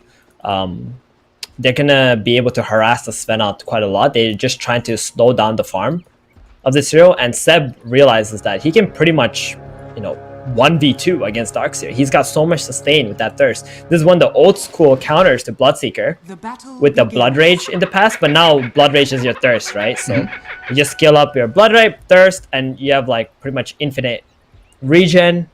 And Darkseer going to get some of his creeps denied. He's going to fall behind a little bit. Spearbreaker not really going to be able to help out the Sven until maybe the Darkseer hits level 3, the level 2 Ion Shell. And using that, he can TP top and maybe get like a surprise kill on them. That's what I would like to see, actually, from Nomad this game. Yeah, it's a really nice setup from OG. And they're also blocking up that top pull camp, so Phoenix not going to be able to drag the wave back. And then in that mid lane, of course, Topson up against Wii, the Puck versus Storm. That should be an interesting one. Already, Topson a lot with of pressure bottom. Oh yeah, straight onto mind control at half HP. Yeah, they're just not hesitating one bit. Every time this rolling boulder is going to be back up, they're just going to keep on going on MC here. Sax is going onto Kuro to try and stop that wave drag back. Should get a decent amount of damage onto he's him. taking so much damage. My goodness. Oh, he goes for the courier though. Takes down Sax's little puppy. Oh, Sax is trying to drag the large camp into it as well. Seb's going to be able to farm that up though. Good play from Kuro, just dragging it back around. But that does mean he's going to miss the creep wave in front of the tier 1 tower now. Unfortunately. Oh, mind control's trying to body block it. Sax is body blocking the other wave. Oh, he gets 2 of them. But the rest... That's good enough. We'll move That's forward. Good enough. That will keep the wave in front of his tower. But there's also Iron Shell Creeper going to Seb. Yeah, very true. So Seb's going to continue getting that complete free farm. Throws a Blood Right just to make sure that Saxa is guarded up. I love how this is like the end of the patch and we're seeing a Bloodseeker Earth Spirit lane against Spearbreaker Darkseer. Solved patch? Question mark? Yeah. That's crazy. And Kuro just about gets the charge back to the creep wave. You know, expending a lot there just to keep themselves alive and allow mind control, like you were saying, to get up towards level 3 as quickly as he can. Oh, mid lane, a very tight-fought battle. Burning through a lot of regen on both sides. Topson and Wii dropping pretty low. And now both of them within kill threshold of each other. You know, one Vortex or one nicely placed Illusory Orb could take each other down. Exactly. Topson did not go for the winning Rift build. He does have the phase shift to dodge the right clicks from the Storm. So not gonna get that surprise burst damage out of nowhere, at least, onto Weeha. But Weeha is gonna be pressured up by this big creep wave that's gonna be coming in. Doesn't have that bottle yet. Oh, there's the Vortex into charge. And Topson waiting Rift Fairy Fire. He has an orb and a face shift. Get himself away. Jump to the high ground. Barely escapes. Oh, that was incredibly that was so nice. tight. And has the salve. Like, Kuro made a really good call to just TP mid, try to get that surprise kill. But he did not have the great bash yet. He was still level 1? Yep, I think so. The creep wave just died, right? It was like a pretty big creep wave that we had just managed to finish. It was still level 1. Unfortunate for them to not get that kill onto the puck. And then Topson with Saxa lurking. They do have vision on the Earth Spirit, so we shouldn't get caught off guard by this. Still going to get rolled on, though. Wee's walked into it. Boulder smash there, and Topson, that Fairy Fire buys a second of time, but first blood is spilled. Very big first blood. The bottle was on the way to Wii. He did not want to lose out on all this experience middle. And GH going to TP mid now. Hold on. That means Miracle is in a lot of trouble now. He does not have a support in his lane. Miracle's going into the jungle, I think. he doesn't know what to do. Yeah, you can see him stepping, like tangoing up. Do I go left or go right? And No Tails Omni Knight is going to come across and try and find him. That's roll pretty into much bottom. 3 lanes. And a charge. They've got Iron Shells going. Bloodseeker throws the Blood Right down. Good damage, and now the Thirst kicks in, so he's speedy. Gets away from Darkseer while the Spirit Breaker body blocks onto Saxa by mind control. Allows Kuroki to walk it off. These Iron Shells doing a lot of damage, but they've got the stun into Blood Right. Saxa about to fall, but it's the trade out for Seb that he'll be really thankful for. Yeah, Saxa dying. Or Nigma, we're going to be very grateful for that Hellbear Smasher doing that little bit of extra damage onto him first. So at least they get a trade on the side of Nigma, because that was just a dead MC. And you look at the CS as well, like top 3 all mid. green. Oh, you're right. Can they catch He's got him? haste though. He doesn't want to pop it yet. He wants to steal some bounty runes with this haste if possible. But so much pressure, yeah, for OG. Like, they're pretty much winning all 3 lanes at the moment. especially this top lane. LTW has the freest lane at the moment, and Miracle heading into the jungle at level 3. You hate to see that for your carry. And Vortex into mid. Thompson not too bothered by it. Yeah, he's got raindrops on Thompson. And Saxa trying to get himself onto these bounty runes. Kuro actually grabbing up Mind Control's bottle to take the bounties. Poor Storm Spirit. We with an empty bottle, realizing with a scan that Saxa's already taken it. Oh man, we's just not having it anymore. Well, look at where And Storm and Sven are sitting. That's not good. That is really not good. Like, both of your +1 and 2 need the jungle. Storm still quite a ways away from level 6. Thompson, he's already level 6. If he shows up mid again, he's just gonna get coiled, and he's gonna get some TP support and kill the Storm. And Phoenix up at top. Saxa down bottom dying. GH is dying top lane to RTW and No Tail. Seb is trying to sprint forward. There's action on both side lanes, and Thompson rotating in. Gets the 2-man coil. The surge on Mind Control doesn't really get much done because he's just trapped in there, and there's an urn from Thompson. That's his first item. Mind Control gets the last Ion Shell out before a double kill's given to that puck from mid lane. And that's that level 6 rotation. Yeah, really punishing Nigma going in front of the tier 1 tower bottom. This is what Pucks and other mid laners who have this big key fighting skills early do. Whenever you show in front of the tower, they're just going to TP in, cast their lockdown spell, guarantee the kills. No charge. And not stopping on Seb. Oh, we still level 5. Oh dear. So there's no kill threat here. Yeah. I was thinking, yeah, Seb might be dying here. Charge, ball lightning. No ball lightning. There's still a couple of creeps away from 6. But yeah, back to this Thompson urn. Damn. I don't think I've seen much of this before. I like it. I'm not sure he's going to go for the full vessel. It's just like that little bit of extra damage in the early game. It does a lot of work. Oh, we still level 5. If one creep dies, maybe he can crack 6, but he's been ruptured and kicked. He does get the ball lightning ready now. Actually moves forward, looking for the kill onto Seb. Not enough damage by any means. The charge forward, Kuroki's aiming for it. Bloodright comes. Wee has to fall away, and So Kuroki, tanky. he's deep under tower. He finally gets the takedown on the Bloodseeker. We'll be able to walk out of that tower range too. Finally, Nigma gets something done down in the bottom lane, while mid, Mind Control, alright, he's fine, but it's a lot of pressure from Thompson. Yeah, he's brought Mind Control down to 100 HP. Does have some bottle charges though. That's going to be okay. But holding down this position 3 and 1 hero around the mid lane. Oh, gets cancelled by the orb. But yeah, I guess instead of going bottle, this... Oh, is Kuro in trouble? Oh, we might be able to turn this, maybe with a few lucky, well-timed bashes, but the Bloodright dodged. Kuroki... Seb is here. Yeah, just gets sliced and diced. The Flayed Twins command Seb to meow in all chat. But yeah, with... It's really hard for Enigma. Oh, Thompson. He missed the coil. Unfortunate. Oh, that looked like a short kill too. He was trying to get it on the edge, right? So it would snap right away. He tried. You know what they say, right, Gary? You miss all the shots you don't take. As soon as you start that sentence, I knew what was coming. GH still has dive. Don't think they're going to be able to take him down. Just get him out of this lane as quickly as they can. Oh, they nearly killed him, actually. GH, that final touch, a bit spooky. And now the first is there. Miracle arriving with Kuroki to help out, finding the Omni Knight. No tail drops. We also killed off Saxa down in the bottom rune spot, too. A good little turn of aggression from Nigma. That was really good. Getting those 2 supports, they really needed something like this. And Miracle, he actually, I mean, I want to say he's made his way back into this game. Like, his net worth is not higher than the troll, but considering he was jungling from level 3, he's got a Mask of Madness already, and level 7. That's not so bad. Yeah, he's out leveling the troll. Give him a few more minutes. Yeah, he bot. really is actually. Mind Control drops the wall. GH is here, and Seb actually gives up on the kill, but Saxa secures it. Kicks that boulder forward while Storm zips in. Kuroki's charged towards Seb in the back end. On the way. That's a nice Bloodright though. Catching Phoenix. Dodge from Storm with the ball lightning, so they turn onto GH, and the puck does arrive, like you say, with the coil back up. Trapping Kuroki inside. The rest of OG missed it on Wii. sprinting forwards as Wii is completely out of mana, but they don't have any further catch. And that charge back into the Bloodright actually puts Kuroki in a spot of bother. Silent stop. Tanky boy this Spirit Breaker, but Thompson dominating. That maxed out orb. Substantial magical damage in this early point in the game.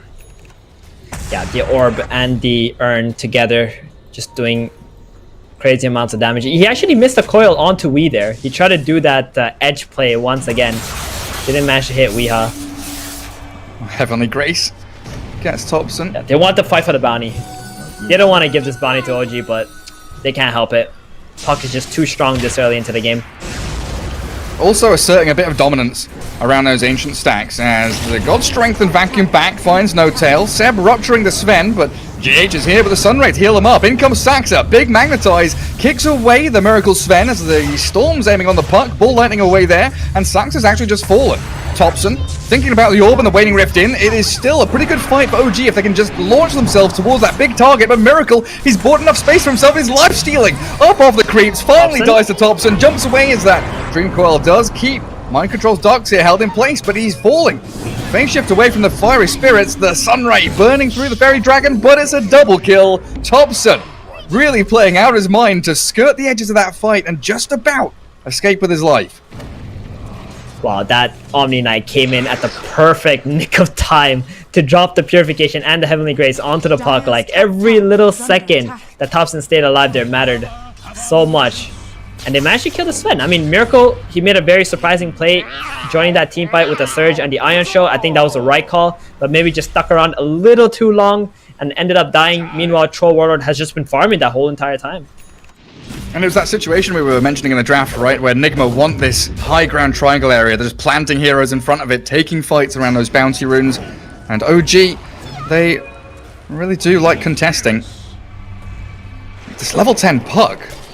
Coil is ready in a few seconds. Oh my goodness, you called it. Look at Thompson's pick by. Yes! He's he was baiting us, right? He's listening to the stream with 5-minute delay and he's like, casters, lol. No. He's real. This is real. This is his phase right now. Real E-Blade puck, guys. E-Blade phase. Here we go.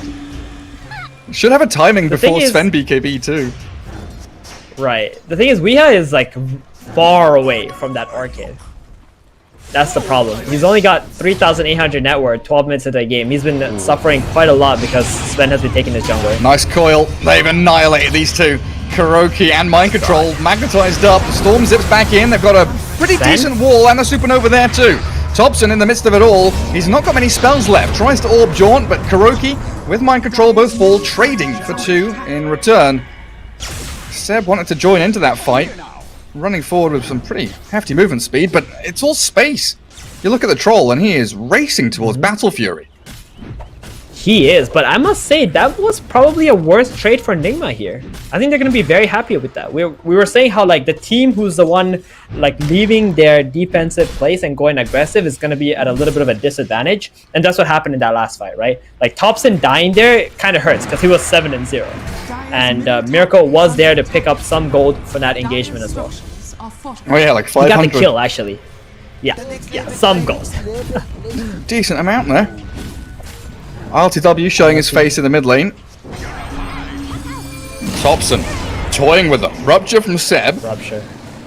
Miracle's gonna get healed up with that Sunray and Baby, Kuroki. Oh, Kuroki's finally level 6, but we taking down Saxa. Dream Coil's there again, only onto 1. Finding GH on that Phoenix. While Miracle, he's just getting clicked down. Seb on a killing spree removes the Sven, and now Nigma. What do you have left? Storm's not joining this fight. Mind Control's just been left dead to rights, and a double for Seb.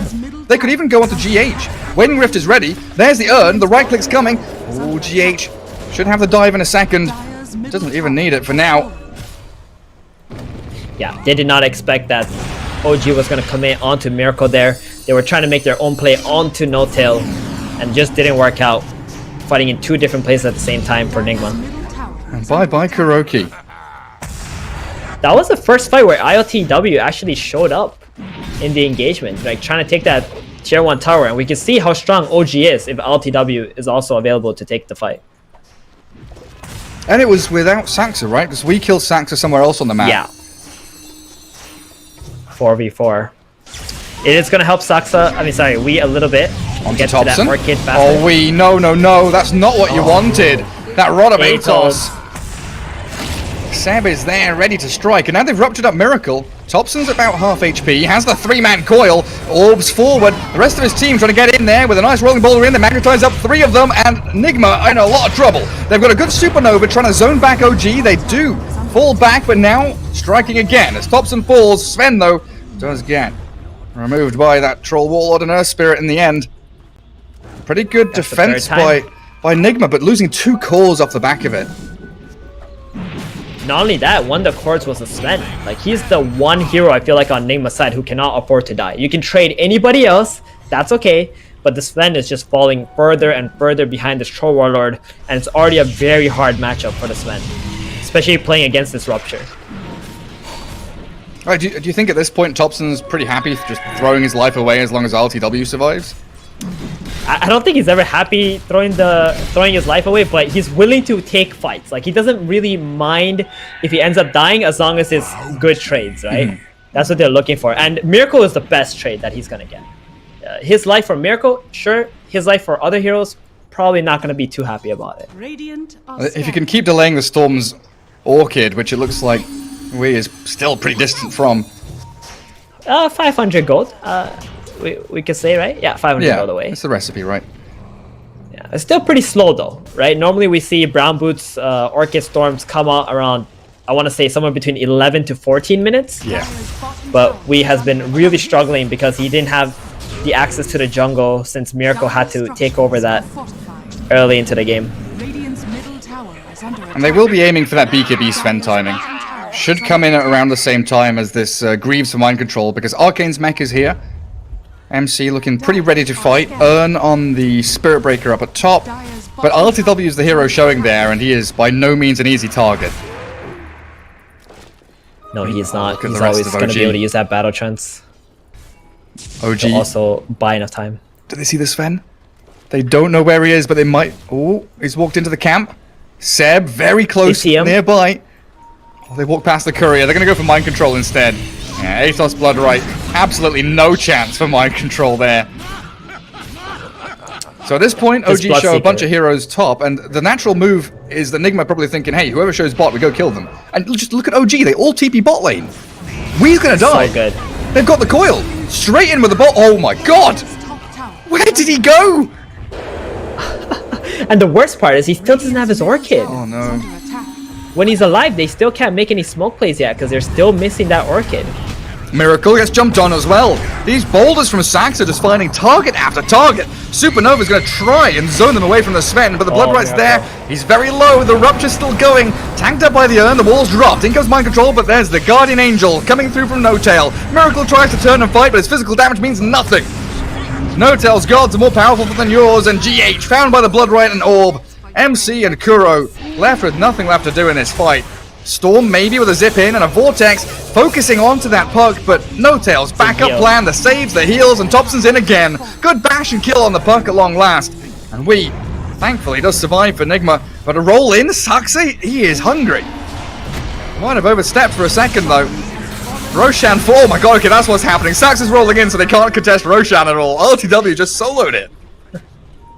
Yeah, I mean, he notices all of Nigma's heroes are bottom. His team is pretty much fighting 4 versus 5. They kill the Sven off. He just walks into the pit. He doesn't mind. He has that Morbid Mask up too. He didn't even need to use the DD to take the Roshan. Does take it after he gets out.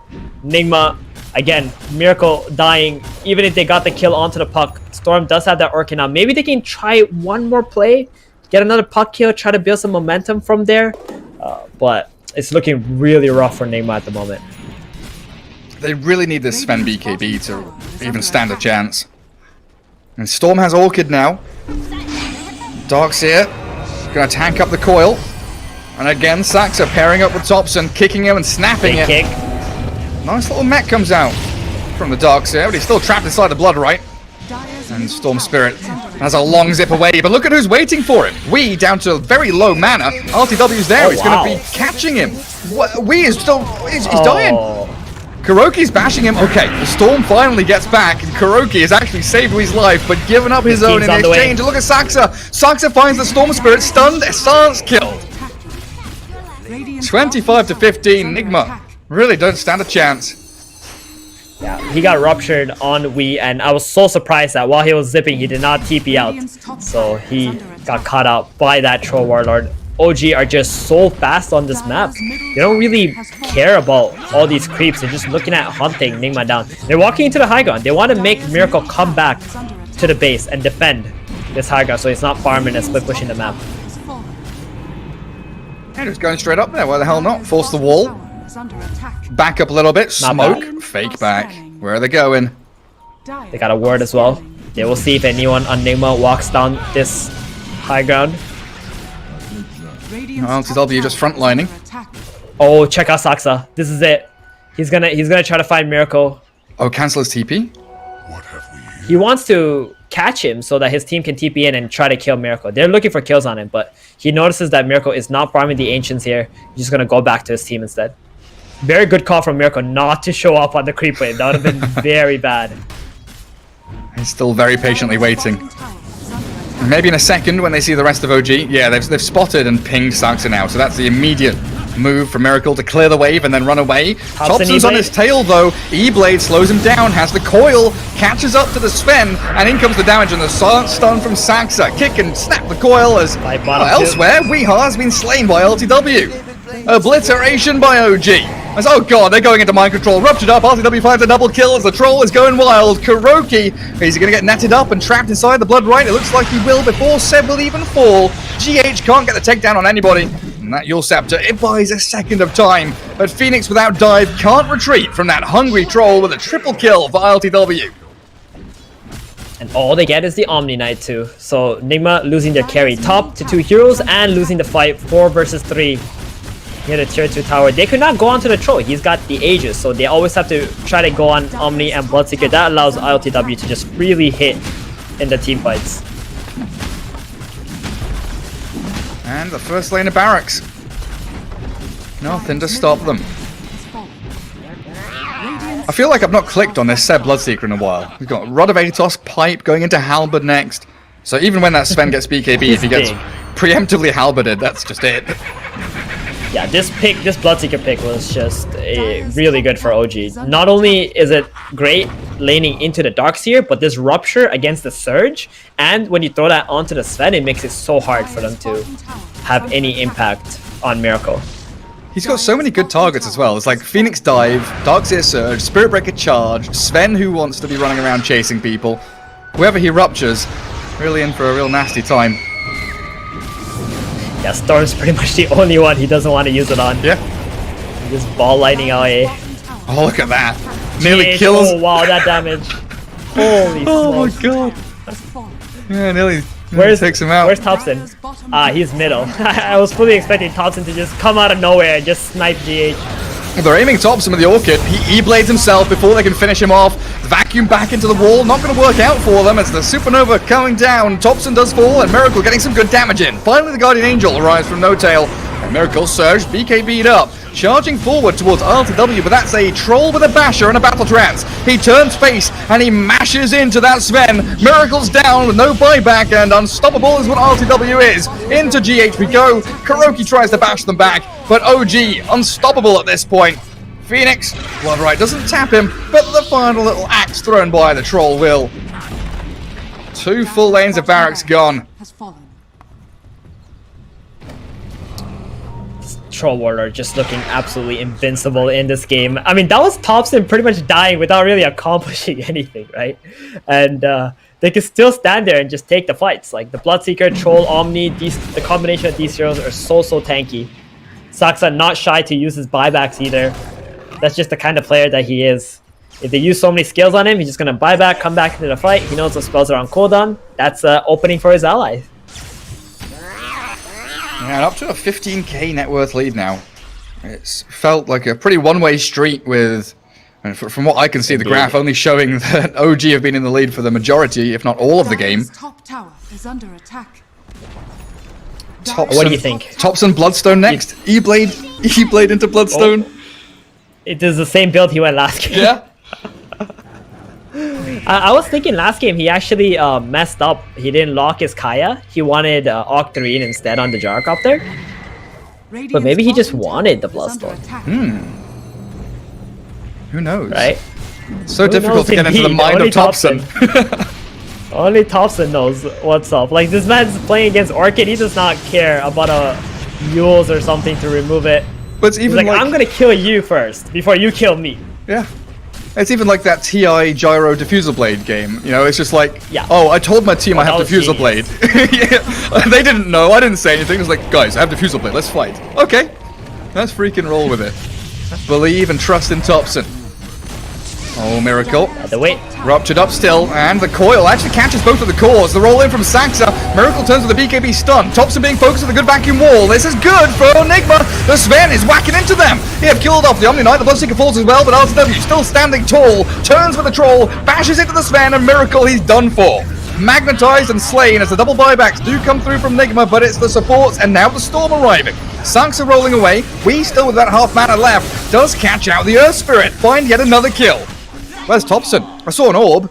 Ooh, he's low HP. E-Blade gets off the phase shift, and Wee is completely out of mana. Purification gonna heal him up, and Thompson jumping back towards other targets, and ILTW finds the dieback in Kuroki. Nothing to stop the mind control TP home. And Storm Spirit does make a pretty quick Weasley escape. That's 3 buybacks on the side of Enigma. Good defense inside of their base, but it's not gonna be good enough because ILTW, he's the big boss, right? You don't bring him down, your base is gonna be in trouble. A lot of trouble. He's got 12 stacks already. They're not gonna be able to defend this at this rate. It was like a pretty perfect vacuum. The wall, the Sven was in position. Just lacking He the wants to go damage. back in.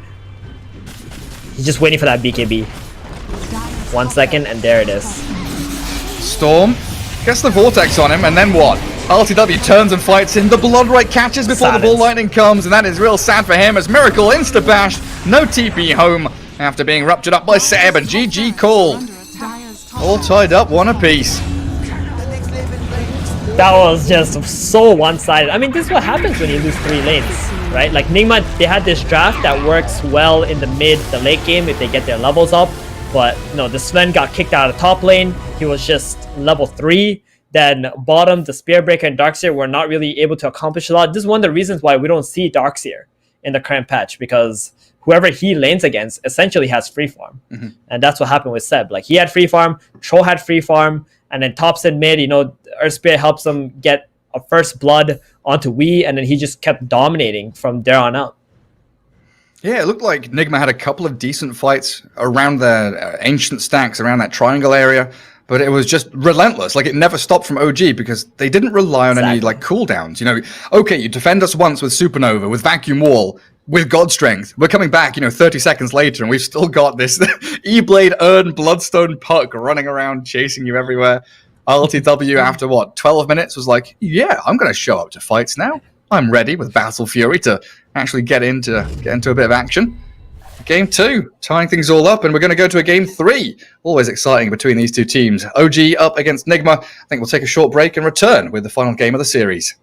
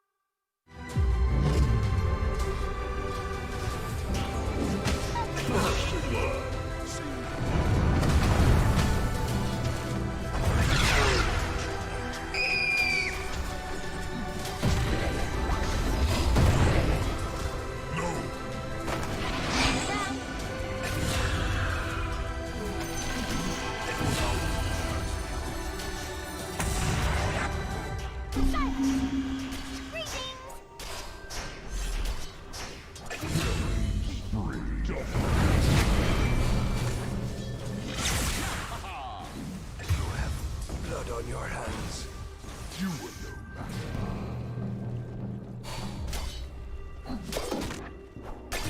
no swings. Turns again. Dire's top tower is under attack.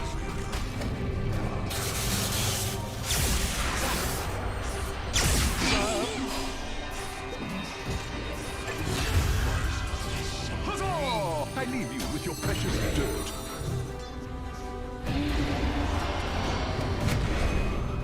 Fear nothing.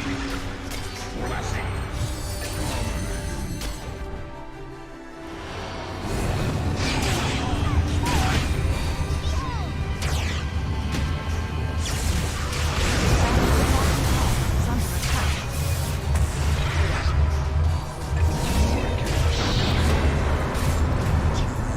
Dire's middle tower. Over here.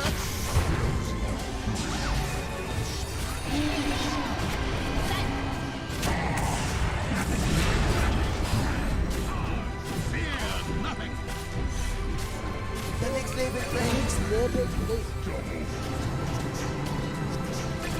Dire's middle tower is under attack.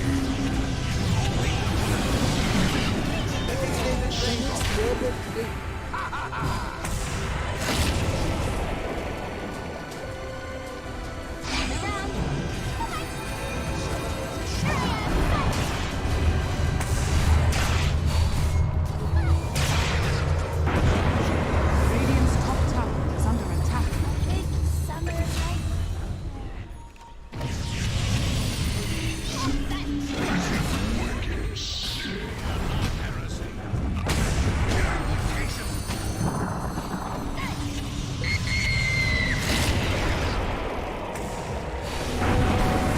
Dire's bottom tower is under attack.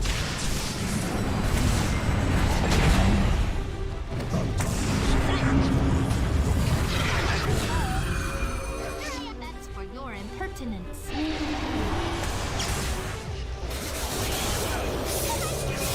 Dire's bottom tower is under attack. Dire's bottom tower has fallen.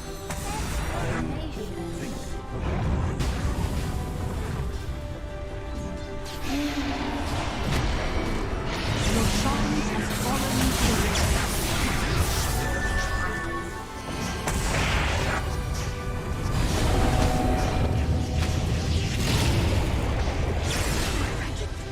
Dire's middle tower is under attack.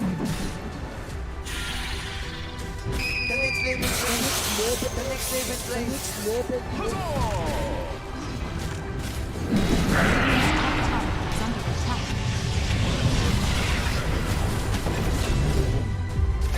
Dire's middle.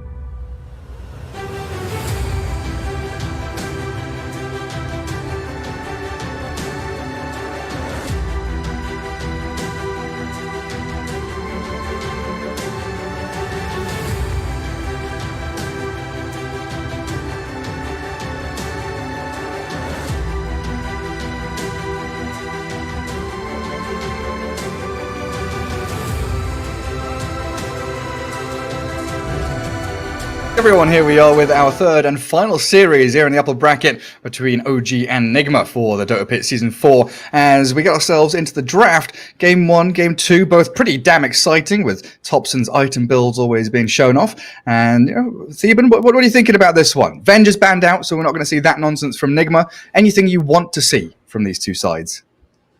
Dude, Venge, Morphling banned out. These are the two things you expect, you know, both of these teams to just pick up right away. I'm expecting another Omni Sven situation again. I mean, OG, if it ain't broke, why fix it, right?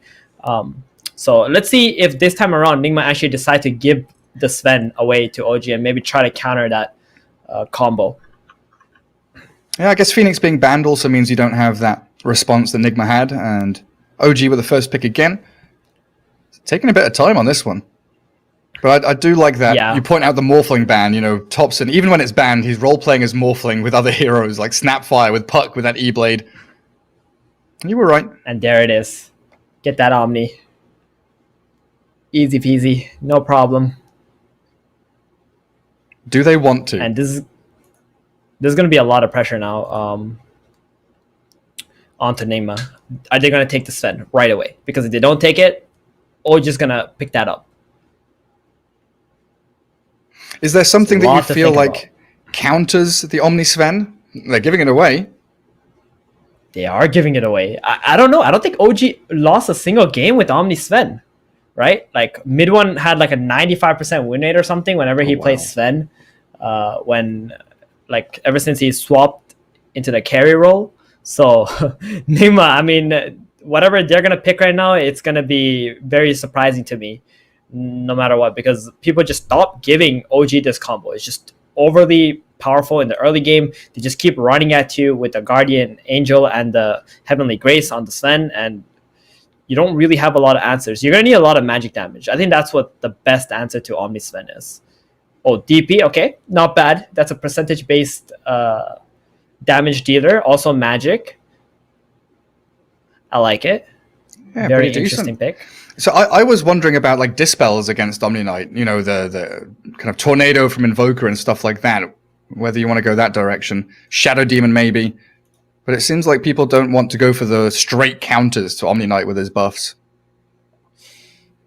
Yeah, the Shadow Demon is a bit awkward, right? Like you're just picking it as a direct counter, but the impact that it has in the game itself, like let's say in the laning stage, you know, against the other heroes, is not going to be that good. So you're pretty much like, you know, making it difficult also for yourself. You need like a good flow of early lane dominance, you know, have your footing in the game, then the mid game tower pushing and all that stuff before you can deal with like this late game Omni Sven stuff. Rubik, I think, is a pretty cool hero, but Shadow Demon, I don't really like it as much. But this DP though, that's cool because DP can do well in lane, can shove lanes, does percentage-based damage. The ultimate is also very strong. You can drop the Guardian Angel, but, you know, the Exo lasts a lot longer as well. And the silence is actually really good against Omni Knight too. Oh yeah, like DP silence I still feel is underrated. I know Lacoste goes on about it a lot, but this massive like 500 AoE, this, you know, what, 7 second duration at level 4, 8 second, whatever it is, ridiculous silence duration. Pretty damn good. But I like your point there, you know, thinking about that Shadow Demon, you're kind of waiting for the Omni Knight and Sven to be ready before the Shadow Demon actually counters them. You're not doing anything active early on to shut them down. Out goes the Void, Slardar, AA, Snapfire. Very standard bans, I would like to say. OG, they just banned out the carry. Void, probably the best carry against Sven. Very similar to like Troll. You can man up against the Sven. He has a built-in bash anyway. Slardar, bash, same thing. Apparition ban from Nigma. Death Prophet does not like playing against Apparition. And OG, I think they played mid Apparition, right? On Thompson? Yeah. Recently. That was the thing that they did. So they know even though there's an Omni Knight on the side of OG, you can always expect Thompson to still play Apparition. One of those sneaky picks he does pull out. And then Ursa ban, a hero that we've seen do pretty well against the Sven as well, being able to, you know, chase him down, kite him. Yeah. And that Enrage allows him to tank up, even, you know, you're talking about the duration of Guardian Angel. You've got that Enrage to kind of tank up through that burst as well. I like the Ursa recently, like the surge of it, right? People thought it was a really bad hero ever since it got nerfed in the previous patch. But because Sven became so popular and Omni now, you know, got these tanky heroes, you want like these stack heroes like Ursa or percentage-based damage heroes. So solid ban out from OG as well. And Miracle, you know he likes playing that. Yeah, he sure a does. Slayer, but also a hero who can farm fast. Yeah, also the fact that banned like Ursa against Phoenix is pretty good. You know, Phoenix being incredibly popular as well. Overpower against the egg. Against Sven, Definitely. we've seen people kind of starting to favor heroes like Terrorblade. And you get to a real nice timing kind of just after the Sven does, and then you've got that range advantage where you touch him once with a Skadi and he's no longer able to chase heroes down. Might be something that they aim to later. That is possible. The only thing I've seen with Sven versus TV matchups is because of the new, like the Superman Sven, right? You can actually, dodge some projectiles while traveling with your stun to other targets, and you can make like some really chaotic situations where Terrorblade is like feeling awkward in the team fights. I've seen this matchup actually quite a bit a month or two ago. That was really popular. TB was extremely popular at that time, and that's when people started to see like, oh, Sven seems like a really strong hero. Why don't we start playing it? And slowly but surely, Sven did overtake TB, and that's why we see him right now and not so much Terrorblade any longer. But Nigma might not have an option because a few of their carries have been banned out, and they are taking the carry in the second phase. Whoa. Interesting. Big AoE ulti. Pretty good. Yeah, that hero does not get affected by status resistance. Right? So the Will-O-Wisp, or what is it? It's Will-O-Wisp, right? Yeah. That's what it's called. So that thing, when it lights up, it'll suck you in the whole time. So it's just like a light switch. So as long as it's on, it's going to suck you in. Status does not work against it whatsoever. So if the Sven does go in with the Heavenly Grace on, you can throw that ball right on top of him and probably get at least 2 or 3 disables on him while he's trying to kill someone, and that can help you get away from him. Tide, you like it? That's what I was kind of thinking about talking about in that third pick before Kotl came, was Tide Hunter against Sven gives you a nice, big, beefy boy to actually frontline with, fight with the Death Prophet, but also like Tide Earth Spirit, that dual lane, very hard to kill, and they just keep putting pressure on with like, the Gush build seems so good recently. Yeah, it is good. It's better when you play it with a position 4 who can right-click a lot. Like a Lina.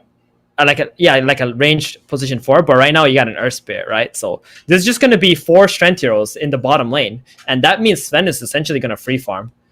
That being said, Tidehunter can reduce some of Sven's damage, which is nice, and not going to be burstable early on, but late game though, I do like Sven into Tidehunter because you can just pretty much 2-shot him. Like this hero doesn't really care about that Kraken shell and how little damage it blocks. Yeah, and I guess with Heavenly Grace, with BKB, that Ravage, not going to be too useful against the Sven unless Nigma are the ones getting the jump on him. Yeah, and this is Nigma leaving their carry for the last pick. That means the next 2 bans on OG also going to ban out carries. They're going to be extremely limited. I think they have some hero that they think will not get banned out at all. Oracle pick. Okay, so this is going to be the save against the Tide. There's a lot of silence though on the side of Nigma. I'm not sure I like this Oracle pick that much. I feel like wait, hold on. Who's 3? Is this an Oracle middle? Oh, okay. Is this a Thompson Oracle? See, I was wondering where does the Mirana go, and now you said this, like where does the Oracle go? Things are getting interesting for OG. I think this is an Oracle mid. I think he wants to play it against DP. the DP. He wants to have the burst. Yeah. He wants to have the burst available. We've seen No-Tail play Oracle mid when Thompson was not able to play when he was on break. Didn't he go like 17-0 and 10 or something on Oracle when he played mid?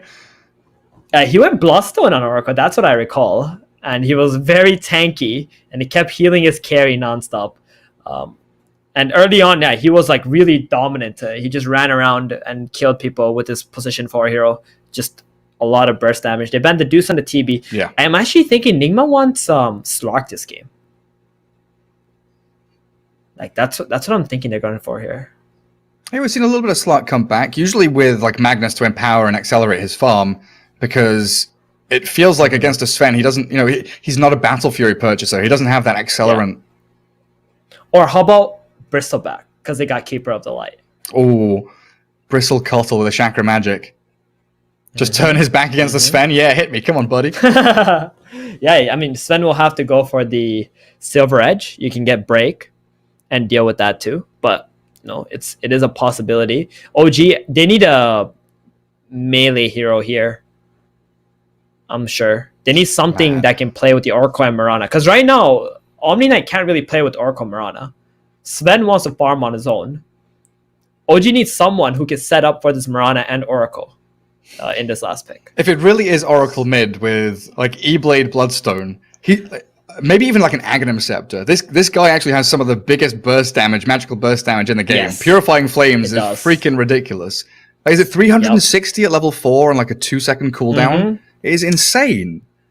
It's insane. It is one of the most strongest skills. They're banning out Troll and Monkey. They are not thinking this Oracle is a mid. Nigma actually believe OG still want to pick a mid hero, and they're banning out Monkey and Troll Warlord. So what do you reckon then? If it's Oracle mid, Saxa Mirana, Sven RTW, no tail for Omni Knight, so we're left with a pos 3. With the position 3. Or they can pick a position 4 stunner hero. But I feel like they need something melee. They take the Slark. They steal the Slark instead. So Oracle is gonna be the wait, that's a Sven 3. Okay. It's a Sven 3, Mirana 4, Slark carry with the Omni Knight, and then Oracle mid. The fact that we don't know, the fact we can't put our finger on it. OG's draft is so bloody open. Oh, dude, this is crazy. There's so many different possibilities. There's also the possibility They've got 5 of seconds. like they had to snap. They go with the PA. Okay. They just went with like something very simple, like strong Thompson carry Oracle. of the patch. You called it. Thompson Oracle. Okay, at least you got that one. You called it the Thompson Oracle. All right. We got it. I think you were right with everything else. Yep, it's gonna be the position 3 Sven now, and the Sark is gonna be the carry in this game. Hell yeah. That's good. It makes sense because they, like I said, they needed someone who can play for the Mirana and the Oracle. The Sven got flexed to the end, and they put it as a 3. But now the Sven can be that frontliner disabler for the Arrow or the Oracle to be casting spells off of. So that's really good. And Nima go with the just classic PA pick. I was actually thinking they wanted Slark, right? I really do believe Nigma wanted Slark, and because it got snap picked, Nigma had very few seconds left, and they didn't know what to do, and they just were like, okay, let's just play PA, just a strong carry of the patch. Yeah, take what's left, scrape that bottom of the barrel, and everything else slotted into place pretty naturally. We on the DP, Kuro, Keeper of the Light with GH Earth Spirit, and MC on the Tidehunter. Man, this is going to be a real spicy one.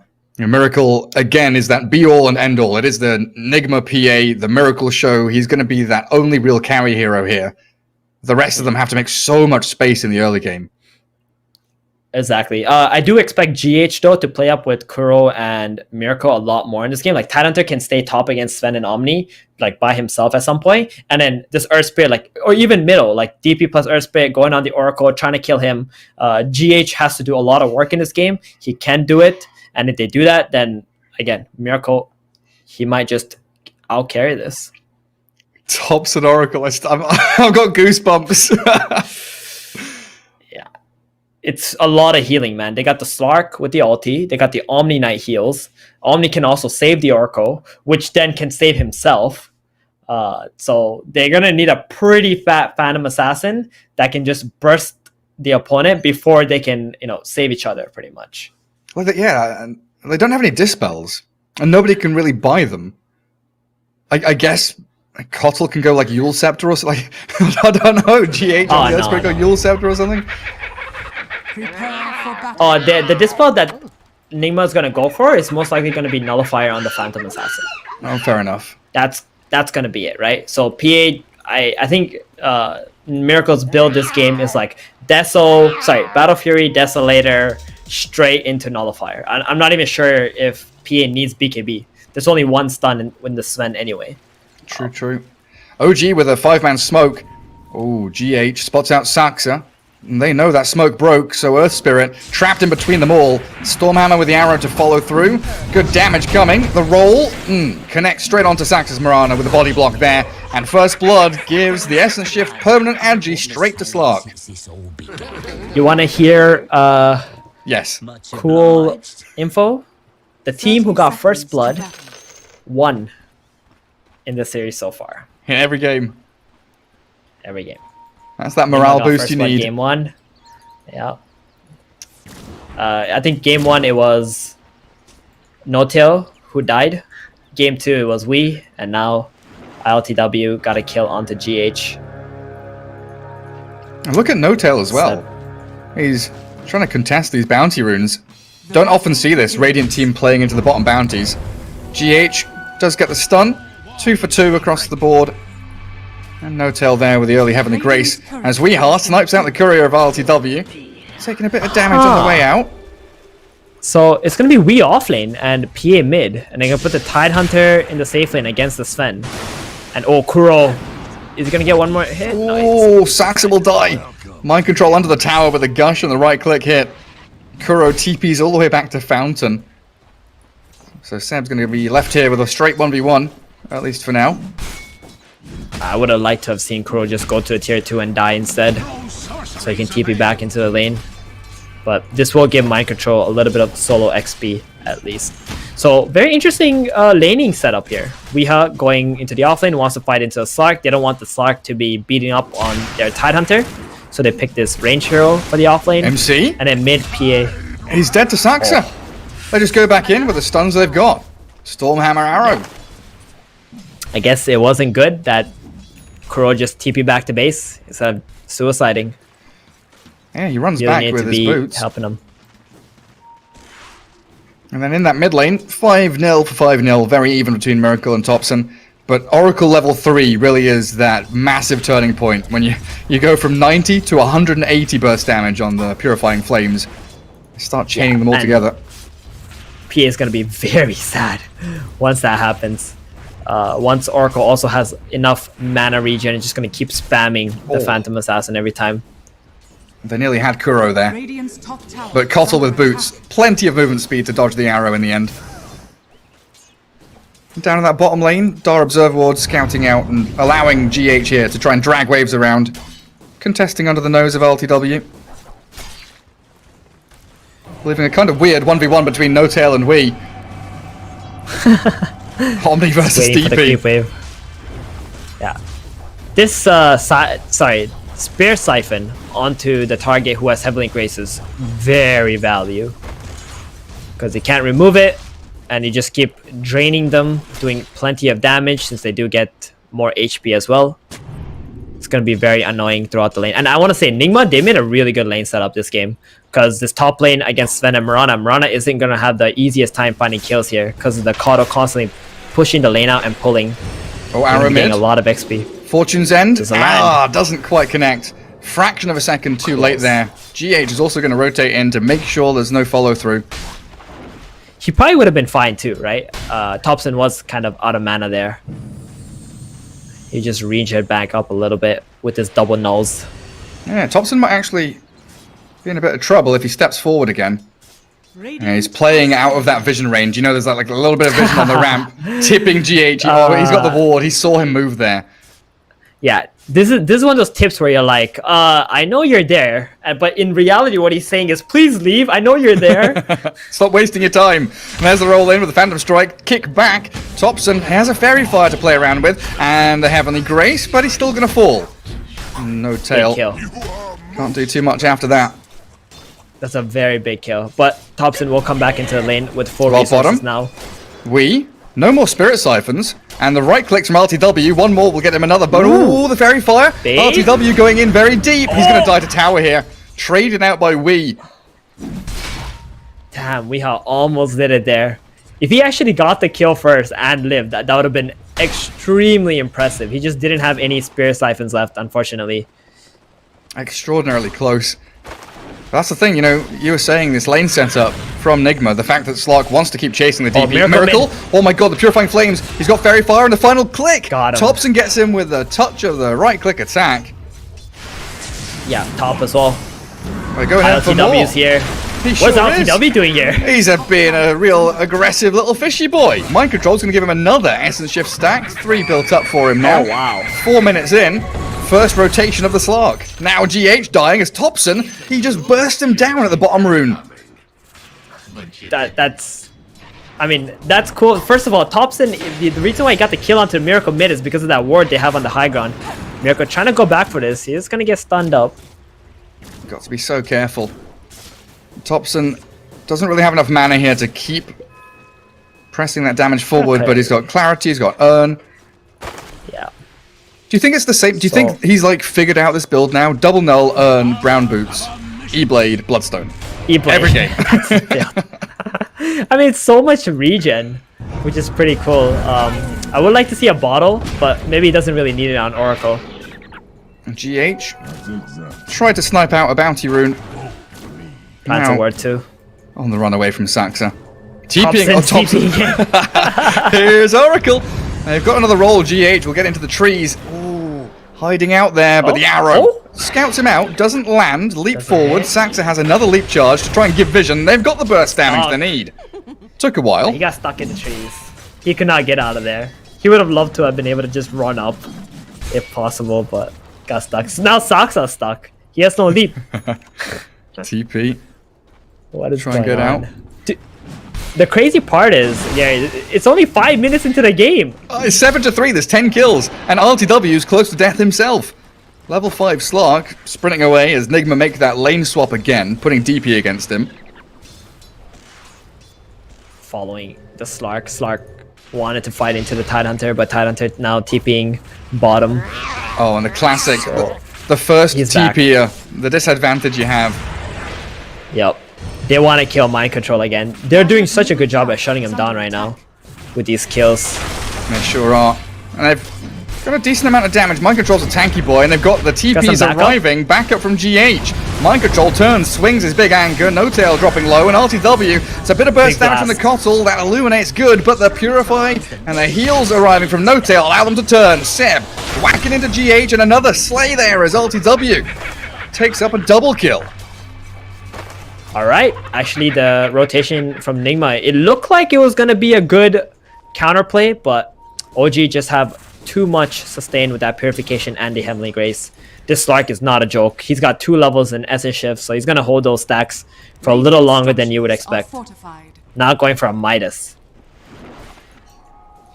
I guess he kind of has to, like with no Empower, with no Steroid, to really allow him to accelerate. It's kind of like Faceless Void, right? It's just, the zero just dependent on attack speed. So not only will it give you a little bit more farm and XP, but it does increase your damage output significantly. I mean, your stat gain is pretty garbage on Slark. Holy crap. Wait, is that right? Slark has less than 2 stats per level on every stat. Mid lane. Oh my god, the burst onto Miracle. Arrow not connecting, and in comes Wee. Exorcism pop to chase down Thompson. No Tail body blocking. He's not getting any more heals, but Thompson still has the Heavenly Grace on him, so he's all fine. And Slawhammer coming in from Seb. Wee's going deep. He wants Thompson, and he'll have it. Finds the Oracle all the way in the back, while Seb gets daggered, slowed, the Boulder Smash connecting, and there's the Spirit Siphon, doubled now for that DP of Wee. They can even transfer into the mid-tier 1 if they want to. The Ghost is still going. Yeah, just first Exo usage. So good. Being able to chase down Thompson. They know that Thompson's not going to be skilling False Promise. Somehow they just know. He's not going for that. So he just TP's in, Spirit Siphon, chase him down with that Exo. And you see the power of Exo against Omni Knight, right? With the Siphon. It does a lot of work. Straight onto them. Great move in for Wee. Buys a lot of space for that PA now as well. And Miracle, he's got Battle Fury queued up. Might take a little while, but he'll get there in the end. He has pretty good levels since he was playing mid. And he's got access to the jungles on both sides of the mid lane too. I think he's a pretty happy Phantom Assassin so far. Pretty happy, but when Thompson keeps chaining those Purifying Flames, you can see the way he does it. He flames once, waits, just a fraction of a second, throws the Fortune's End, flames again, then it dispels both of the heals coming out the back end of it. Yeah, you can use Blur to try and disjoint it. Not the easiest thing to do. Does also have a ring of health that's helping him sustain all this magic burst, but it's still a lot. Yeah, burning through a lot of raindrop charges as well as Miracle. So now we're left with Mind Control alone bottom. He's cracked level 6. No Tails here trying to do exactly the same thing. The rest of OG, they are kind of around their own triangle area, but no one's farming it right now. RTW is actually pretty far forward with Saxa there. Kuro and GH will meet the Slark in the jungle. Snipe out the Courier on its way out as well. And Slark sees an opportunity to come down bottom. He wants to just chase the Tidehunter. That's all he's been doing on RTW. He hates fighting the Death Prophet. That pesky DP. Oh, Bounty Rune's coming and Thompson. A bit of a risky play going into this area. Immediately ravaged. Blown up by Miracle. Alright then. Yep. And top side, there's a fight. Seb, GH. The roll from GH. Oh, GH, what a roll. Yeah. Oh, but what? Oh, he got him. The arrow was flying. Final projectile from the right click of Mirana. And Seb, the carry, farming this ancient stack. Hell yeah. This is why position 3 Sven still works. Can you still have access to this? A good little move from Wee though. Second Exorcism gets him a tier 1 in the mid lane, silencing that Omni Knight. Moonlight Shadow gives them a nice bit of safety there as Thompson turns with a bit of damage. Who have they found? Kotl. Will-O-Wisp is dropped onto Sven's head. Kuroki expending his ultimate and escaping with his life. Everywhere you look! Oh my god, is Kuro dying? Oh, Kuro. Yeah, Fortune's End. He's super dead. And look what's queued up for Thompson. Oh my goodness. He just E-Blade and then Boots of Travels and then Blink Dagger. Now, this is literally his build. The T-Blade is coming. Enigma making a move towards RTW. That's Slark. He's got his hand on Midas. He's used it once. Surrounded by Enigma heroes though, and oh, look at him. He's slipping out of there. He's escaped. He feels something. He knows. There's no one defending top tower. He's just gonna get out of bottom. He knows there's like pressure coming in soon. Tidehunter actually TPing top. Does he really want to do this? He doesn't have Ravage, so not really a fight that Enigma can take, it feels like. An arrow there onto MC. Gushes back Saxa. No tail with Thompson. We'll be able to keep that sustained push going with the catapult wave. So it gives an opportunity for Wee to keep pushing bot, but Mind Control just gonna die for it. Easy pickings, and now Kuroki's stuck here with no TP available. Thompson's gonna find him.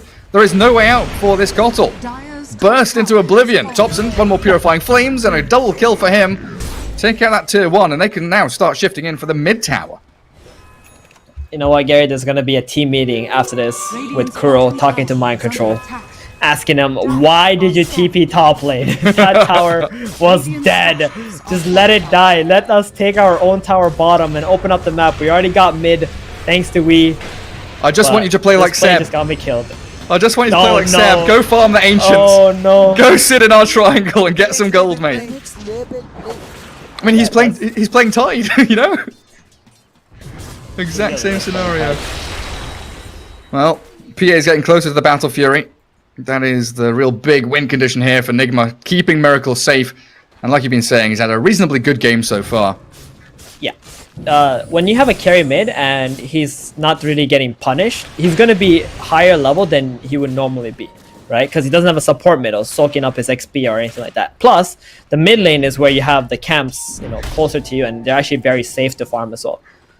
Miracle, he didn't get as many kills. I mean, he has 2 kills, so it's still pretty good. But he will have a pretty good timing on his Battle Fury. Does we want to pop Exo for this? It looks like he's going to get it done without it. OG, yeah, not really want to contest the bottom tier 1. You want to pop Exo if they contest the bottom tower, because that way OG would be stuck behind the tower, and after you pop the Exo, you can just dive straight in there with your Yules and your Spear Siphons. And that one OG ward, or I guess the 2 OG wards up top, they see so much here. Allowing No Tail to push out the wave, an extra wave. Sees Mind Control coming in. They know that PA isn't there, so she must be in the triangle. With the Moonlight Shadow, they're going to try and make a play in multiple lanes. Again, up at top, they catch out Mind Control. Trying to pick off the Tidehunter, and the TPs are coming up as bottom lane they try and make a jump, but Seb doesn't find the stun. That was a really nice attempt. Yeah, that was. I think top, they just wanted to force some rotations. They know they weren't going to kill this Tidehunter all by themselves. Mind Control does have phase boots. You can always use Anchor Smash to reduce the damage too. Bottom was probably the place where they wanted to find something, but Kato getting out in time and DP just being too tanky made it not possible for this play. I'm kind of surprised Thompson isn't really playing more with Seb, but at the same time, Seb is just so focused on farming this game. Like, he wants to be that core. Phase drums, casual gloves of haste. We'll see if it turns into anything, but I doubt it. Radiant are scared. Like, what's next for Pos 3, Sven? Oh, roll in. GH trying to make a move onto Omni Knight. I don't know if they can do this into this Radiant Triangle area. They do pop Exorcism, but a good arrow holds back Wii as RTW, the rest of OG, retreating to the left-hand side. Yules up, and the catch on No-Tail, forcing out the Guardian Angel, but the Ravage is there. Onto Thompson, a nice little Ghost Scepter pop, but the Will-O-Wisp will catch him on his way out. Slark, Mirana, all having to run. And that Seb Sven, he's on the other side of the map farming. Yeah, this is what's feeling really awkward from OG. They don't really have that hero who can just start the team fight. No more leaps. Because Sven... Good Stormhammer, but Saxa blown up by Wii. Final Crypt Swarm there, and this 5-man maneuver in from Nigma, huge. And it's gonna be a tower most likely too. Or not just gonna back off. They really don't want to lose the fight right now while their ultis are on cooldown, and Miracle just picked up his Battle Fury. So he's looking to farm. It sure is farming time. But yeah, what's next for position 3 Sven? Like, Phase Drum seems pretty good, but what's his actual big item? AC? Blink? Like some... Or maybe Aghanims? Yeah, he's going for the Blink. They need initiation. That's what I felt this game. Like, he really needs that initiation. Nobody is playing in front of Thompson, and Thompson is not really having impact because of it at the moment. RTW trying to fill that role with a good pounce at the Fortune's End, finding Kuro, and RTW claiming yet another stack of Agi. Exo down, Ravage down. This is why OG, you see them playing so aggressively at the moment. They just want to take full advantage of this 2 minute window that they have right now. Miracle has no TP, 25 seconds. Oh, Thompson's invis, blur. He ran right, he ran left. Mirana scouting and hunting in the trees. Miracle, he's found the one path. He's found the one avenue to escape. Oh, Miracle, you bloody mastermind. Top lane, they're going to find mind control though. Slark and Sven both converging onto the Watermelon. And MC dead to rights. Looks like a couple more hits still required. RTW even popping the Shadow Dance there. Interesting. Didn't want to get blocked up, I guess, by Seb and the Tidehunter. It's alright, just a minute cooldown, not that long. But that was so crazy by Miracle, like getting away, and now he's still back down here. I was just like, what? Where did he come from? Well, he ran right, he ran left, he ran up, and then he ran down. He just did this whole little cycle around that bottom lane. Really wonderful reads. Exactly. Not going for the craze. He only farmed 800 gold though since the time he got the Battlefield. But there is a nice juicy ancient stack here available for him. It's going for that BKB first. Seeing that the Sven stun might be a bit annoying, or the Oracle's Fate's Edict. I'm kind of surprised. I thought he would just go for like a Deso build and then go from there, seeing if he actually needs the BKB or not. Yeah, I guess you're also worried about like E-Blade on Thompson when that comes out. Oh, right, of course. The E-Blade Thompson. Yeah, can't forget it. Seb jumped on by 4 heroes from Nigma. No way out of this. 18-1 charges, he's going to keep them up his sleeve for next time. But this means Roshan's alive with Exorcism ready for Nigma. Yep, they should do this. They should pop the Exo for sure. This is such a big Rosh here. You give this to your Phantom Assassin. I think this is going to help Miracle feel more confident to just go for that Desolator, perhaps. Gives them a nice 5-minute window. Yeah, OG can't get in here. They're spreading wide across the map, try and finish off some of these key items they've been waiting for. That Silver Edge on Slark's going to be a pretty big one. And he's only 400 gold away from it. Omni Knight aiming for a 4-staff, but he's already got all the items he needs. Boots, Windlace, Wand, that's it. Omni's good. Oh, arrow bottom onto Miracle. Can they do this? That's a lot of burst damage. But Blur is there, roll in, silence. GH stops Silence, the big follow through. silence. Thompson doesn't get the finish, and now the Will-O-Wisp with the Ult Scepter there. They dagger forward, and Sax is in trouble. They've caught out Thompson, there's the false promise. Can he get away and TP home? He's going to get caught in and hypnotized by the big white light from Kuro, and there's no way that Thompson can retreat now. Kicked out, Spirit Siphon's there. He's healing up a decent amount, but Thompson, he's got no TP. Wants Miracle? Oh, he doesn't get it. Aegis still in hand. Yeah, dude, that was such a nice silence from GH. Damn, coming in so clutch. Like, you don't want to be losing that 5-minute Aegis right away, right? Even if you do kill the Oracle and the Mirana, it's just so nice to have this right now.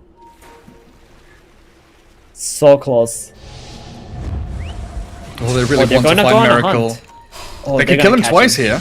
They got Slark him. finds Yeah. him. That's the Silver Edge used already for the first kill. And the rest of Nigma, they're trying to come Right. down here. Mind Control's coming down. They stun up Miracle, half HP, and he's burst down.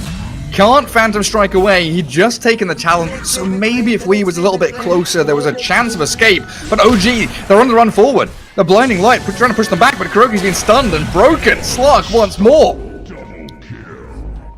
That PA dead and EXO cooldown. They don't have any damage right now. OG just gonna run this map over. Slark with this Silver Edge. Such a big pickup and playing on the offensive now. And Sven with that blink able to close the gap as well. MC. This was such a much needed blink. Yeah, you were right. They needed someone to frontline and actually, kickstart the action.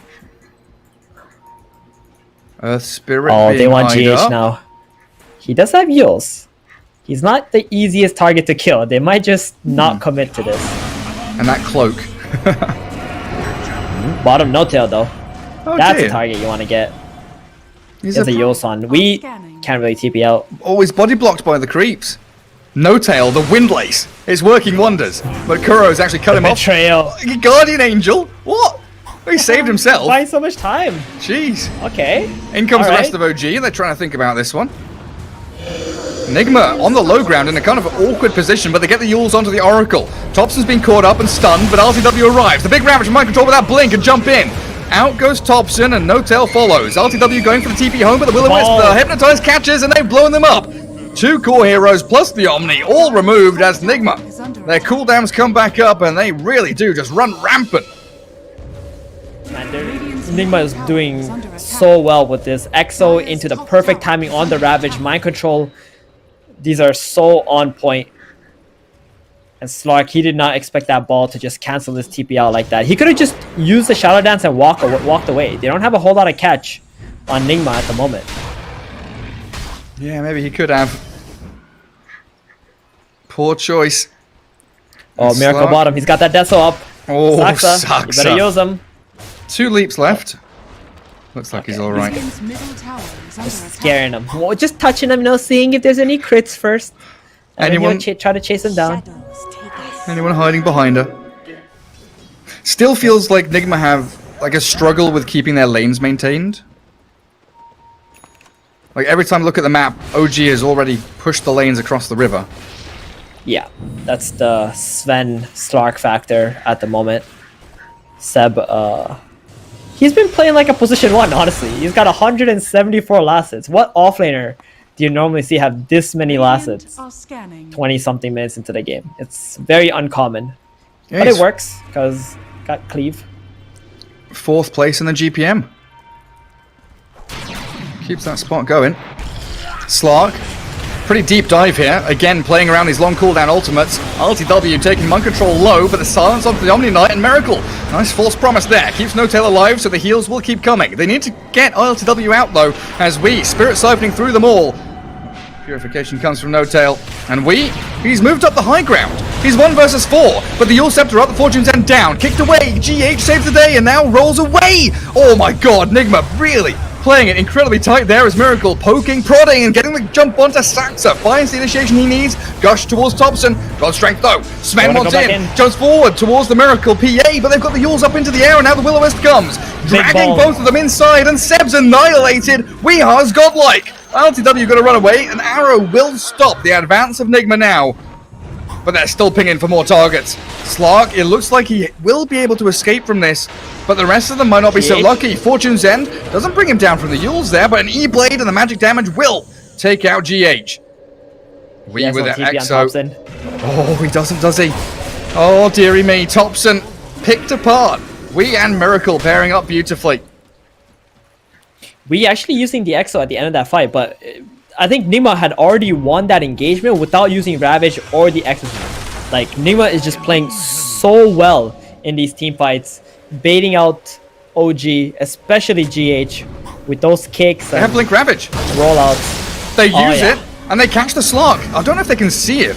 They get the silence on him, they turn with the arrow, the Silver Edge there, mind control dropping, but the Yules onto PA stops Nigma from blowing anyone else up just now. The trouble is RTW with the Shadow Dance, he's a slippery devil and gets away from danger, but this is OG who have expended a decent amount to try and stay in the fight, and losing a couple of heroes in the process. That's another free Mirana kill. They tried to do something onto this Tidehunter, maybe turn it around. But Miracle is just doing crazy amount of damage at the moment. Slark can't stand up to it. 1.5 minutes for Roshan. Oh, do they have revealed the dust from mind control? RTW has gone into his own death and he is controlled up. Huge. Dude, that was just... Wait. That was just a blind dust. They had no sentry there. He just thought that the Slark was gonna Shadow Blade in. I think they heard the Silver Edge. And then they just like, that must be it. Maybe he's coming towards us. Exactly. They just pop the dust, instant silence from the Death Prophet. That was so nice. Deso for the tier 3, working wonders here. What's the defense plan? OG don't seem to have one with 2 heroes dead. They don't. No Exo, no Ravage, but it doesn't matter. Slark bought a Mithril Hammer that does not have a buyback, and even if you do use the buyback on your carry at this point, it's kind of like throwing the game, because the next time you're dead, it's pretty much GG. So he's gonna hold his buyback, not gonna spend it. LTW pinging the one hero that's causing him a lot of misery. Keeper of the Light is missing. I wonder if it's No-Tail and Seb asking, like, what's happening in these fights, RTW? What's going wrong? He just pings the console. Him. Kuroki is wrong. Him. Surprisingly, has had a lot of impact in this game. Like, we don't normally see Keeper of the Light as a good position 5 hero, mainly because it doesn't really win lanes for you, right? But the amount of impact he's been able to have against this Heavenly Grace and just pretty much making the Slark not able to get away. And he's letting this, Earth Spirit and PA just keep on jumping with the Chakra Magic. The kickback, Sven's popped God's Strength, and they've used up the Kotl, but the arrow there on PA may give them an opportunity. As the BKB from Sven chases forwards towards the Kotl, that's what the ping was for. RTW said, go kill the Kotl, but they can't do it. Stunned back from the Stormhammer again, and that Will-O-Wisp is kind of wasted. But the jump from Nigma is still continuing forward as the ghosts are flowing and Seb is falling. The Ravage comes now and they focus the big targets. Tops and Seb both down, and RTW, he is struggling to do any damage. GH is going to be the only hero he can kill as the False Promise is there onto the Slark. Now back onto the PA, but Nigma are here in force as the PA and we are triple killing and mega killing through the rest of OG. Who's left now? It's Saxa and RTW. A buyback from No-Tail, but Mirana falling. A miracle double.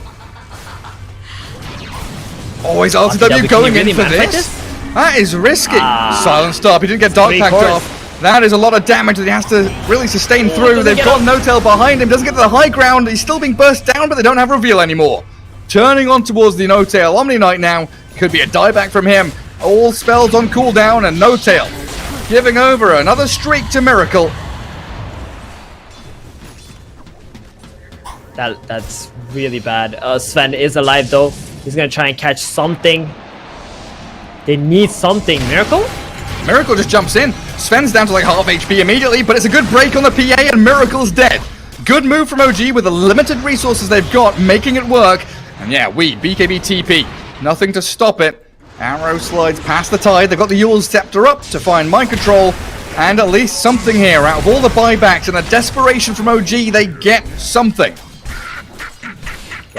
The one silver lining for OG right now is that ILTW is just not dying in these engagements, and he did manage to get that kill onto the PA as well. And Roshan is open. Do they have enough damage for this? Sven can pop that Gosh Strength, He's gonna be the big Roshan killer here. Yep. Yeah, They're gonna do it.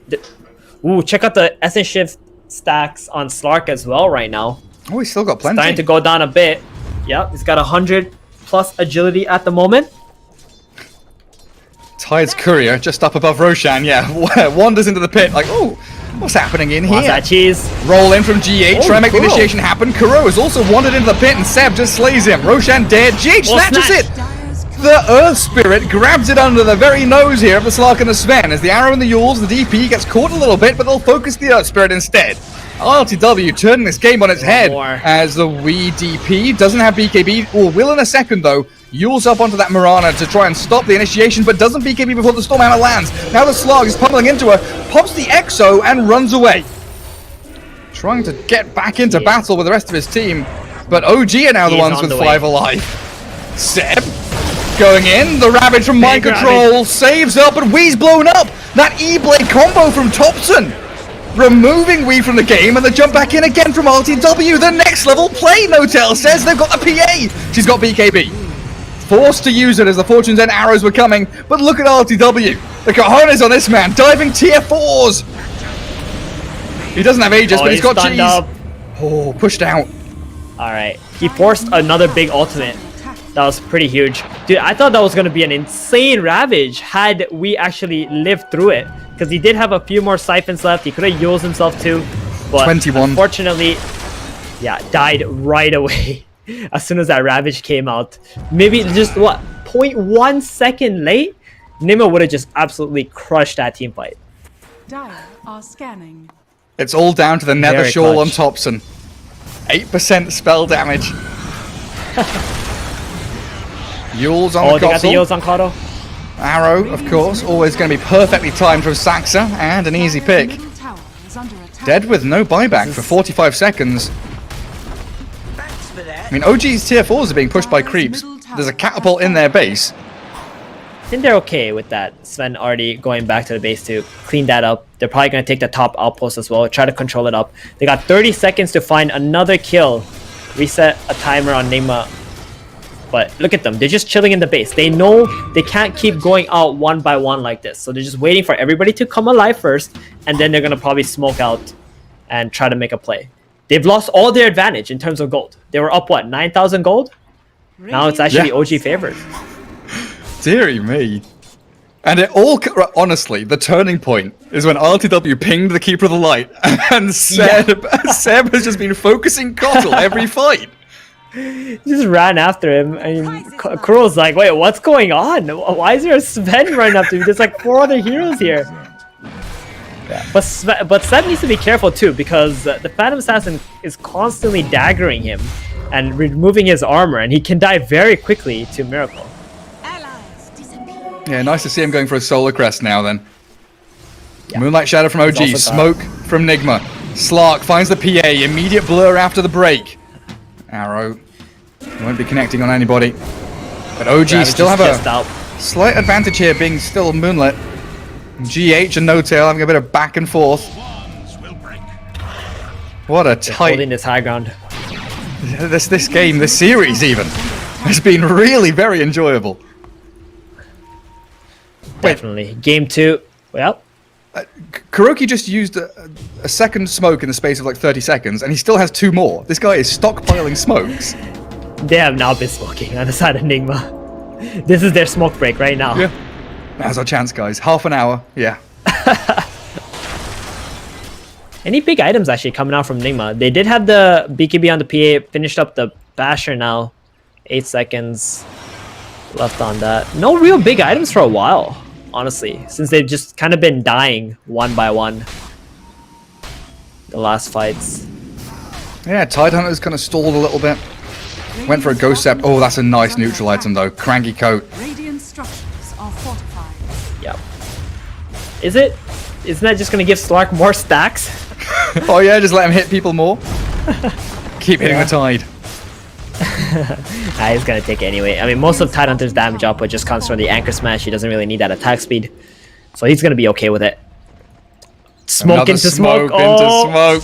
Slark in the front lines. There's the Ravage. The jump in from mind control. No Ravage yet. They get the Guardian Angel off in time. No tail. Cast his spells and they focus the PA with the Slark now. Onto Miracle. They stun him up. Half HP PA. Forced to BKB and now jump towards Thompson, but the Force Promise is there. Roll back in to try and silence them off. Stop Thompson, get the magic damage off, but he's got an E-Blade. Gets away from the PA. Keeps jumping forwards towards, and the Spider Legs away from the Will-O-Wisp, but the Koppel gets off that big white light and forces the Slark to run away from the fight as GH is the one casualty so far, forced to buy back. Seb forced staffed away by No Tail. We getting chased forward still, but RTW turns to face the DP. Got cheese. They still want to fight. They got the Heavenly Grace and the cheese ready on Slark. They're waiting for this Exo to run out. They have Blink Ravage still. BKBs are down. DP with a good silence, but the Yules onto the Tide and the jump towards Saxa. E-Blade there saves the Mirana. PA Miracle has no BKB. Oh, he's dead. Burst out by Saxa and Thompson. Now onto the Tide. Mind control. He doesn't even want to use Ravage at this point. They're going to lose Wee, the bigger target instead, and it really is. Into the meat grind. Enigma Go turned into sausage by OG. Thompson on a killing spree, and Saxa, he's got, oh yeah, he does. Yules into Arrow yet again, with Slark finding yet another tasty morsel. A double kill for Slark. So much. A huge fight. Stacks too. 140 agility. They're gonna go straight into the high ground. Sven also got that solar press available for the Slark. They can't even buy back for this because they don't really got any good spells that can help them team fight, especially while PA does not have a buyback. Tidehunter just gonna give this up. They're going for more. They've got GH. That Yules into Arrow really is a thorn in their side as he's blown up by the E-Blade, and now it's a 2 versus 5. OG could maybe think about going for tier 4. They can't go for multiple lanes of barracks. Either it's take this mid lane and then shift back to push out side lanes, or they go for tier 4s. Or bait out more kills by touching the tier 4s, right? They might want to get a bit more timers on Nigma's board. Just going to back off. Just going to control the map instead. Yeah. They feel it. They feel this game like it's in their hands. You just got to take another good engagement like that. And one thing I want to point out, Seb in the last fight too, he popped Goshen. He went straight for Kuro again. It did not matter anybody else. He went straight for Kuro. You know what Kuro did? He blinked away. He did not let himself get caught. Managed to come back around, get that nice ulti. Once OG started retreating, I think he got a little bit ahead of himself. He felt like, hey, we can still fight even though I only have half duration left on the Exo. That was probably the biggest mistake that he could have made because OG were just baiting the mid. They were just backfighting. The moment DP had like 6 seconds left, they were on the offensive. And without that Exo, they don't have a whole lot of damage, and PA also did not have BKB up anymore. And now Slark is going through that jungle, finding all the observers and sentries that have been placed down by Nigma. Getting rid of all that real wonderful vision that Kuroki has spent a long time placing, along with GH, of course. And it feels like it might be smoke time again. They're all grouped up mid. And they have the Exo, they have the Ravage up on Nigma. OG, they got that Scotty on the Slark. If you thought the Slark was already so hard to kill, this Scotty is going to be a big pain in the ass. Also going to be very annoying for the Death Prophet. She's not going to be able to heal so much anymore. Roshan fast spawn is now. And it is a fast spawn. 10 seconds. 10 seconds. Damn. That is indeed a very fast spawn. This Roshan is pretty much everything at this point. Yeah. But OG, they're very far ahead at the moment. Like, they're feeling themselves. These team fights are just not going Nigma's way. That being said though, if they can somehow catch out No Tail first and Thompson in like a silence combo or something, they can do it. RTW so good at playing that recon role, playing frontline as the Slark, Invis and Shadowbladed up. But the wraparound from Nigma here. Big wraparound. This is good. This is how they can do it. Oh, it's gorgeous onto Thompson. They find the jump. Now the Ravage with the Will-O-Wisp on them. It's huge from Nigma. They've made the jump, but they've got the plays. Seb has the BKB and run away. Saxa, RTW, all under the Moonlight Shadow. OG, full retreat into reverse mode. Saxa's still going to get rolled on, though. GH finds the catch somehow. That vision on the high ground just about spots them, and RTW is the bigger target, but he BKB TPs. So back to Saxa with the Yules up into the air. No leaps remaining. 2, 3 quick kills in a row from Nigma, and they know that tier 4s are open. Oh yeah, Roche is alive, you're right, of course. That's Roche. They want the Aegis. This is it. Oh my goodness, this game is so back and forth. That was the best wraparound Nima could have found. They got the, it's exactly as we said, right? They need to get the Oracle and the Omni at the same time. They find the Oracle, and Microsoft just blinked past this Oracle to ravage the other heroes that could possibly save him. And that was so on point. Big props to Microsoft for seeing that play. And now they got Aegis, they got the cheese, and an Aghanims. Who's got the Ags? That's a PA Ags. That's big. It's And very the hard here to Blade. find now. Oh, wow. The game man. back in Neyma's favor I once again. I was, just before that fight, I was looking at the graph and seeing, you know, you mentioned at 30 minutes, that 10k swing from about 9k lead Yeah. down to 0, up to 13k I saw at one point for OG, and now it's 2k. That's it. Swing the difference again. between the two sides, the massive swings. We got to be a little bit careful in that mid lane, though, as LTW is hunting him. Silver Edge Basher trying to get forward with a Storm Hammer, but the jump not coming. OG retreat. I can't help but feel like Neyma are just playing so much better around their vision compared to OG at the moment. Although OG do have that sock, like he is killing these wards after Neyma leave the area, but Neyma's prediction on where OG is at, where to fight around, has just been so spot on at the moment. GH going for the full roll back to his tier 3s. Radiant's middle tower is under attack. Oh, check out ILTW. Look what he's got queued up. Are we gonna see it? Oh yeah, indeed. This is gonna be that evasion killer against the PA. It's gonna need about 4 minutes though, because you don't want to buy that while the PA still has an Aegis up, I think. He could sell that casual sand that he's got for himself.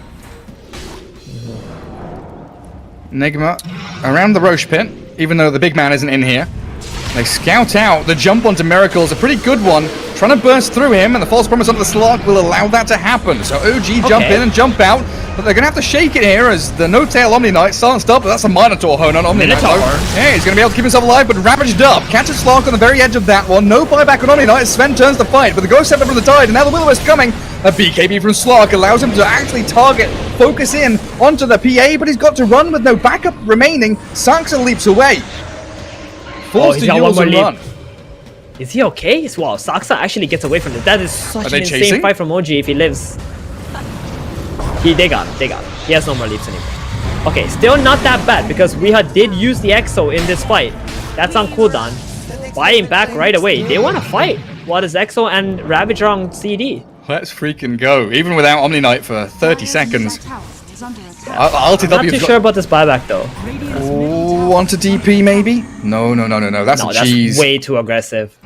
That's also inside of Nigma's base where they have full vision of you. We are not going in there, boys. That's for sure. And they've got to come back again and deal with that top lane. Tier 4 has fallen.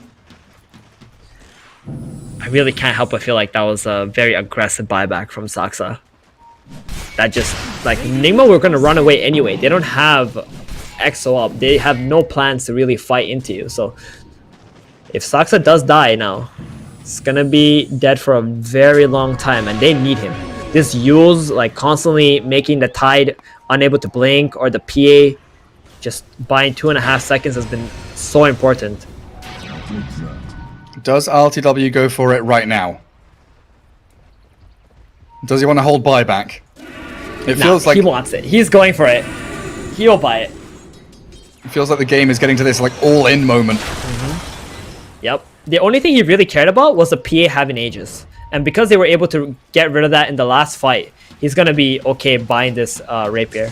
He's still missing 100 gold though. And here comes just Nigma. smoking in. Oh my god. Sven and the Omni, they jump straight in. The Minotaur Horn, I mean, it buys a second of time for No-Tail, but yet again, he's dead without buyback. And another 5 versus 4 for Nigma to exploit. And I can push that That's top gonna lane all buy the way in. Yeah, this is going to buy them enough time to get that Ravage back up on Nigma. I'm very surprised they really made this smoke play while their big key spells were on cooldown. But it works out for them. Rapier now complete. Here we go. This game is actually insane. Skadi, Rapier, Basher, BKB, Silver Edge, trying to finish off Abyssal Blade as well. It is really middle tower is under on this attack. Slark's shoulders now to stick on that PA and make sure Miracle dies. Oh, that arrow. Dealt with by the Phantom Strike back from the PA. Has fallen. And the perfect position really here for Nigma to be in. That Radiant Triangle. Have that dual-pronged attack into both the top and the mid lane. And wait for rush at the same time. Yeah. If they can just chill here. Best place on the map to control at the moment. OG just waiting for that Omni to be up again. No-Tail, such a crucial hero in their lineup. Moonlight This is why Shadow. you constantly see him die first. Jump towards Wii. We? They get the Stormhammer Arrow The combo. damage. Chain stunned him, and that's the No. damage from LTW. And that's a gem too. That's a gem. This is gonna hurt Nigma a lot because all their vision is gonna start dying. One by one. He could put the gem on the floor and kill it. Alright, I'm just gonna jump in there. Gets a free D ward. They're gonna go on the hunt now. 4 versus 5. They're DP finding not PA, buying they're back. finding... Oh my god, if Miracle stepped up that ramp, he was dead. Thompson Was he, holding gem. They don't have any disables between these two heroes, right? Oh, I guess, yeah, it could just be It's not KB. like a hex. Yeah, probably just BKB jump away to his teammate that was just nearby there. But they're gonna try to wait 70 seconds. OG just needs to get these lanes out. Thompson TPing top as a Oracle, trying to push mega creeps. It's very sad to see. Yeah, try and get it out there. Just under 2 minutes for the first fast Roshan respawn. Plenty of time here for both teams to wait for. 4 bounty runes on OG. They're trying to build this lead back up and get the lanes out too. Catapult waves are coming as well. The double catapults. So if something goes poorly here for either side, it could be a big push in towards one of the bases. Dire's Oh, does Slug finish it? attack. He just buys up a Vanguard casually. Bottom tower has fallen. Still another 800 gold actually off of the Abyssal Blade. Pretty big item. They really do want the Roshan though, OG. If they can play towards that, get the Aegis onto the Slark, he's gonna feel so confident in this game. But man, we gotta give huge props to ILTW. He's had the biggest balls, but also just not dying, pretty much. He knows his limits, he knows his hero. It's like very deliberate, very consistent, but looks mental at the same time the way he jumps in. I think we saw him play Slug the other day as well, where he did have a Magnus on his team and he went Yesterday. Ags in the end, yeah. Scanning. And Yeah, looked- it was very impressive, right? Against the Vikings yeah. as well. You know what's really interesting is OG has picked Slark in the last 3, last game of the series. So against VP in the BO5 they picked it, against Viking in game 3 they picked it, and now against Enigma they picked Slark as well. A series-winning hero. Roshan, what is the deal? 3 seconds to go until we find out. Nigma holding on What to 1 is the smoke deal? on Kuro. 20 seconds? Another Again? fast Roshan. You're kidding. No. No. Ice Frog is watching this. He's like, Hype "Yo, series. let's make things interesting. Yep. Let's just, spawn this Roshan right away. We don't need to sit around and wait." Look at Nigma, again with this really swift wraparound play. Sven spends his Stormhammer, but a quick blink out by Seb. The Abyssal Blade catch, though, in from RTW. The Wee. Ravage will stop him in his tracks as Wee nearly gets blown up, but turns with the BKB. Slark gets the False Promise on him, and the Will-O-Wisp is there as No-Tail blown up, completely out off the face of the map, and Miracle, he's in trouble now. RTW giving chase, Yule's up into the air, and they've got the arrow and the Starstorm. Body block from Tide is not enough, and PA's dead 2 for 100 rapiers. seconds. The rapiers are all over the place. GH, he's trying to roll himself out of this one, and Wee's Exorcism Ghost Star flying around, but Nigma have lost that's out it. so heavily. 4 heroes down, the double buyback comes, and Kotl shredded now by Saxa with a double kill. Oh, they really tried to commit onto LTW. They saw that the Ravage hit onto the Slark, and PA went in with the Abyssal Blade, but here comes the big Omni save and the Oracle ulti. They just can't fight if they don't get Thompson and No-Tail first. Slark with double rapier on your base now. Game 3 potentially coming to a close. No PA, no Tide for a solid minute on both sides. And they've got a Stormhammer there and a False Promise, allowing LTW just to munch away the rest of Nigma. GG is called, and the series goes to OG. Wow, game 1 and this game 3. was just so back and forth. You know, all the small little details where every player's positioning, who they're jumping first, who they need to focus. It was just so spot on from both these. I have not watched a series like this in a very long time, and it was so nice to see these two teams battle it out. In the end, Nigma, they just couldn't stand the Slark's scaling potential, especially with an Omni and an Oracle supporting him. Nigma did the best they possibly could in killing the Omni and the Oracle in majority of the team fights and trying to bring the game back into their favor, but they are very restricted by these big cooldowns on the Ravage and the Death Prophet Exo, so they can't really keep on pushing their advantage in this game. And OG just managed to take it under Nigma's rug, or under their feet, just like that. Boom, pull the rug. I mean, what's surprising to me is that RTW there did 50% of the damage on OG side. Yeah, I was expecting, you know, Tops and Oracle with a magic damage build to do a lot more, but he kind of transitioned from the early game burst damage and kill threat into actually playing Oracle as a saving hero, as we expect. Yeah, I want to say Thompson's Oracle probably made this game a lot harder than it really was. Like, this early game, he just kept getting killed off. He didn't really have a lot of impact, especially because Sven, he was more playing like a core role and farming it up. So Thompson didn't really have someone that he could play with, and at the end of the day, he just became kind of like a support, and he just did that. Was good enough to win. They just had to play behind the Slark.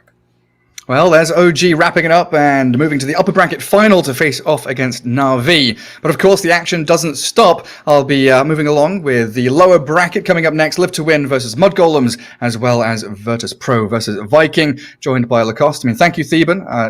I've stepped in for Nomad just for a couple of games. Very thankful we got these games in particular. Super exciting to watch. But yeah, everyone, stay tuned. More Dota Pit action coming up after the break.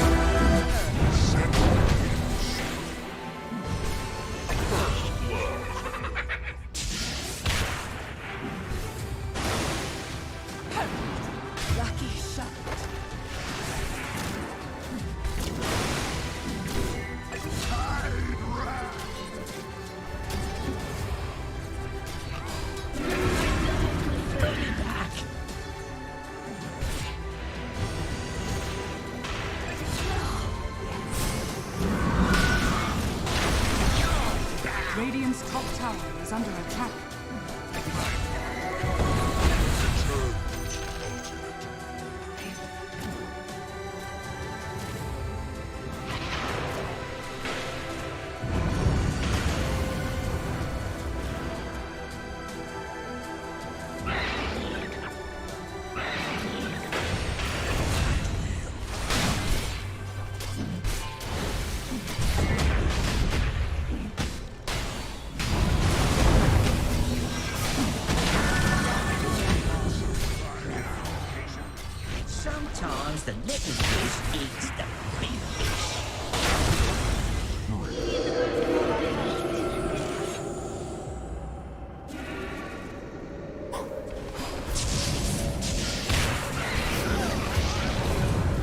Dire's bottom tower is under attack.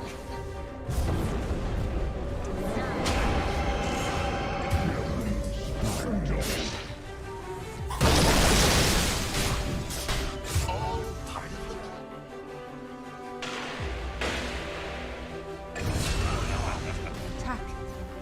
Radiant's bottom tower is under attack.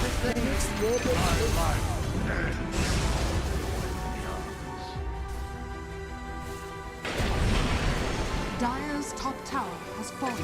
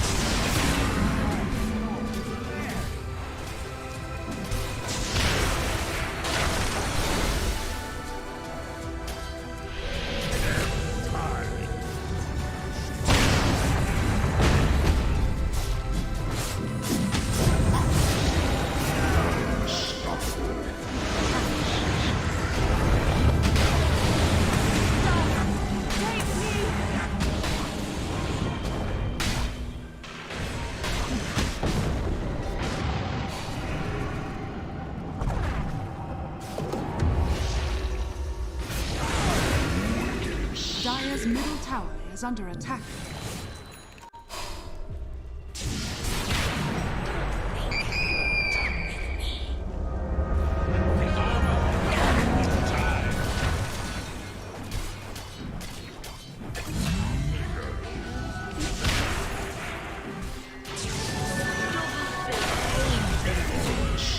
Radiant structures are fortified.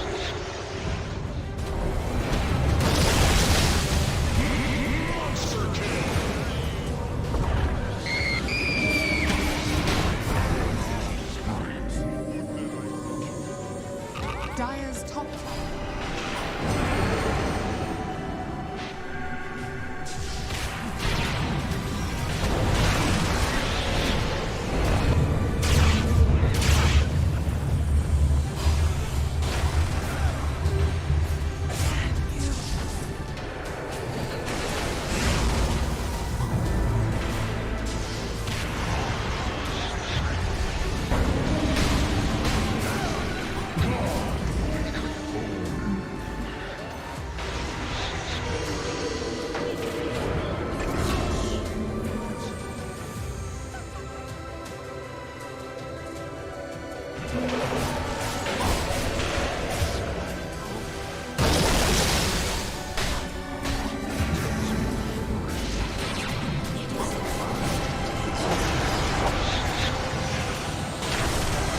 Radiant's bottom tower is under attack.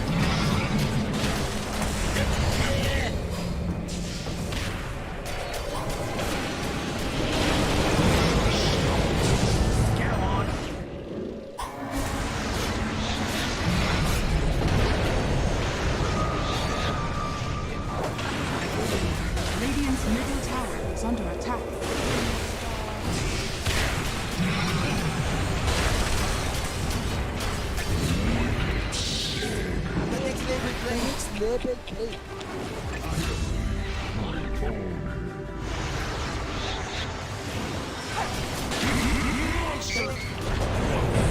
Dire's middle tower has fallen. Dire's structures are fortified.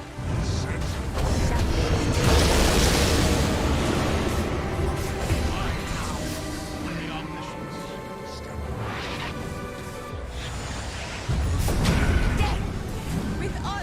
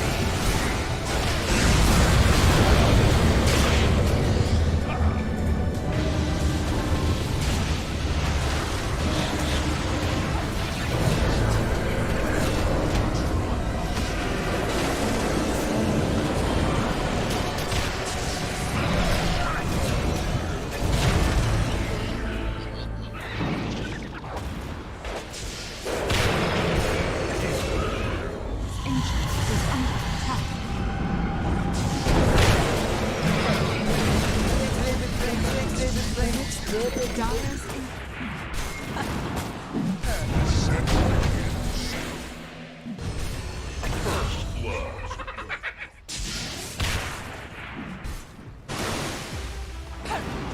Lucky shot.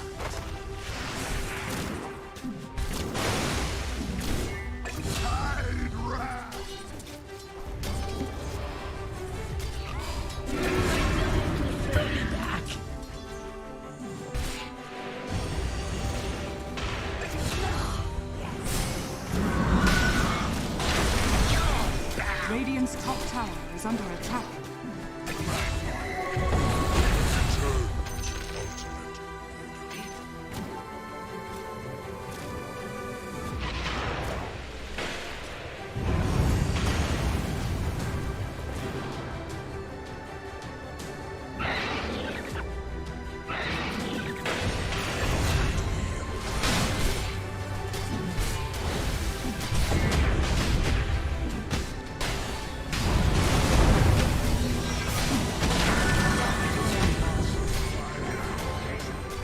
Sometimes the little fish eats the big fish.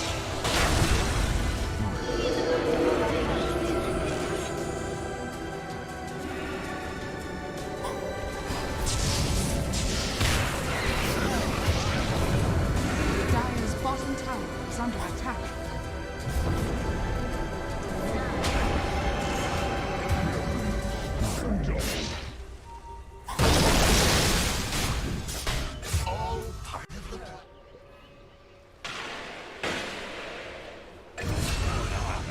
Attack.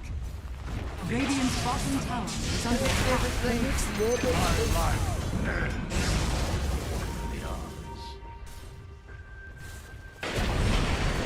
Dire's top tower has fallen.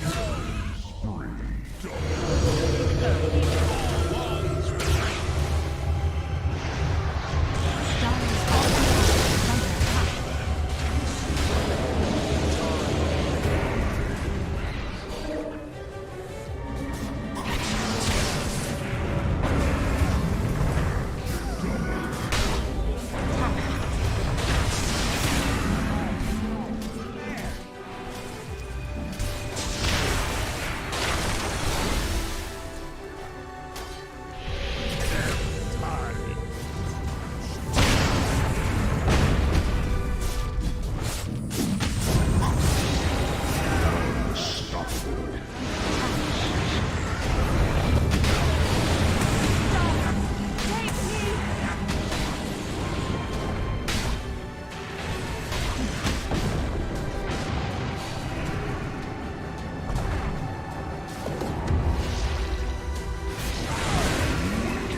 Dire's middle tower is under attack.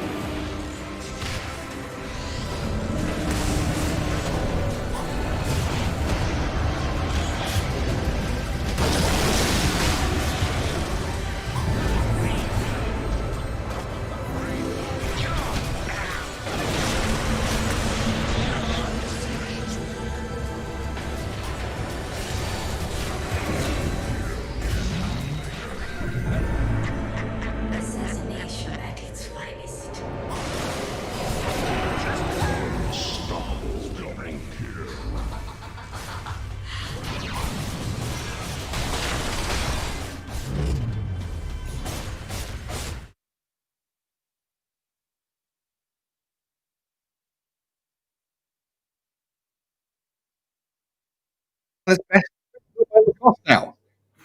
Hello, Gary. I saw you replaced Nomad. Now I replaced 1437, and we're good to go. Mud Golems against Live to Win. You know, if this was a best of 5, if this was 5th game of BO5, Live to Win, you know, they can pick techies. I still can't believe they did it.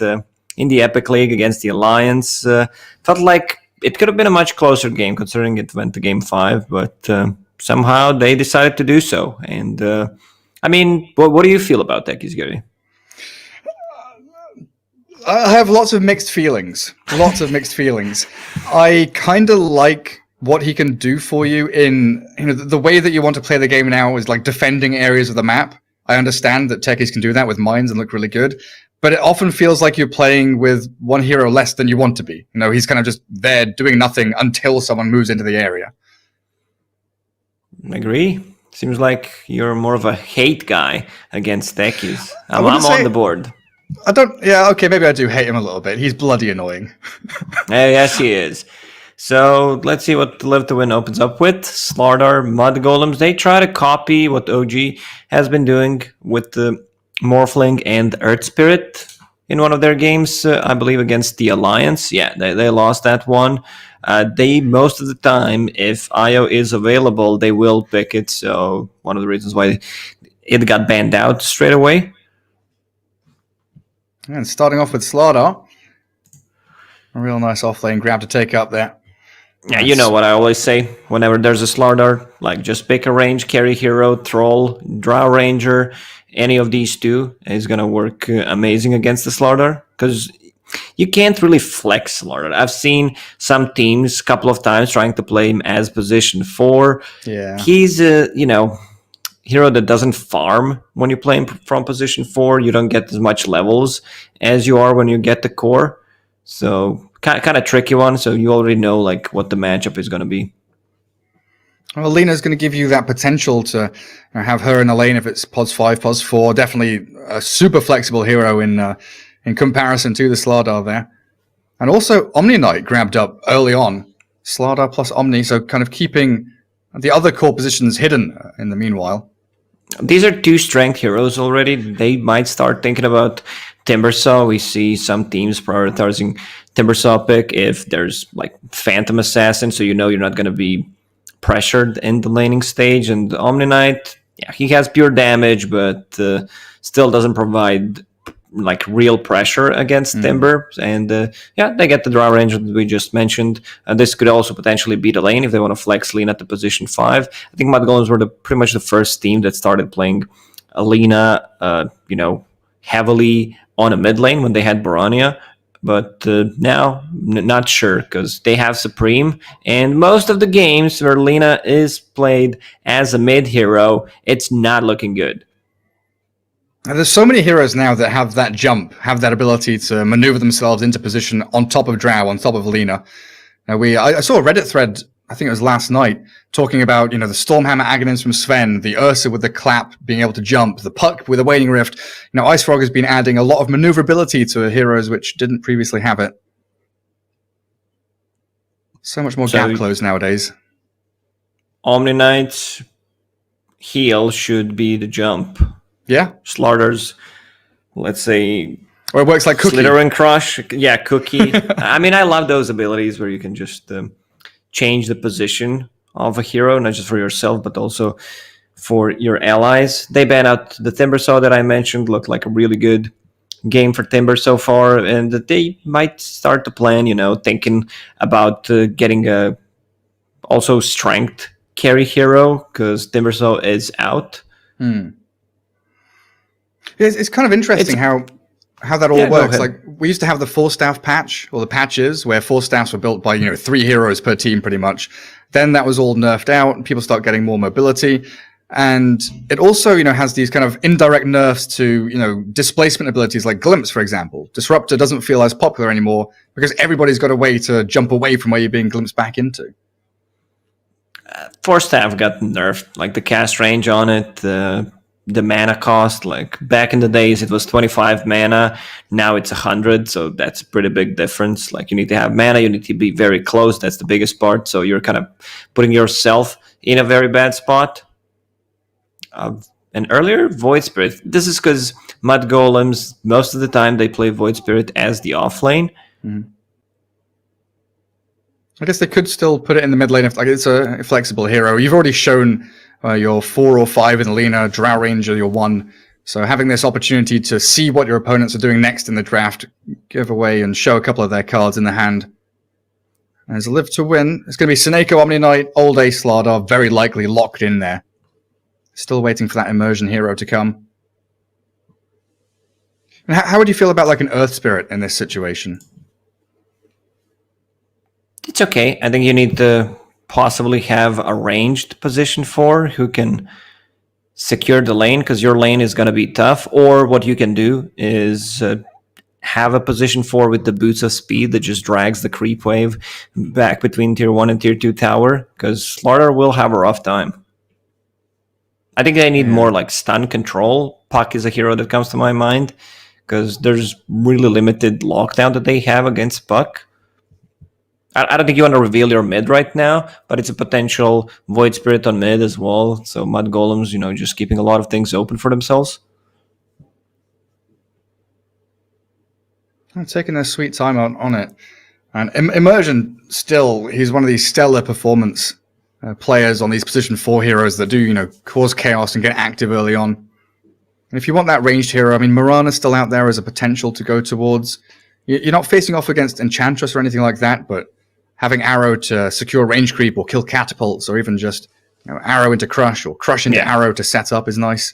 And the previous series, Mirana was heavily contested because with the Yule Scepter build, like Yule Scepter not affected by status resistance. So if Mirana lives, like you always have that Arrow, and like Carry, let's say scenario where Carry already used his BKB, he's full HP, but the rest of his teammates died, and then you just Yule Scepter, leap, Arrow, and it's kind of a secure kill. They go with Rubik. All right, there's an okay spell to steal from Lina, from Void Spirit. It's kind of okay, nothing too special, but most of the time you'd be looking for Lina's spell. Drow Ranger Silence is nice, but you're definitely not going to prioritize that. Yeah, just like the dictionary definition of solid has the picture of Rubik next to it. You know, he's not exceptional, he's not pathetic, he's a good all-rounder, satisfactory in all situations. He's also going to give you that nice laning potential. Fade Bolt, Telekinesis into Crush. And if you go boots first, he can still maybe think about, you know, contesting the pulls, dragging waves around. Treant for Mud Golems. All right. Have not seen this hero in a long time. Like, sometimes OG runs it. I've seen the old Tempo. Like, they were just trying. So now Spider Pigs, they were just trying to make Treant Protector a thing, but they like LeBron were losing. Yeah, they were just losing most of their games. Yeah, it's been a while. Yeah, I mean, probably because of the Slardar. Like, you're trying to nullify Slardar's ulti with the Treant Protector armor. Yeah, buff up the Drow Ranger. Try and get Medallion plus Living Armor on her. And there it is. Lift to win with the Phantom Lancer. Gap close onto the Drow. Whew.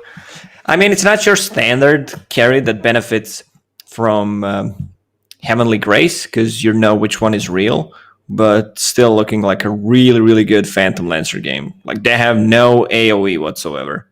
Like Lina's LSA Dragon Slave. But that's not enough. So, wow, they banned Kunkka. Interesting. They could have actually go for Kunkka themselves. I'm pretty sure Live to Win would ban Kunkka against the Phantom Lancer. So I think they now have a free ban. Do you think that's because they want to put Void Spirit mid? Like, is that an indicator of anything along those lines? Not necessarily. I think Void Spirit wants to play that off lane with Lina. Lashrak, yeah, that's a good ban. Like, every single time I see Phantom Lancer, I see Slark, Lashrak is the hero that you kind of do not want to play into. Let me just go through the heroes to see if there's like anything really good that can come out from the mid lane. It's Broodmother. Yeah. It's been on my mind for about 30 seconds, and I'm just sitting here thinking Mud Golems could pull out a Brood. Both 3-3, and I'm pretty sure Supreme play Broodmother pretty spectacularly. And there's nothing that Live to Win have right now that can actually handle it. Yeah, let's see what their mid lane is gonna be. So, I mean, Mad Golems still have the last pick. They could try to punish it. The Broodmother doesn't seem that bad. All right, so Dragonite banned out. Why would they ban out Dragonite? If they want to go Puck, that's usually what comes to mind for me, is that instant stun against the elusive heroes. Yeah, I mean, I mentioned Puck, but also it could have been a good pick for, Live to Win, where their damage is pretty static. Like, who's going to kill that Dragonite? I guess the same story with Kunkka, right? You Heavenly Grace one of those tanky strength cores instead. They frontline while Phantom Lance is farming away for the first 20 minutes. 30 seconds left for Live to Win to grab up that final hero. What's it gonna be? Something like an Invoker doesn't feel particularly great here, and it could be good if you go for that Solar Crest build, but then you're reliant very heavily on this Slardar having a decent laning stage and playing actively with that kind of 4-man group up. While the PL I want to is see back in the something jungle. that's more active than Invoker, I would say. So they get Ember Spirit. Okay, so that's FN's hero, and it's also possibly a block pick, because Ember Spirit is really good against the Phantom Lancer. Hey, sure is. All right, Mod Golems, do we have something cheesy in mind? We do usually see 3/3 Void Spirit, so it looks like a mid lane is coming last, unless they want to, move that. When you see PL and Ember, can you put Lina mid? It just looks so risky. Nah, I mean, for the laning stage against Ember, that's completely fine, because you dumpster that lane, but Lina as a core just falls off so quickly. Oh, okay. Safe and sound Storm Spirit. So we're going to be very, very heavily looking towards that timing of Supreme's Orchid. Especially up against Dream and FN on these Agi heroes. I gotta be honest, Gary, I feel like Live to Win outdrafted them. Also, Mud Golems did not seem too good lately. Like, they lost majority of their games. The reason why they decided to swap Piranha, try something different. Even though I felt like Piranha was the guy who looked the best on the team when they were winning, that's for sure. Yeah, they've had a few struggles. Yeah, they've been together for a month, a bit more than a month, and things are still not working out. They had a great performance in ESL 1 Germany, but that's it, kind of honeymoon phase was over. Yeah, the start of the squad looked really good. And they looked pretty solid all the way up until just Epic League kind of recently. And they did fall out of sorts. Yeah, so what are you saying? That it would be better if they didn't play the Epic League, just continue to play scrims? Just keep scrimming. Nah, you're always gonna keep advancing yourself, keep learning. It's like the goal of all of these teams, is trying to get towards that DPC, get towards TI whenever it does happen. So you do want that solid foundation for your squad. So you think Live to Win here with that FN Ember Spirit, the Phantom Lancer being backed up by all those Slardar and Rubik and Omni Knight, of course. Looks pretty good against that Drow Ranger that Skitter does lead the charge with. Sounds like you're leaning Live to Win? Yeah, most def, because this Phantom Lancer, if you don't shut him down, if you don't make his laning stage miserable, he's just gonna take over. Prepare for battle. There's no way like Drow Ranger itemizes as fast as Phantom Lancer does to be as effective. Like, think about Aghanim Scepter, Mjolnir build. Yeah, that works well against Phantom Lancer and the illusions, but the question is, do you want to buy those items, and how are you going to get there? Because you always feel like you need different items. So, but it's also Skitter. He is a guy that most of the time he's extremely greedy, just tends to buy like Battle Fury, so I would not be surprised if I see something like an Ags coming out from him. Well, that 5-man smoke gets revealed by the Slardar, who flops away with his pumpkin-headed little skin. Yeah, I'd agree. Like, back in the day, Skitter, I can't remember what team name it was, but he was buying, playing Chaos Knight and Centaur position 1, going Midas Radiance. Yeah. Yeah. What was the team called? I believe it was with DNZ, right? Penta. Yeah. Penta, Skitter, mid, CK, and then he goes jungle, uses ulti. That was back in the days, and CK was really bad. Like, I mean, he's not the best hero right now compared to the other safe laners, off laners, where you want to play him. But yeah, he was pretty bad back then. Well, Mud Golems kind of faking this one out, bringing 5 heroes bottom. And also trying to contest top, but it looks like 3-3, not able to get near the rune, so the 2-for-2 trade, still what we end up with. Interesting ward here, though, from Mud Golems, actually in the dire triangle, blocking up the Ancients from a very early point. Burns, doesn't it? Didn't really expect to see that. Oh, the cancel on the TP. Milan stops Seneko in his tracks and then TP's top, so PL's alone here for a good 20-30 seconds now. Yeah, that's gonna give 33, like 2 free creep waves where Phantom Lancer can't contest. He might try to get close, but Lina will harass him. Nice dodge. Very nice doppelganger indeed. So Dream up on that PL against 3-3 and Milan. Seneco's Omni trying to join in, moving up towards top. And Milan just going to give him the punches. That position 4 Lina really has become one of the more prominent picks towards the end of this patch. Getting a bit of burst damage onto Seneko there and forcing the purification. Body blocking him, making him run around the long way through. Another Light Strike array hit, and Milan, oh, is that one more hit to finish him? Not going to close the gap in time. Can he cancel the cell? No, he can't. But this should be a free lane for Lina, where you can't really kill her, so she can do whatever she wants. Spent most of her mana, has 2 mangoes to work with, and once she gets to level 2, the Fiery Soul, like you're playing into 2 melee heroes, so you're gonna have a really, really good time. Yeah, just this kind of machine gun, perpetually spamming out right clicks onto Dream. And in the mid lane, Supreme Storm Spirit up against the FN Ember. Very even in that farm trade between the two of them. And down towards bot, Skitter Drow, Fatter on the Treant, bringing out a bit of extra regen there, and he's got Orb of Venom on the tree, while Immersion has Boots on the Rubik, and Old A Slardar, you said at the very start of the draft, he's always going to struggle to stay in the lane against a Skitter Drow Ranger, just because of this. Right-click harassment damage, so much. He needs to be careful, like Rubik wants to be closer than this, because if Treant Protector uses Nature Scraps, put the point in a Leech Seed, like Skitter should have a really, really good time in this bottom lane, because I don't think he can be contested. If they start playing aggressively on him, there's always going to be that Nature's Grasp.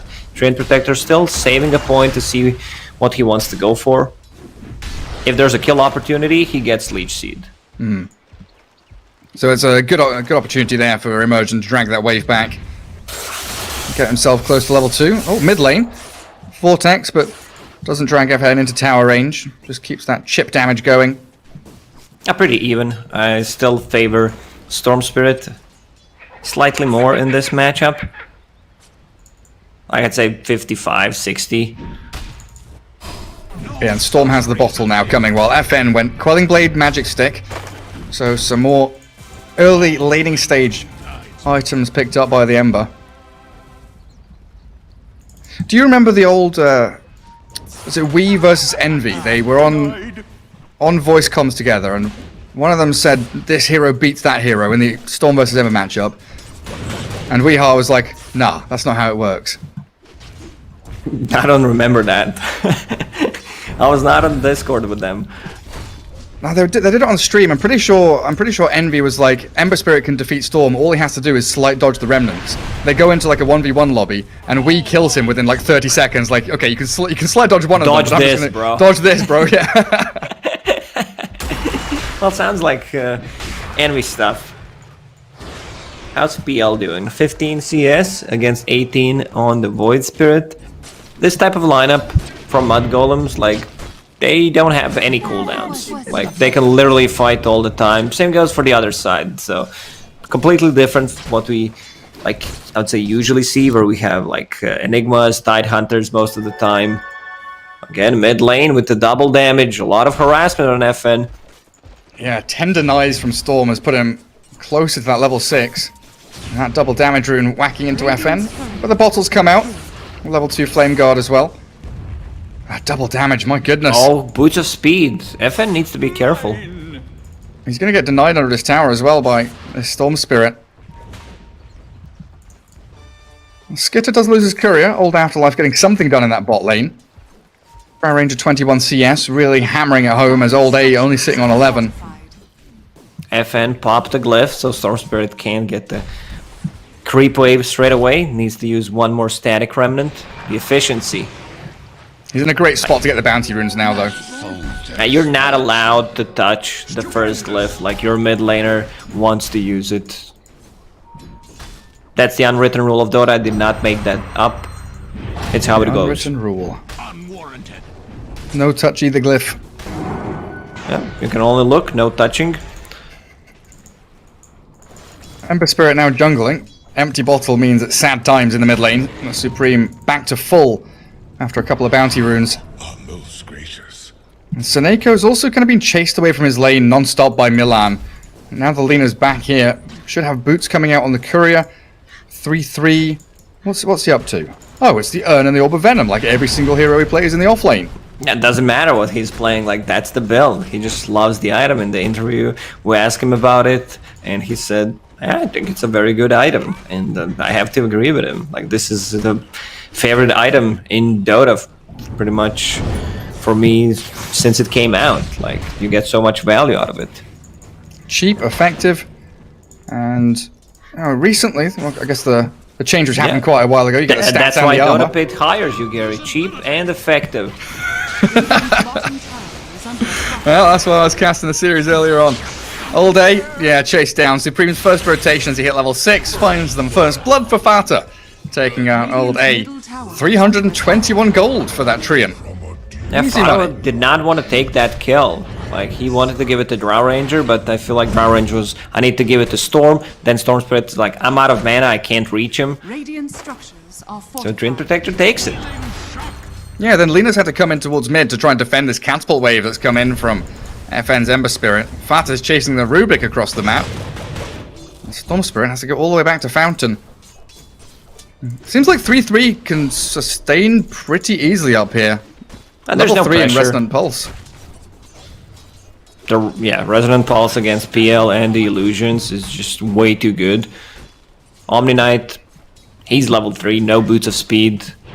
Void Spirit doesn't care too much about it, and now he's level 6, so unless he somehow overextends, you should not be able to kill him. Afterlife on the bottom lane, that's a ton of slow, 155 move speed.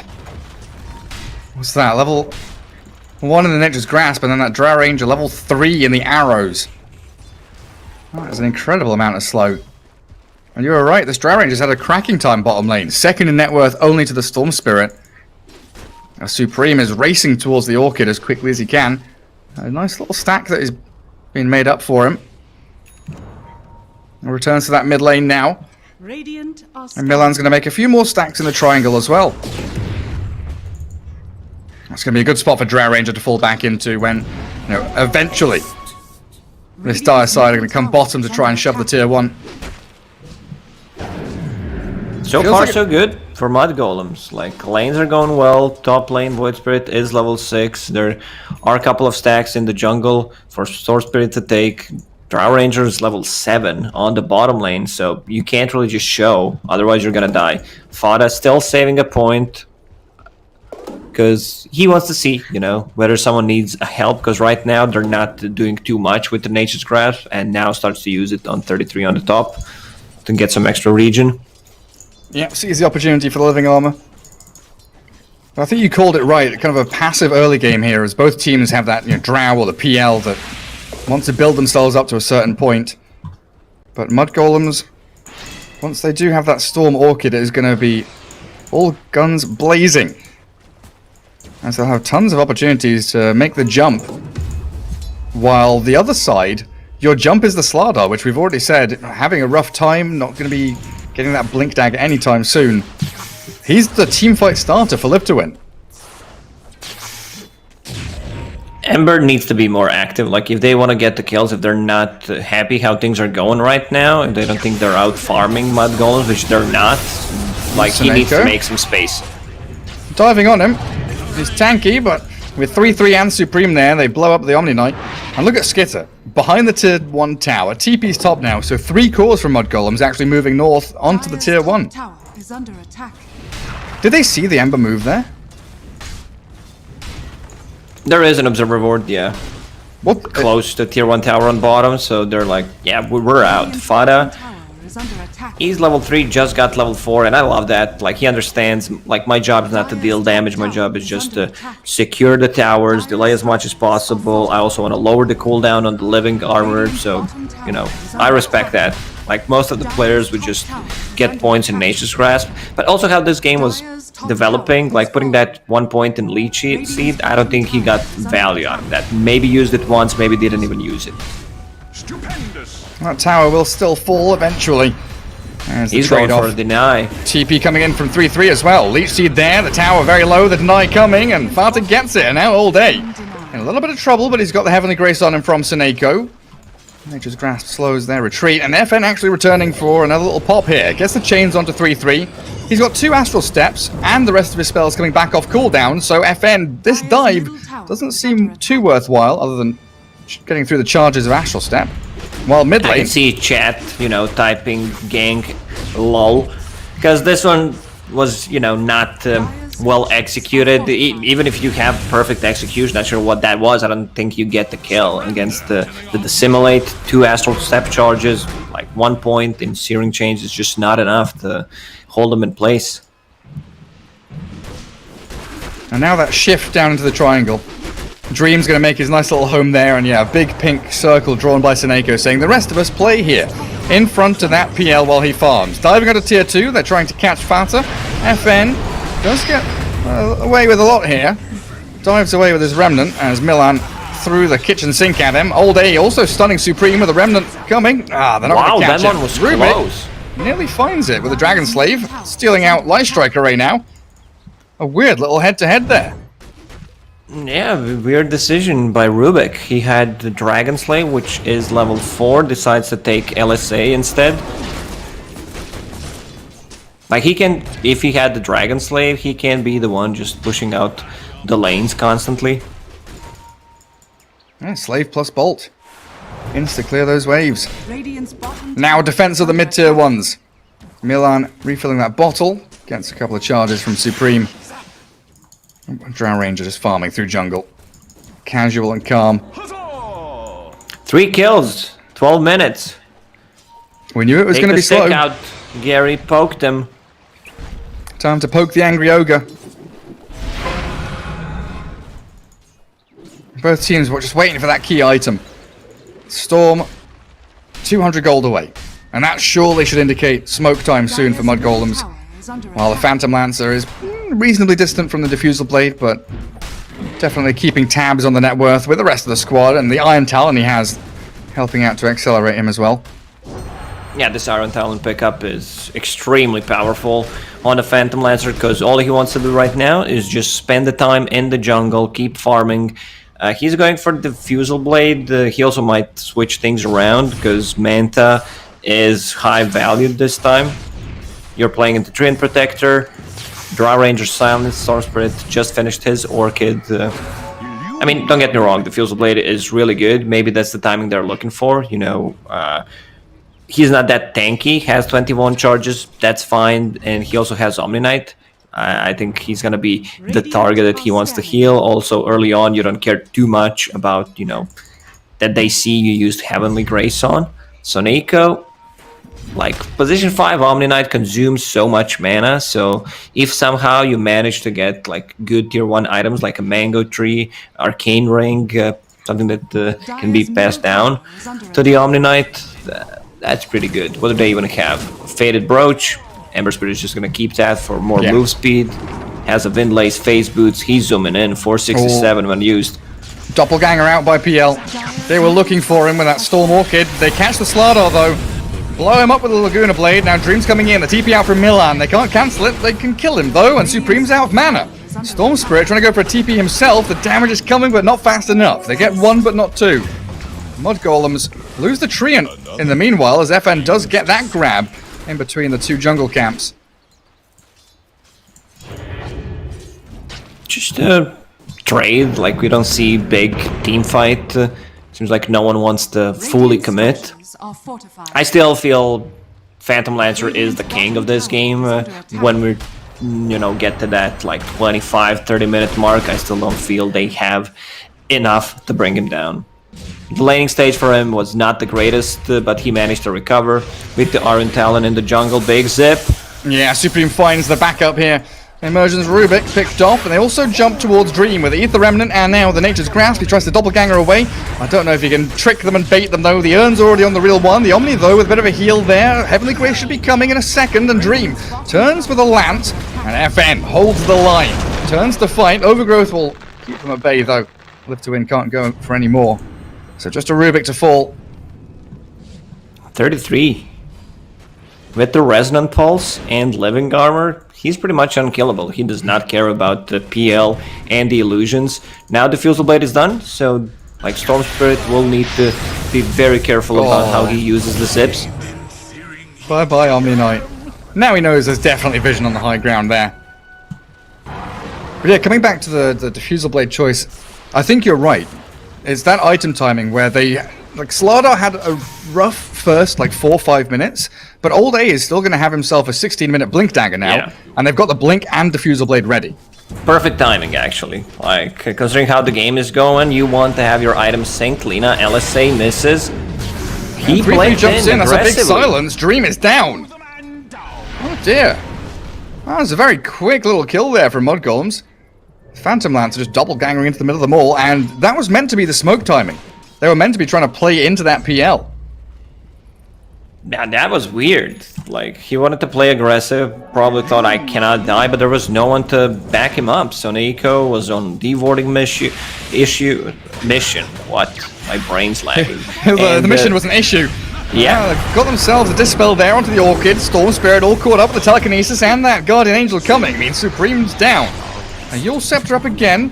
No chains for 4 seconds, but Fata just going to get right-clicked down here by FN. Gust back with a multi-shot and a Light Strike Array, and FN crumbles. Good turnaround play as Mud Golems bring that Drow into action. And 3-3, thinking about poking his head up that ramp. Doesn't commit for it, though. Now imagine if they had Phantom Lancer in that fight. With the Slaughter's amplified damage, like, it could have been a disaster for Mud Golems. Drow Ranger still silently farming, second on the net worth. Just going for the standard items, Dragonlance into Manta style, but might start thinking about getting some kind of AoE against the Phantom Lancer and the illusions. Yeah, because Storm's not going to do that. Maybe the Void Spirit, yeah, Shiva's Guard being queued up. Could be the one to try and handle him as Seneko gets a heal off, but Milan shuts him down with the Laguna Blade. Mud Golems being the much more active team as it feels like they need to be against this Phantom Lancer. Close out the map so he can't continue to free farm. This was their fight to take. Like, live to win. Phantom Lancer died there. It could have been a turning point in this game. Oh, the Stolen Remnant. Yule's up. They've got a Remnant back onto the Slardar, so no stun from him. The Yule's again. It's just everyone being cycloned and sent into the sky. How many bloody Yules do we have right now? Overgrowth comes, Fat is still trapped, the Light Strike Array trying to clip the illusions, but the Sleight of Fist from FN secures him. Feels like everyone and their mum's got a Yule Scepter in this game. Well, Storm said, Storm is coming. Jump in from in. Afterlife onto 3-3, they've got the Vortex back and the Slardar's down. Dream's also dropping incredibly quickly, but the Purification and the Heavenly Grace not enough. As the Stolen Remnant does drag 3-3 across, but now FN's in trouble. Suneiko's dropping, the tower hit, and the Dragon Slave clear him up. Mud Golems defending their tier 1 with everything they've got, and Rubik. Another casualty here as 3-3 just keeps on remnanting forward. Dissimilate and the finishing touch. Drow Ranger uncontested in these fights. Like, they are completely ignoring her. She has 0 deaths at the moment because, like, when you think about how these fights are played out, like, no one wants to jump in the backlines. You're afraid of LSA, you're afraid of Treant Protector, and Mud Golems, they have a pretty solid front line. With this Void Spirit, Yule Scepter, so he has a way of dispelling things for himself. So yeah, Storm gets this Aegis, and the Storm's also the one who's getting the first jump, so he creates a lot of chaos, which, gives Live to Win an opportunity to respond. That's all they can do. Like, if Mud Golems are making the first move, Live to Win is in a really bad spot. And now scrambling towards Manta on that PL. Coming back to that point you made about Manta style being super valuable here against all of the silences. Maybe he felt like he could rely on his heavenly grace. Yasha yet, Gary. I know. It's desperate. That's why I said scrambling. He's really having a few struggles. Those two deaths were really costly. Storm finding a regen rune and getting away from Old A. Trying with that Blink Crush. Still supreme with the Aegis though, so cracking through 2 of those lives. Pretty difficult task ahead of them. Bunkering down in their triangle and plenty of wards and vision here from the Dire team just to try and secure at least a portion of the map for themselves. Well, this is where the real break in the game can happen. Drow Rangers ready with Manta Dragonlance. They've got Storm, Aegis, Orchid, Kaya. They are ready with this smoke to find some big high priority kills. Pinging out the Rubik. Immersion's an easy one. Very simple here for Supreme. Oh, did you see that? The Rubik did not use Dome of Knowledge, you know, to keep his level lower so they get less XP and gold. Nice. Dire's strategy. has been killed. Courier's dying as well. 2 NIP from that smoke. They get a kill on Rubik, 2 couriers, take control of the safe place of farm that Phantom Lancer was trying to hold on to. And now, move down towards the bottom tier 1. Where's the party? This Drow is becoming incredibly scary. Yeah, Drow is a huge problem. Like, they're not addressing it, and for the next, what, 3 minutes, they still have Aegis. They can't take any fights with this Aegis on Storm Spirit, so they will have to play a passive Dota until, you know, 40 minutes possibly, where Phantom Lancer just wants to get his items. Oh, Vortex and Orchid, FN. Nice save coming in from Suneko and Old A, bursting the Aegis down. That's the Maelstrom and the Yules for the Ember Spirit now, as 3-3 makes the move forward, forcing the catch onto Slaughter with a clumsy net, and Storm Spirit will gladly come in and take yet another kill. Okay, I mean, considering the situation they're in, it's still fine for Live to win. They took the Aegis off, traded it for Slaughter. Phantom Lancer's farming the triangle once again. We gotta stay positive in this game. Stay positive. Smile. Maybe stay Smile, positive chat. is not the best thing to say in 2020. Why? Oh, Because right. of the Corona situation. Yeah, Jesus Christ. Have you had a test yet? I did. Yeah, It's not nice, is it? 2 times negative. Yeah. Very good, me too. Not my favorite thing in the world, I'll tell you that. I mean, it's not like I was bored. What should I do? When we were in Ukraine for replay event, we had to get tested, and we did a double test just to be sure. What do you mean you weren't bored? It's like someone said, you want to go watch a movie, and you said, nah, let's go get a COVID test. Let's get tested. Fata thought that was funny as well, thank you. Another smoke for Mud Golems. They're just going to jungle with it. Hold onto that triangle on the dark side of the map, but he Yules into Light Strike Array. Not catching, and that means the Remnant away from FN. Gets into the tier 3. And it is all a nice bit of room here for Dream to get a bit closer to that Manta style. Is he still the God King in this game? Is it a matter of time? How this game developed, not really. I think right now they need to play for 5-6 slotted Phantom Lancer, 33 full Shiva's Guard. Oh, jeez. That's a pretty quick one. 20 odd minutes in. Phantom Lancer hiding behind the trees, but he's been found. Doesn't have the Manta, so the Orchid there, and he's going to hit the ground with a thud as Milan Supreme, a dominating streak for your Storm Spirit. About to even give the tip to Milan. Milan is really farmed. Level 14, Yule Scepter, Ether Lance, and a casual Ghost Scepter with the Keen Optic. Oh, he went for damage talent on level 10. Oh, what? Interesting. This is something that we usually don't see.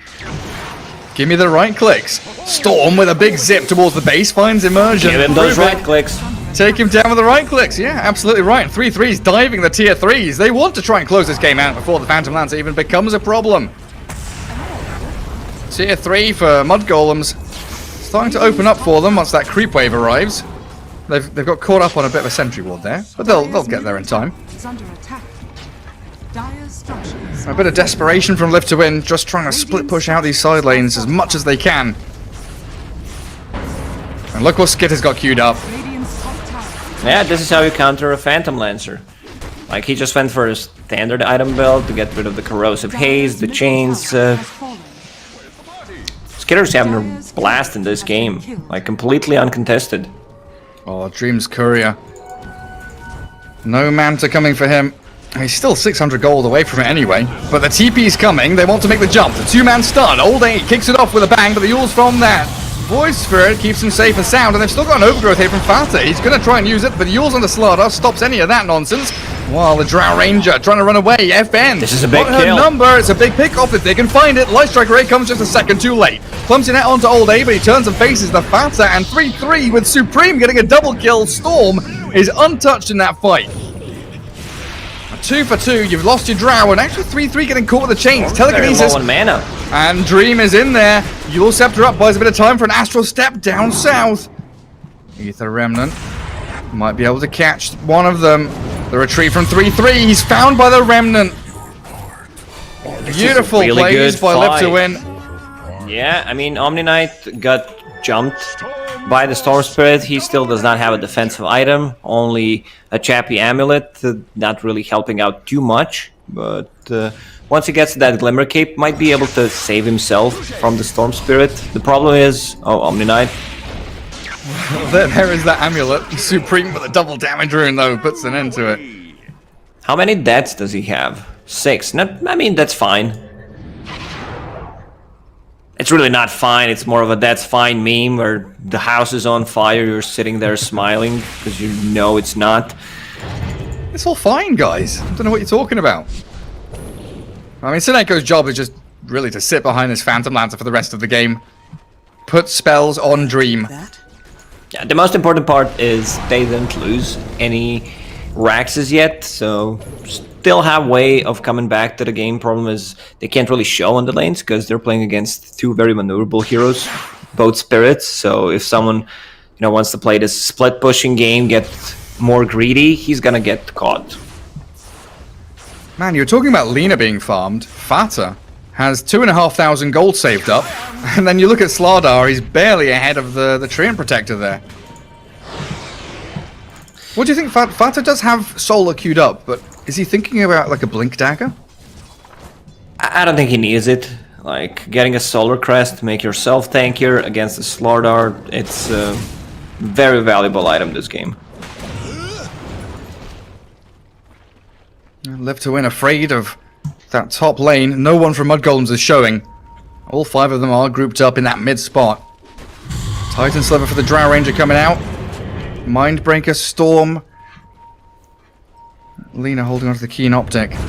Milan actually thinking about getting damage. MKB queued up with the damage talent. Okay, Storm straight in onto Old 8. Half HP Slardar being dropped quickly. Telekinesis onto an illusion to try and hold them back, but the Laguna Blade damage is enough. Even when that Guardian Angel popped. Dream considering the return kill onto Fata. Phantom Lancer, Overgrowth, and stunned by the Light Strike Array. Buyback from Slardar now as the fight. It does brew, but 3-3. He's boiled the kettle and killed off the Phantom Lancer. So Nako's in trouble now. Shadow Amulet to hide him, but the sentry ward's down. There's no escaping from Mud Golems now. It is a beyond godlike Supreme Storm Spirit. Omni Knight cannot catch a break. He needs to be close to use his spells, but every single time he uses his spells, runs back in the back line to see, if anyone wants to jump on him, because he is the target. And here's the one dying very quickly. Dire's middle barracks are under attack. Still no push up to high ground, though. Mud Golems with a number of couriers in the pin, actually. Drow, Storm, and Slardar has a courier in there to scout when the big man's up, which will be in about 10 seconds. And because of that buyback, Treant Protector has more net worth than the offlane Slardar. Oh. He's still holding on to 3,000 gold, actually. Dire's courier. Fata, what are you doing? At this point, I think you should just invest and buy Medallion at least. Keep the buyback. He's gonna buy Radiance, Aghanim Scepter, he's playing late game. Radiant's middle tower. Radiance is against under PL. attack. It's perfect. Just needs, There's 1,000 no gold way. for Relic. I mean, for the You meme, shut sure. your mouth. there is absolutely a way. I'm willing it. There is a way. FN with the Heavenly Grace on him gets out of that initiation from Mud Golems. And Roshan, the big pointer contest now from both teams as we've got 10 heroes converging towards the pit. Nobody wants to make the first move though. It is incredibly scary. Outpost Grand Prix immersion. Founder jumping in with 3-3. Gonna be trying to take down the Rubik, but Astral step away and Supreme. Long range zip. Finds the Rubik, who does have buyback, but my goodness, Suneko, blasted by Milan, gets himself a double kill. Perfect Growth doesn't actually grab anyone, but Storm will. FN with a Vortex there. Backing away from the PL illusions, which were definitely bolstering the defense of Live to Win. Storm Spirit with the Aghanim Scepter. Oh, it's a tough one. It's a great setup for Overgrowth, a great setup for like LSA. Oh, Storm. Second Roche just respawned and they kill it so quickly. Also killing Old A top. Slardar is getting close to the bottom of the net worth board. Yeah, Slardar's gonna have to somehow manage to get farm. If he has a BKB in those fights, it's gonna be so much easier because they can go and isolate one target and then reset, go again. Without a BKB, like, he's just food. He blinks in, crush, dead. Like, there's no save. Like, Suneko does not want to use abilities on Slardar, that's for sure. Basher down on Phantom Lancer, 19k gold lead. Feels like the end game. Yeah, like, if they lose 1-2 heroes, they're going in.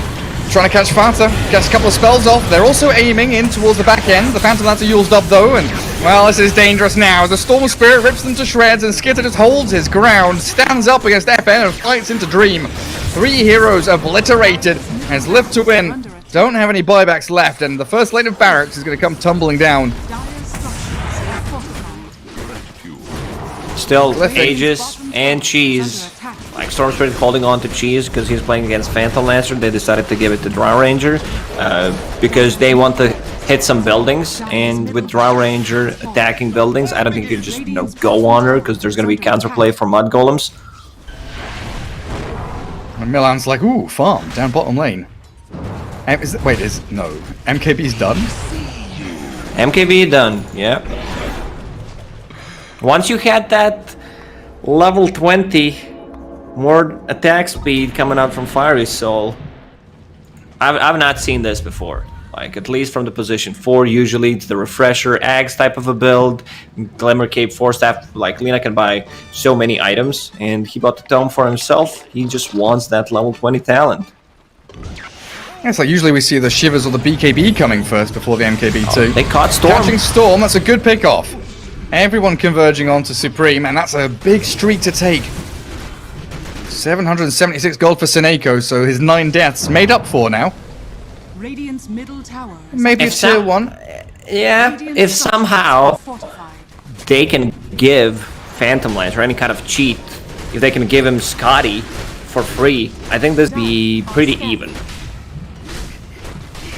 But they can't, can they? They cannot. Unfortunately, they cannot. Go back to the old Dota 1 days where Yeah, you buy disconnect. Or that, yeah, sure. Lose a player, give all your gold to the other one, drop your items. Or you could give sals and stuff and sell them, right? Yeah, you could also buy items at one point. Oh yeah, just straight up buy them for other people. Here's a hand of Midas. Dire's top tower is under attack. Live to Win with a pretty good move across the map here after that kill. Get themselves a bit of space. Ember Spirit returns to bottom lane, but it feels like as soon as Storm is alive, Mud Golem just go round 2, smoke to the top side of the map, find a pick-off, and then take another lane of barracks. 1.5 minutes remaining on that Drow's Aegis. Storm still holding Cheese. Look at the way Live to Win moves around the map. Like 3 heroes just being together, holding hands in case something happens. Because they cannot show against the Storm Spirit, who's this farmed. You cannot be alone. FN. Spidey senses tingling, but he zips back into the waiting arms of an Orchid and a Gust, the Yule Scepter up. And now comes the Gust from Drow, perfectly timed from Skitter. Really well done there to take down FN, who might be forced to buy back in a second. Look at... Did you see what 3-3 just did? Yeah, he used 2 Astral Steps, try to get a catch with the Yule Scepter. He's having a blast. I believe you and me, Gary, yesterday talked about one of the most useless items in the game, and that's Kaya and Sag. Yep. Sag and Kappa. Being grabbed up by FN, by 3-3. No, they jump in. Dream trying to find the use out of that Abyssal Blade. Guardian Angel comes. Dream dropping low though. The Gunner Blade now jumping out, but the Ogre catches him and Supreme. He's really focused in onto Dream, but another Doppelganger with that Heavenly Grace and a Glimmer Cape from Sineko actually gets him out of danger, and FN is playing around with the rest of the Mud Golems. He doesn't have an escape now, does he? Out goes 3-3, Remnant forward, and Drought Ranger. With Supreme finding the finishing touches, but Dream has come back in again. And Phantom Lancer, well, that Drow is pummeling him. The right-click damage is ridiculous. It's too much. Like, the damage from the Drow Ranger with that Butterfly Aegis just expired, but canceled the regeneration with the last attack from the PL Delusion. Does Slaughter have an item yet? The one that we saw 20 minutes ago. Like, literally, there's no item progression. He he bought Ogre Axe and has some gold saved up.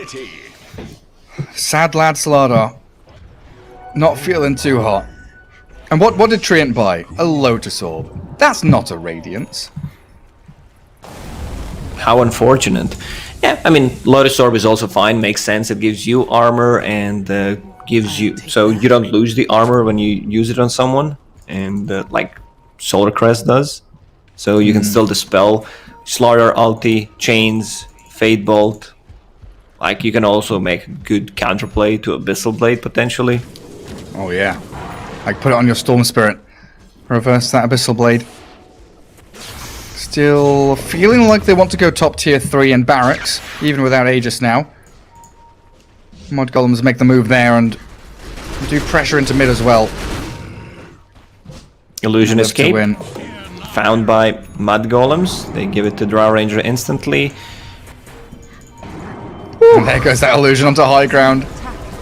Spotting out observers and sentries and all that good stuff up there as well. And Drow just stands there. Repair kit out from Live to Win will force Mud Golems back at least for a second or two.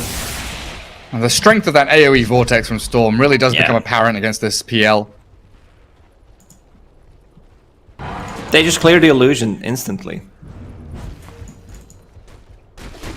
Alright, Gary. What do you think? Is there still potential for a possible comeback? Like, Phantom Lancer melts that there's always potential, you're correct. Until the throne falls, don't call it.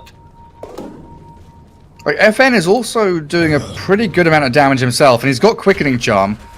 Spamming out a lot of damage onto these BKB-less carries, but the Storm jump into mid. Dream, half HP, but the turnaround play from All Day. The blink, the stun, but the damage, oh my god, Mud Golems annihilate them. All Day's down, Dream with the Heavenly Grace and the Guardian Angel, but the Yule Scepter up. It's going to get dispelled a little bit there and silenced by the Storm. Light Strike Array doesn't even connect because he died so fast, and now the Rubik's caught up in another Remnant from 3-3 and a double kill from Skitter. Buyback to Riven from Live to Win, desperately looking to defend their base. PL and Ember making the move forward, but tentatively falling back now. That's well said, Garrett. There's always a chance, maybe not in this game, in the next one, but there always is, because I think they're done with this one. Very good, Lacoste. Wait, does 3-3 have the, No, he doesn't. I was wondering there, he's like scouting with his Remnant. He doesn't go for the true sight, of course. They've got a gem on Storm. That's what I was looking for. I was like, there's no sentry or anything? How are they scouting up high ground? Oh, Storm will gladly take that one. Minotaur Horn, so you can go in, use the horn, see where everyone's standing, then pop a BKB.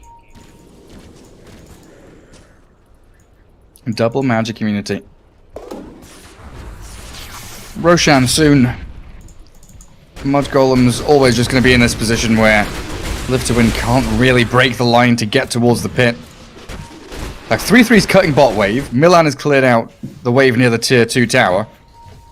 There's nowhere on the map for Live to Win to be apart from up in that top lane near their own tier 3, hiding, cowering. Mud Golems, they know Roche will spawn very soon. They also have a courier inside the pit, so when it spawns, they're gonna get that cheese ages +1. Arcane Rune Storm now as well. If things couldn't get any better for Supreme, had a couple of dodgy games the other day on the Morphling, but Supreme on Storm, most certainly spectacular. 28 Bloodstone charges, working on a Scythe of Vice as they think about the move on to Dream. Dire's bottom tower has fallen. Back to the high ground we go as Live to Win bunker in their base. And the Aghanim Scepter. So Drow Ranger will gladly take that one against the PL and the Illusions. Aghanim's Blessing time. I'm actually surprised Live to Win have Is under attack. stayed in the game for the last 20 minutes. They still have 2 set of Raxes, both tier 3 towers still alive.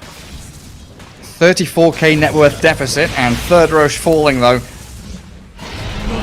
The beginning of the end here in game 1. And Drow Ranger will hit level 25 with the Aghanim's Blessing from Roshan himself. She's got Butterfly, Lincoln's, Hurricane Pike, Manta. Like all 4 of these items are like defensive and offensive at the same time. Oh, FN. Oh, a bit spooky over there, mate. If he got caught, that could very well be game over, because he doesn't have buyback. In fact, looking at Dire buyback, no PL, no Ember, no Rubik, no Slardar. They have 1 buyback, and it's the Omni Knight. Seneko, time to go run into the middle of them all. Let's go. Bait some spells. Repair kit also available. Not gonna pop it. Buffing up the Ember Spirit a little bit.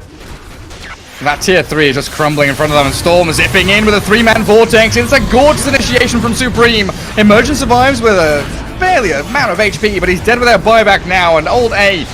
Into the fountain we go to hide. Dream is trying to battle with Milan, has the Guardian Angel and the Heavenly Grace, but another vortex comes as they do drag FN in, and Dream is blown up. Laguna Blade finishes him off. Milan with a great game on this. Position 4, Lena looking for more in the fountain dive, but GG has already been called. Dream, he's already disconnected. Oh, they find old A. Not quite killing him at the very end there, but a one-way street.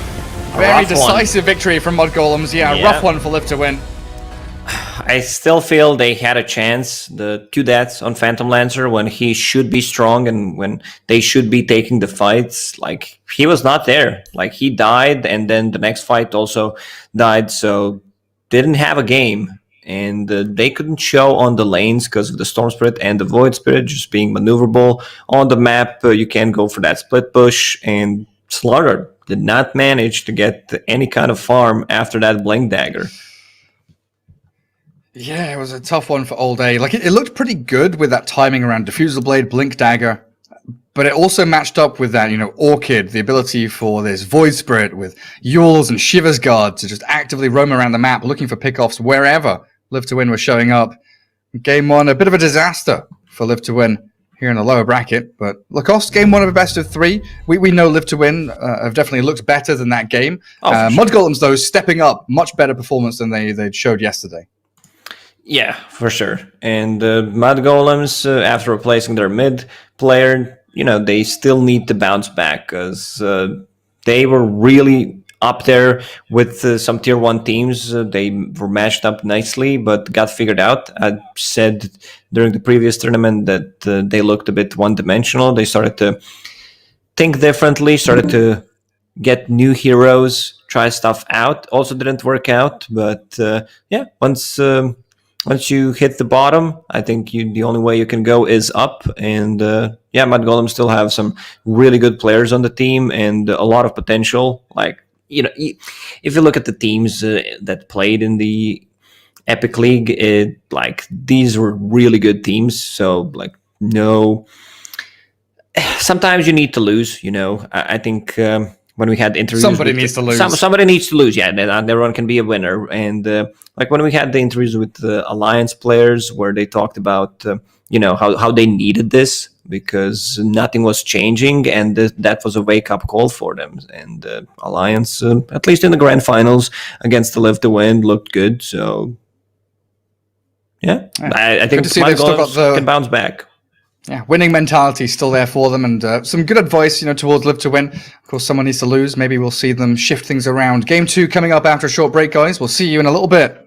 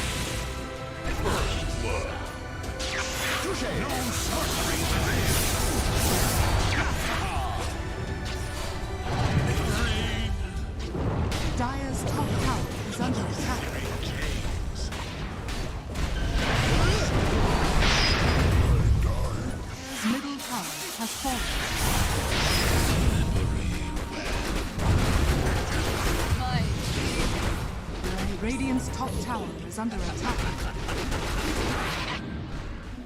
Haste.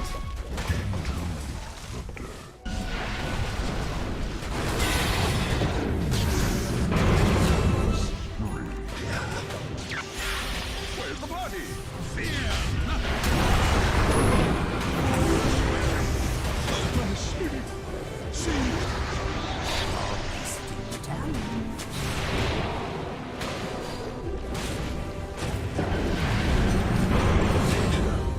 Bested.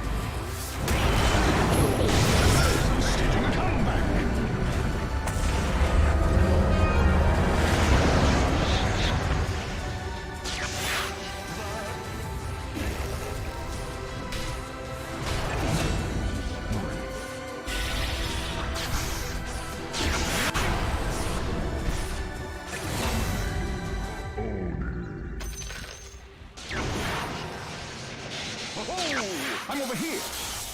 Dire's bottom tower is under attack.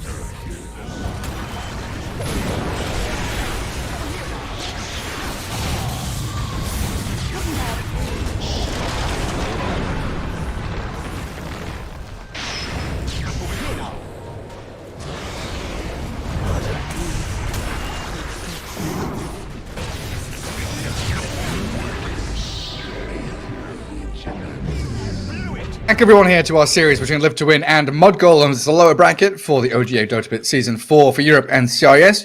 Yet again, joined by Lacoste, as game number 1, not too hot for Live to Win, was it? Not really. I think that one death from Phantom Lancer really cost him the game. It might sound stupid, but that's just my view of the game, because when he was needed to be strong, when he was needed there to be with the team, go in and out, he went in without way of getting out. And this was their timing. If you think about that game, you mentioned it during the cast, where Slaughter had a Blank Dagger. It was a pretty good damn Blank Dagger timing, considering he was playing into Drow Ranger and didn't get too much out of the lane. And Phantom Lancer recovered in the jungle with that Iron Talon, got a decent timing on the Diffusal Blade, and that was their time to strike. Failed to do so. You had maybe one more fight to try and make things happen, because Mud Golems, they had a perfect game, I would say. Like, the itemization wise, Skitter decided to go for standard items, 33 Earn into Yule Scepter, providing so much control in the team fights, then getting a Shiva's Guard against the PL and the Illusions, and Milan, he is carry from position 4. MKB Lina. The respect ban on Lina comes out, doesn't it, in that first phase? Right, position 4 Lina, spectacular stuff. And yeah, the fact that Slardar, that Blink Dagger, sure, good timing. You're investing that money into aggression, into initiation, and after the first couple of deaths of Dream in that mid lane, especially doppelgangering in, like you're saying, Slardar kind of went to push out side lanes along with FN, so that aggression was all down the drain for nothing. But we'll have a Sven for Live to Win now. Bit more early acceleration and the ability to fight, and the steal away of Omni Knight. Usually it should be the other way around, where you pick Sven into Omni Knight, but in the last month, I've seen, most of the time Sven wins, but somehow there's also a way to play around it. Like, Ursa is still in the pool. That could potentially be the hero for Mud Golems. Yeah, Troll also doesn't sound too bad. Seems like Sven got figured out a bit, where we know how to counter him. There's still Slardar in the pool for Live to Win, if they want to go with the 40-minute Blink Dagger Slaughter once again. I think, in this kind of situation, jokes aside, if you want to boost, maybe he says, give me Slaughter again, to boost the confidence of the team, I'll play it much better, just give it to me. And maybe that's what they need. All right, maybe that's what Seneko is considering right now. And where do we go? The Undying, the Eye are banned, the Omni Knight is stolen, so they don't really have one of those, consistent sustain or save heroes. Undying's banned, never mind. Yeah, that's like Oracle's one that comes to mind that maybe you want to go for. But I think what I would like to see is Live to Win go for the Seneko Prophet. The Nature's Prophet has been super good for them. Ooh, Ancient Apparition is also kind of nice. It's okay. This is something we've seen quite a lot recently. AA plus Sven combination, the double stun lane, and AA against the Omni Knight to cancel out the healing. It should be Seneko's hero as well. It gives them that aggression. Stormhammer into Ice Blast, catch a hero, kill it, get the numbers advantage, and keep that steamroller going.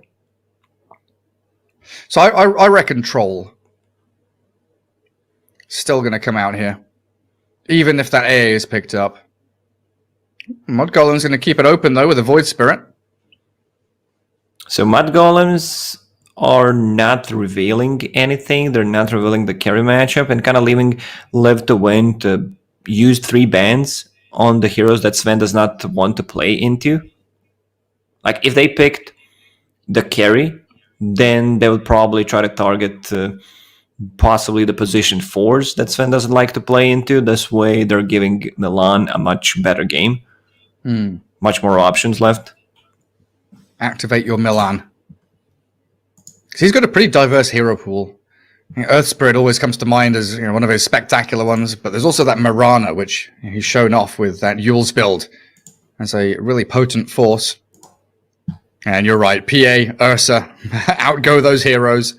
Yeah, they might need to ban out Troll. It's a really good, matchup for Troll. Maybe not as best if Skitter is gonna play it, where he always pretty much goes for Battle Fury.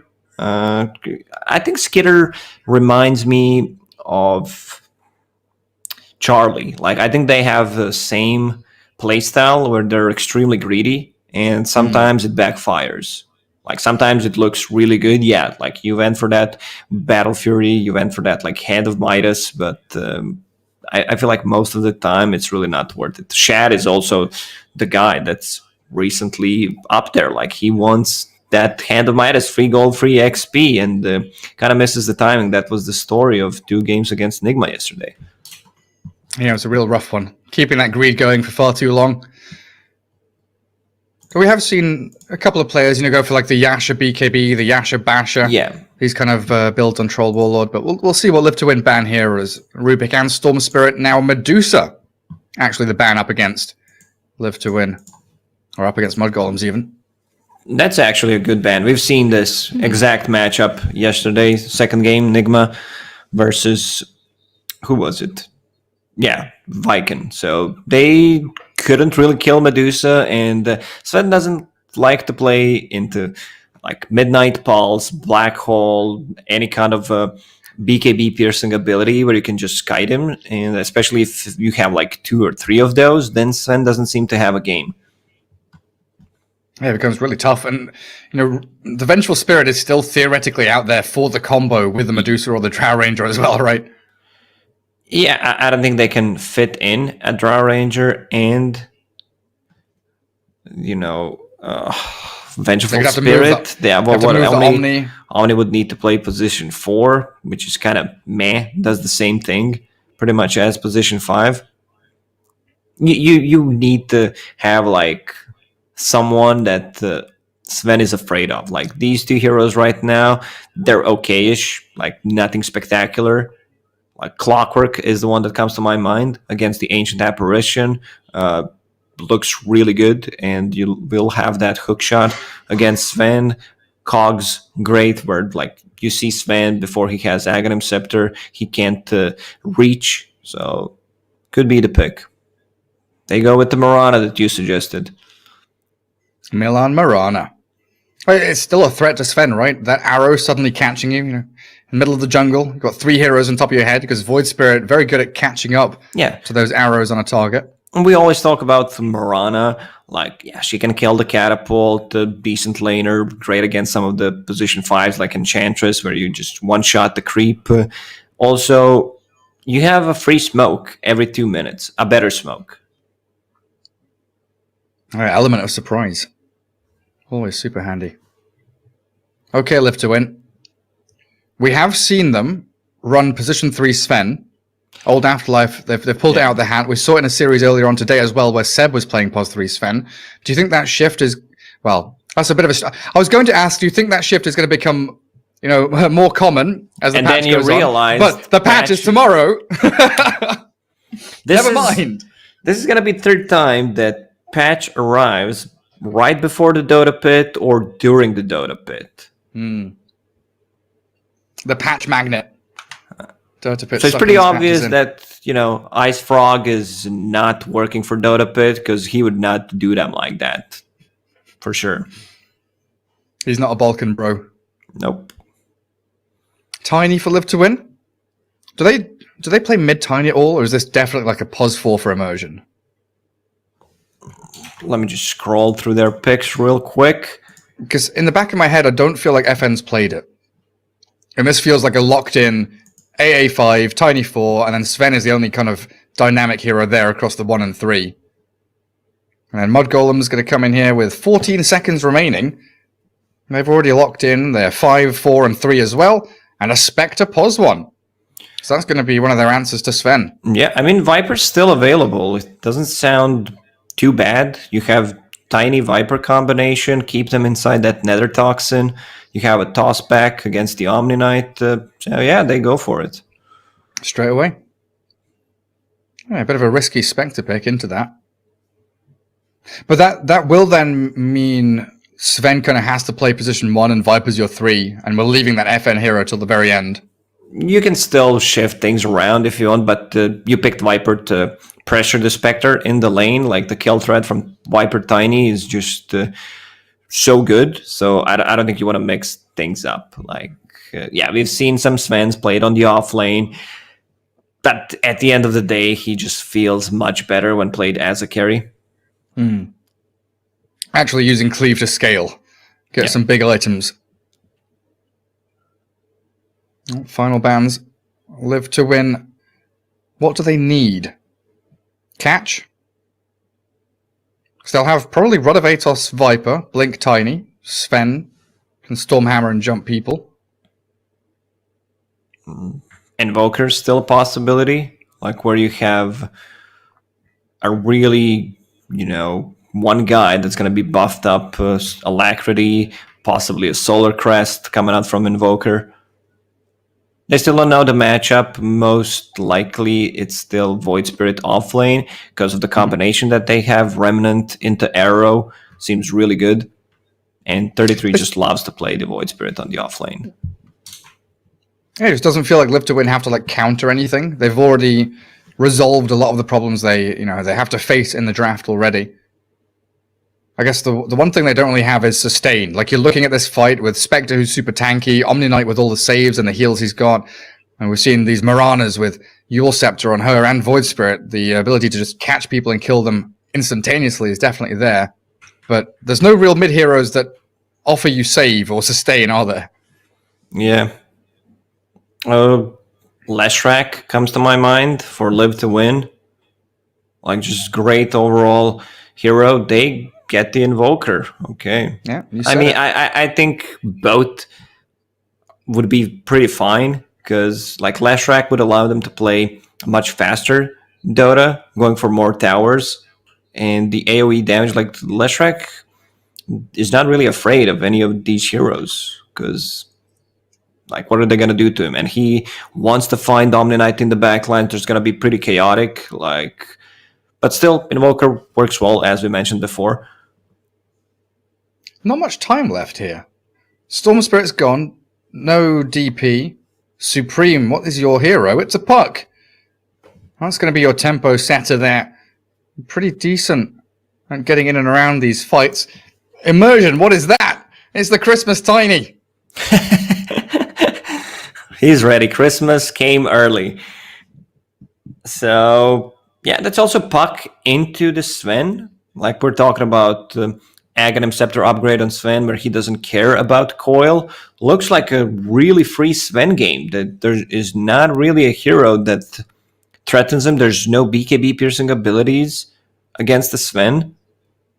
And the laning stage should be fine. This is also Puck into Invoker. You don't threaten a kill on Invoker before you get a level 6 if we're talking about just straight up 1 versus 1 matchup. Yeah, it comes down to that hit level 6 and TP to a side lane kind of play. I don't know. We'll see how it all works out for them. Skitter Spectre. That late game security for Mud Golems. We're going to see the same build we have been for months on end now. The Blade Mail Manta style, I guess. Yeah, I mean, Blade Mail is a must. So you can not just, become more tanky, but you also can farm Ancients. So that's a pretty big thing. And Tiny is so cute. He's adorable with his little jingle bells. Going to be tossing all the way as we get ourselves into game 2. Live to Win up against Mud Golems. And here it looks like a much better laning setup. Even before we see the laning setup, the heroes they've got, Live to Win, should have a damn good time up against Mud Golems. Well, we've seen the way the 3-3 plays that Void Spirit. There's always going to be pressure from him. Live to Win has a scary lineup. I just do not want to see Hand of Midas Sven to give Spectre enough time to actually buy the items. So, just full aggression, the standard Mask of Madness into Echo Saber, possibly a Blink Dagger. not Blink Dagger, never mind. BKB or Aghanim Silver Scepter. Edge? No, I don't think you need it because you already have a break mechanic against Spectre coming out from Viper. So you do not necessarily need to invest so much gold into something that you already have. It's more about the execution. Oh, we'll get ourselves into a pause straight up. And we'll see where they all head. Supreme on the puck. Milan playing that Mirana. 3-3 Void Spirit. Skitter on the Spectre. And Fata playing the Omni Knight. Well, on the Radiant side, Dream Sven, Immersion Tiny, FN Invoker, Old A, Mr. Afterlife, the Viper, and Seneko playing that Ancient Apparition with a Smoke. So it looks like Live to Win want to try and get out across the map, get some information, maybe get a kill with an early 5-man smoke. Top lane should be... Oh, go ahead, Gary. Ask me a question. Ask me something dumb. I mean, it's always... You don't have to say that. It's always going to be something dumb when I ask you a question, isn't it? Where's Bounty Hunter? So for Immersion. No, seriously, that guy was a bloody god on Bounty Hunter, and I've just had this flashback of him killing like 20 couriers a game. Yeah, I mean, this is the first thing that comes to my mind whenever I see Immersion. You know, like back at the Boston Major, it was Ad Finem who ran that hero, and then hero got nerfed. So Immersion was like, nah, guys, I'm still gonna play that hero. And Immersion was known for playing Bounty Hunter and playing the Nyx Assassin, when Nyx Assassin was a top tier pick. And there's a 5-man smoke that you talked about. Gratitude. Yeah, they want to clash. Spectre's on the high ground.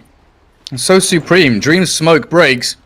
And Mud Golems, yeah, they've slipped away from this. Falta Skitter both back to the tier 2. Nothing to be gained there by Live to Win. Just a quick little observer ward down. Oh, that's nice. So Radiant side Tiny loves this.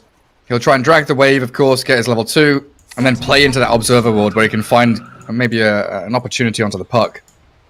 I see AA hiding in the trees on the top lane, so they might try to grab a kill. Cold Feet into the toss for a secured stun. I think they see the puck's ward. Yeah, they do. I think it's much better if they just, play the standard stuff on the top lane where Viper uses Nether Toxin, pushes out the wave, gets level 2, Tiny drags the second creep wave between tier 1 and tier 2 tower, and then you can get a kill with the toss back because Viper's already level 2 as well. Mirana, bottom lane. Dream will TP possibly. Let's see, just got to... Kills the range creep straight away. And Spectre TPing top. Interesting. So Skitter was bottom lane. It looked like they were trying to figure out where they're heading. Like, what's the reason for that? I thought they were trying to put Spectre against Sven and dodge the Viper lane. But then Skitter TPs into the Viper lane?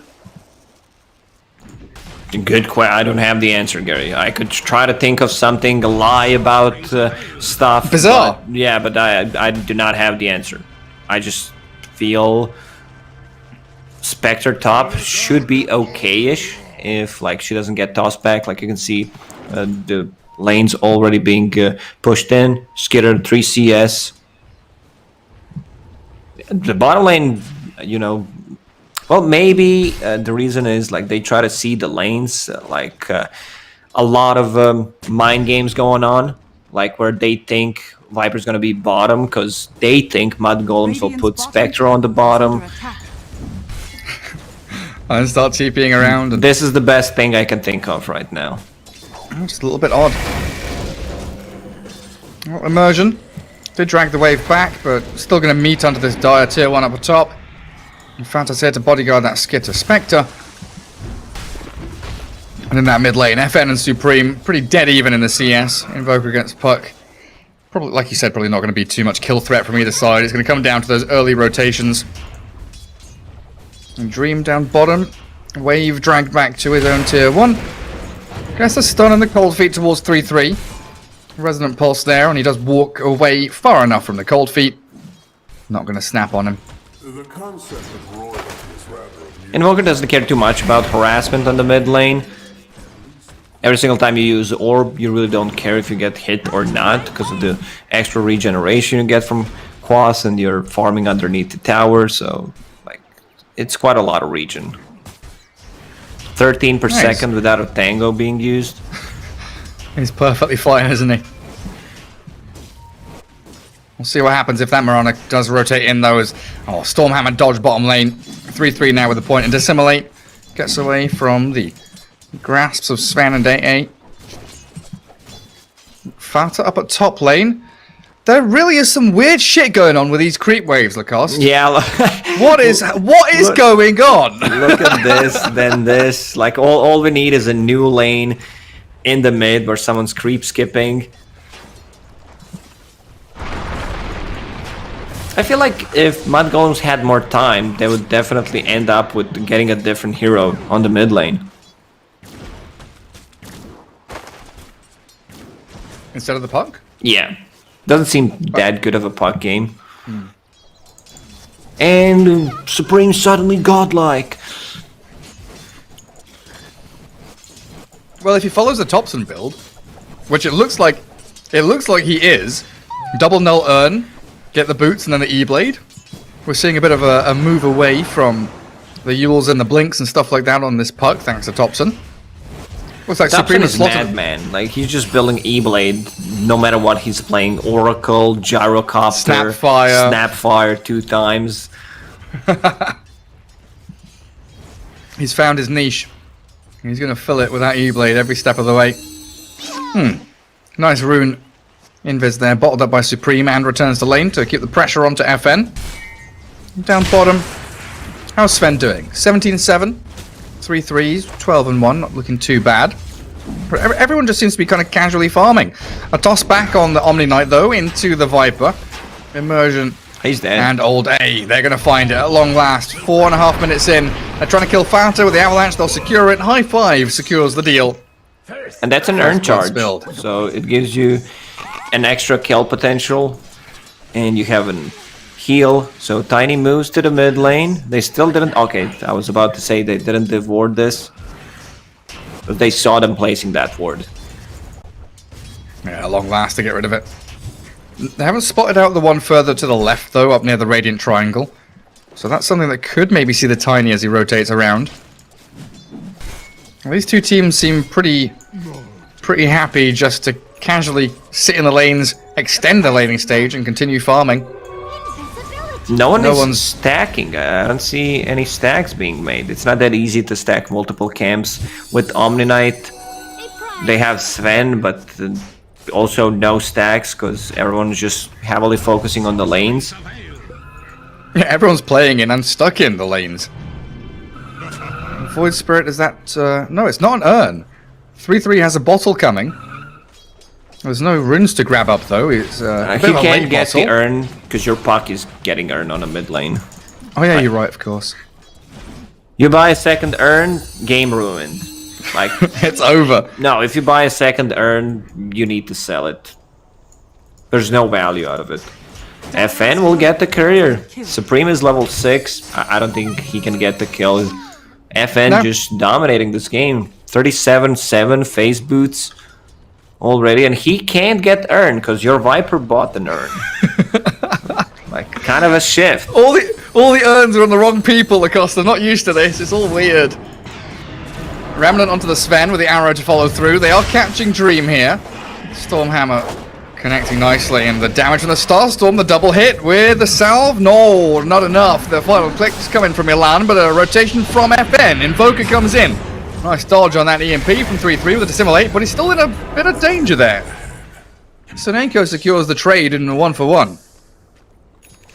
Good rotation from FN, but again, no urn on him. Would actually like if he had it, and then you know, because there's so much more synergy on the Invoker. And if we look at the last game, I would definitely say that Afterlife did not earn it.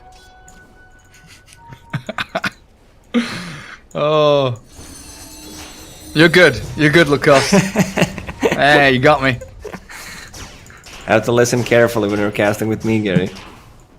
Yeah, you said something the other day and I completely missed it. I can't remember what the hell it was. We talked about it privately. What was it? Something with a mech.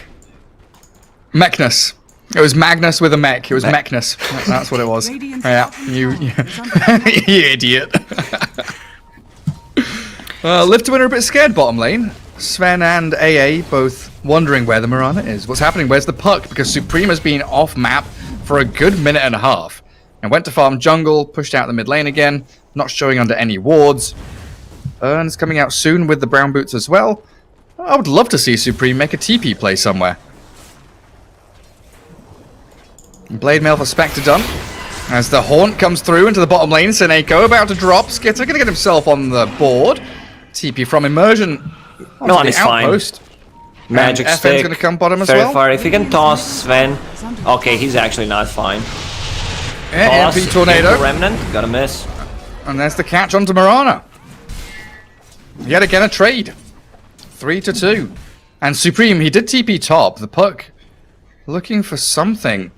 But Viper, old 8, has just been making the same move over and over again. He just drags this wave, farms it up under the creep camp. Nothing really bothering him. Sven going for the standard build, which I really like no shenanigans, no Hand of Midas, just Bracer straight into Mask of Madness, just finishes it, and the 3 points in cleave, falls back to the jungle, 2 deep wards, good scout movement from Sven, and if they want to play aggressive, Mirana is high level 5.5 at this point, so can see some rotations with the Moonlight Shadow combined with the puck. Spectre stacking camps for herself. Nice big large camp there with a blade mail to clear through it. Still with a Dream Coil from Supreme and a double damage rune, focusing FN, but that arrow sliding straight past Immersion and FN with Supreme in a bit of trouble. The Tornado connecting. The Invoker's still alive, and Sven's here, waiting on the high ground. Slams into Milan, and Supreme has an aggressive move forward. That Fairy Fire from Mirana doesn't save her. Numbers brought into the mid lane, and Live to Win, punishing the over-eagerness for the puck to make action happen. They're so limited on the damage. Like, Omni Knight is level 3. Spectre does not have a Haunt, so she can't join a fight. Puck, 3 points in Orb, 3 points in Rift. I think they need 33 to actually have enough. They need to bring numbers. Their damage is very limited. Yeah, and it is a level 6. 33 Void Spirit with Astral Steps. Looks like he wants to continue pressuring the tier 1 there and maybe force Live to Win to come and defend it.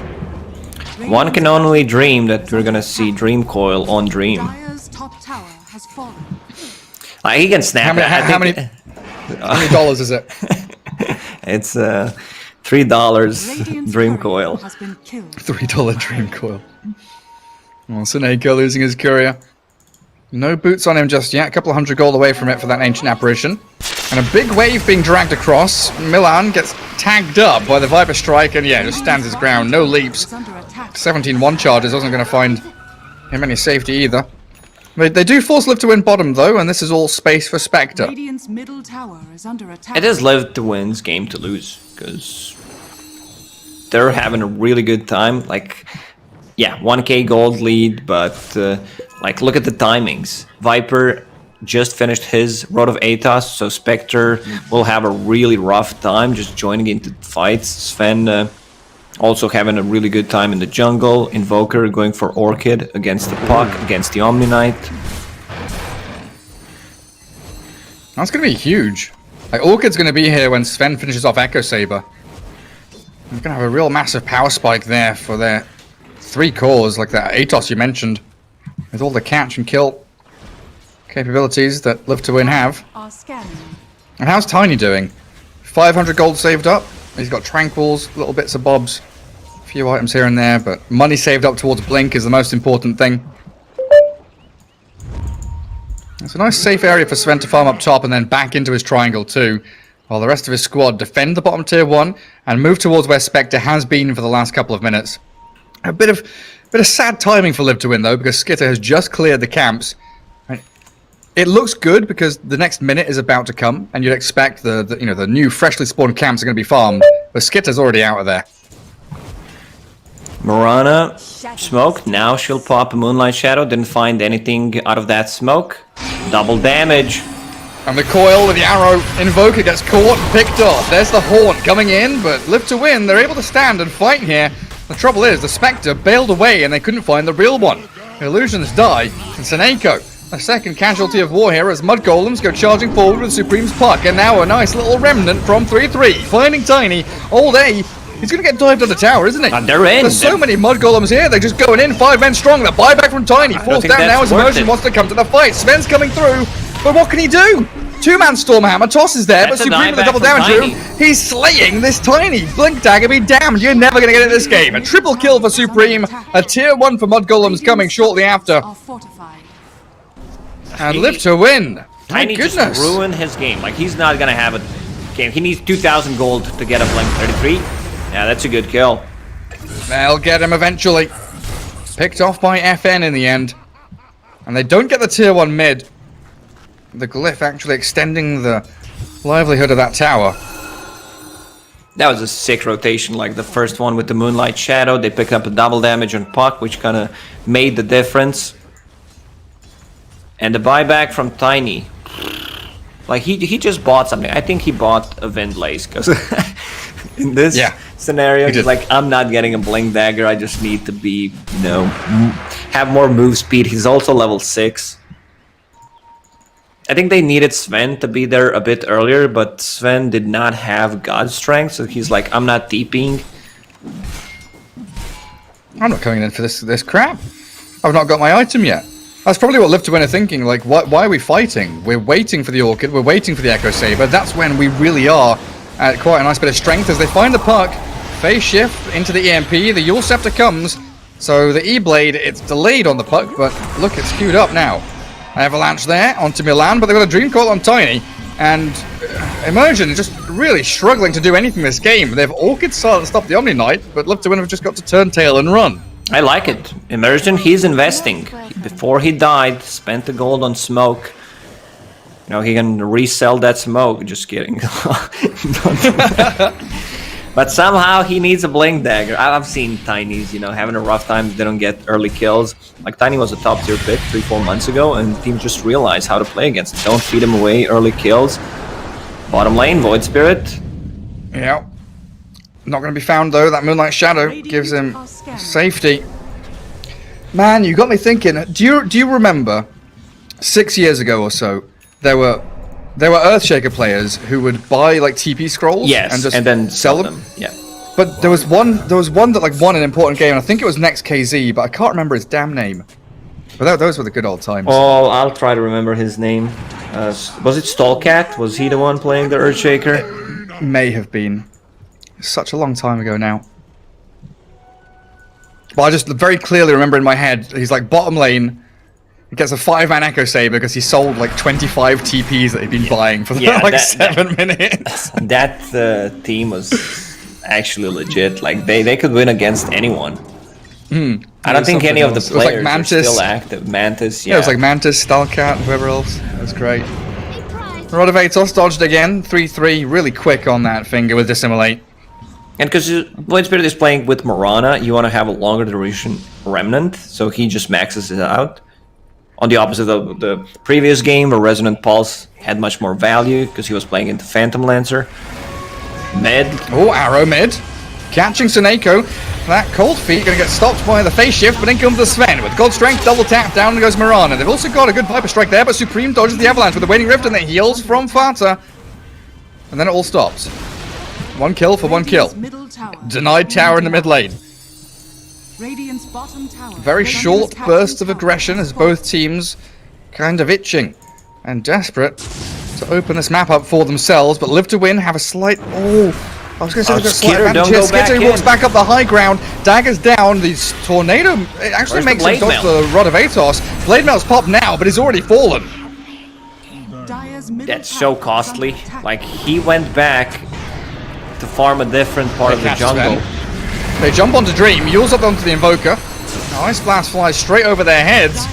Live to Win, still 5 heroes here, but he's dead. Golems hold the high ground. Yeah, he's going to shatter. Oh, a heal at the last second, and they drag AA back up onto the high ground with the Remnant. That was pretty cute.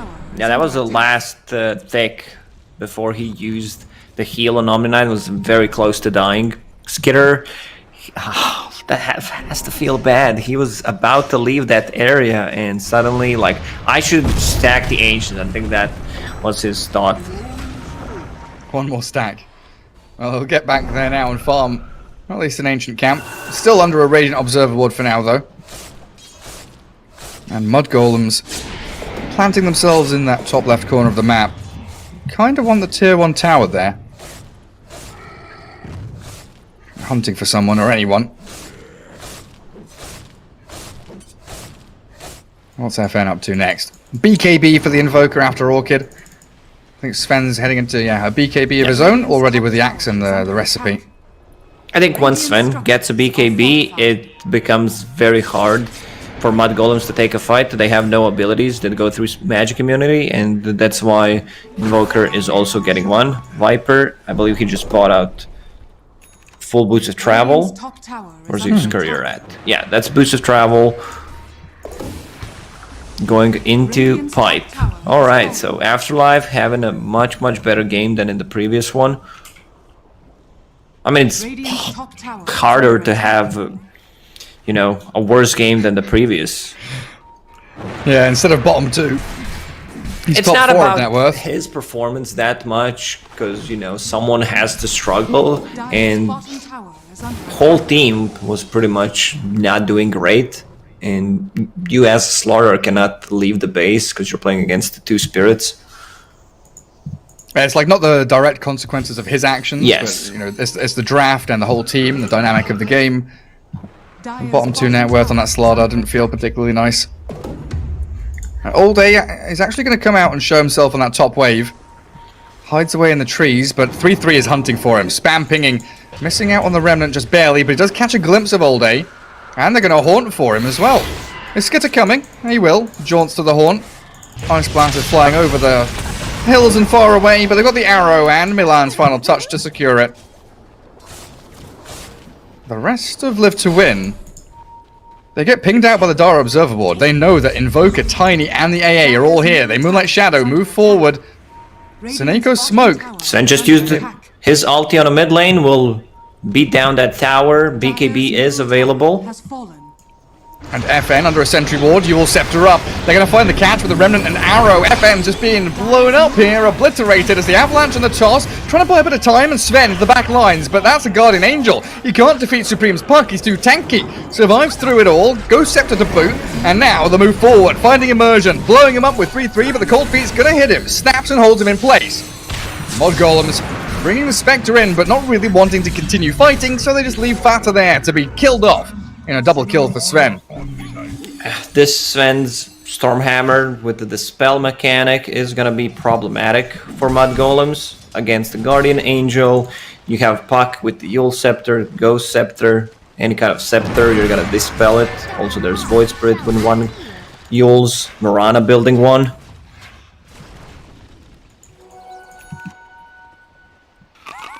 Has Yule's become like the new Force Staff? Yeah, Yule's is just a great item, you know. Mana regen, TP cancel, setup, save, TP cancel, you name it. It's so good. Especially on this Mirana. But we are now staring down the barrel of Sven BKB you mentioned. Invoker's delayed pretty significantly now though. Still a good distance away from it. Spectre is farming nicely, but Sven is still the biggest boss in this game. Now going back to that Aghanim Scepter, so you can snap the coil without getting stunned. Literally Superman. And diving straight in. Are scanning.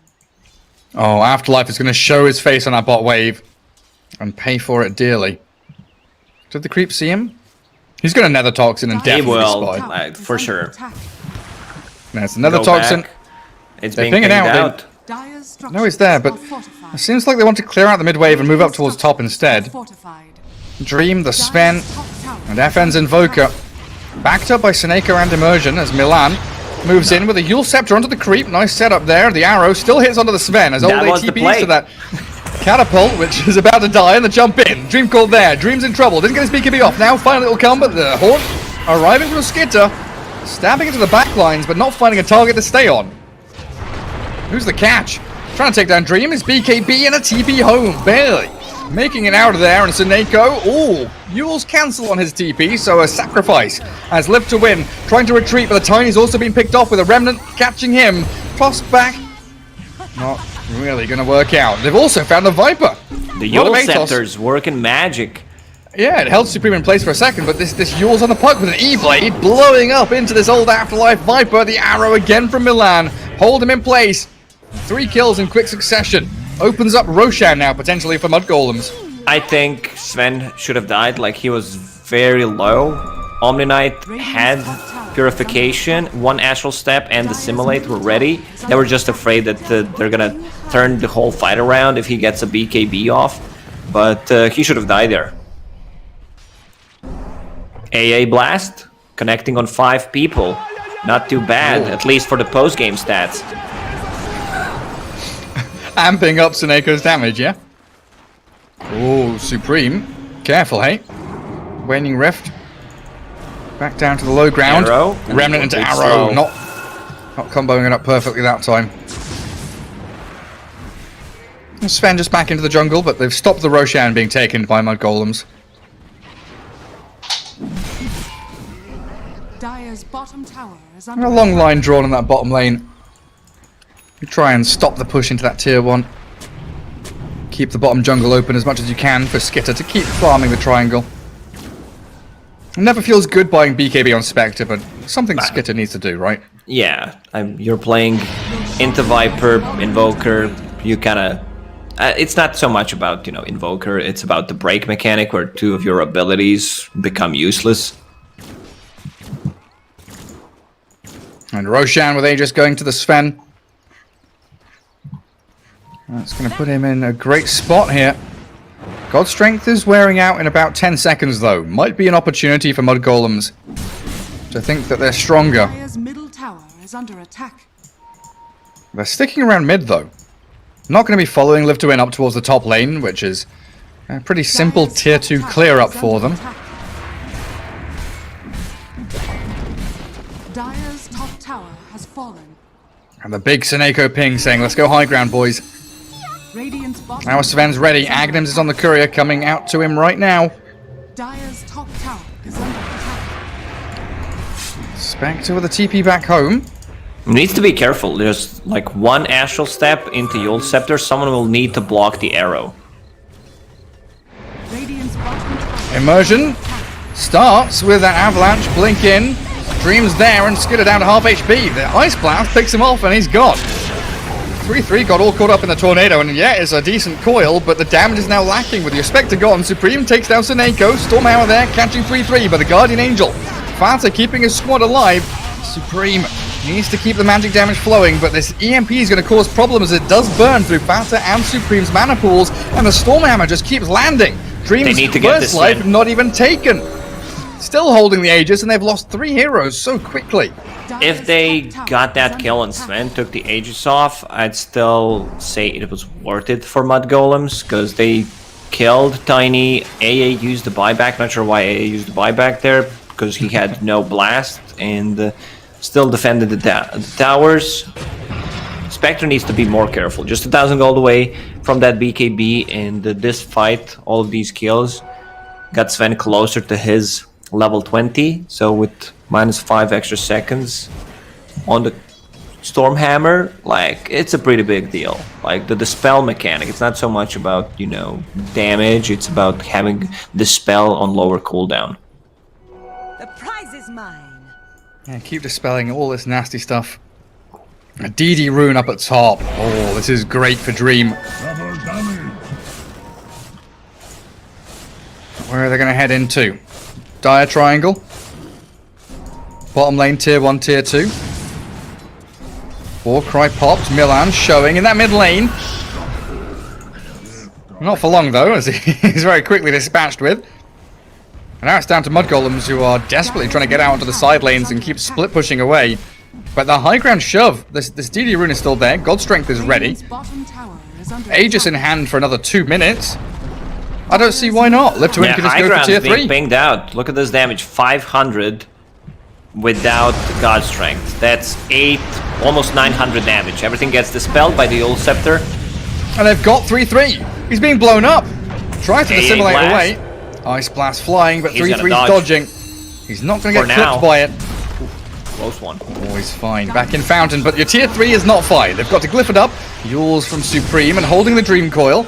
Still another minute and a half on the Aegis, and they've got to toss back. Snaps the coil, the tower hits, not enough. And a bit of lifesteal there from Sven. E-Blade. Keeps him alive until the E-Blade claims that first life. Now the Spectre, haunting, trying to catch up to this Sven. And Dream, he's been left alone. The rest of his team said, okay, Sven, bye.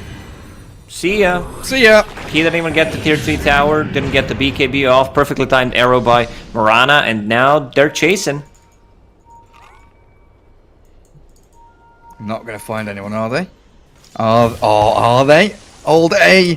Is that Nether Toxin worth it? Milan with the arrow. Ooh, not going to find it. And TP from Viper, but he's been found out here with the Yule Scepter up. They Just will get Yule the catch. Scepter into death with these 3 heroes. Another one. And another one. Come on, give him the Cyclones. 3-3. Viper struck, but Skitter's here, ready to battle, and an arrow secures the kill onto the Viper. Radiant's bottom tower is under attack. Can they force a buyback from Sven, do you think? No, there's no way he's buying back there. 20 seconds. Glyph. He's bought something now as well. Chrysalis. Glyph on cooldown. But still, like, there's no way he's buying back there. Nothing of value. Okay, Yeah, Void Spirit getting a Force Staff. So, like, I see the way they want to itemize. Yule Scepter is not that great against Sven because he can get dispelled. But with the Solar Crest picked up by Void Spirit, now getting a Force Staff where they can just control people. Sven's steeping in. Mirana still has the arrow. It's gonna cut. Oh my god, the disjoints and the dodges. Dipping, ducking, dodging, diving everywhere. This is the arrow that could have made the difference. Like, that would definitely go in. I mean, he has no buyback. That could have maybe not ended the game, but it could have been a door slammed in the face of Live to Win. Like, even Fada has a Blink Dagger, so his positioning is gonna be very good. Doesn't need to, stand so close. Spectre's hunting here. Moonlight Shadow from Mud Golems. 3-3. He sees the Sven. He wants Sven. That's a big target. He desperately wants it. Gets the perfect remnant onto the Sven. He's going to try and turn a fire with his BKB and his God's Strength. Now Skitter turning and running. The BKB from the Spectre and the Blade Mail there as they do backstab onto the Tiny with an arrow. But a disjointed fight now as Mud Golems look to retreat. They want to reset on the high ground, but Tiny jumps in and tosses 3-3 back into the Viper now and Dissimulate. Buys more time and a great tornado onto the 3 of them with an EMP and the clumsy net. Sven clears through. That poor Void Spirit. Where's the Puck? Puck? Oh, found by the toss of the Tiny. Silenced. Forces a Yules. Has an orb and a shift. But there's another run of Atos. Oh, can we get away here? Supreme jaunts to the orb. Wing Rift as well. Turns with the E-Blade and another Urn Charge. Might kill a Tiny with a toss forward. Dodged again by the phase shift.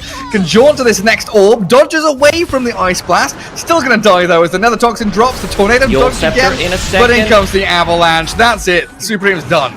If he waited there just half a second before the phase shift, like, I don't think he knew who was flying. So he was afraid and didn't use the phase shift instantly. If he just waited to use the orb and then phase shift, he would be out. But yeah, that could have been different. Also, if Mirana was closer to use Arrow and Sven, because she was not in vicinity. Now they want to go in again. Moonlight Shadow and cooldown 20 seconds. The way they initiate a fight is Void Spirit using spider legs, scouting things out. Find the Sven. Spectre spotted. Tiny jumping. Ooh. Mix my magics. Spicy pause. Skitter has no dagger, but does have Haunt, BKB, and TP in 2 seconds. So what they can do right now, like, if somehow they manage to get the vision on Dream to initiate on him, and Spectre will have a Haunt ready, so, like, just one arrow when they're trying to make a move on Spectre. Where's Mirana at? She's in base. They don't know. She's like, too far. I think they just want to bail it. Like, they see Dream with that Dire Observer Ward, but trying to go on him, pretty difficult. Especially with Puck dead for another 20 seconds. Do you think Skitter's all right here? Like, Blink has been spent by Tiny already. You'll have Dagger to get into the trees. Worst case scenario, you waste a BKB charge, I guess. Immersion already blinked. Yeah. I think he's just gonna wait to see how things are gonna go. I don't think you BKB TP straight away. Okay, so he waits, Dagger.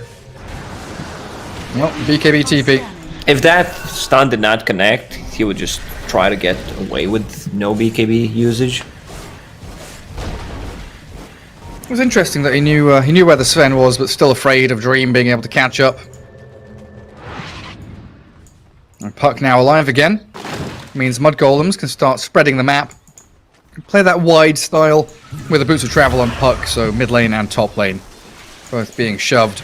Because the next Roshan of vital importance for both teams, because this game hangs in the balance right now. It is dead even, and you are a Sven lineup with a Viper up against a Spectre lineup with this Puck and Void Spirit bringing so much magic damage to the table. Yeah, they somehow Mud Golems need to get the good initiation on Sven, something they did with the Yule Scepters into Arrow combination before he can get a BKB, or if he uses a BKB, they need to try to reset and then engage into a team fight, maybe waiting for one buyback, you know, on the hero that Sven goes on. That sounds kind of a like plan, because they have no abilities that go through magic immunity. Arrows scouting them out. Also spotting Roshan as both teams know he's up. Lift to win holding high ground, and this Moonlight Shadow. Oh, it's just a smoke actually, not a Moonlight Shadow. Trying to find themselves an opening. Oh, but they saw the Spectre mid. Live to win are trying to find a Skitter. But he's hiding in the base by his tier 3. Now we're going to have a bit of a weird clash, as the Dire side have the Radiant high ground, and the Radiant team have the Dire high ground around Roshan. Smoke breaks, Mirana's there, Stormhammer comes, but a blink dodge, Milan. Beautiful reactions, gets himself out. Now, the chase is on towards the Sven, the arrow slides straight on by, there's that Ether Remnant nearly set up for a kill on the AA. Clumsy net dodged by the Omni Knight, everyone's just blinking away. Tiny tosses a Christmas tree for a bit of good luck and cheer and towards the Happy New Year. For 33 is not getting a Christmas present. Dodge Haunt that Christmas tree. with the E-Blade, the Dream Coil comes. Seneco's being focused down. The damage, though, is huge. Fat to Seneco, both dying by back. The trade on the position 5 is 1 for 1. Now Skitter trying to run. BKB already spent on this Spectre as they are kiting the Sven, trying to waste the God Strength as best they can. Puck, waning Rift and dodge away after the phase shift. And now we're back into a 5 versus 5 with no Haunt, no God Strength, no BKBs. I think for Mud Golems, it's time to take this fight. Like, you need to invest more. No BKB, no God Strength and Sven. It's running out in a couple of seconds. He wants to get some use out of it, but a good move out by Supreme as the toss does nothing. Milan has already escaped away from danger and looking for the Yule's arrow, finding immersion. The Tiny gets caught. We need to find out who's got buybacks here, because these fights are just poking and prodding, but they make the jump. They commit in now. Sven turns, but there's the Guardian Angel keeping 3-3 alive. Immersion gets one more spell off, and he's got to buy back because he just died. And Supreme's Puck in the midst of it all. Gonna lose faster. The dieback there from the Omni Knight. 3-3 spider legsing away through the pit as a Stormhammer flies onto Skitter. Arrow again, in 2 seconds. It's not enough. Yules, but no arrow, you're right. And the BKB from Sven allows him to Stormhammer, but another jump. Disjoint out, Skitter BKB TPs. Roshan now open for Live to Win as Mud Golems, they are down 2 heroes. If you remove the number, what's the difference in net worth? You'd probably say, like, Live to Win is 10k gold ahead, because Mud Golems, they cannot take the fight. What they can do is poke, see what happens, get some chip damage. How many blink daggers do they have? 1 on Omni Knight, and 1 on Mirana. So this is the way you also itemize against Sven. We see it, Sven goes in, you use that blink dagger. That's how you dodge it. Puck with the phase shift can dodge, dissimulate. Oh, Milan. He was trying to go for a steal or something there. Stormhammer dispelling the Yules, though. And Roshan hands over his goodies. Yeah, I think in the next patch, like, whenever you use a Stormhammer, it should also dispel Sven. So if you have, like, a Gale from Venomancer, or any kind of a something that you do not want to have, it should also dispel you. That seems really balanced. Yeah. You know, just combine Rage with Battle Trance and Stormhammer, put it all into one spell. Sounds super good. Why the hell not? We'll live to win. Back in the driving seat. This Viper, 2000 HP and incredibly tanky. Just not someone that you can go on. Once the patch comes out, like in the Reddit thread, the first comment will be about Sven. This is my prediction. It's gonna have the most upvotes. So Sven with that cheese and Aegis getting closer to level 25. It's becoming harder and harder for Mud Golems to take these fights. They can kite against Sven, but still, at the end of the day, Sven's still not afraid of anyone on the Mud Golems. Yeah, they're really not. But you know that Reddit comment? It's not going to be anything intelligent. It's not going to be a paragraph of analysis. It's just going to be Sven, XD. And that's it. Could be, yeah. 500 upvotes. High ground time again for Seneko and the boys. They've tried several times, like mid-tier 1 is on 171 HP. Top tier 1 about half HP. Let's see if they can finish one of these tier 3s. Dream clipped by the E-Blade as Emergence makes the jump in with the Avalanche toss. They side the Vice, catching Supreme, but he has the Heavenly Grace and the Lotus Orb now as they bounce straight back in. Finding Fata, and they know he has no buyback, so Omni Knight dead for 40 seconds. Mud Golems left without their position 5. Forced to glyph up the tier 3. Also, Spectre doesn't want to join in. Yeah, I mean, Spectre's farming on a different side of the map, but they're still, like, not pressuring the tower. Afraid to show on the lane. There's Disarm on Sven. Arrow will not connect.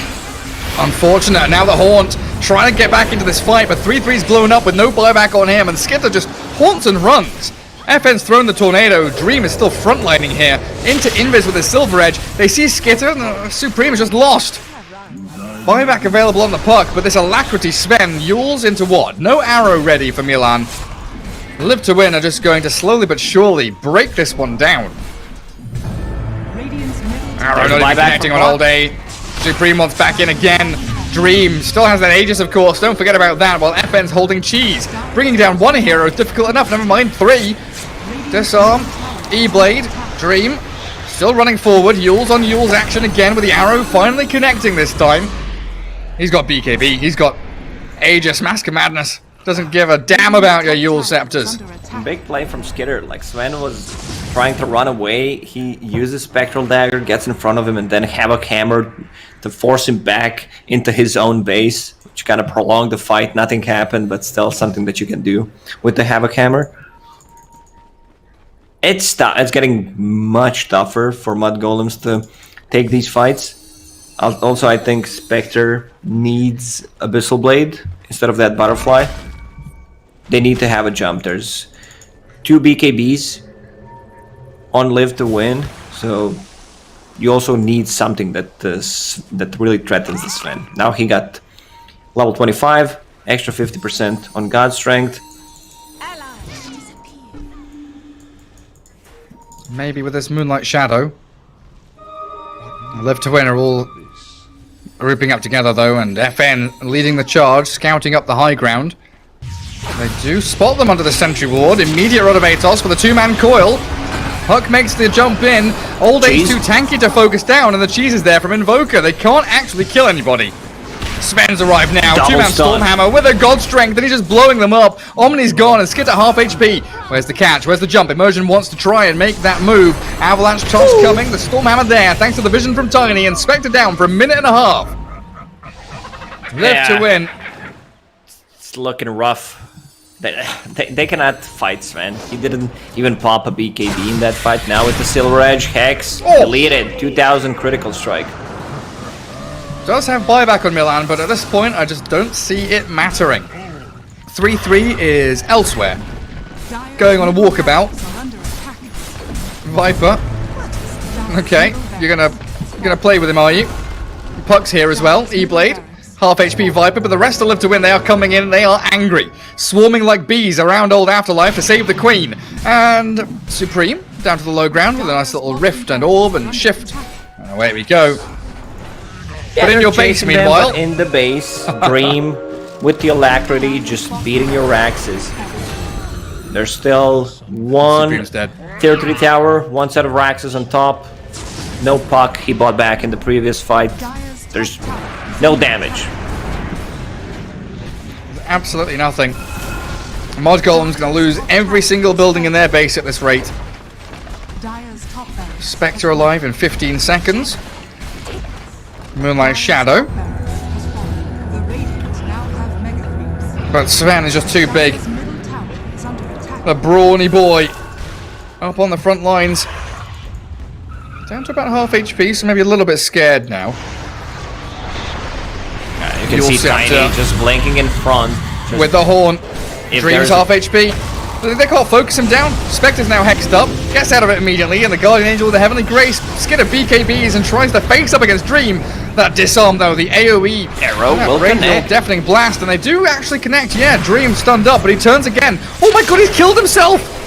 The Dispersion and the Blade Mail annihilate the Sven, and it looks like Mud Golem's still fighting on in, but that break from Old A, the Nether Toxin, clears through Spectre, who's forced to buy back, and Milan has a Desolator now on this Mirana. Sold the Yule Scepter. Old A's going to TP out of there, while Fata with 3-3 chasing FN. They're going to find the Invoker. Can't Ghost Walk, he can Tornado and maybe try and run, but they've got his number. Chasing him down, they got the job done. Someone needs to address the issue in the base. They have mega creeps, super siege creeps that deal a ton of damage. You mentioned Mirana. She bought Desolator, sold the Yule Scepter, and I think what they wanted to do is, like, if we get a good fight, run down the mid lane, because I don't think we will get more chances. Our buybacks are on cooldown. Yeah, they have no buybacks. That's the big issue. None, zero, nada. And it's still going to be difficult for them to even kill a tier 3. Okay, 3-3, where are you going? Deep into the enemy base, getting away from the cold feet. But 3-3 with an arcane rune is trying to toy with them, get anything he can. It's desperation central for Mud Golems right now. Skitter with that Havoc Hammer trying to clear out creep waves in front of the tier 3 tower as well.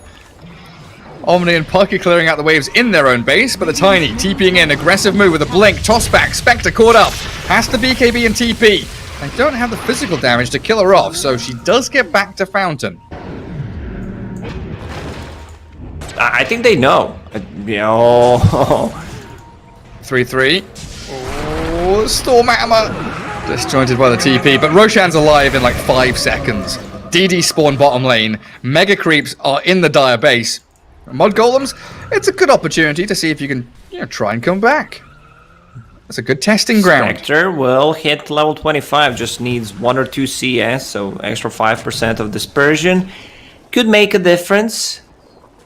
But still, you're playing into Mega Creeps. There's gonna be Cheese, Aegis, and Refresher. Yeah. It's do or die. They're smoking in. Roche will drop before they're going to be able to get close. Are you sure about that? Because Milan is very sneakily, he didn't. Dream is holding God's strength. The Rod of Basil's there. 3-3 tornadoed up. The arrow's flying through. Sven BKBs gets the Aegis and the Cheese.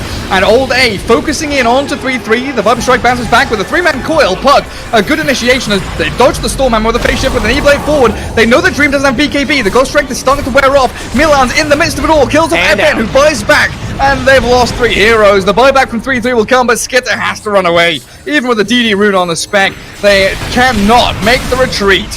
Spectre's down, 2 minutes gone, and GG's called.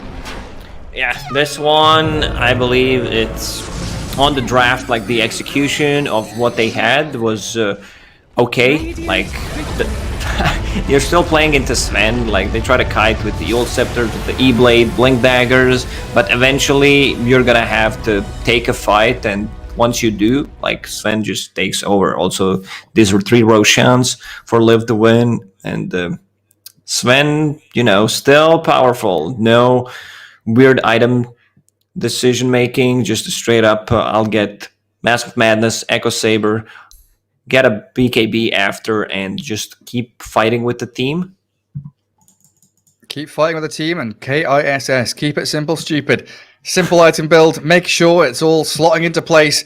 Lacoste, it looks like we're going to have a long night ahead of us. This is the third series of the evening, and we're all going to Game 3.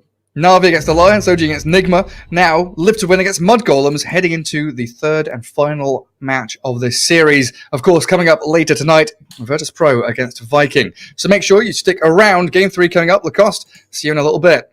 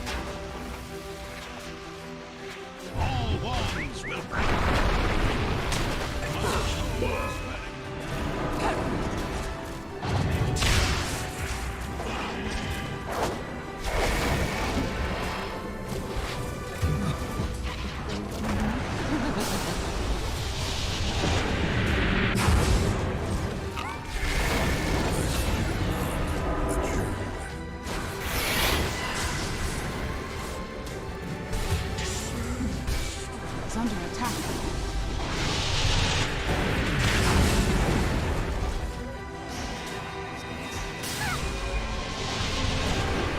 Radiant's middle tower is under attack. Dire's top tower is under attack.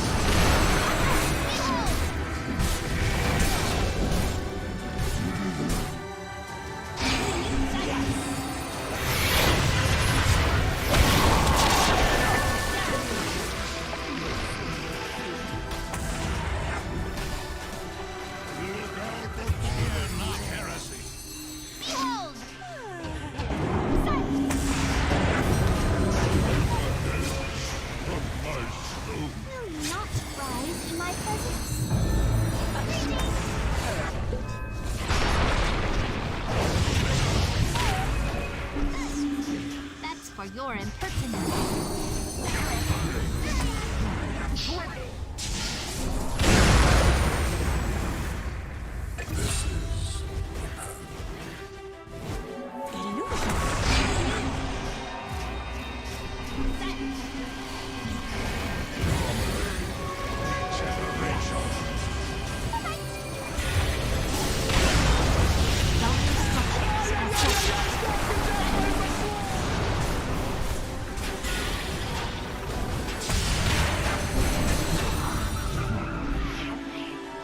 Dire's middle tower is under attack.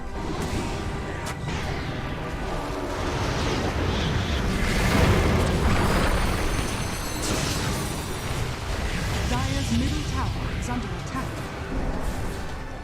Healing and power.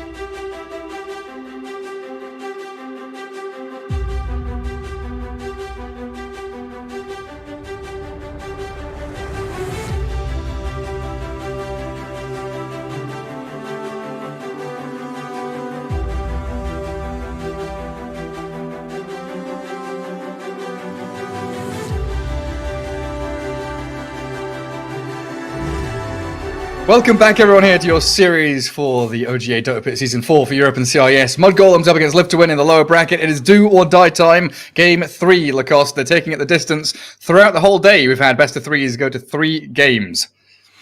Yeah, I feel like they're doing it on purpose, you know. So for this pro that are 1 or 2 hours ahead of us that are playing the next series is going to be playing until 3-4 a.m. We're having fun and eking in the chat. Omni Knight first pick for Live to Win. They'll let Seneko have it. Yeah, I mean, you just get the Sven here. I don't see the reason why you would not get a Sven. And then they can get either Slardar or they can get Ursa for themselves. I think this is the thought of process for Live to Win. Yeah, definitely. I mean, maybe the outside chance of a troll or something, but we'll see what Seneko has up his sleeve for this draft. As Mud Golems, they're taking a bit of time on this, so it doesn't look like they are 100% set on that Sven first pick. Or do you think this is something where they know they want Sven and they're thinking about what comes next and then what comes in that 4th pick for them? Garrett, these are professional teams. They don't just go, yeah, let's pick this. This sounds great. Like, they had a pause, so, you know, they can talk about how they're going to open up with the picks. Pretty sure they have a backup plan. You know, if they pick this, we're going to do this, and probably try to guess what their go. Check their Dota buff, see what they played. See? Something completely different. Earth Spirit. I feel like we saw this earlier on. My mind is kind of blown with the amount of games we're seeing. But yeah, I think someone let the Sven Omni Knight through. They went Earth Spirit and Troll. It might have been OG that did it, in fact. So it's kind of a backup plan for them for sure.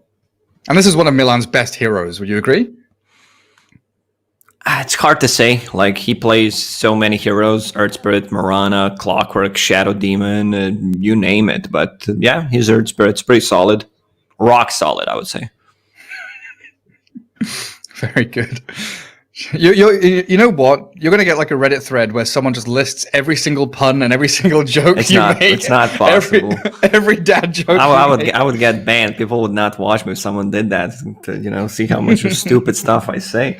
So yeah, hey, Sven, your Wikipedia profile just got like an entire section of dad jokes from Lacoste.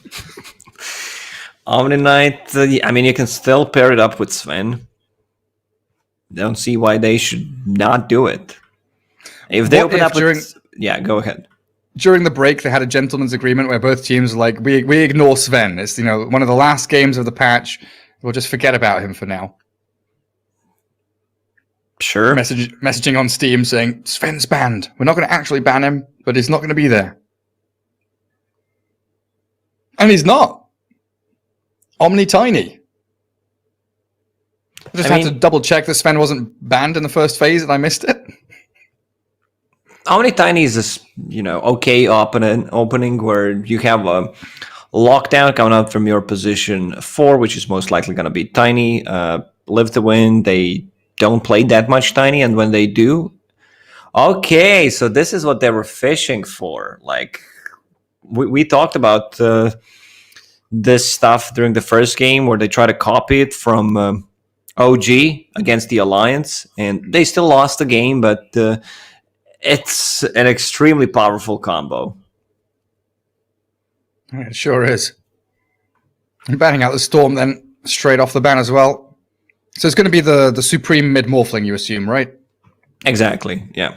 So you still need to get a carry. The dual core lineup seems to be working like much better than just having a one single core that you can buff up. Like even in the previous series, like Invoker, he still scales with the item build that he went for, like Orchid, BKB, Alacrity, either on Sven or on him. So it's still a ton of damage from your mid lane, and the Viper's utility, but also still deals a ton of damage. Yeah, so some of the things that Alliance did up against this was like they picked instant stuns, like Dragonite, for example, silences. They had Prophet, I believe, with like an Orchid. They had Mars and Troll together in this team fight, and Omni Knight backing up the Troll to actually battle into the Morphling. So we could maybe go down that direction for Live to Win, because Morphling could still be susceptible to getting blown completely up. And in those games against Alliance, Mud Golems did have Supreme standing in, and he didn't have a particularly good time. Yeah, there's the Viper ban. I'm not sure if Supreme is, on a tryout because Barania was kicked and they need a new mid player. But yeah, Supreme, when he played for NIP, I feel like him and Saberlight were the best players on the team. So no surprise, like Mud Golems as a team that I would say has better chances of succeeding if they stick together. Like Supreme just, playing for them, thinking about himself. It's an interesting question, though, because we've seen Saberlight tweeting that Misha no longer playing with them. He did say that Supreme was only standing in for Mud Golems, but you can never be quite sure, through a couple of tweets, which way things are going. And the Sven now grabbed up by Mud Golems, so snatching it away from Live to Win if Seneko wanted to go that direction. Sven Morphling, what's more powerful than one Sven? Two Svens. What about Enigma? This is something that I want to see. Percentage-based damage against the Morphling, against the Sven, also Midnight Pulse, the Black Hole threat. Could be a bit slow. Oh, it's banned out by Live to Win. Never mind. But yeah, percentage-based damage that you want, DP and Enigma. Because they were afraid that combination that OG ran, they had Morphling Earth Spirit plus Enigma, where E-Blade slows you down for 4 seconds, keeps you inside the Midnight Pulse, and just amplifies the damage. So it's a pretty sick combo. Yeah, it definitely is. Where do we go now? Omni 5, Tiny 4. You mentioned Slardar for Live to Win as a potential POS 3 for Afterlife. Invoker for FN, though, going to come out first, prioritizing that. And that should be a mid lane where, again, Invoker with Quas should sustain pretty decently. Yeah, and this time around, Invoker might be the one getting a Spirit Vessel against the Morphling, something that I'd say you need to have. Also, they're not revealing their carry yet, so there's going to be one guy they will buff up. Who's available? Troll still seems like a really good option. Yeah, there's tons. There's plenty left. And Invoker's also pretty hard to gank in the mid lane. Earth Spirit, we often see him kind of floating around from one of the side lanes into mid as his natural trajectory. Yeah. And Invoker's like, Tornado, I'm out of here. Cold Snap underneath the tower, something that Earth Spirit loves to do. Dive in, and Invoker could easily get a return kill. Alright, Mud Golems. Is it Fata time? No Undying. No IO. No Dispel. Enchantress is still available. You have Earth Spirit, so control is there. You don't necessarily need to think about how. Yeah, there she goes. It's a really solid lane with Sven, where you have a ton of kill potential, and the Dispel mechanic against the Omni Knight is just amazing. It feels like this draft has kind of gone backwards. The first phase heroes have been brought out in the second phase. And the mind game's kicking in. And it's Seneco's turn. And you reckon they're going... there's 2 bans remaining. You reckon they're going to hold that last pick for Dream for the carry? Yeah, because carries are not banned out. Only one carry, and that's Faceless Void. Okay. Well, yeah, another Slark coming. It's a hero that you can buff it up. Yeah, looks like a really, really good Slark game. They can't fit in Lashrak. They just need to ban out the offlaners that Slark is afraid of. So Hawk, that gives vision, so Slark cannot, it's a good thing to have Beastmaster against Slark, because if you give sentries to Slark, he might think, underneath the board, you place a sentry, waste the gold, and it's actually a Hawk if you don't get the kill on the Hawk. And he really doesn't deal well with summons, does he? Boars and Necro units. He can really struggle to that. Well, what else is there then? What's this final ban going to be? Timber, Enigma, okay, Darkseer as well apparently being taken out. Darkseer, Earth Spirit. Not the hero that I would expect, but... I don't think I've seen Darkseer ban in the last month. That's probably something that maybe they scrimmed against each other and they did it, so that's why they banned it out. Maybe they saw the Enigma game earlier where it was Darkseer Spirit Breaker, and they're like, wait a second, even though they lost, still a good pressure lane. Could get up in the face of the Slark. Then on the other side, banning out some offlane heroes, of course, against old A. Venomancer out as that oppressive hero could really get under the skin of Sven. Mars is still available for mud golems. It's also like Mars not contested at all. Yeah, he's kind of been ignored today. I've not really seen him played.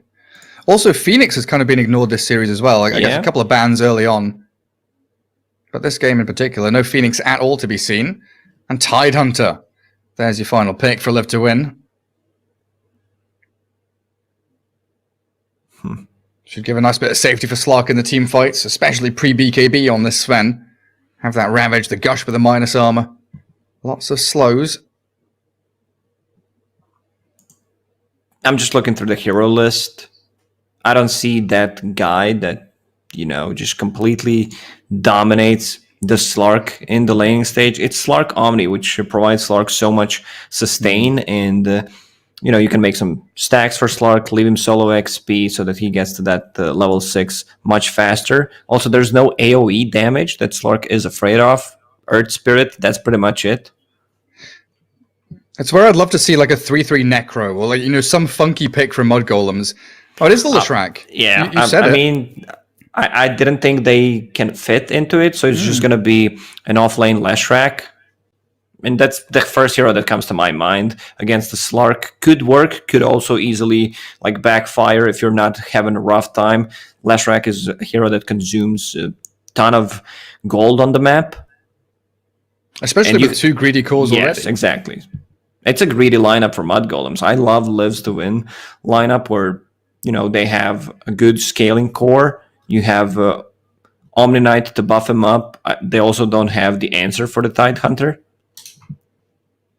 It's that nice kind of very evenly staggered farm, right? Where you're going to have, you know, all 3 cores kind of farming the first 10 minutes of the laning stage. FN maybe needs another 5. And then Dream is going to get the rest of the time just completely farm up the rest of the map for himself. Like Immersion just needs a blink. Seneko doesn't need too much for himself. FN needs 1 or 2 items. We saw the Orchid into BKB and he was able to accomplish a lot. Then Old A can just spam out these aura items. The Solar Crests, the Vlads. All that good stuff to keep pumping Dream into a good position on that Slark. And this is a really good pipe game for Tidehunter. Into Leshrac, into Morphling, Earth Spirit. These are the heroes that deal a ton of magical damage. Leshrac is a mixed one, but still, I just want to see the top lane. This is the lane I want to focus on to see how much, actually bottom lane, because they're playing Dire, Leshrac, and Earth Spirit. It's a double stun lane, so they could get away with that, you know, get a couple of kills if Omni Knight is out of position. But still, Is there any way you want to like swap the lanes around? It feels like it should just be standard, the way that they put, you know, offlaner into the offlane, right? There's no specific matchups that you want to dodge or avoid. Yeah, if they swap the lanes, you're still playing like Tidehunter into double stun lane, which is really bad for Tide matchups. So I think you just go with the standard stuff. Prepare for battle. Alrighty then, here we go. Game 3.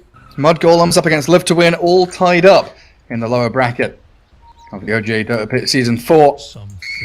The winner of this goes up against Team Nigma in that lower bracket round 2. And the loser, of course, all done and dusted. Smokes.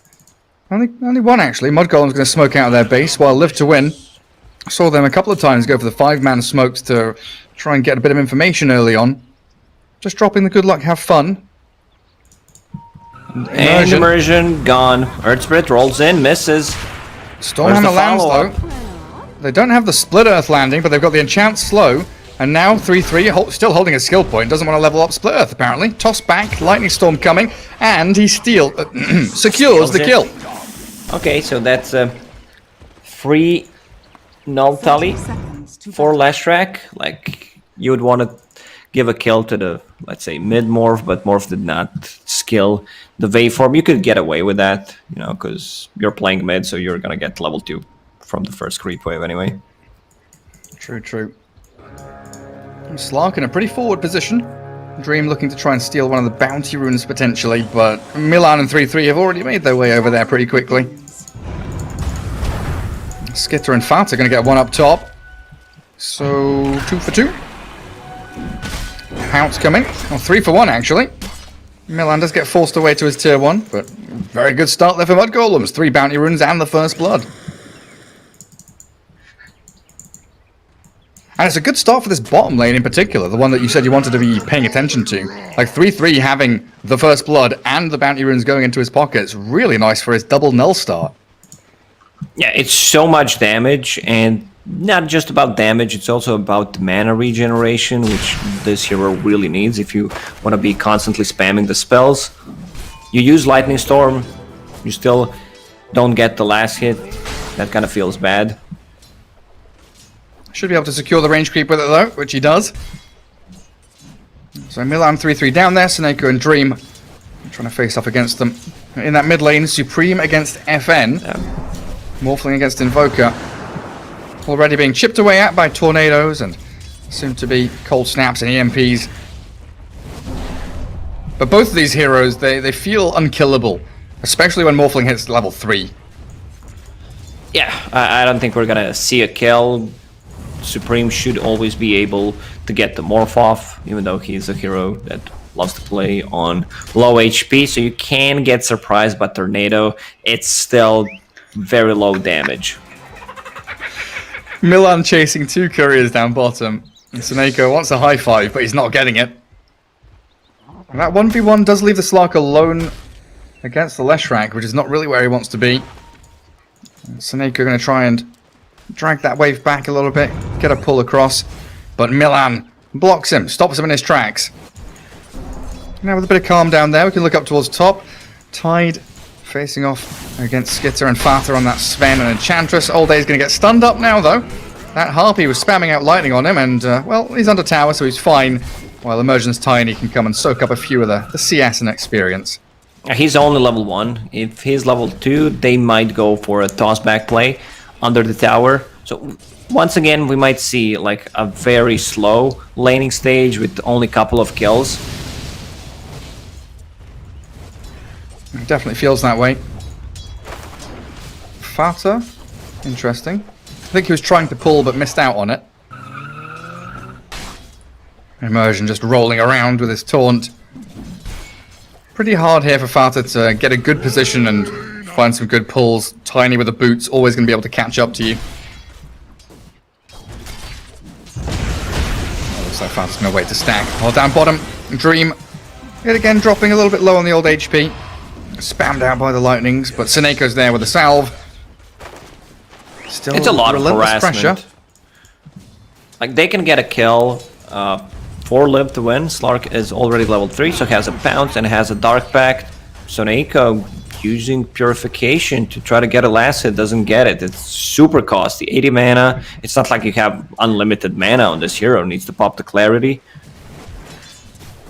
Yeah, you've only got like 3.5 heals.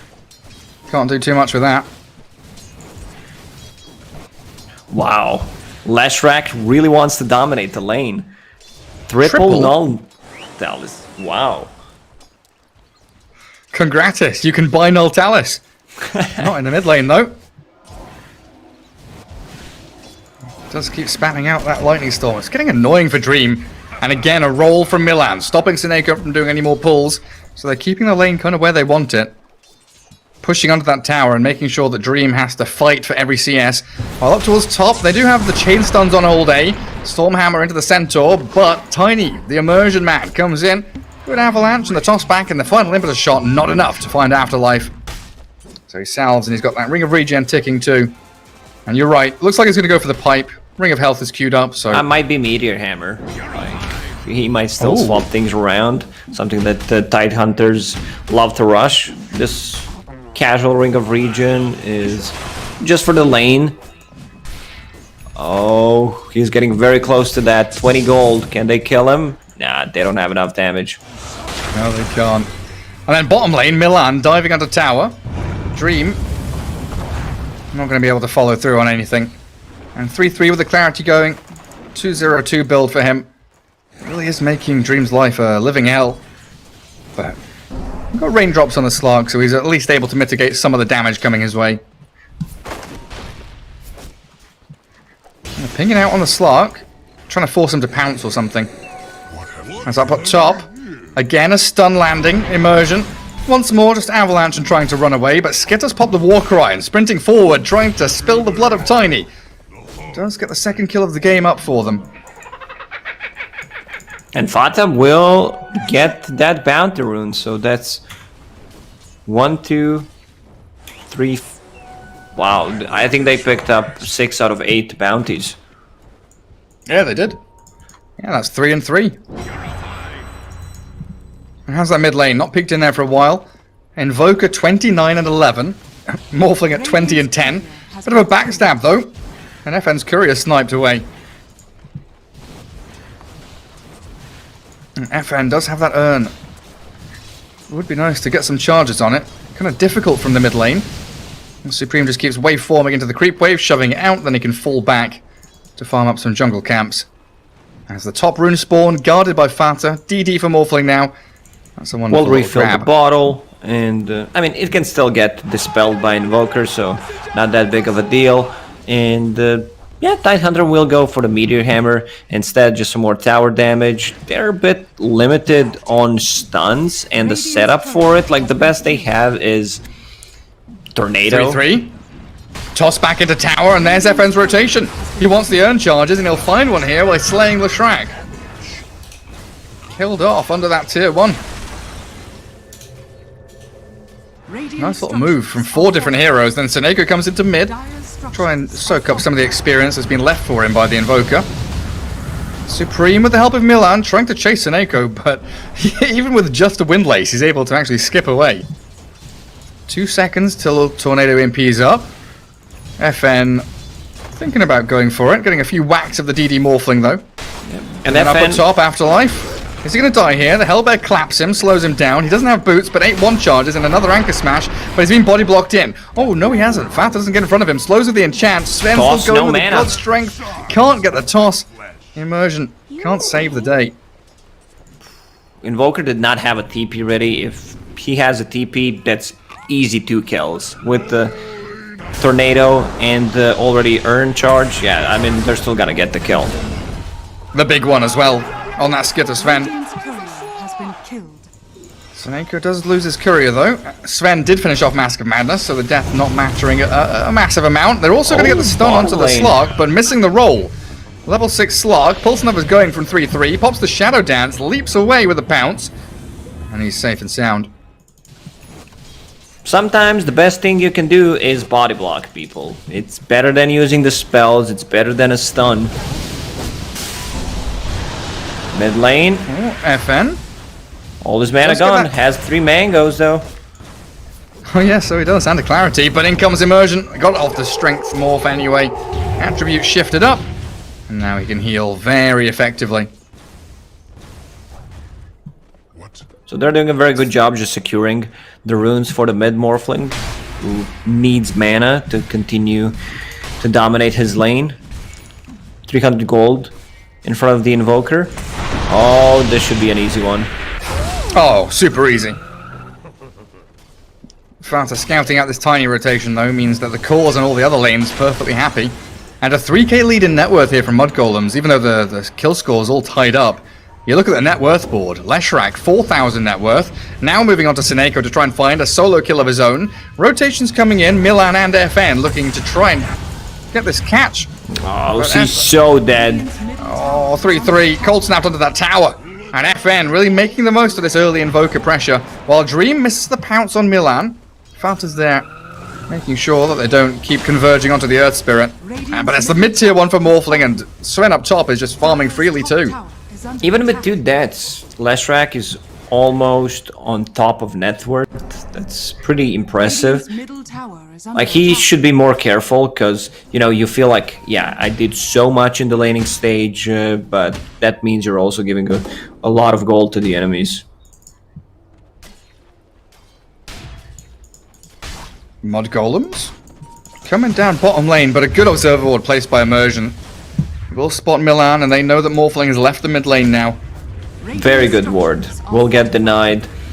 in less than 5 seconds. Oh, well, it gave them the information they needed. Yeah. Immersion will do the same thing. Milan places observer ward right after one of those got devorted. So if somehow they place a ward on the high ground, they will see it. They sure will. Sven's having a great time. 5,000 net worth, Mask of Madness, Phase Boot's done. Skitter still has that triangle wide open for him as the Bounty Rune is actually still standing there. Not able to put any pressure top onto the Slark. And in fact, Live to Win are just going to leave Slark top while they TP a number of heroes bottom to get on top of the Leshrac. Down to half HP, 3-3, he's being burst apart. The Pulse Nova's still going, but that's it, he's done. FN's on a killing spree. Wants Milan, the kick back on Immersion there, and Skitter, he doesn't really want to stick around and fight this. He's got God Strength, but backs away. Middle tower is under attack. Leshrac once again overextending, and that fight was without Tidehunter even using a Ravage. He's very farmed. Boots of Speed, Wand, full Meteor Hammer, level 8. 3-3 Leshrac, TP straight back down bottom lane. Let's go again. Tier 1 tower, give it, give it. Level 2 Edict is all he's got though, as All Day initiated on by the Invis of Supreme. The God Strength of Skitter moving forward, but it's a tanky Tide with Heavenly Grace on him. Immersion in the trees, being pinged out here as the Tiny does get cut in on. Toss back, Avalanche into the two of them, but Immersion's life is forfeit now. And the Tier 1 finally crumbles. They needed one extra hero, like either Invoker or Slark to take that fight, but seems like Slark does not want to be taking any fights anytime soon. Going for Hand of Midas just completes the recipe. And on the mid lane, Invoker has that Urn of Shadows that we talked about, getting very close to the full Spirit Vessel, something that's going to do really amazing against the Morphling and the Enchantress. Enchantress doesn't even have a point in Nature's Attendance, so... But still, you have ways of dealing with the Morphling, which is what you need to have. Quick pause. That's the biggest lie, you know, just saying it's a quick. We don't know. You don't even know it's a lie until afterwards either. It's like a preemptive lie. Slark has Diffusal Blade queued up, and I've not seen this in a while. We've seen the Midas into Silver Edge, the build like that, where you head into like a BKB or Scardy later on. Diff Blade against Lesh, Morphling Sven, it seems alright, but it doesn't seem like game-defining. Another way of mana burn on top of EMP against the Morphling, against the Leshrac just seems really good, and having the Diffusal Blade on Slark combined with the Essence Shift, so it just feels really, really good. More attack speed that you get means more mana burn equals more damage. Infinite scaling. Yeah. He might still swap things around. Yeah, he's got that option. We'll see what the rest of Mud Golems get up to. So we're expecting pretty standard builds here. Looks like Sven about 800 gold away from Echo Saber with BKB queued up after it. So he's going to be able to hit that timing, you know, 16, 17 minutes in or so. Morphling with E-Blade after Dragonlance. Should be a couple minutes for him to get to that, as well as Greaves on Leshrac. So they're all converging towards that kind of pre-20 minute hit where they should all be incredibly tanky and outputting a lot of damage. Yeah, you're still playing off-lane Leshrac, so you need to adjust your item build. You can't go for the greedy stuff. Tank up the rest of the squad. Be that beefy boy as he smokes up with Sven and the Morphling. Swinging up towards the Slark up top. Milan's toying with him here, throwing the high fives. I think Dream knows something's up though. 3-3 leading the charge. Sentries down. They give up their position. Slark had already retreated far enough away. Look at this. They're inside the pit with this maneuver, you know, showing the Slark. They know where he is. Double damage Morphling with the Sven, who doesn't even have ulti. They take it down so quickly. 13-minute Roshan. Now a 5k net worth lead. Tide getting a Meteor Hammer hit onto the mid-tier 1. Slowed up by Fata, Skitter, and Milan rolling in. Good initiation, kick back the Tide into the EMP. They won't want to fight there. Fanta gets burnt of all his mana, and Milan with a 4-man magnetize, nice forcing the Ravage. Ravage. It's a good play by old Afterlife. Milan rolls back in, and a Deafening Blast pushes them back. Milan, the one casualty of war so far, is they can't even kill the Tidehunter. The rest of Live to Win on this high ground, the Avalanche Toss does catch them out, but no kills yet. As Skitzer and Supreme focusing immersion, but wanting to run away. They don't have the Aegis on Sven. He's the one that's going to die here to the cold snap and the right clicks of FN. Finally, the Guardian Angel from the Radiant comes through. And immersion. No mana, can't toss, will just Avalanche Fata, and the Gush with the right clicks finish him off with a Tornado. FN with a double kill. That's straight out of Roshan and straight into feeding. That was such a sick Ravage. He caught Morphling after the waveform and 2 other targets. Where was Lash in that fight? Nowhere to be seen. He was top lane, wasn't he? Like, they need Lashrak. He is the damage. This is actually the first target they want to take out. For Live to Win, of course. Yeah, all that early game damage. It's still a 4k gold lead for Mud Golems, even after losing that fight. And they do have Aegis still on Morphling. They didn't lose it straight away. So a silver lining for them. But really great for FN Invoker in particular. Now top of the net worth of his team, Midas queued up. Did finish off that Spirit Vessel like you mentioned. So ways of handling the Morphling. Roll in towards mid, not connecting. They silence the Invoker. They can't catch him when he goes to walk out of there though. And that Dust from Milan not connecting means that Dream and Old Afterlife all gonna run away. So I had to check the item build on Supreme when they played against the Alliance the other day. Same combination, Morphling plus Earth Spirit, something that OG showed the full potential of it. He didn't even get the Aghanim Scepter. Maybe he doesn't know how to play Earth Spirit. He doesn't want to go for the double Earth Spirit plays. Yeah. So he just go with the standard build, you know, like the Dragonlance, and then getting E-Blade just for some extra stats, cheap damage.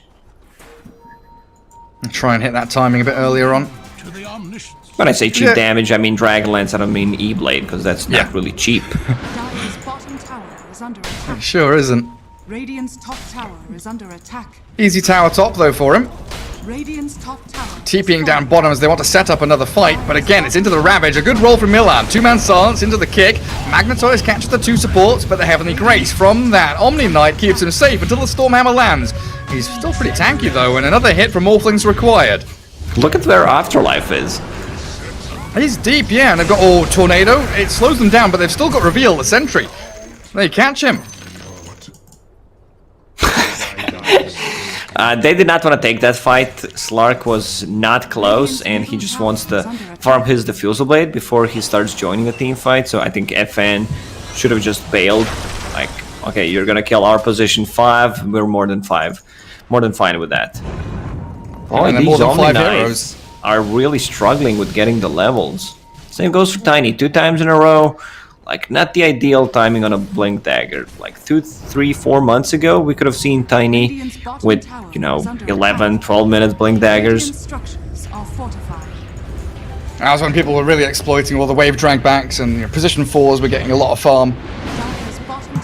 And now there's quite a bit of greediness here, because from Radiant side, Tiny would like to be in the top lane farming, but Dream is soaking up all of that. Invoker and Tide are elsewhere on the map taking farm, so not really a spot.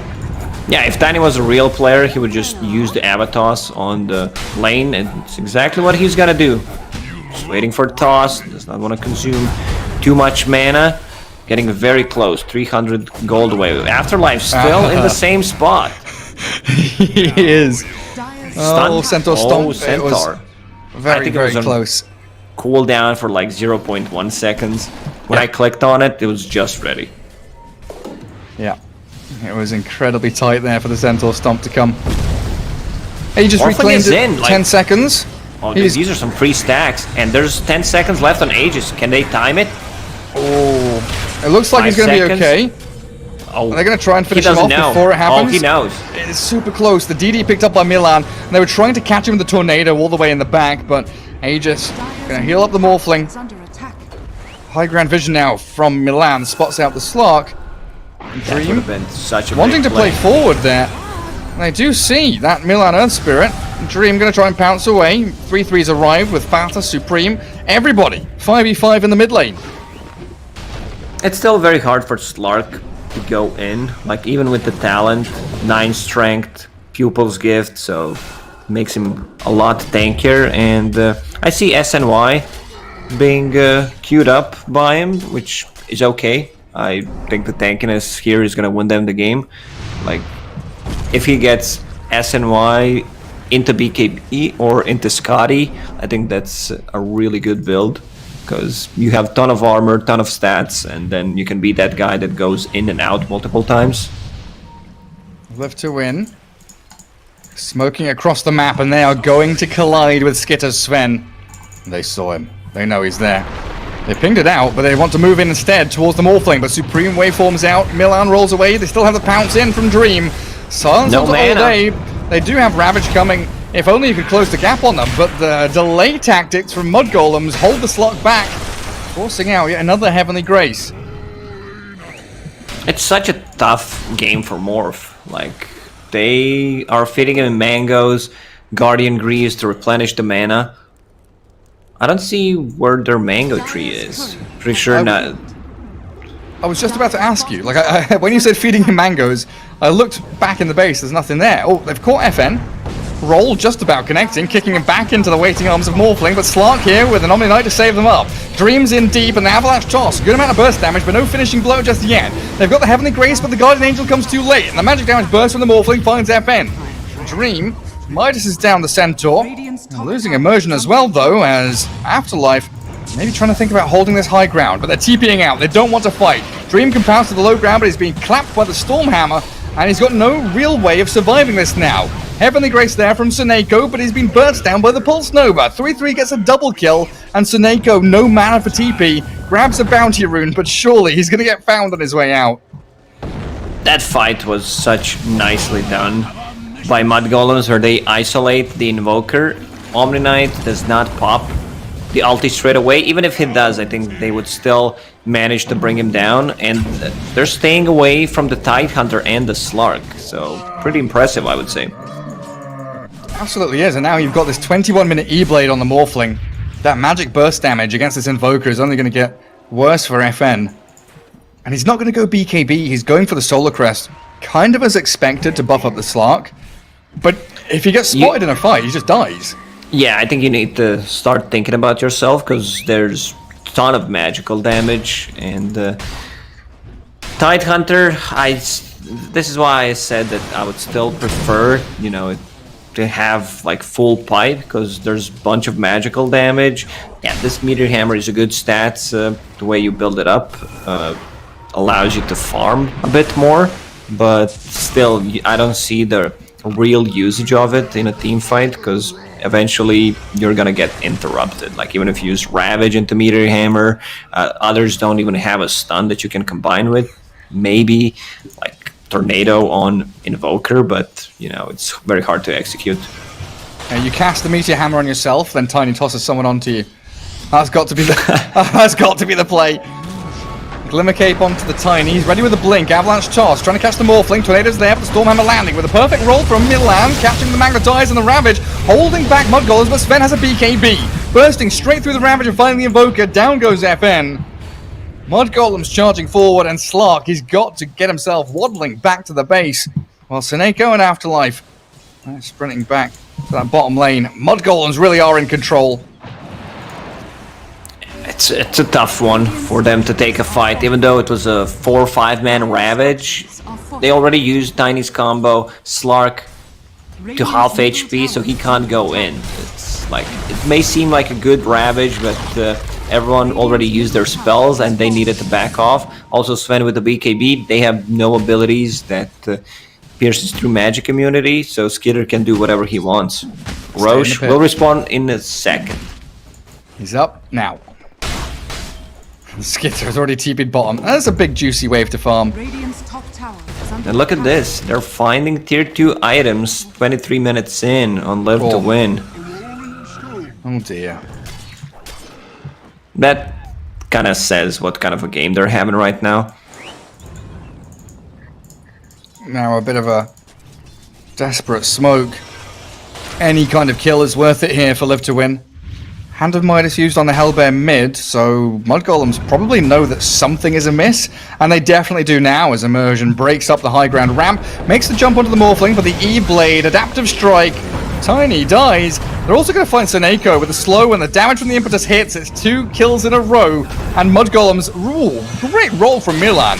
Does find the catch onto Slark, trying to bounce around and maybe body block up the pounce. Another roll connecting with a stun. Silence is ready with a boulder smash to go, and they've got so much control. 3-3's dominating, and Roshan, well, in we go. Mud Golems, 10k lead now.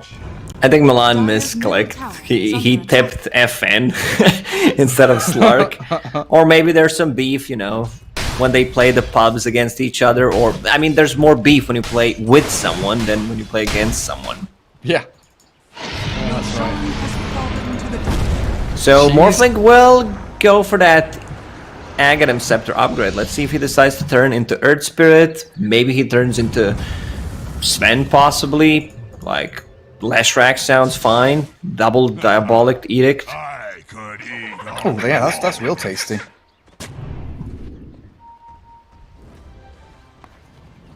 Milan just rolling around wherever he wants to. It always feels so good when on an Earth Spirit you can just go Tranquil's Urn, Wand, BKB. First big item, BKB. Who's being adaptive struck? Oh, it's the Tiny. Oh, it was the Tiny. 404, and the amount of gold that Supreme will get from it. Alright, no don't look, Gary. Try to guess. Okay, I'm looking in the database. What did 33 buy? So he had Greaves. Yeah, and the next item is... Dagon. No. Close. Oh, that's the second time. He bought this on his Void Spirit as well, didn't he? Yes, he did, but that game was kind of over already. 2 games in a row. What's that item called again? Well, what did you call it? Sag and... Kappa and Sag? Kappa and Sag.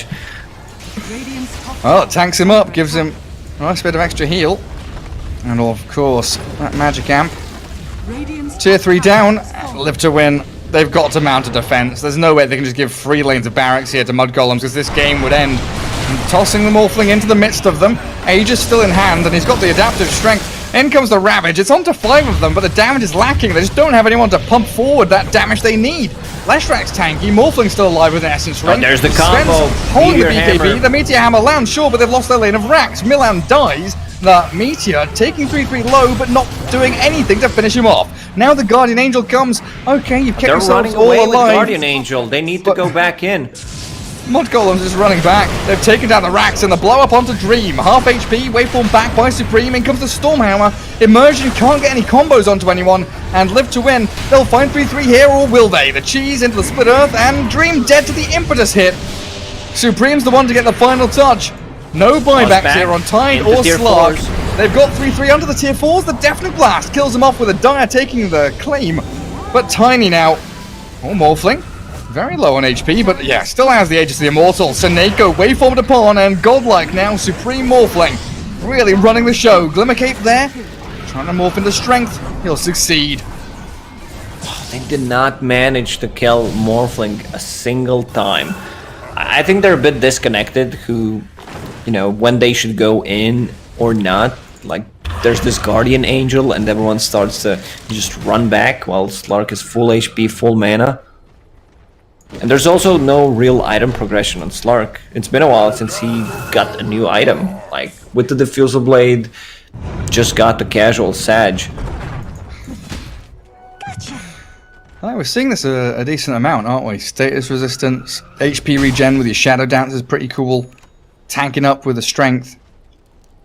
Needs that BKB desperately, though. And Dire Vision all around that top lane sees perfectly what Live to Win are doing. So Mud Golems converging onto the bottom tier 2. Still, what, a minute and a half on Aegis. Sven, BKB, 8-second duration with God Strength level 3. And a shared Tango. Because, why not? 30 minutes in, shared Tango for Sven, you know. He's chill. Nah, he's just keeping that, you know, in case something happens, he needs to cut down a certain tree for the juke purposes. Yeah, Fanta's like, here you go, buddy. You can use this, I don't need it. Looks like they're ready to go high ground again. Smoking up behind Supreme, who is in Earth Spirit mode. Arcane Rune as well. Earth Spirit. Alright. Oh, here we go. Milan, Supreme. In we go. Double roll. Down goes Seneko. Beautiful initiation and execution from Mud Golems. One by one. Live to win will all come crumbling down as FN gets into the Ghost Walk behind his tier 4s. And old Afterlife does get a decent Ravage, but they just can't finish anybody off. So, like, they did not want to kill it. I think that was Omni Knight who dropped it. Just wants to have a buyback. He needs 22 gold, but they're not falling for it. And it's back in his inventory. That's another tier 3. Oh, Morphling is ready, isn't he? He's turned into Earth Spirit. Quick little silence. Not going to catch the Slark this time. God's Strength for another 5 seconds or so, but there's the double roll. Great long-range initiation, and FN's blown up with no buyback. That is it, surely. Live to win, down 3 heroes. Slark and Tiny left to their own devices to try and hold on to what remnants of their base are left by Mud Golems. There's only going to be scraps and crumbs and bits of dust as Seneko calls GG and taps out. Best of 3. 2-1 victory for Mud Golems. Yeah, I feel like Live to Win did not get a chance to play Dota in this game. A couple of mistakes, like decision-making wise, when they need to take a fight, like the spell usage was not on point, and yeah, it kind of shows. Also, this is a type of a game where Guardian Angel does not get that much of value because you have Enchantress with the Dispel, Stormhammer Dispel, you're playing into Earth Spirit and Leshrac. I think this Leshrac as the last pick kind of did not give Slark a chance to be that guy that they wanted him to be. Yeah, it was the final nail in the coffin there. And a good performance from Mud Golem. So moving forward in that lower bracket to face off against Team Nigma in that lower bracket round 2. And unfortunately, commiserations to Live to Win.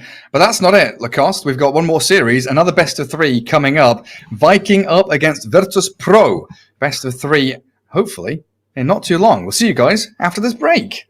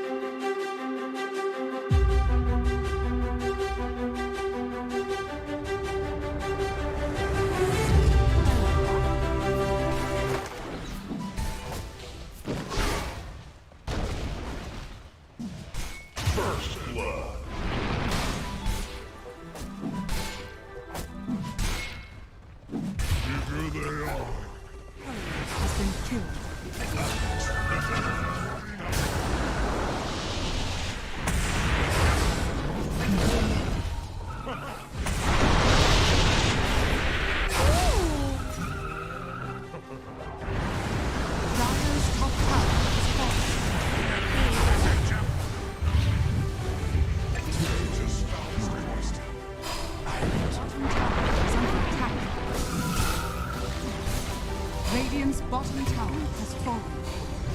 Dire's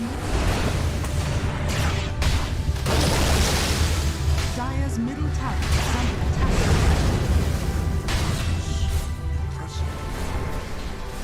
There you go.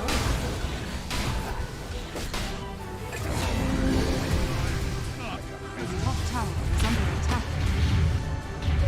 Regeneration.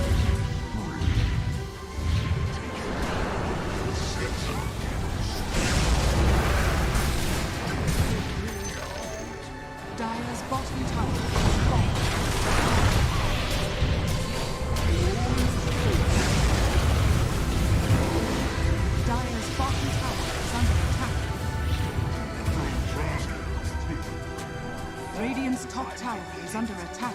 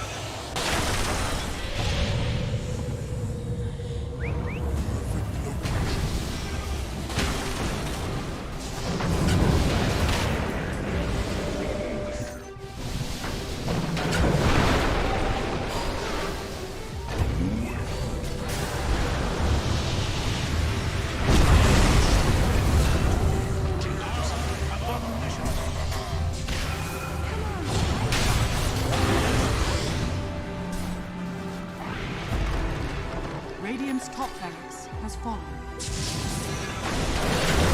No sorceries avail.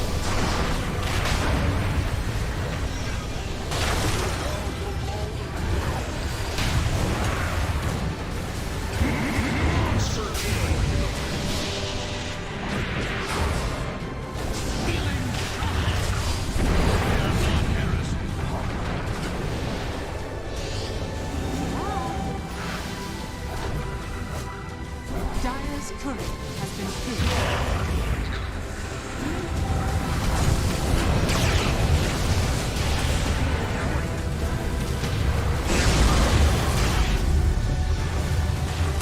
Radiant's bottom tower is under attack. Your desolation and Radiant structures are fortified. Radiant's bottom tower is under attack.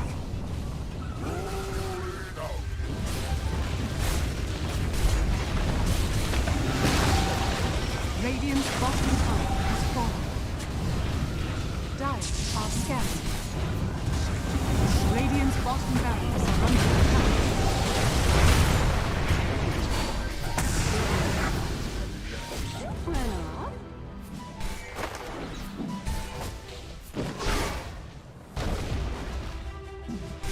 first blood.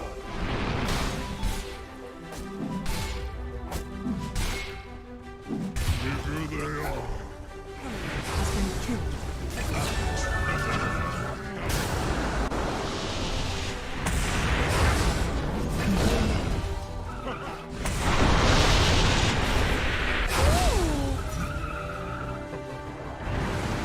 Dire's top tower is falling.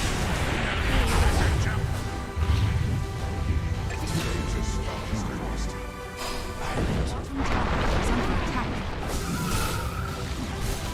Radiant's bottom tower has fallen. Dire's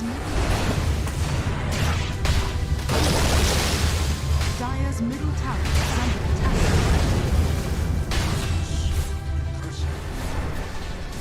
There you go.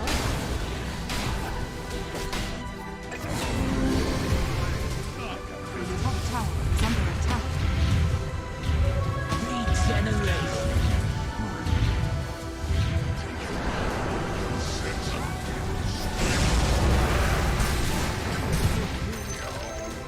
Dire's bottom tower has fallen.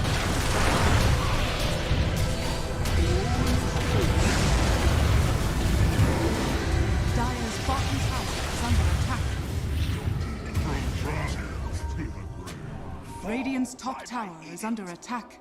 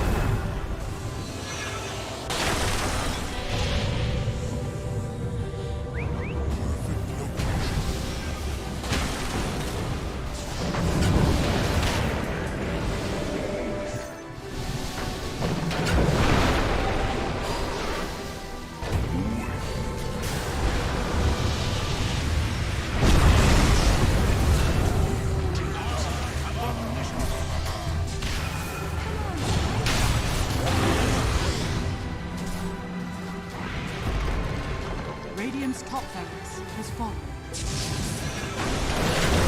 No sorceries avail.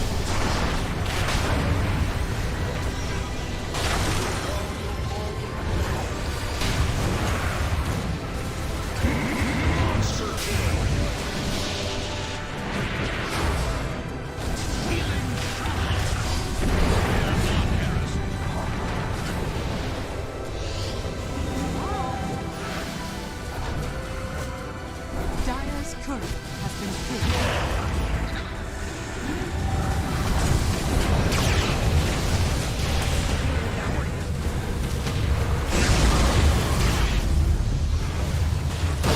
Radiant's bottom tower is under attack. Your desolation and the Radiant structures are fortified. Radiant's bottom tower is under attack.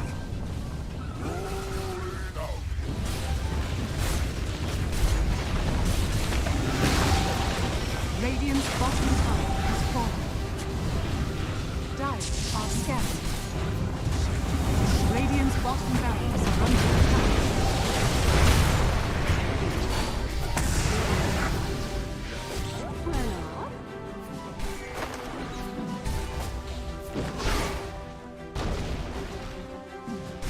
first blood.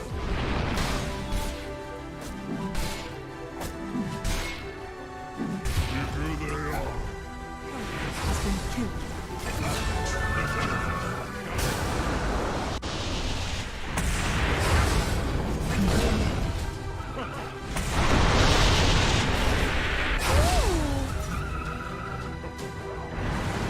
Dire's top tower is falling.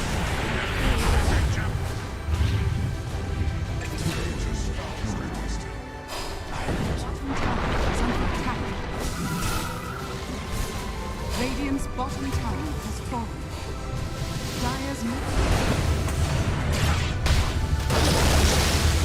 Dire's middle tower is under attack.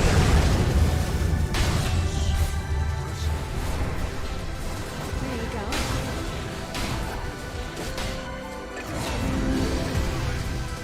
His top tower is under attack. Regeneration.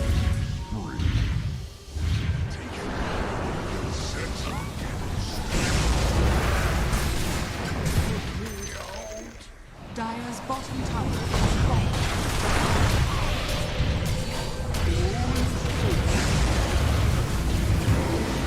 Dire's bottom tower is under attack.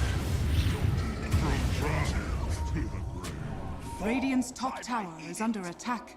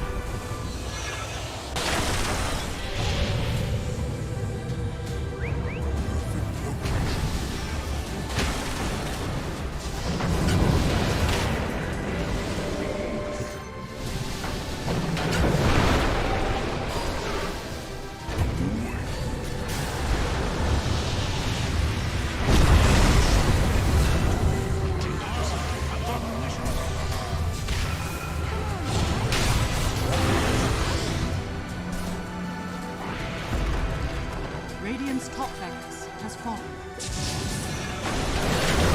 No sorceries avail.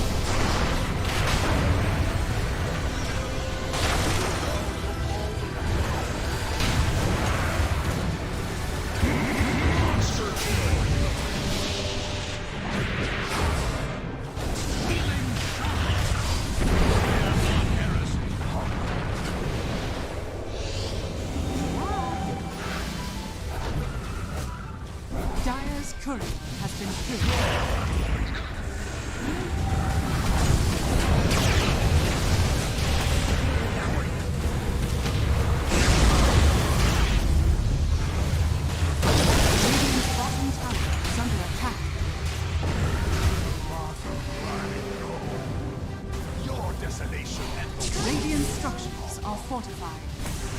Radiant's bottom tower is under attack.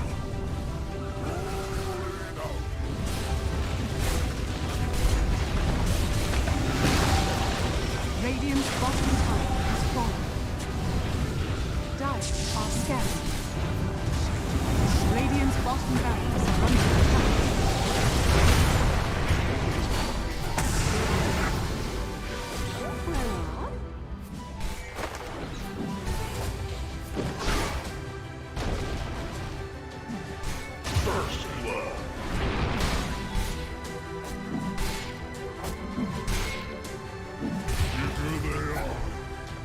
Has been killed.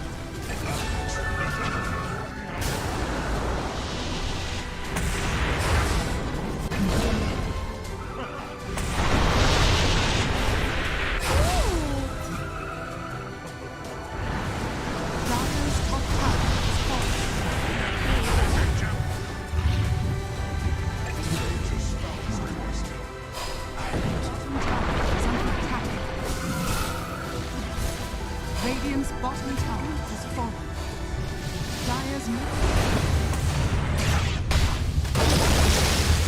Dire's middle tower is under attack.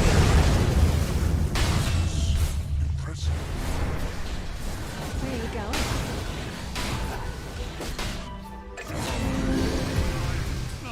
His top tower is under attack.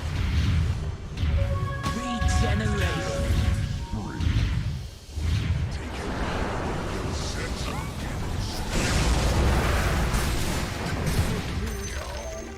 Dire's bottom tower has fallen.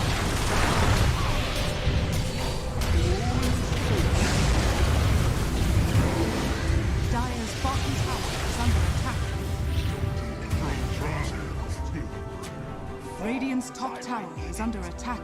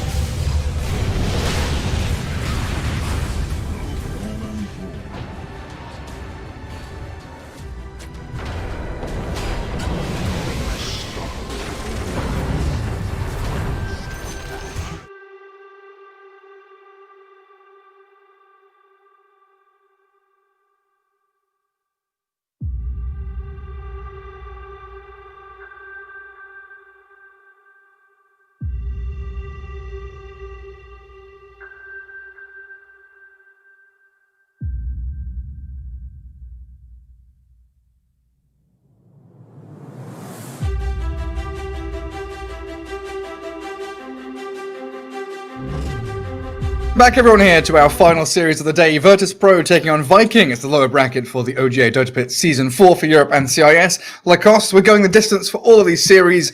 I have to ask, do you expect this to go to 3 games? Can't say, for some of the players, they might be playing until 3, 4 a.m. Aramis just tweeted, starting a series at midnight. So some of the players might be playing on the new patch because for them it's tomorrow. They're like, yeah, we're playing this Kana, Sorla Khan, and the other team's like, the fuck is this? What's happening? Where did that hero come from? Well, yeah, as you could see from the bracket there, we've had a pretty full day of stuff. NAVI beating Alliance, OG against Nigma, and of course our lower brackets with Mud Golems defeating Live to Win, moving on to that lower bracket round 2. But we've got a draft for game 1 starting to build up in front of us. Omni, Faceless Void, Lena, all being banned out for now. And Viking, in their showing yesterday, they didn't look particularly good against Nigma. They had a game which looked all right, yeah, but kind of got stopped by the Venge Medusa, the Venge and the TB of Nigma. This is the core hero. I think Viking just takes out Vengeful Spirit. Not many teams allowed Viking to get the hands on the hero. Like most of the time, it's just straight up banned out. Okay. So maybe setting up things for around. Mag PA potentially. And plenty of options to go with the Magnus though, of course. And the Virtus Pro, on the other hand, What do we expect from them? Maybe a bit of Phoenix to come out? I think they're kind of surprised. I think Virtus Pro was pretty sure they will go with the Vengeful Spirit, so they steal this Phantom Assassin. I think that's a good way to react to Magnus, because Sven Magnus does not seem as great as like Magnus plus other carries, because Sven already has that built-in cleave. You can't have enough of cleave, you know. But yeah, you talked about the team fight. Here's the Phoenix. Yeah, big fan of that. And then you're holding on to that carry for maybe a later stage on. Think about, the Troll Warlord, for example, could potentially come out. Are there any other natural like MKB carriers that you would like to see? There's not many that come to mind. Like Faceless Void is one, but he's banned. Yeah, I mean, you can't just go MKB straight away. That's why Phantom Assassin is such a strong hero, because evasion. All right, they will go with Undying. So Viking opening up with 2 big team fight ultis, long cooldowns. On the other side, you can pretty much fight all the time. This is the type of hero that Phantom Assassin is. And Undying against the 2 strength heroes gonna be good. These 2 heroes also don't deal well with the Tombstone. Phoenix can use the egg. This is something that we see when there's a Faceless Void on one side, Phoenix on the other side. If Phoenix is not inside the Chronosphere, he pops that egg, just straight up kind of a counter to Chrono, I would say. Yeah, it really annoys the Faceless Void when he's inside of it. It kind of harks back to the patch like 2 years ago or so, where we had the spam patch, where it was Phoenix, Undying, Shadow Shaman, Clockwork, all of these Venomancer. All of the little things on the map, all the little things that you've got to try and break through, the Plague Wards and the Supernova, and you would have to pick heroes to actually deal with them, like Miranas and stuff like that. All right, now, nobody can really kill Tombstone and Egg, like you say, so we might actually see that Mirana come out in the latter stages. Ench, Timber, Slardar being removed.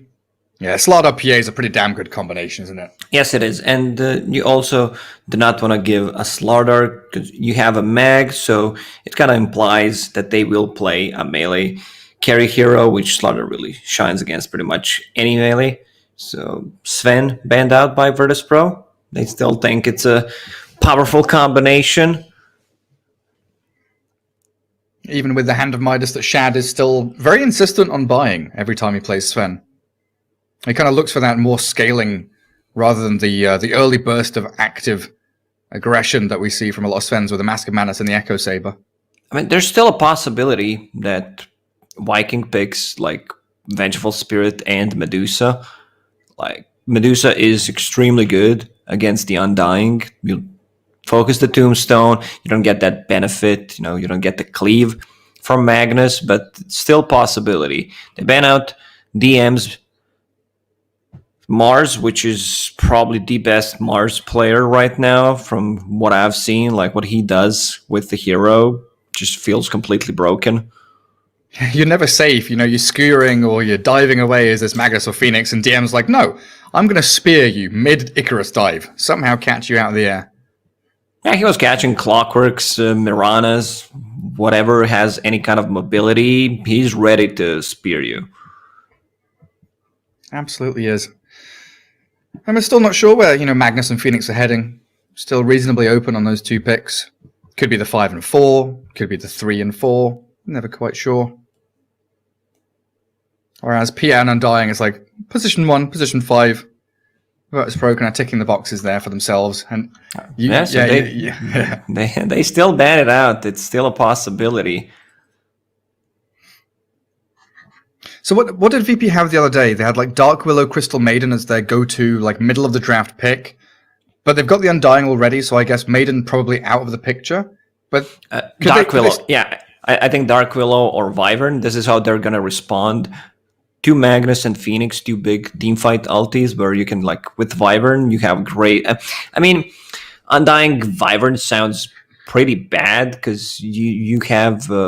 No stuns, but this is something that they made work like a couple of times, and like whenever they're playing against these big team fights, especially Magnus, they tend to get Dark Willow, where the Terrorize, where they're going to be grouping around. So Terrorize has a lot of value, and the same goes with the Phoenix eggs. Like say Phoenix uses an egg, and Dark Willow terrorizes the rest of the team. You easily kill the egg. Bloodseeker is the pickup. So Road of Atos carrier against, like root mechanic against Phoenix and Magnus to stop them from moving is pretty good. Like they don't know the safe lane matchup, and Bloodseeker usually the position 3. Is this just because the heroes left in the pool, they feel like Bloodseeker's going to do okay against anyway? Bloodseeker is a strong laner, starts with 6 armor, so that's pretty high. Usually Bloodseeker does not lose his lane. I don't remember seeing like Bloodseeker getting completely dumpstered, because he puts so much pressure with the Blood Right, gets the heal from his aura, and if other lanes are also playing aggressively, like you might get the kill because of that aura. And then it leaves your pos 4 open, so you can still go for Tiny, Rubik, Dark Willow, all good heroes to combo with Bloodseeker, and depending what you need, you can kind of shift into that in that 4th pick. You need some kind of a stun from your position 4, so either like Clockwork, Tusk, Tiny. These are the heroes that come to my mind, because right now they have nothing. Earth Spirit is also available. Just any kind of, like you mentioned, Rubik. Rubik is fine, but then you only have like Lift. That's it. And then he doesn't give you the gap close, which the others bring, yes, right? Exactly. So I think it's going to be a melee position for someone who can either buy Blink or already has that Earth Spirit role you mentioned to get in on top of people. Both sides burning through a lot of their draft time. 25 seconds here for Viking. Thinking long and hard about where to potentially shift this Phoenix and Magnus, what roles to give them. They actually take the Dark Willow themselves. Just had to double check there. It wasn't VP and Viking on the other sides. Is this something that Viking have done before? I don't remember seeing them play Dark Willow. They have a couple of times. They did. Okay, they played against Virtus Pro, the game that they lost. They actually did. Yeah, they played against NAVI. So played it a couple of times. Like if someone asked me, I'd probably say no, because for some reason I don't remember. Doesn't strike me as a Viking type of a hero. Yeah, that's what I was thinking as well. And then we then assume that Dark Willow 4 means Magnus 3, Phoenix 5. Yes, most likely. So then we're probably going to have the Arcane's mech from Magnus, try and get that big tanky build. A Shadow Demon for VP. Well, that's a good little save there. So they've got Disruption and Soul Rip to try and keep that PA or Bloodseeker alive in these fights. If you remove team names, like, I'm pretty sure most of the people would say that Vikings draft is Virtus Pro's draft and the opposite. Yeah, right? Because it looks like it, yeah. It's like a little glitch in my brain that keeps telling me that they flipped the wrong way around. Morphling for Viking now. It's a really good Morphling game. There's no stuns. Like, he can get the Morph off every single time, pretty much. Like, what they can time Disruption into Blood Right. That's their best stun they have. Like, Virtus Pro right now, they will need to outplay them hard. I think they put themselves in a really bad spot. Like, if lanes are not going well for them, it's going to be very hard for Undying and Shadow Demon to make the moves around the map. But Virtus Pro, like, save on that Shadow Demon, like, his positioning is extremely good. Like, and they're saving disruptions, itemization. Like, it just feels like a save hero. Save hero with a save. Banning out the Viper. Get rid of that Nether Toxin that PA hates so much. I mean, Shadow Demon's going to be able to save you from, like, RP, Dark Willow spells. There's not really anyone to, like, make illusions of to play aggressively with, though. And the only time, you're wondering kind of where Morphling feels afraid, it's like level 1 and 2. Undying, potentially, with that Decay and Soul Rip, could clap down on the Morphling. Mm-hmm. If you make some rotations. I would love to see, like, Lashrak or Shadowfiend for Viking. Put Morphling on the safe lane. Lashrak seems like a really good pick where, you don't care about stuns. You're speedy enough. I mean, you don't care about stuns because they don't have any. And Yeah, just some extra tower damage. And they also banned out Zeus, so they could imply, you know, Zeus loves to play into Lashrak, one of the few heroes that can outrange the Lashrak and can't really kill him. Lifesteal, a final pick for so Viking. Alright, so they're doing the same thing everyone is doing. Morph mid, Lifestealer as their safe lane. Looks pretty solid for Viking. This is going to be really tough, you know, game for Virtus Pro, I would say, because look at the heroes. Morphling with the attribute shift, Lifestealer infesting someone who they try to focus. He can kill the tombstone easily. RP Supernova to cover. Yeah, and they have no egg hitters. Like, these 4 heroes don't really deal well with the egg. Yeah, it's like, you know, in the last game or last series, we could see in the draft, you know, ways that you're answering different heroes and getting to this last pick, maybe feeling comfortable. It doesn't feel like there's one pick here for VP that, you know, deals with the Morphling, deals with the Lifestealer, is able to stop this and power from Magnus accelerating that Lifestealer into some early items. I mean, if you look at the Virtus Pro bans, they also thought it's a mid hero that they're missing.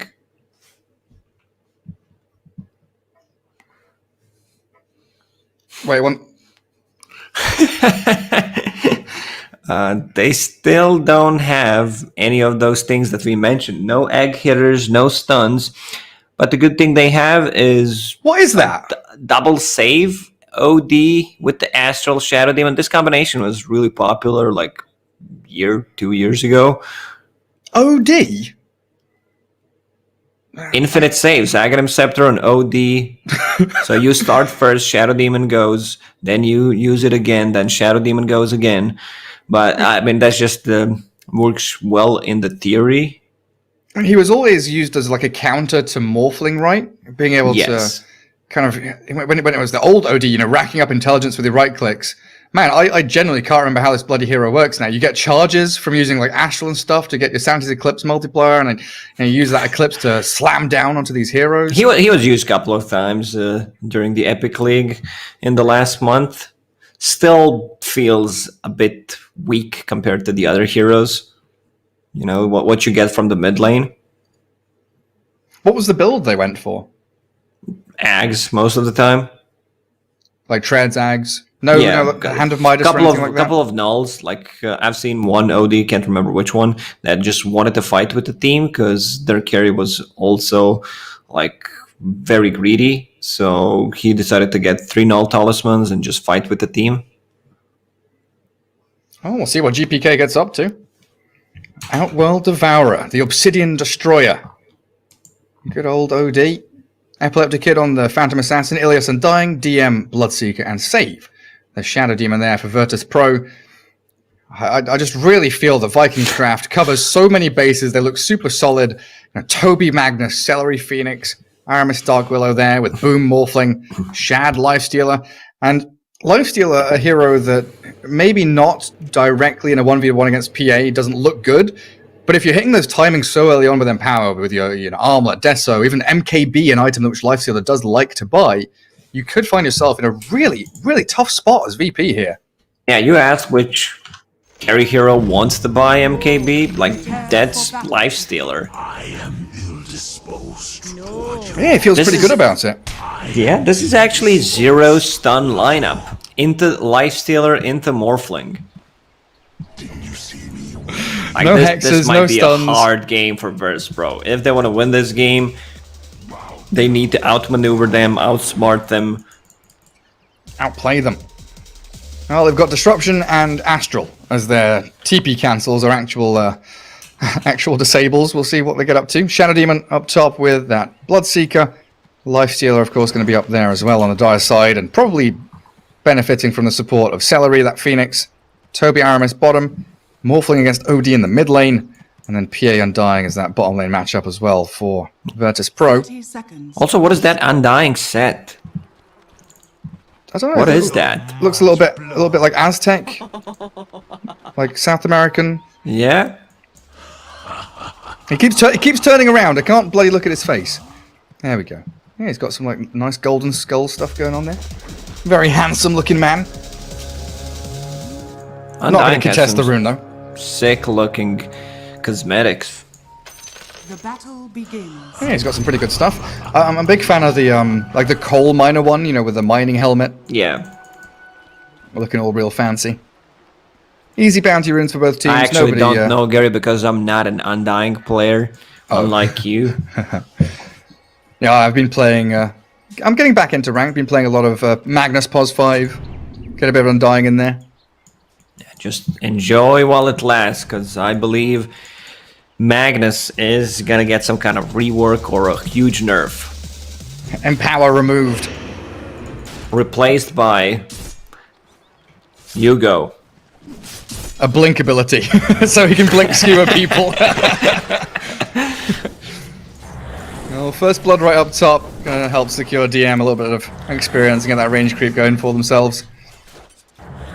Looks decent up there, as Save is going to be able to chase back Celery on that Phoenix. So they've got the two 1v1s. And bottom lane, something that I think we should point out, we always see from Virtus Pro, right, is the ability for Epikid and Ilias to get that level 2 as quickly as they can, and they play this very forward, aggressive style to deal with the offlaner, but it does allow Aramis here to drag the wave back. He's just gonna keep it here. I don't think you want to steal too much experience out of your Magnus. How's mid doing? 5-1 against 4-3, so every single time like Morph gets close, if there's a range creep, deny, or a kill, OD will go for it. And I see triple null Tully already queued up by OD. Yeah, absolutely. Going for that early game build. Aramis being harassed back by Ilias a little bit there. Boots up on the Undying. There's also brown booties there for the Dark Willow though. Go on, high fiver. Ilias, don't leave a wonderful woman hanging. That's very, very upsetting. Very rude, yeah. She's just a wee little fairy. Just give her the old high five. Camp up top, blocked by Celery, so no pull's going to come from the large camp. DM and Save. Still playing that double 1v1. And then the mid lane continues to be even, like you're saying. 9-1 against the 10-5. Morphling has the wave coming back up to his high ground, though. Morphling might start to struggle a bit. Like once OD hits level 3, level 5 lowers the cooldown on that Astral. So OD should have much more denies than the Morphling. Doing a good amount of damage there as well, GPK, keeping his mana topped up with that Essence Flux. And they're trying to jump Toby bottom lane. Doesn't have Skewer. Points in Skewer, yeah. Still level 2, but it looks like PA said, nah, Undying, mate. I've got a creep wave over there that I really need to go and farm. So Toby saved up by Aramis. And it seems like tonight we're getting a lot of these very delicate, slow and deliberate laning stages where nobody really wants to give up anything. No crazy moves. Yeah, slow start to all 4 games so far that we were casting. Bottom lane, Ilias is level 2 but does not have mana. Very low on mana. Oh, does have a mango. Mangoes and the clarity. He's not yet decided what he wants to level up. You know, usually we see the Soul Rip, but maybe holding a point there if he desperately wants the Tombstone. Now he goes for a Decay, Soul Rip, jump in, and they're going to find Toby, the takedown by Ilias. Spilling that first blood for VP. Like right now you would want to die with Undying, or you already used the Courier, and he's just going to body block that camp instead. Bassi, a Clarity, has a healing salve for Phantom Assassin. Like, Ilias is such a good support. Like, he always... The thing you mentioned, they will push the lane, just put the pressure early on, especially when he plays that Crystal Maiden, and just secure, which most of the time is paired up with Phantom Assassin. Like, if you're playing a pub, you want to play with Ilias. Yeah, he knows what's up. It reminds me of, like, you know, Mimposhka, for example, who was always running around with, like, 3 salves in his back pocket, trying to heal up the rest of his team. He doesn't mind spending money just to keep that laning stage going. A bit of damage coming onto the Phoenix, though, as Save and DM make the move forward. They kill him off for the poison stacks, mid-dive, actually, so Celery sniped out. A little bit of damage, you say? And that's also an earn charge for Bloodseeker. Oh, true. Bloodseeker in this game, like, could easily go for Spirit Vessel. I would not mind against the Lifestealer. There's also a ton of heal coming out from Phoenix. Bounty runes coming. OD, no bottle, of course. Morphling has one. Yeah, would still prefer, you know, if he gets Power Treads and then gets Rod of Atos and then possibly gets the Spirit Vessel. Go back into it. So you've got like more active abilities early on. This double bottle for Viking, you know, Toby and Boom both getting one means the double bounty is getting a lot of value on that dire side. GPK's level 6, 3 charges up on his Sanity Eclipse. Legitimately no idea how much mana and how much damage that's going to do. It's going to surprise me and probably going to surprise Boom when it does drop the hammer and land. Toby skewers away from the PA Undying, yet again, slipping away from danger. Viking are making a move into mid now. 6-minute rune's about to spawn, and GPK's trying to go for the top one. He's going to slip away from this. Celery made the move a little too soon. Aramis couldn't quite get there. Well, they have no stuns, but like their lane setup is really strong. So you have a Bloodseeker against the Lifestealer. Like, Lifestealer doesn't put pressure on you. Like, both heroes are gonna farm bottom lane. Ilias skewered back into the creep wave.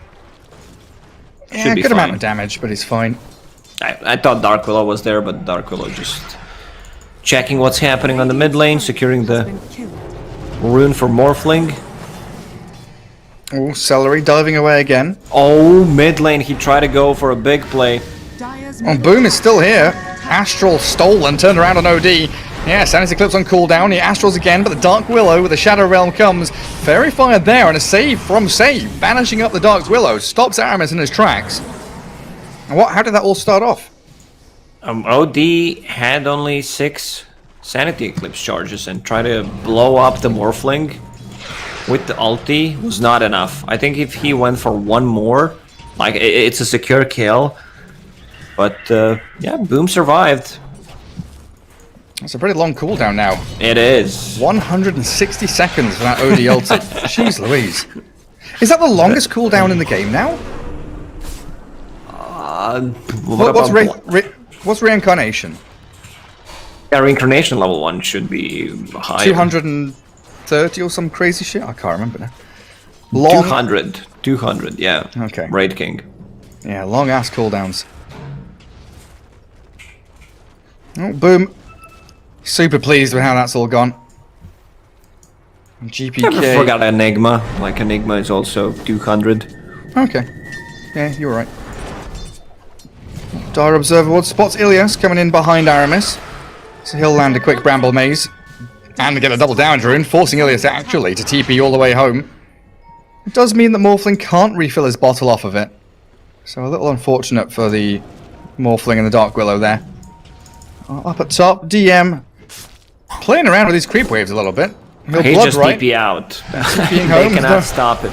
No stun gaming. Oh, do you think Infest would have blown him up there? Probably not. I don't think it would be enough. Shad pops out and returns to creep farming anyway. 8.5 minutes in. Top 3 net worth, all VP heroes. Aramis has come down bottom to try and handle Epikid. PA, not really a target you can take down so easily though. Maybe if you had an RP or something. But Toby needs a couple more creeps to hit 6. Celery banished up with the Bloodrite coming. Dive. It does successfully get him away and he TP's out. Well, Lacoste. No stun gaming. I mean, yep. We have to say it. They have 2 abilities that cancel the TPs. Astral Imprisonment and Disruption. But one was already used and the other one was not close. A little bit unfortunate for them.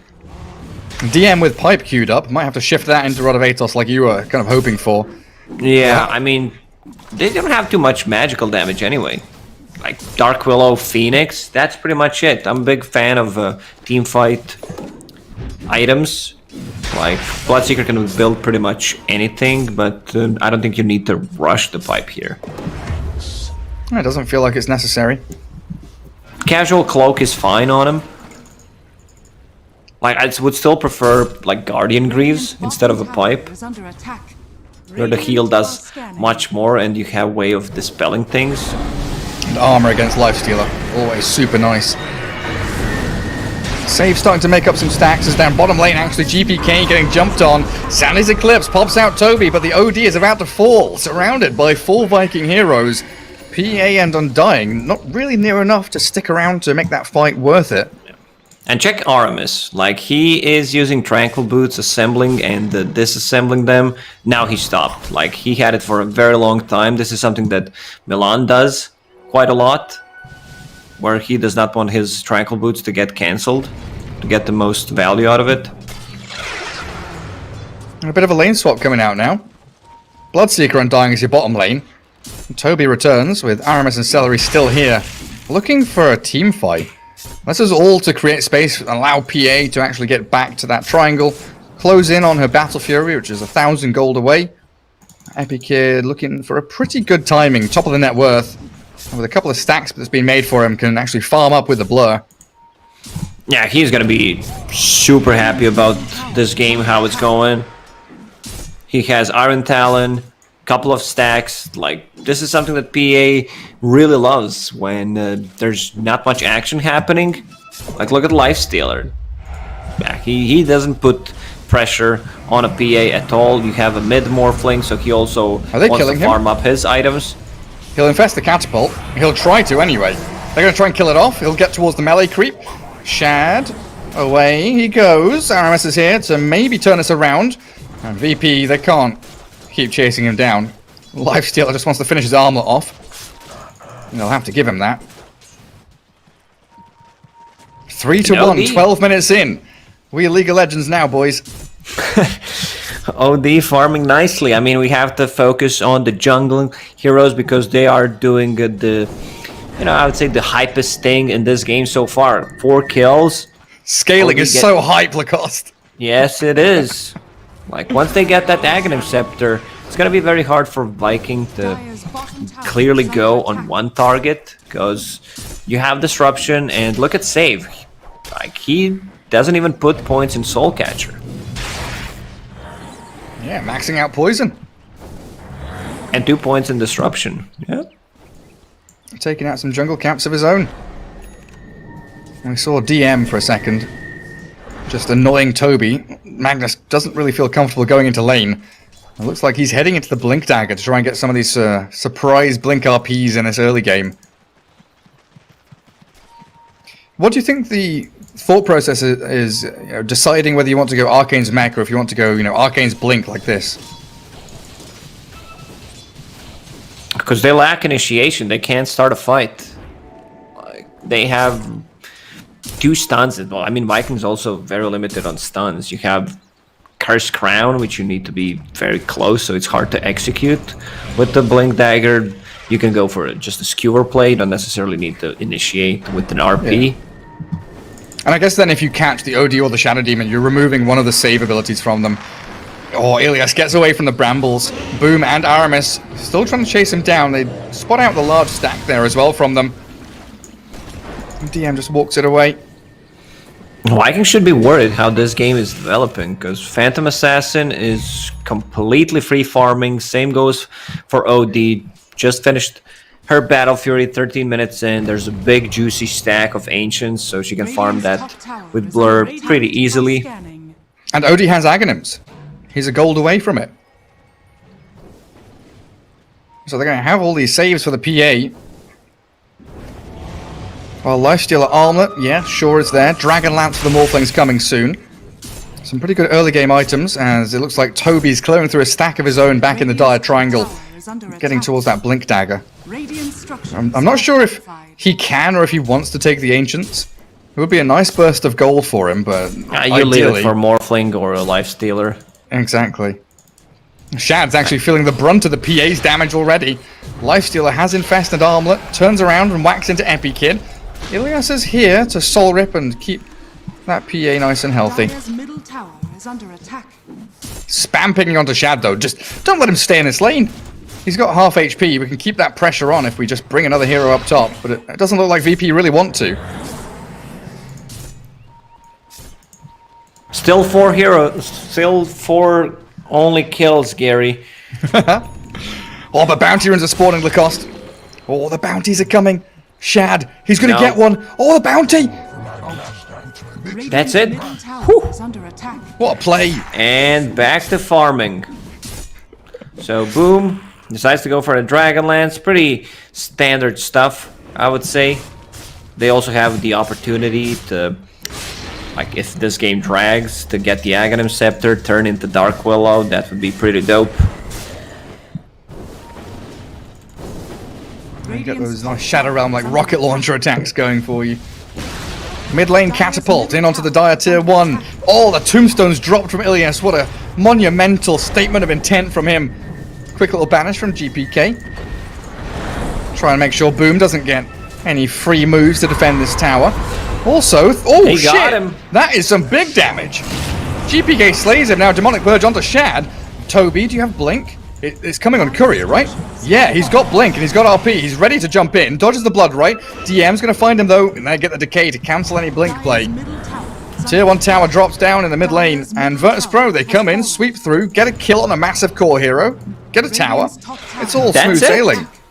Monumental statement when he used that tombstone. Like, I'll ignore that, but it was a pretty good one, you know. It was pretty stupid, pretty good. Yeah. So you rub off on me, Lacoste. Yeah. Shad will farm up those big ancient stacks. The Cursed Crown will connect, help out with the farming. Armlet into AC, just to buff up the team with some armor against the Phantom Assassin. PA has BKB queued up. Might still swap things around, see how it's gonna develop. If they get, let's say, a kill or two, can easily transition that into Roche. Dire's top tower is under attack. Dark Willow has Yule Scepter coming out to her now, so position 4 heroes also scaling pretty nicely, with Save having an Ether Lens on the other side. And Virtus Pro drawing a big old circle around that top jungle. Get into the area of the map where they can control Roshan, control a bit of the farming areas that maybe Viking would love to utilize themselves. Radiant's bottom tower has fallen. Dark Willow up top, Shadow Realm and a smoke, you know, just chilling. He misclicked. Was he trying to Yules, I guess? I don't know. We'll never know. Who they banished.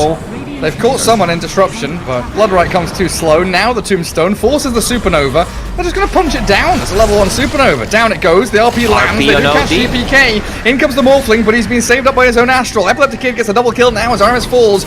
Boom. He's into PA mode, and they've killed GPK, but this PA is slicing through them all. A triple for Epi. He's going to get an Ultra now. Oh, no. Save. You've stolen that from him. Chasing Boom, though. Waveform's ready. Back behind the tier 2. But disaster for Viking, as they really wanted to force that fight around the egg. They wanted to go on OD because he used the astral charges. The Shadow Demon used the disruption to start on the Phoenix, and they wanted to just take him out. But there's still not enough damage. Like OD with triple null talismans, power treads, and Ags has 2000 HP. Pretty hard to take down. Like this one's gonna look really rough for Viking, I would say. I don't think they achieved as much as they should have in the first like 10-15 minutes. And this is the big change. Like I talked about the Aghanim Scepter on the Morphling. He says like, screw it, man. I just need that, and then I'll turn into Dark Willow. Maybe that's the way we're gonna come back into the game. Yeah, you're right. Forget the Aghanim Scepter. Forget the Ethereal Blade, sorry. But Epikid has BKB with a Battle Fury. 19 minutes in, this PA is seemingly really an unstoppable force in this game. Yeah, she's also just hit level 15, so with the Blink cast range talent, it's gonna be so much easier to go for the targets, especially if they can delete one guy, and then the chase potential is really there. Now they're gonna go into Roche Pit. Mag, still no RP for 25 seconds. They've even got Glimmer Cape on Ilias here. Throwing Tombstone into the pit, tanking up into Roshan. 15 seconds for RP. Toby, oh, the jump in. Celery forced to dive away. Does have that supernova to toy around with as Roshan drops to about 2/3 of his health. Bramble. Shad.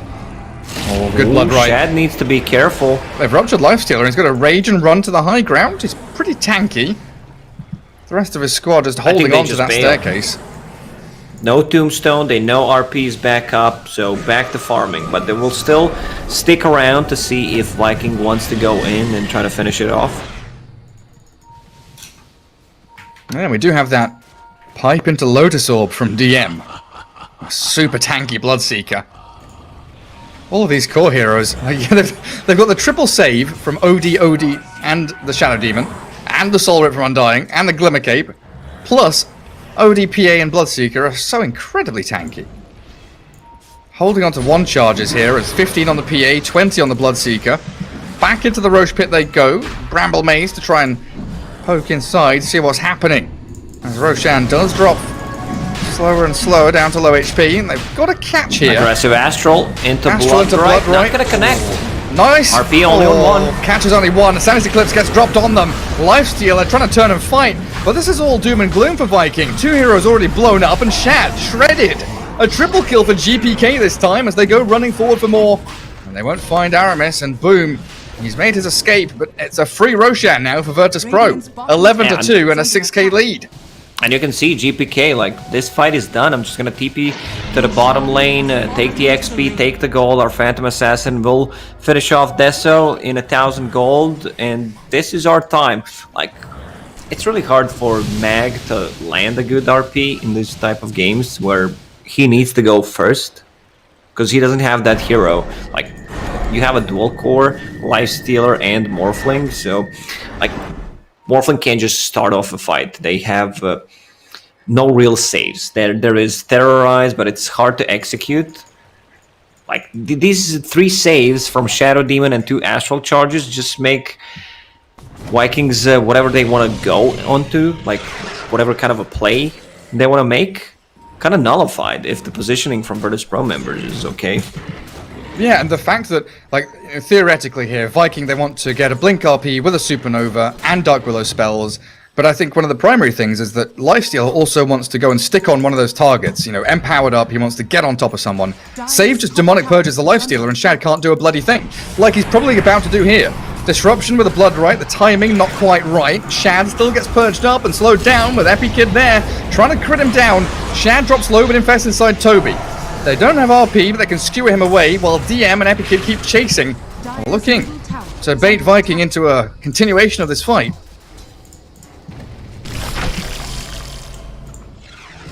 Let's see the power of Morphling Aghanim Scepter with the Dark Willow on the same team. Does he turn into Dark Willow or OD? Yeah, that's actually really good. Like, he can turn into OD as well, but I think he made it, you know, so he can target allied heroes and get the Dark Willow form. Yeah, get that Shadow Realm. And maybe in a dire situation he can get Lifestealer's Rage as well. Well, some decent options for him. Smoke up from Viking now. Again, trying to get Aramis something going. Clipped by that silence. And if that dagger hit, that's probably a jump coming his way. Radiant's middle tower is Good little Yules though. Keeps him out of danger. And I love that Shadow Demon maxed out Disruption, just to lower the cooldown on it.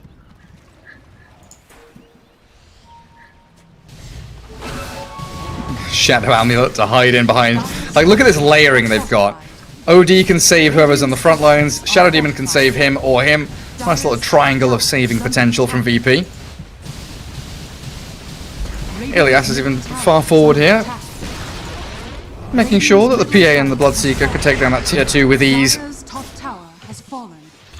And this pipe from Bloodseeker, the pipe rush, any kind of magical damage they want to deal, it's not gonna be there. Like, he's completely nullifying the damage coming out from Dark Willow, Phoenix.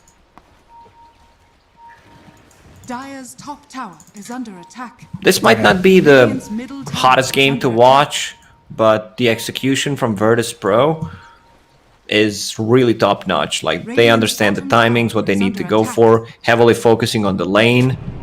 And this move, this smoke, kind of unexpected from Viking. They're either going to find Shad as he moves up to triangle, or the rest of the team as they move back to defend the mid tier 2. Viking very, very intelligently not falling for the trap though. I don't know if they caught a glimpse of this, but they seem to be very aware that something isn't quite right with the way the map is right now. Radiant's bottom tower is under attack. Undying. Crown, Yules, Brambles fall. Shadow Realm. There it is. There's the hits from Morphling, but the disruption saves him. And in jumps Epikid, slaying that Dark Willow easily. And now they want to get the tier 1 tower on the bottom lane. Phantom Assassin can pretty much solo kill it. Yeah, still has Aegis for 45 seconds. Not under any pressure whatsoever. Dire's bottom Toby tower and has fallen. Boom. They're being pinged out. Shadow Demon and the OD, they want to try and make a jump here. Oh, GPK might just find him. Toby, he's walked into the wrong neck of the woods. Disruption into a few hits from the OD, and Toby astraled up, while elsewhere, it looks like they're also finding catches with the PA. GPK does take down Toby, and Epikid has killed off Celery. Like, the late game belongs to Virtus Pro. You have this massive OD, Phantom Assassin is out of control. She wants to get the Scotty to remove the portion of the lifesteal, the healing, which is great against both Morphling and the lifestealer. Aegis reclaimed, but they're still not stopping. This should be a free tier 2 tower for them. I thought you were going to say a free lane of barracks there for a second. I've got a catapult and a level 20 Phantom Assassin. Oh, they see Shad. Lifestealer, got to be careful with where you're moving. Bloodright, trying to scout out and clip anyone. Dire's bottom tower is under Boom buying MKB. Shad shifting towards Abyssal Blade. Dire's bottom tower has fallen. Tier 2 down. Radiant are scanning. And Virtus Pro want to try and move into mid now, just claiming all of these outer towers. A good little wave cut coming through from Aris, though, making sure that he can push that lane out, stop any more influence the VP has on the map.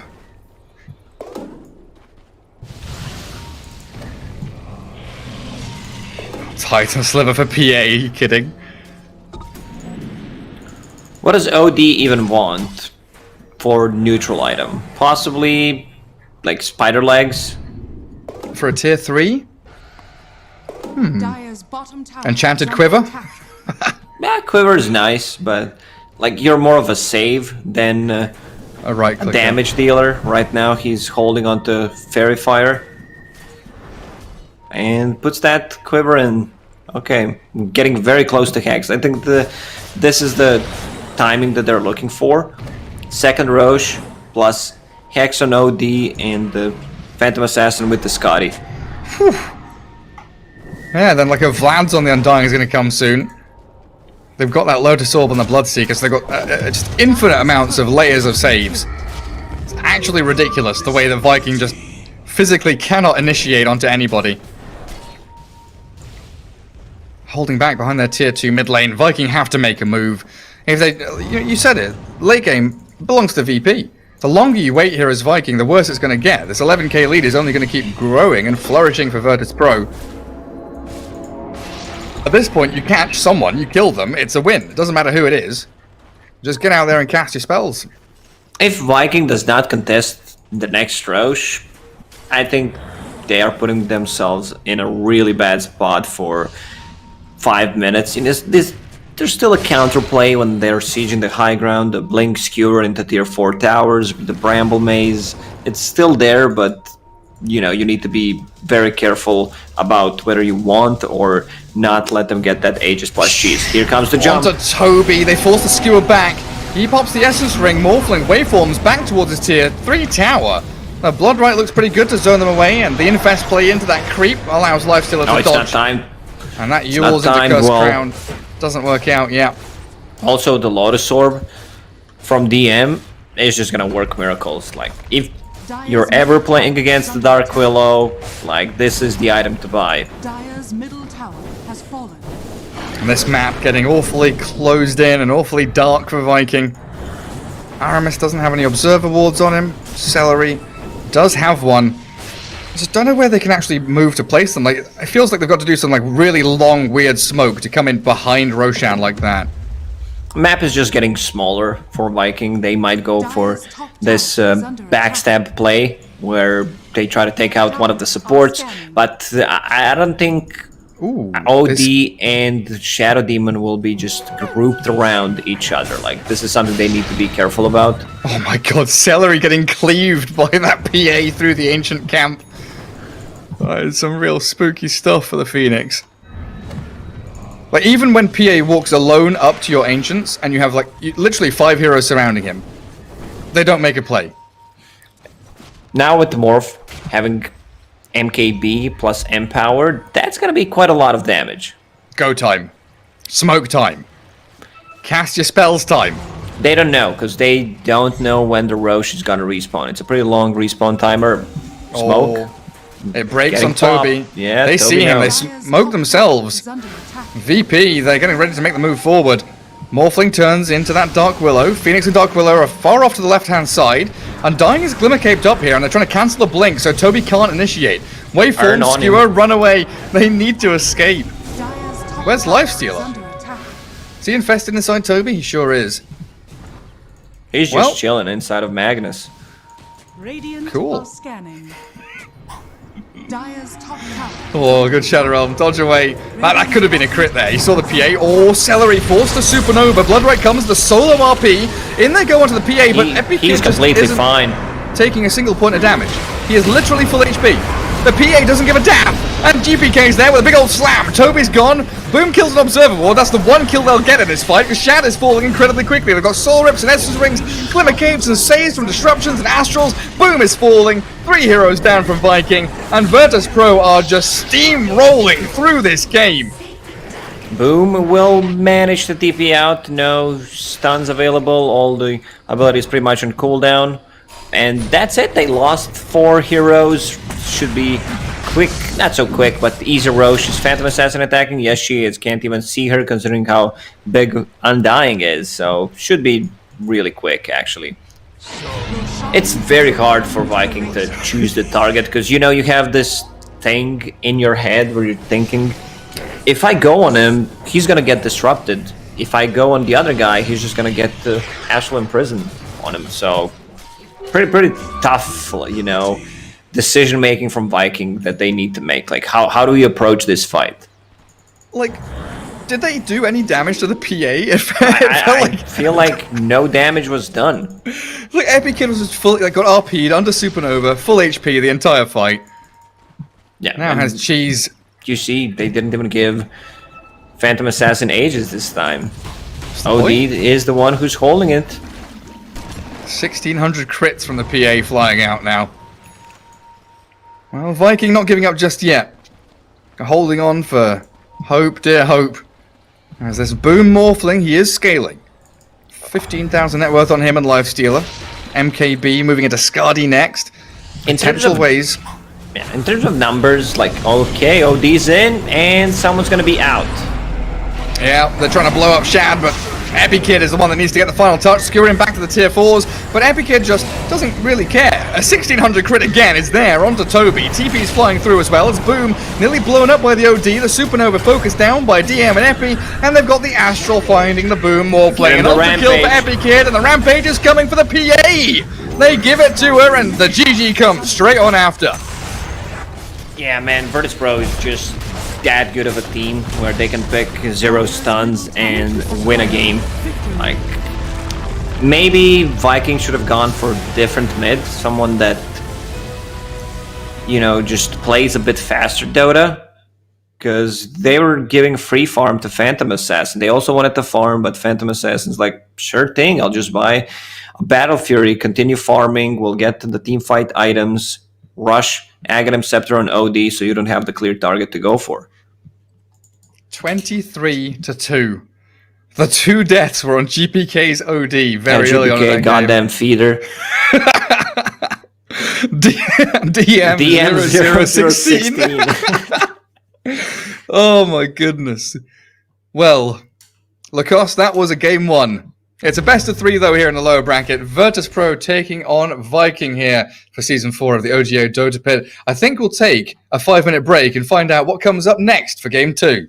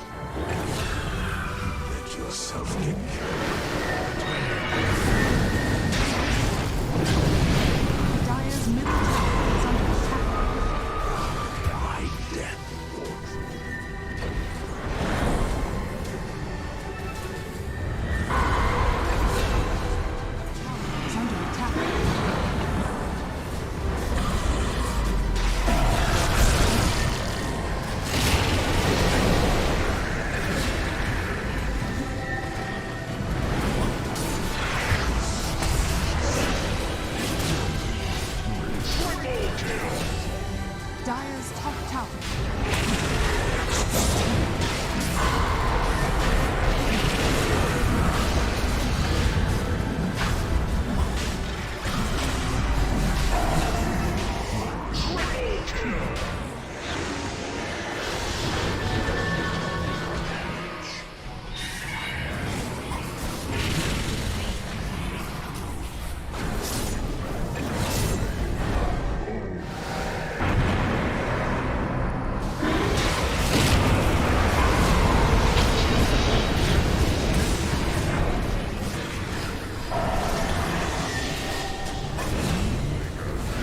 Radiant's bottom tower is under attack.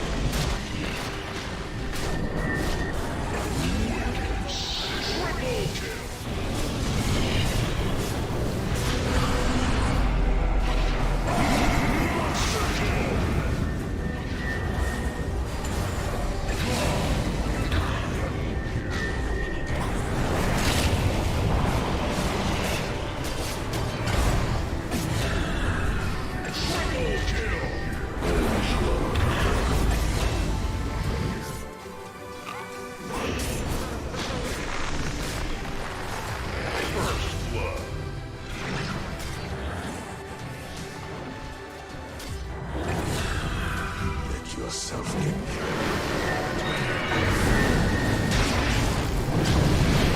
Dire's middle tower is under attack. my death.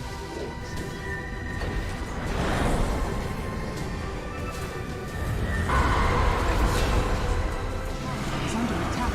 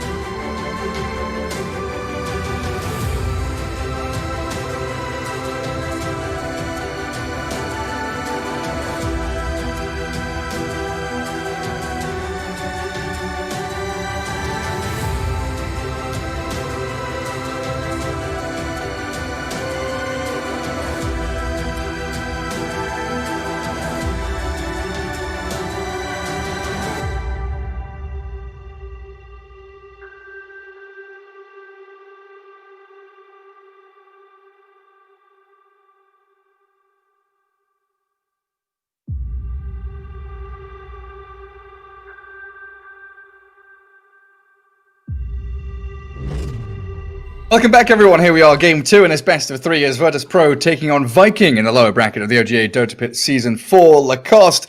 Game 1, I think we just leave that settling in the dust and we don't talk about it too much because Viking, they had some serious struggles.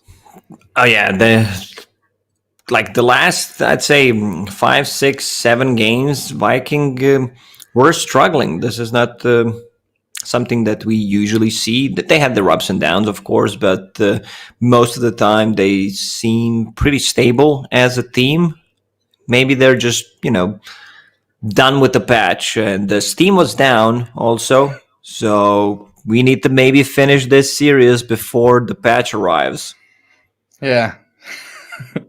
That would be a good idea, wouldn't it? A little bit worried that we wouldn't be able to get everyone into the lobby as the Steam coordinator did have a little bit of a hiccup, but we are here with draft in front of us.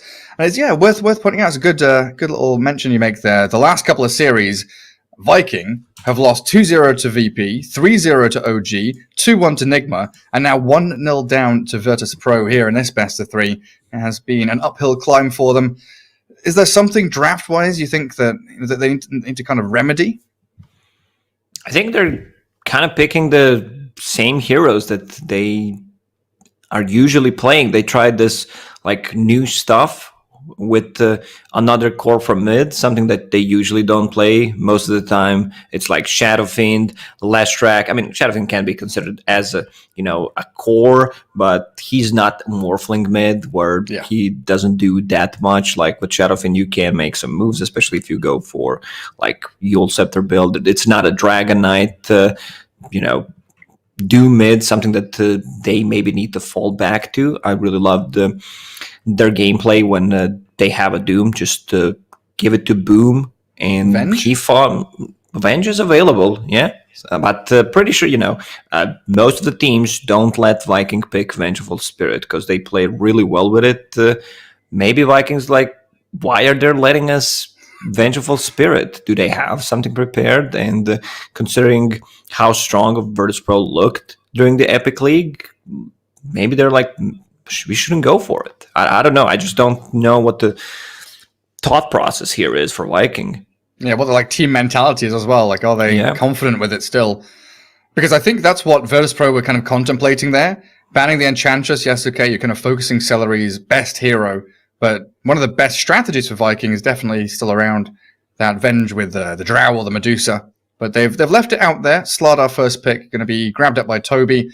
Something that was banned out second stage last time, and definitely a hero that can pressure those melee cores.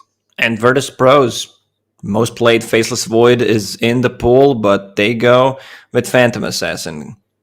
I think Slaughter Phantom Assassin is more broken than Phantom Assassin Mag. So Faceless Void picked up by Slaughter. You talked about how Faceless Void is a natural MKB carrier against the Phantom Assassin.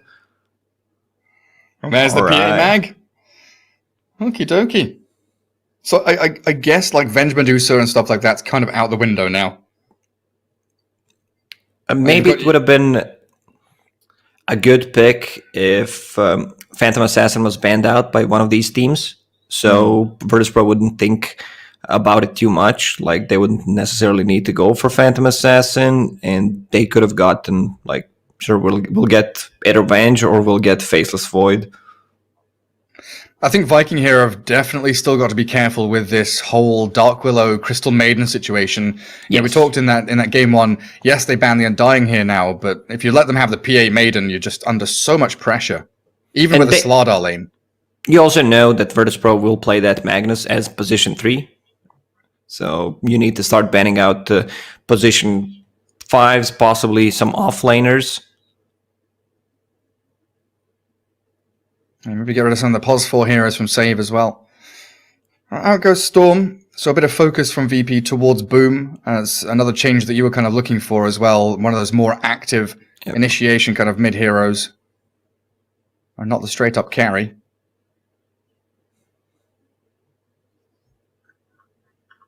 You just have so many options when you start out with PA Magnus and you're looking already at 2 core heroes from Viking. You know the lane matchups and what they're going to be.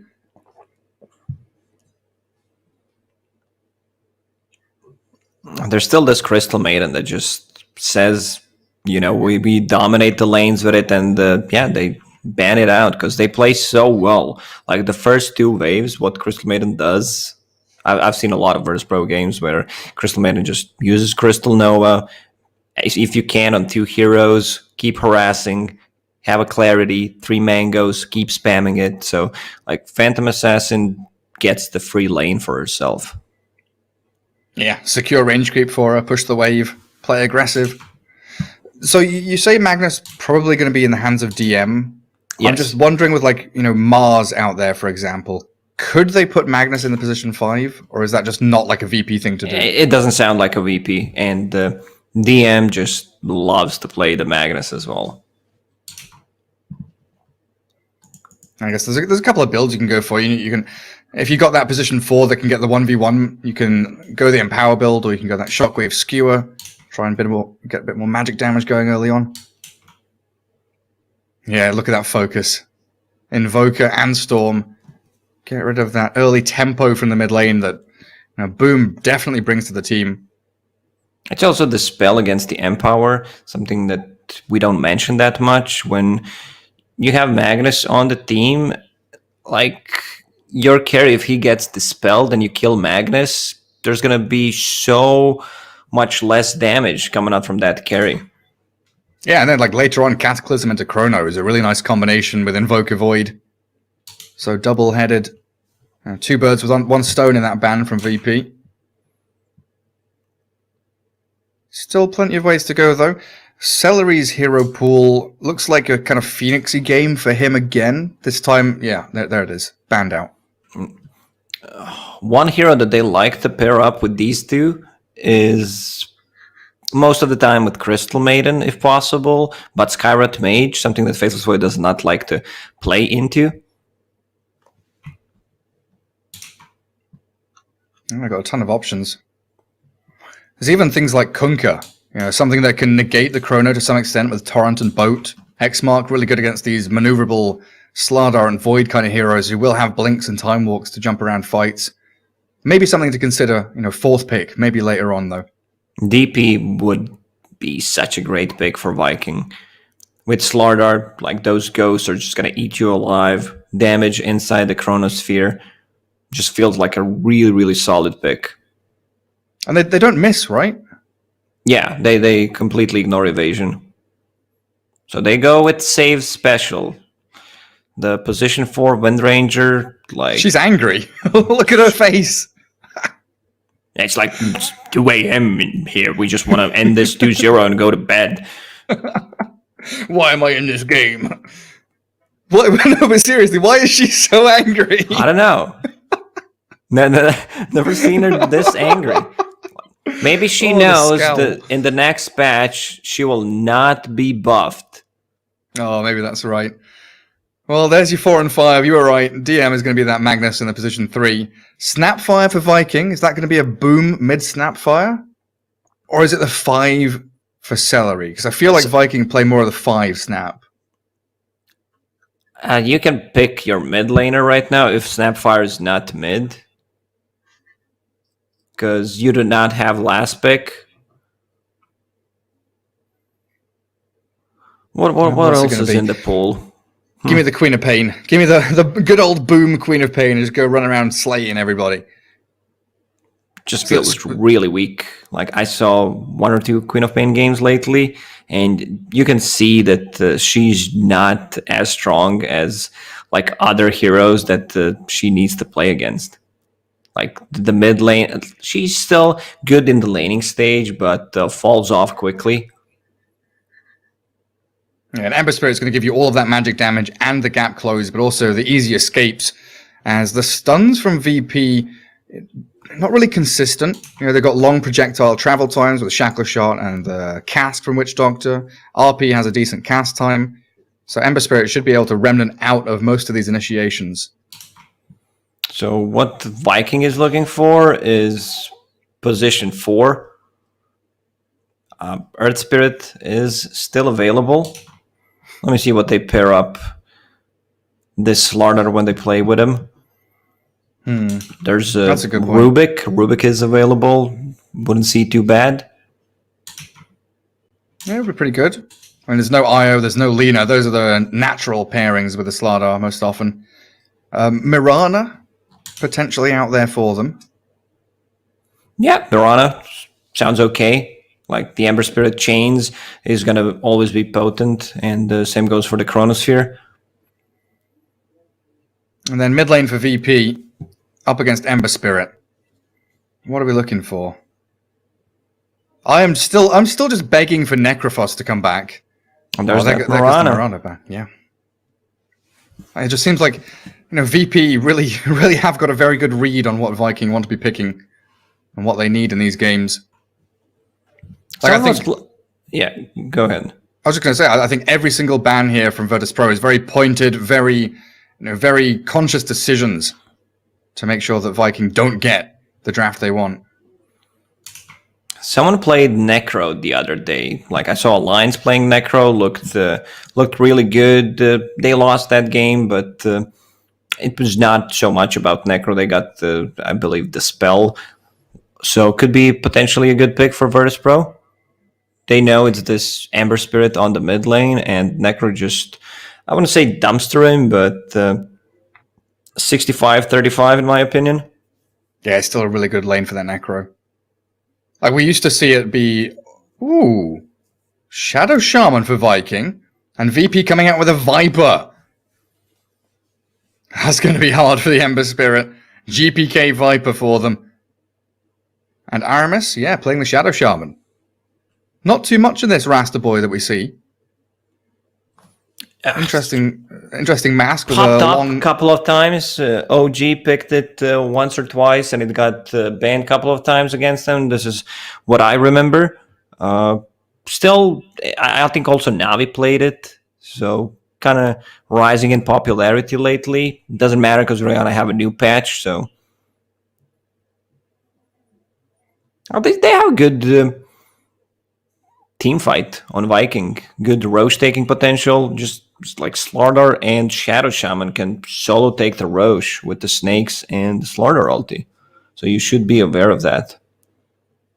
Like team fight wise, Virtus Pro, once again, a bit slow, I would say, where they need time to grow with the Phantom Assassin and Mag. This time around, it will be a different item build from Phantom Assassin, of course, not going for that Battle Fury since she's paired up with the Mag. So Mom Deso. Oh, maybe not Mom. Like maybe he'll skip Mask of Madness because he's playing into Slardar. So getting a minus armor on top of that could be a bit tricky. So back to the Shadow Shaman. Like, okay, you're going to have some decent laning here with Ether Shock, great control through Hex and the Shackles. But looking at these heroes, you can't ward trap anyone really. There's Skewer, there's Phantom Strike, there's Windrun, there's ways to get away from the Serpent wards, and pretty decent ways for VP just to retreat and reset a fight elsewhere when Serpent wards are dropped. Sure, but there's a ton of damage you can deal with just ward with the inside a Chronosphere. Not if you put them inside, but they need to be placed outside of Chronosphere. Chains. It's gonna be chaotic, I would say. Shadow Shaman drops the wards. I think this game is gonna be on how good of initiation can Viking get. Like, they have good hero to just try to make stuff happen, create a bit of a chaos with the Ember Spirit. Slardar, once he gets a Blink Dagger, I think it's going to be much easier game for Viking than what they had in game number 1. Yeah, a little more straightforward for them. Well, save. Wind Ranger with Blightstone up on that top lane of the DM Magnus. Epikid down here with the PA and the Witch Doctor for Ilias. Going to be against the Viking dual lane of Toby and Aramis, the Slardar and the Shadow Shaman. Looks like Celery's down here as well, just to safeguard some of these bounty runes. And of course, Viper against the Ember Spirit mid, as GPK takes on Boom. And Shad, the final one up at top on that Faceless Void, gets himself a sentry down to block the large camp early on. And try and stop any of the nonsense up there. Look at my boy Shadow Shaman. He's the frog himself. Like, this could imply something. Well, because he's got the big green sticky tongue and the frog face. Yeah. Securing bounty runes. Aramis is the ice frog. He knows what's coming up next. Shadow Shaman will get some buffs. Does the little patch dance. Gets himself ready for tomorrow. Like, Shadow Shaman was so unusable before that we had to give him like 20 extra starting damage just to feel better. Yeah, 78. Oh, jeez. Like, he's got actually 80 max damage, the 73 to 80 spread. Snatched from your grasp. Well, let's start their lane off very simply. Epikid just drags the wave back into his range creep, trying to get that deny on it early on. And up top, we see DM shockwaving early on to get his own range creep. And this Wind Ranger with Blightstone. Faceless Void, the one thing he really hates to play against is that little, tickles of damage over time. Wind Ranger, very good at doing that. Yeah, especially with the Blightstone, just lower is the armor. But back to the bottom lane, Witch Doctor scaling Voodoo Restoration level 1. Once again, the secure Phantom Assassin's lane. Giving Toby the punches. Man, boom. You've already seen him drop to like 100 HP. He's spamming out tangos as best he can. This lane for GPK seems super simple. Just right click and spam spells onto boom. Break through that flame guard if you can. And he's got the magic damage to do it. Running out of mana though for GPK. As down bottom, there's pressure onto That's Ilias a first blood on mid. First blood is mid lane, yeah, the Fairy Fire's there. One more hit. hit. GPK gets it. Takes down the Ember Spirit. Like, because he brought that extra 2 mangoes, it allowed him to play this aggressively.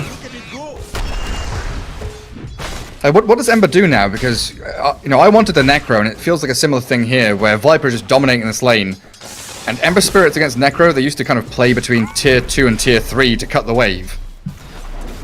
Yeah, this is something that the Viper really does well, just completely dominates the lane, and VersePro is heavily focusing on that. So Ember Spirit probably needs the jungle. If Viper pushes out the lane, then he can show up on mid. Otherwise, it's going to be really tough, especially now with the bottle pickup from GPK. Yeah, boom. Oh dear. The hits just keep on coming. And then down towards bottom, it looks like Viking have cleared out that big wave that arrived on their tower. There's another one here.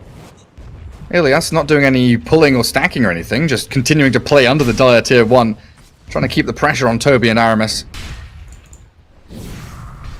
We'll pull this large camp now, right? Yeah. Ilias going to try and drag it back. Well, actually, Epikid plays forward, making sure that Shadow Shaman doesn't get any free contest on it. While DM dropping their celery with a cookie.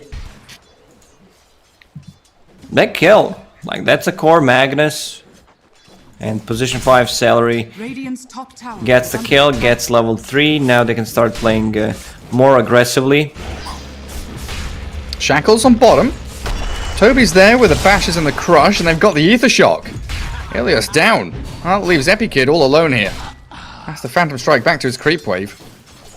Aramis also had 10 magic stick charges, uses it straight away just to replenish mana, because all his spells are pretty costly. Like, this Shackles effect is so good. This is probably one of the best ones in the game. Yeah, and it's level 2. He's maxing it out for now. I'll play forward with a Maledict and the Cask. Ilias. Oh, there's Shackles there. Look at that. The long, sticky tongue of Aramis catching him out. Toby's still getting dived a bit there, but he pops the Fairy Fire and he'll be fine. Now that damage from VP. Thinking about it, I think that's not a frog. That's a chameleon, right? Yeah, very true. It makes sense. I mean, it could be a frog as well. I think there's some frogs with those sticky tongues. Does it have a name? Lash of the Lizardkin. So lizard, yeah. Kind of implies that it's a chameleon, right? Yeah. Get that sticky tongue to catch some flies. Ember Spirit. Just hiding in the trees. Look at him, he can't do anything. Might show and just TP out. Like, this is it. Because GPK has a haste rune, just needs 1 CS to get level 6. Oh, boom. Jukes him around the trees. Down bottom lane, though, Aramis. Do find the kill on Ilias there and trying to deny himself to neutrals, but that dagger from Epikid secures the deal. Bounty runes all spawning up, save in onto the Grandma top lane, Cookie to the high ground, Celery's out of there, while Boom dies to GPK mid lane. Everywhere there's action, as the bounty runes spawn and are being grabbed up. And he steals the bounty rune Dire are from them. Ooh, this one's tough. I said that they have Ember Spirit who can play aggressive, create chaos. It's gonna be a rough game for Ember considering the start that he's having. And now Wind Ranger even coming, so he TP's in, 1-1-1 build on Wind Ranger, the Shackle could just get a kill. I don't think Ember wants to come back to this lane. So He this can't should be a even TP. freebie tower. Yeah, he can't TP. Blightstone Wind Ranger hammering into the tower. New creep wave coming in to save the catapult as well. And GPK just takes out that creep wave. So an easy tier 1. That's going to open up this map nicely. While Boom Dire's middle still tower is under relegated to attack. jungling. Tower has fallen. And now all of the pressure that you've put on this bottom lane, like sure, Aramis and Toby, they're going to try and find Ilias again. Shackles up, move in with the bash and the crush. They should find the Witch Doctor quite simply. No rotations coming. I thought maybe Viper and Wind Ranger would come down here, but they are killing Boom in the mid lane instead. Tragedy strikes for the 3rd time. Dire's middle tower is Boom under attack. tipping GPK. I mean, he has nothing better to do at the moment, just sitting in the fountain, so... Shackles. And a bash. Toby's holding the crush for the very last second, but it means that Epikid gets the Phantom Strike out, and now GPK, the rotation in. Regen Rune being held, and he'll just right-click into Aramis. Yeah, so he GPK should dominating. Pop the Regen Rune, give 2 bottle charges to Phantom Assassin. Like, this feels such a good Viper game. He might actually not finish Road of Atos, might go for Boots of Travel, and it's more of a greedy build. Oh, Toby needs to be careful. And DM also needs to be careful up top. Skewers into the Roche Pit. Does get away from that Void and the Snapfire. And GPK back towards the mid lane. Dire Observer Ward sees... Radiant Observer Ward sees Boom, but Dire sees GPK coming in. So Ember Spirit will be able to dip. Still reasonably close looking at the kill score and the net worth. That's just the fact this Viper is not a hero you can contend with by any means. And Shad strikes again. Hand of Midas queued up. Just wants to play for the late game. You know, get those levels on Faceless Void. Seems like the best thing they can do. Man really loves free gold, free experience. He really does. Well, it looks like Epikid, Mask of Manus there with Empower level 3. Magnus moves into the mid lane, allows Epikid to farm jungle, and they've kept Viper down bottom, really alleviating a lot of that strength that Toby and Aramis were bringing down there. Viper strike in onto the Slardar, and they're going to catch him with a cask. Hex and Shackles ready from Aramis, but Toby's already dead. Rotation from Celery not going to really accomplish too much because the catapult wave's here. And this is something that Virtus.pro does really well. You know, they're just maximizing the amount of farm on the map. If you look at their Ancient camp, they used 2 sentry wards to just de-ward.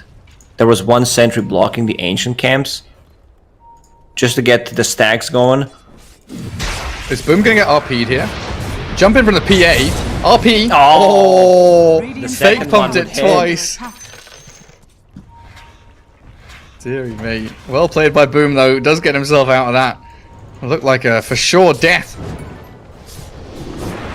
And he's straight back in towards DM in the mid lane, but PA farming Dire Triangle at this point, while it looks like Celery's trying to stack at the same time. Also save, just collecting XP on the top lane and stacking both Ancient camp and the big camp. That's Making a actually move onto full Viper. ATOS on Viper. They want to catch the GPK. He's got Atos coming out, and he turns the fight into Toby, down to half HP. The cookie comes, and the shackles are there, but Toby's dying, dropping too so fast. tanky. He pops the wand, and GPK, he's level 9, and he is There's super the chrono. tanky. Now with the chrono, though, Toby's caught up inside this. Boom's arrived, and GPK does get the finish onto Celery. The Snapfire's down with bashes from Shad. Secured the 6x kill streak. GPK finally dropping and paying for his sins. They had to rotate 5 heroes to kill GPK. Use a Chronosphere on top of that. Meanwhile, Phantom Assassin just farming the stacks that Viking made.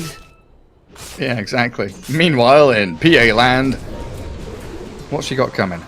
That's not even her land. She invaded. Oh, it's hers now. Radiant's bottom tower Places her flag down in it. Shockwave onto the Usurper. Alright. Maledicted Shadow Shaman. Trying to run away, and they've also got the Shackle catching Shad. GPK finishes him off. Toby slowed down, but sprinting. Ilias can't catch up. He throws the Death Ward in, but not enough damage to finish off Toby. He still had 6-1 charges anyway. Optimistic attempt. Sure. Power shot. Save, gave it a good crack. Radiant's middle tower is under attack. Viking, though, fighting back. How's Boom doing? He's recovering slowly. Vord dropped with the catapult. Snapfire is level 6. They need to bring numbers. Like they need 3-4 heroes to actually defend this Aramis. He's low on mana. GPK onto Epikid.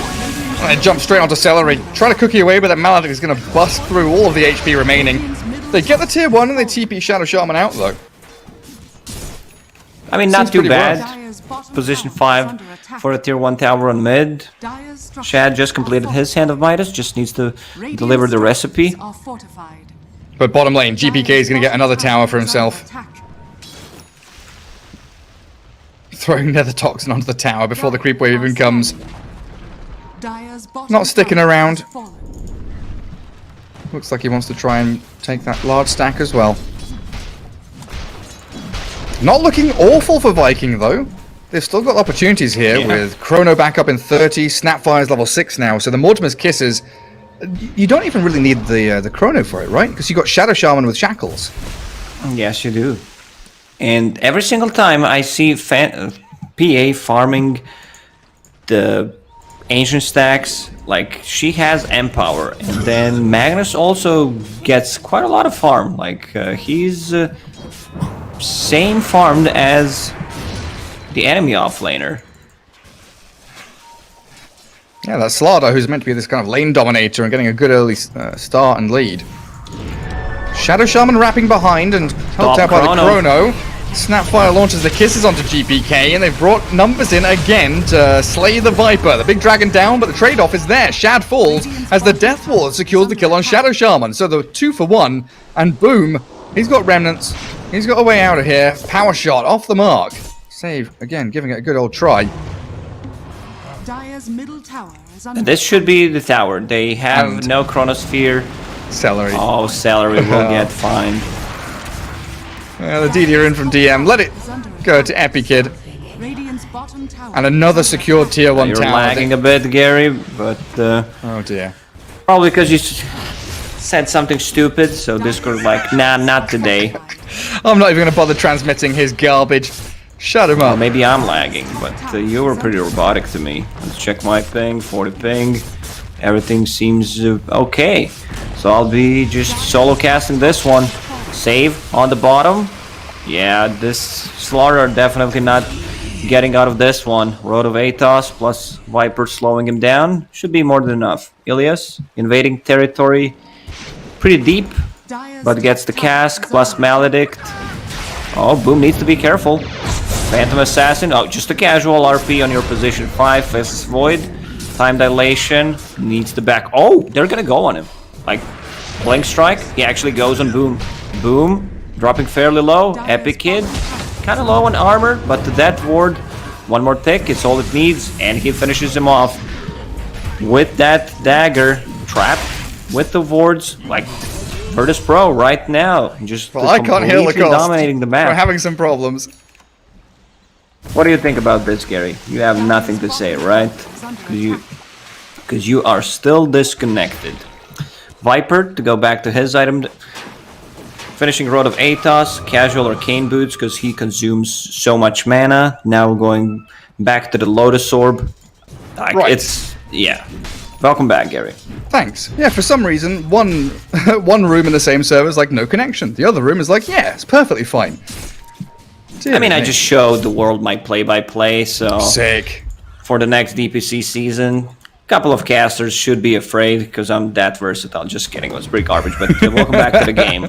So, yeah. If you don't know what happened, Virtus Pro... Oh, Shad. Not again. What's he done? He died. Oh dear. Well, he's got the Iron Talon, Hand of Midas, he's farming creeps. Look it up there. PA with 9,000 net worth though. Mom, Deso, When is it Roche time for VP? It feels like they can literally just walk into the pit and do it while Chrono's potentially down. Oh, Shad's got it back up. Scan, connect, so they think there's a bunch of them, but they're actually inside the pit, and here's your answer, Gary. I don't think they're gonna take this fight. Shad... Like, look at the vision from Virtus the Radiant Observer wards all over the place, they see everything. Actually moving out of the Roche pit now. Blink Dagger on Slardar, ready. Okay, Virtus not heavily committing. Save on the high ground, pops the smoke, sees them all, initiation in, Toby blinks, gets the stun, the catch on Wind Ranger, but she's got Wind Run. Tries to sprint away, and now in comes the Skewer with an RP play. DM's there with a cleave coming through, Epic Kid with a double kill. Mortimer's Kiss is landing from Snapfire, long range artillery, but GPK on a killing spree, and Viking just falling apart at the seams. 4 heroes for the price of 1, and now it's easy Roshan time. Yeah, even if that fight was like close, Wind Ranger has a buyback, would gladly use it. GPK is just a monster on Viper at the moment. Yeah, beastly performance from GPK. 10-2-0. Not a single assist. He's just like, all of the kills are mine. Disgusting Viper pickers. Boom. Phase drums back into the mid lane. He's pretty speedy. But I don't know if he can run from the demons of Virtus Pro. As Roshan and Aegis grabbed up by the Phantom Assassin. DM's also halfway towards Blink after Arcane's mech, 16 minutes in. Celery, I think they know he's up here. They saw him a second ago. GPK is trying to close him off at the pass. They won't find him. Hidden very well in the trees. Cut the trees with. Meanwhile, Epic Kid just casually deleting Aramis. Absolutely removed. And Boom and Toby are still lurking around in the mid lane, maybe thinking about going on save. Just trying to cut waves instead. Celery's out of there from the top lane. And VP come back in, converging towards that tier 2. Dragon Scale for the Phantom Assassin, going to help burn through that tower's HP. They will take the outpost, go mid, take the tower. Phantom Assassin already on the bottom lane. Faceless Void needs to be careful. He sure does. Oh, if he shows, he's dead. Like, Wind Ranger has a good angle. Shackle shot, not coming fast enough. They don't catch Shad. He's going to TP away. We still need to see this Chrono with Mortimer's Kisses. They're both ready. I would love to see Viking just try and put their foot down a little bit and say, hey, you come into our jungle, we are going to cast our ultis on you. They spot out the Snapfire. Shockwave connects. And keep the Dark Vision going as Rodovatos is there. Now, the big Chrono. 2 men caught inside with the Kisses landing. It's a good play from Viking. Holding onto their high ground, defending their base. And the mech and the heal. GPK finished off by Boom with the DD rune. Shad very low, burning down to the Maledict, and he does tick out. The Shackle Shot catches 2 from Save, and he power shots through for an Epic Kid monster kill. Toby slain by the Wind Ranger, and Boom, what's he gonna do? He's got a double damage rune, but he's got no teammates to play with. Yeah, Magnus was forced to use mech there to keep them alive and did not have enough mana for no Skewer, no RP. So that's why this fight seemed a bit closer. Wind Ranger looking for the shackle angle. Now he goes on Celery. That's an easy one. Godlike PA 905 Epic Kid just run away with this. He's got his. They want to go more. Shackle, dodged. Still going to jump him though. Remnant, Boom gets a little bit of distance. Epic Kid kind of desperate for this one if he can finish him off. The casual Sange on the Phantom Assassin. Yeah, it could be just, you know, Heaven's Halberd could be just a casual Sange for extra HP, extra status resistance, and heal amplification that you have with Mask of Madness. Yeah, it's like, I don't want to buy BKB right now, I just want to tank up for when you do catch me in Chrono. A play towards the Witch Doctor, but a nice Maledict Skewer forces Remnant back. Even a Veil up on that Ember Spirit too. He's got Flame Guard to tank himself up.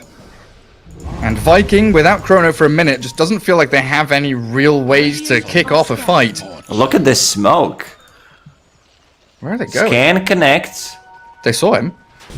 They know he's there, so he's just gonna RP blindly. Hell yeah. That's just destroyed Boom. Easy tier 2 for VP now if they want to. But look at Save. He's still smoked up and he's actually wrapped around quite deep.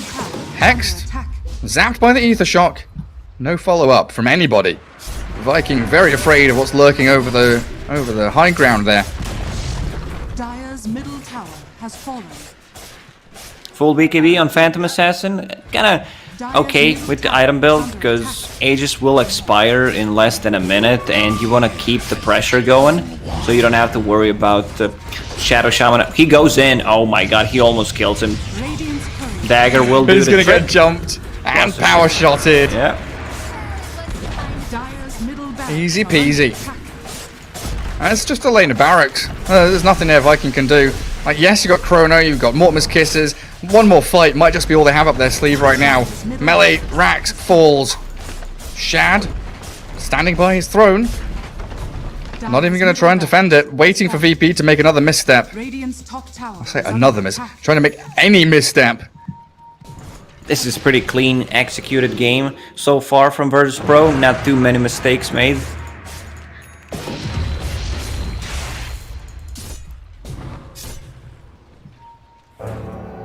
Like, where's this old gold coming from?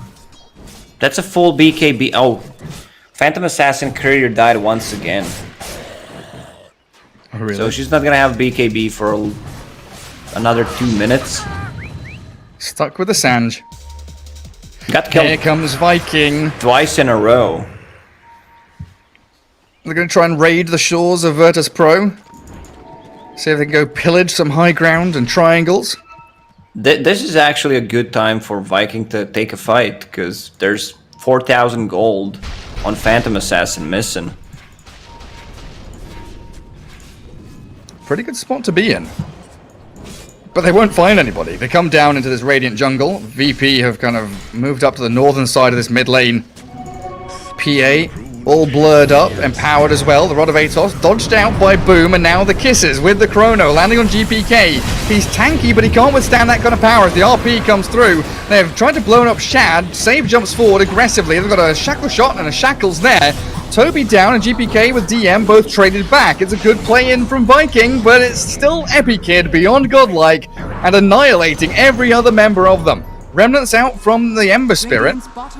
They do have a cask coming. If they can only close the gap, and there's the blink. Another nice play by Boom. It's tough. I mean, Viper dies. Yeah, he's tanky, but can't tank all that damage inside a Chronosphere. He might also start... I see Aghanim Scepter queued up, but... I don't know how you can save yourself. Maybe you can try to save people with the Ethereal Blade. But then again, you're giving a free damage from Mortimer's Kisses. This is the combo that the Viking wants to use.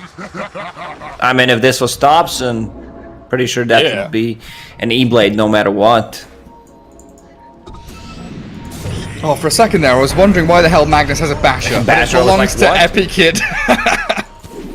His career is constantly Shackle dead. shot finds Aramis. Shad's come in with a time dilation, the blink away from save, and the RP fake pump is going to catch in onto Shad now. They've got the stuns they need, but where's the damage? It's lacking because Epikid's been shackled up by Aramis, held in place, and the PA is about to die. Yeah, PA is about to die. Epi's about to die, but still stays alive. Comes in with a crit onto the void. He survived. Not today. The Lotus Orb's under the Magnus now. Yes, you got the Hex up on him, but stuck on the high ground is the Hex turnaround onto Aramis.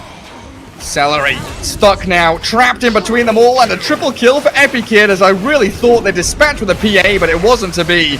Down goes the Shadow Shaman, being melted by the toxins of this Viper, and an ultra kill for Epikid, only removed away from the rampage because of GPK. I mean, it could have been a bit of a different fight if they managed to bring down the Phantom Assassin, but she blinks in, gets a couple of crits, life steals. Like, her Basher was delivered before the BKB that she bought like 6-7 minutes ago, and still has 2,000 gold on top of that. Incredibly farmed.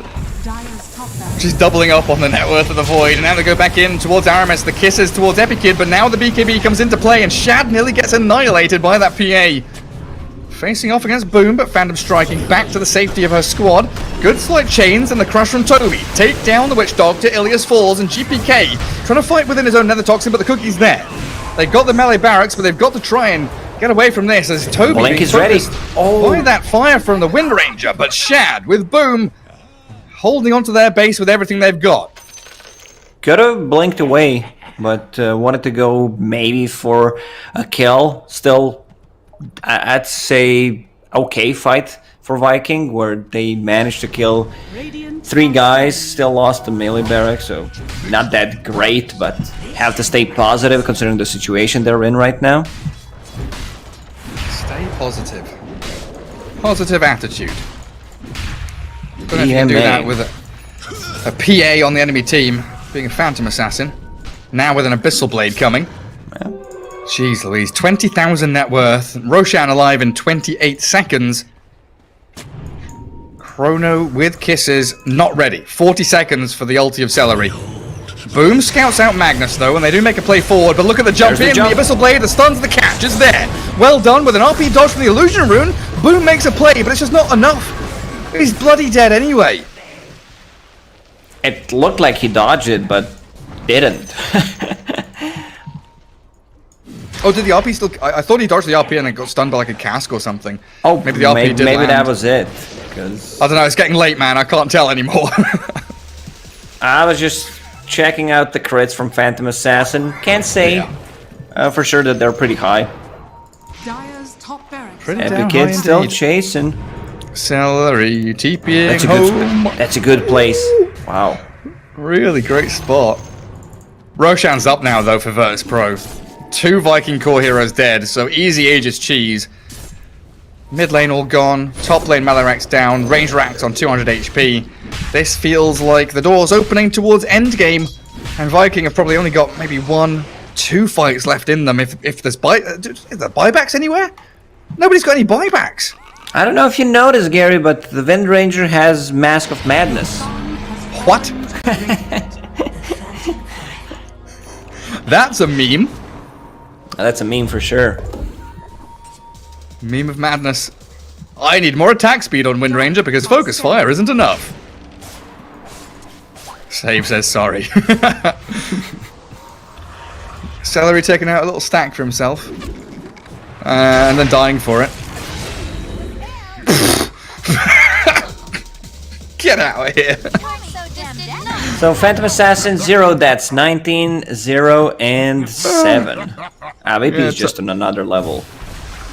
When they can jump, are they jumping GPK? That's a Dagon, Cheese, Lotus Orb, Rod of Atos, Viper. Okay, Blink Crush, Serpent Wards, Shackles.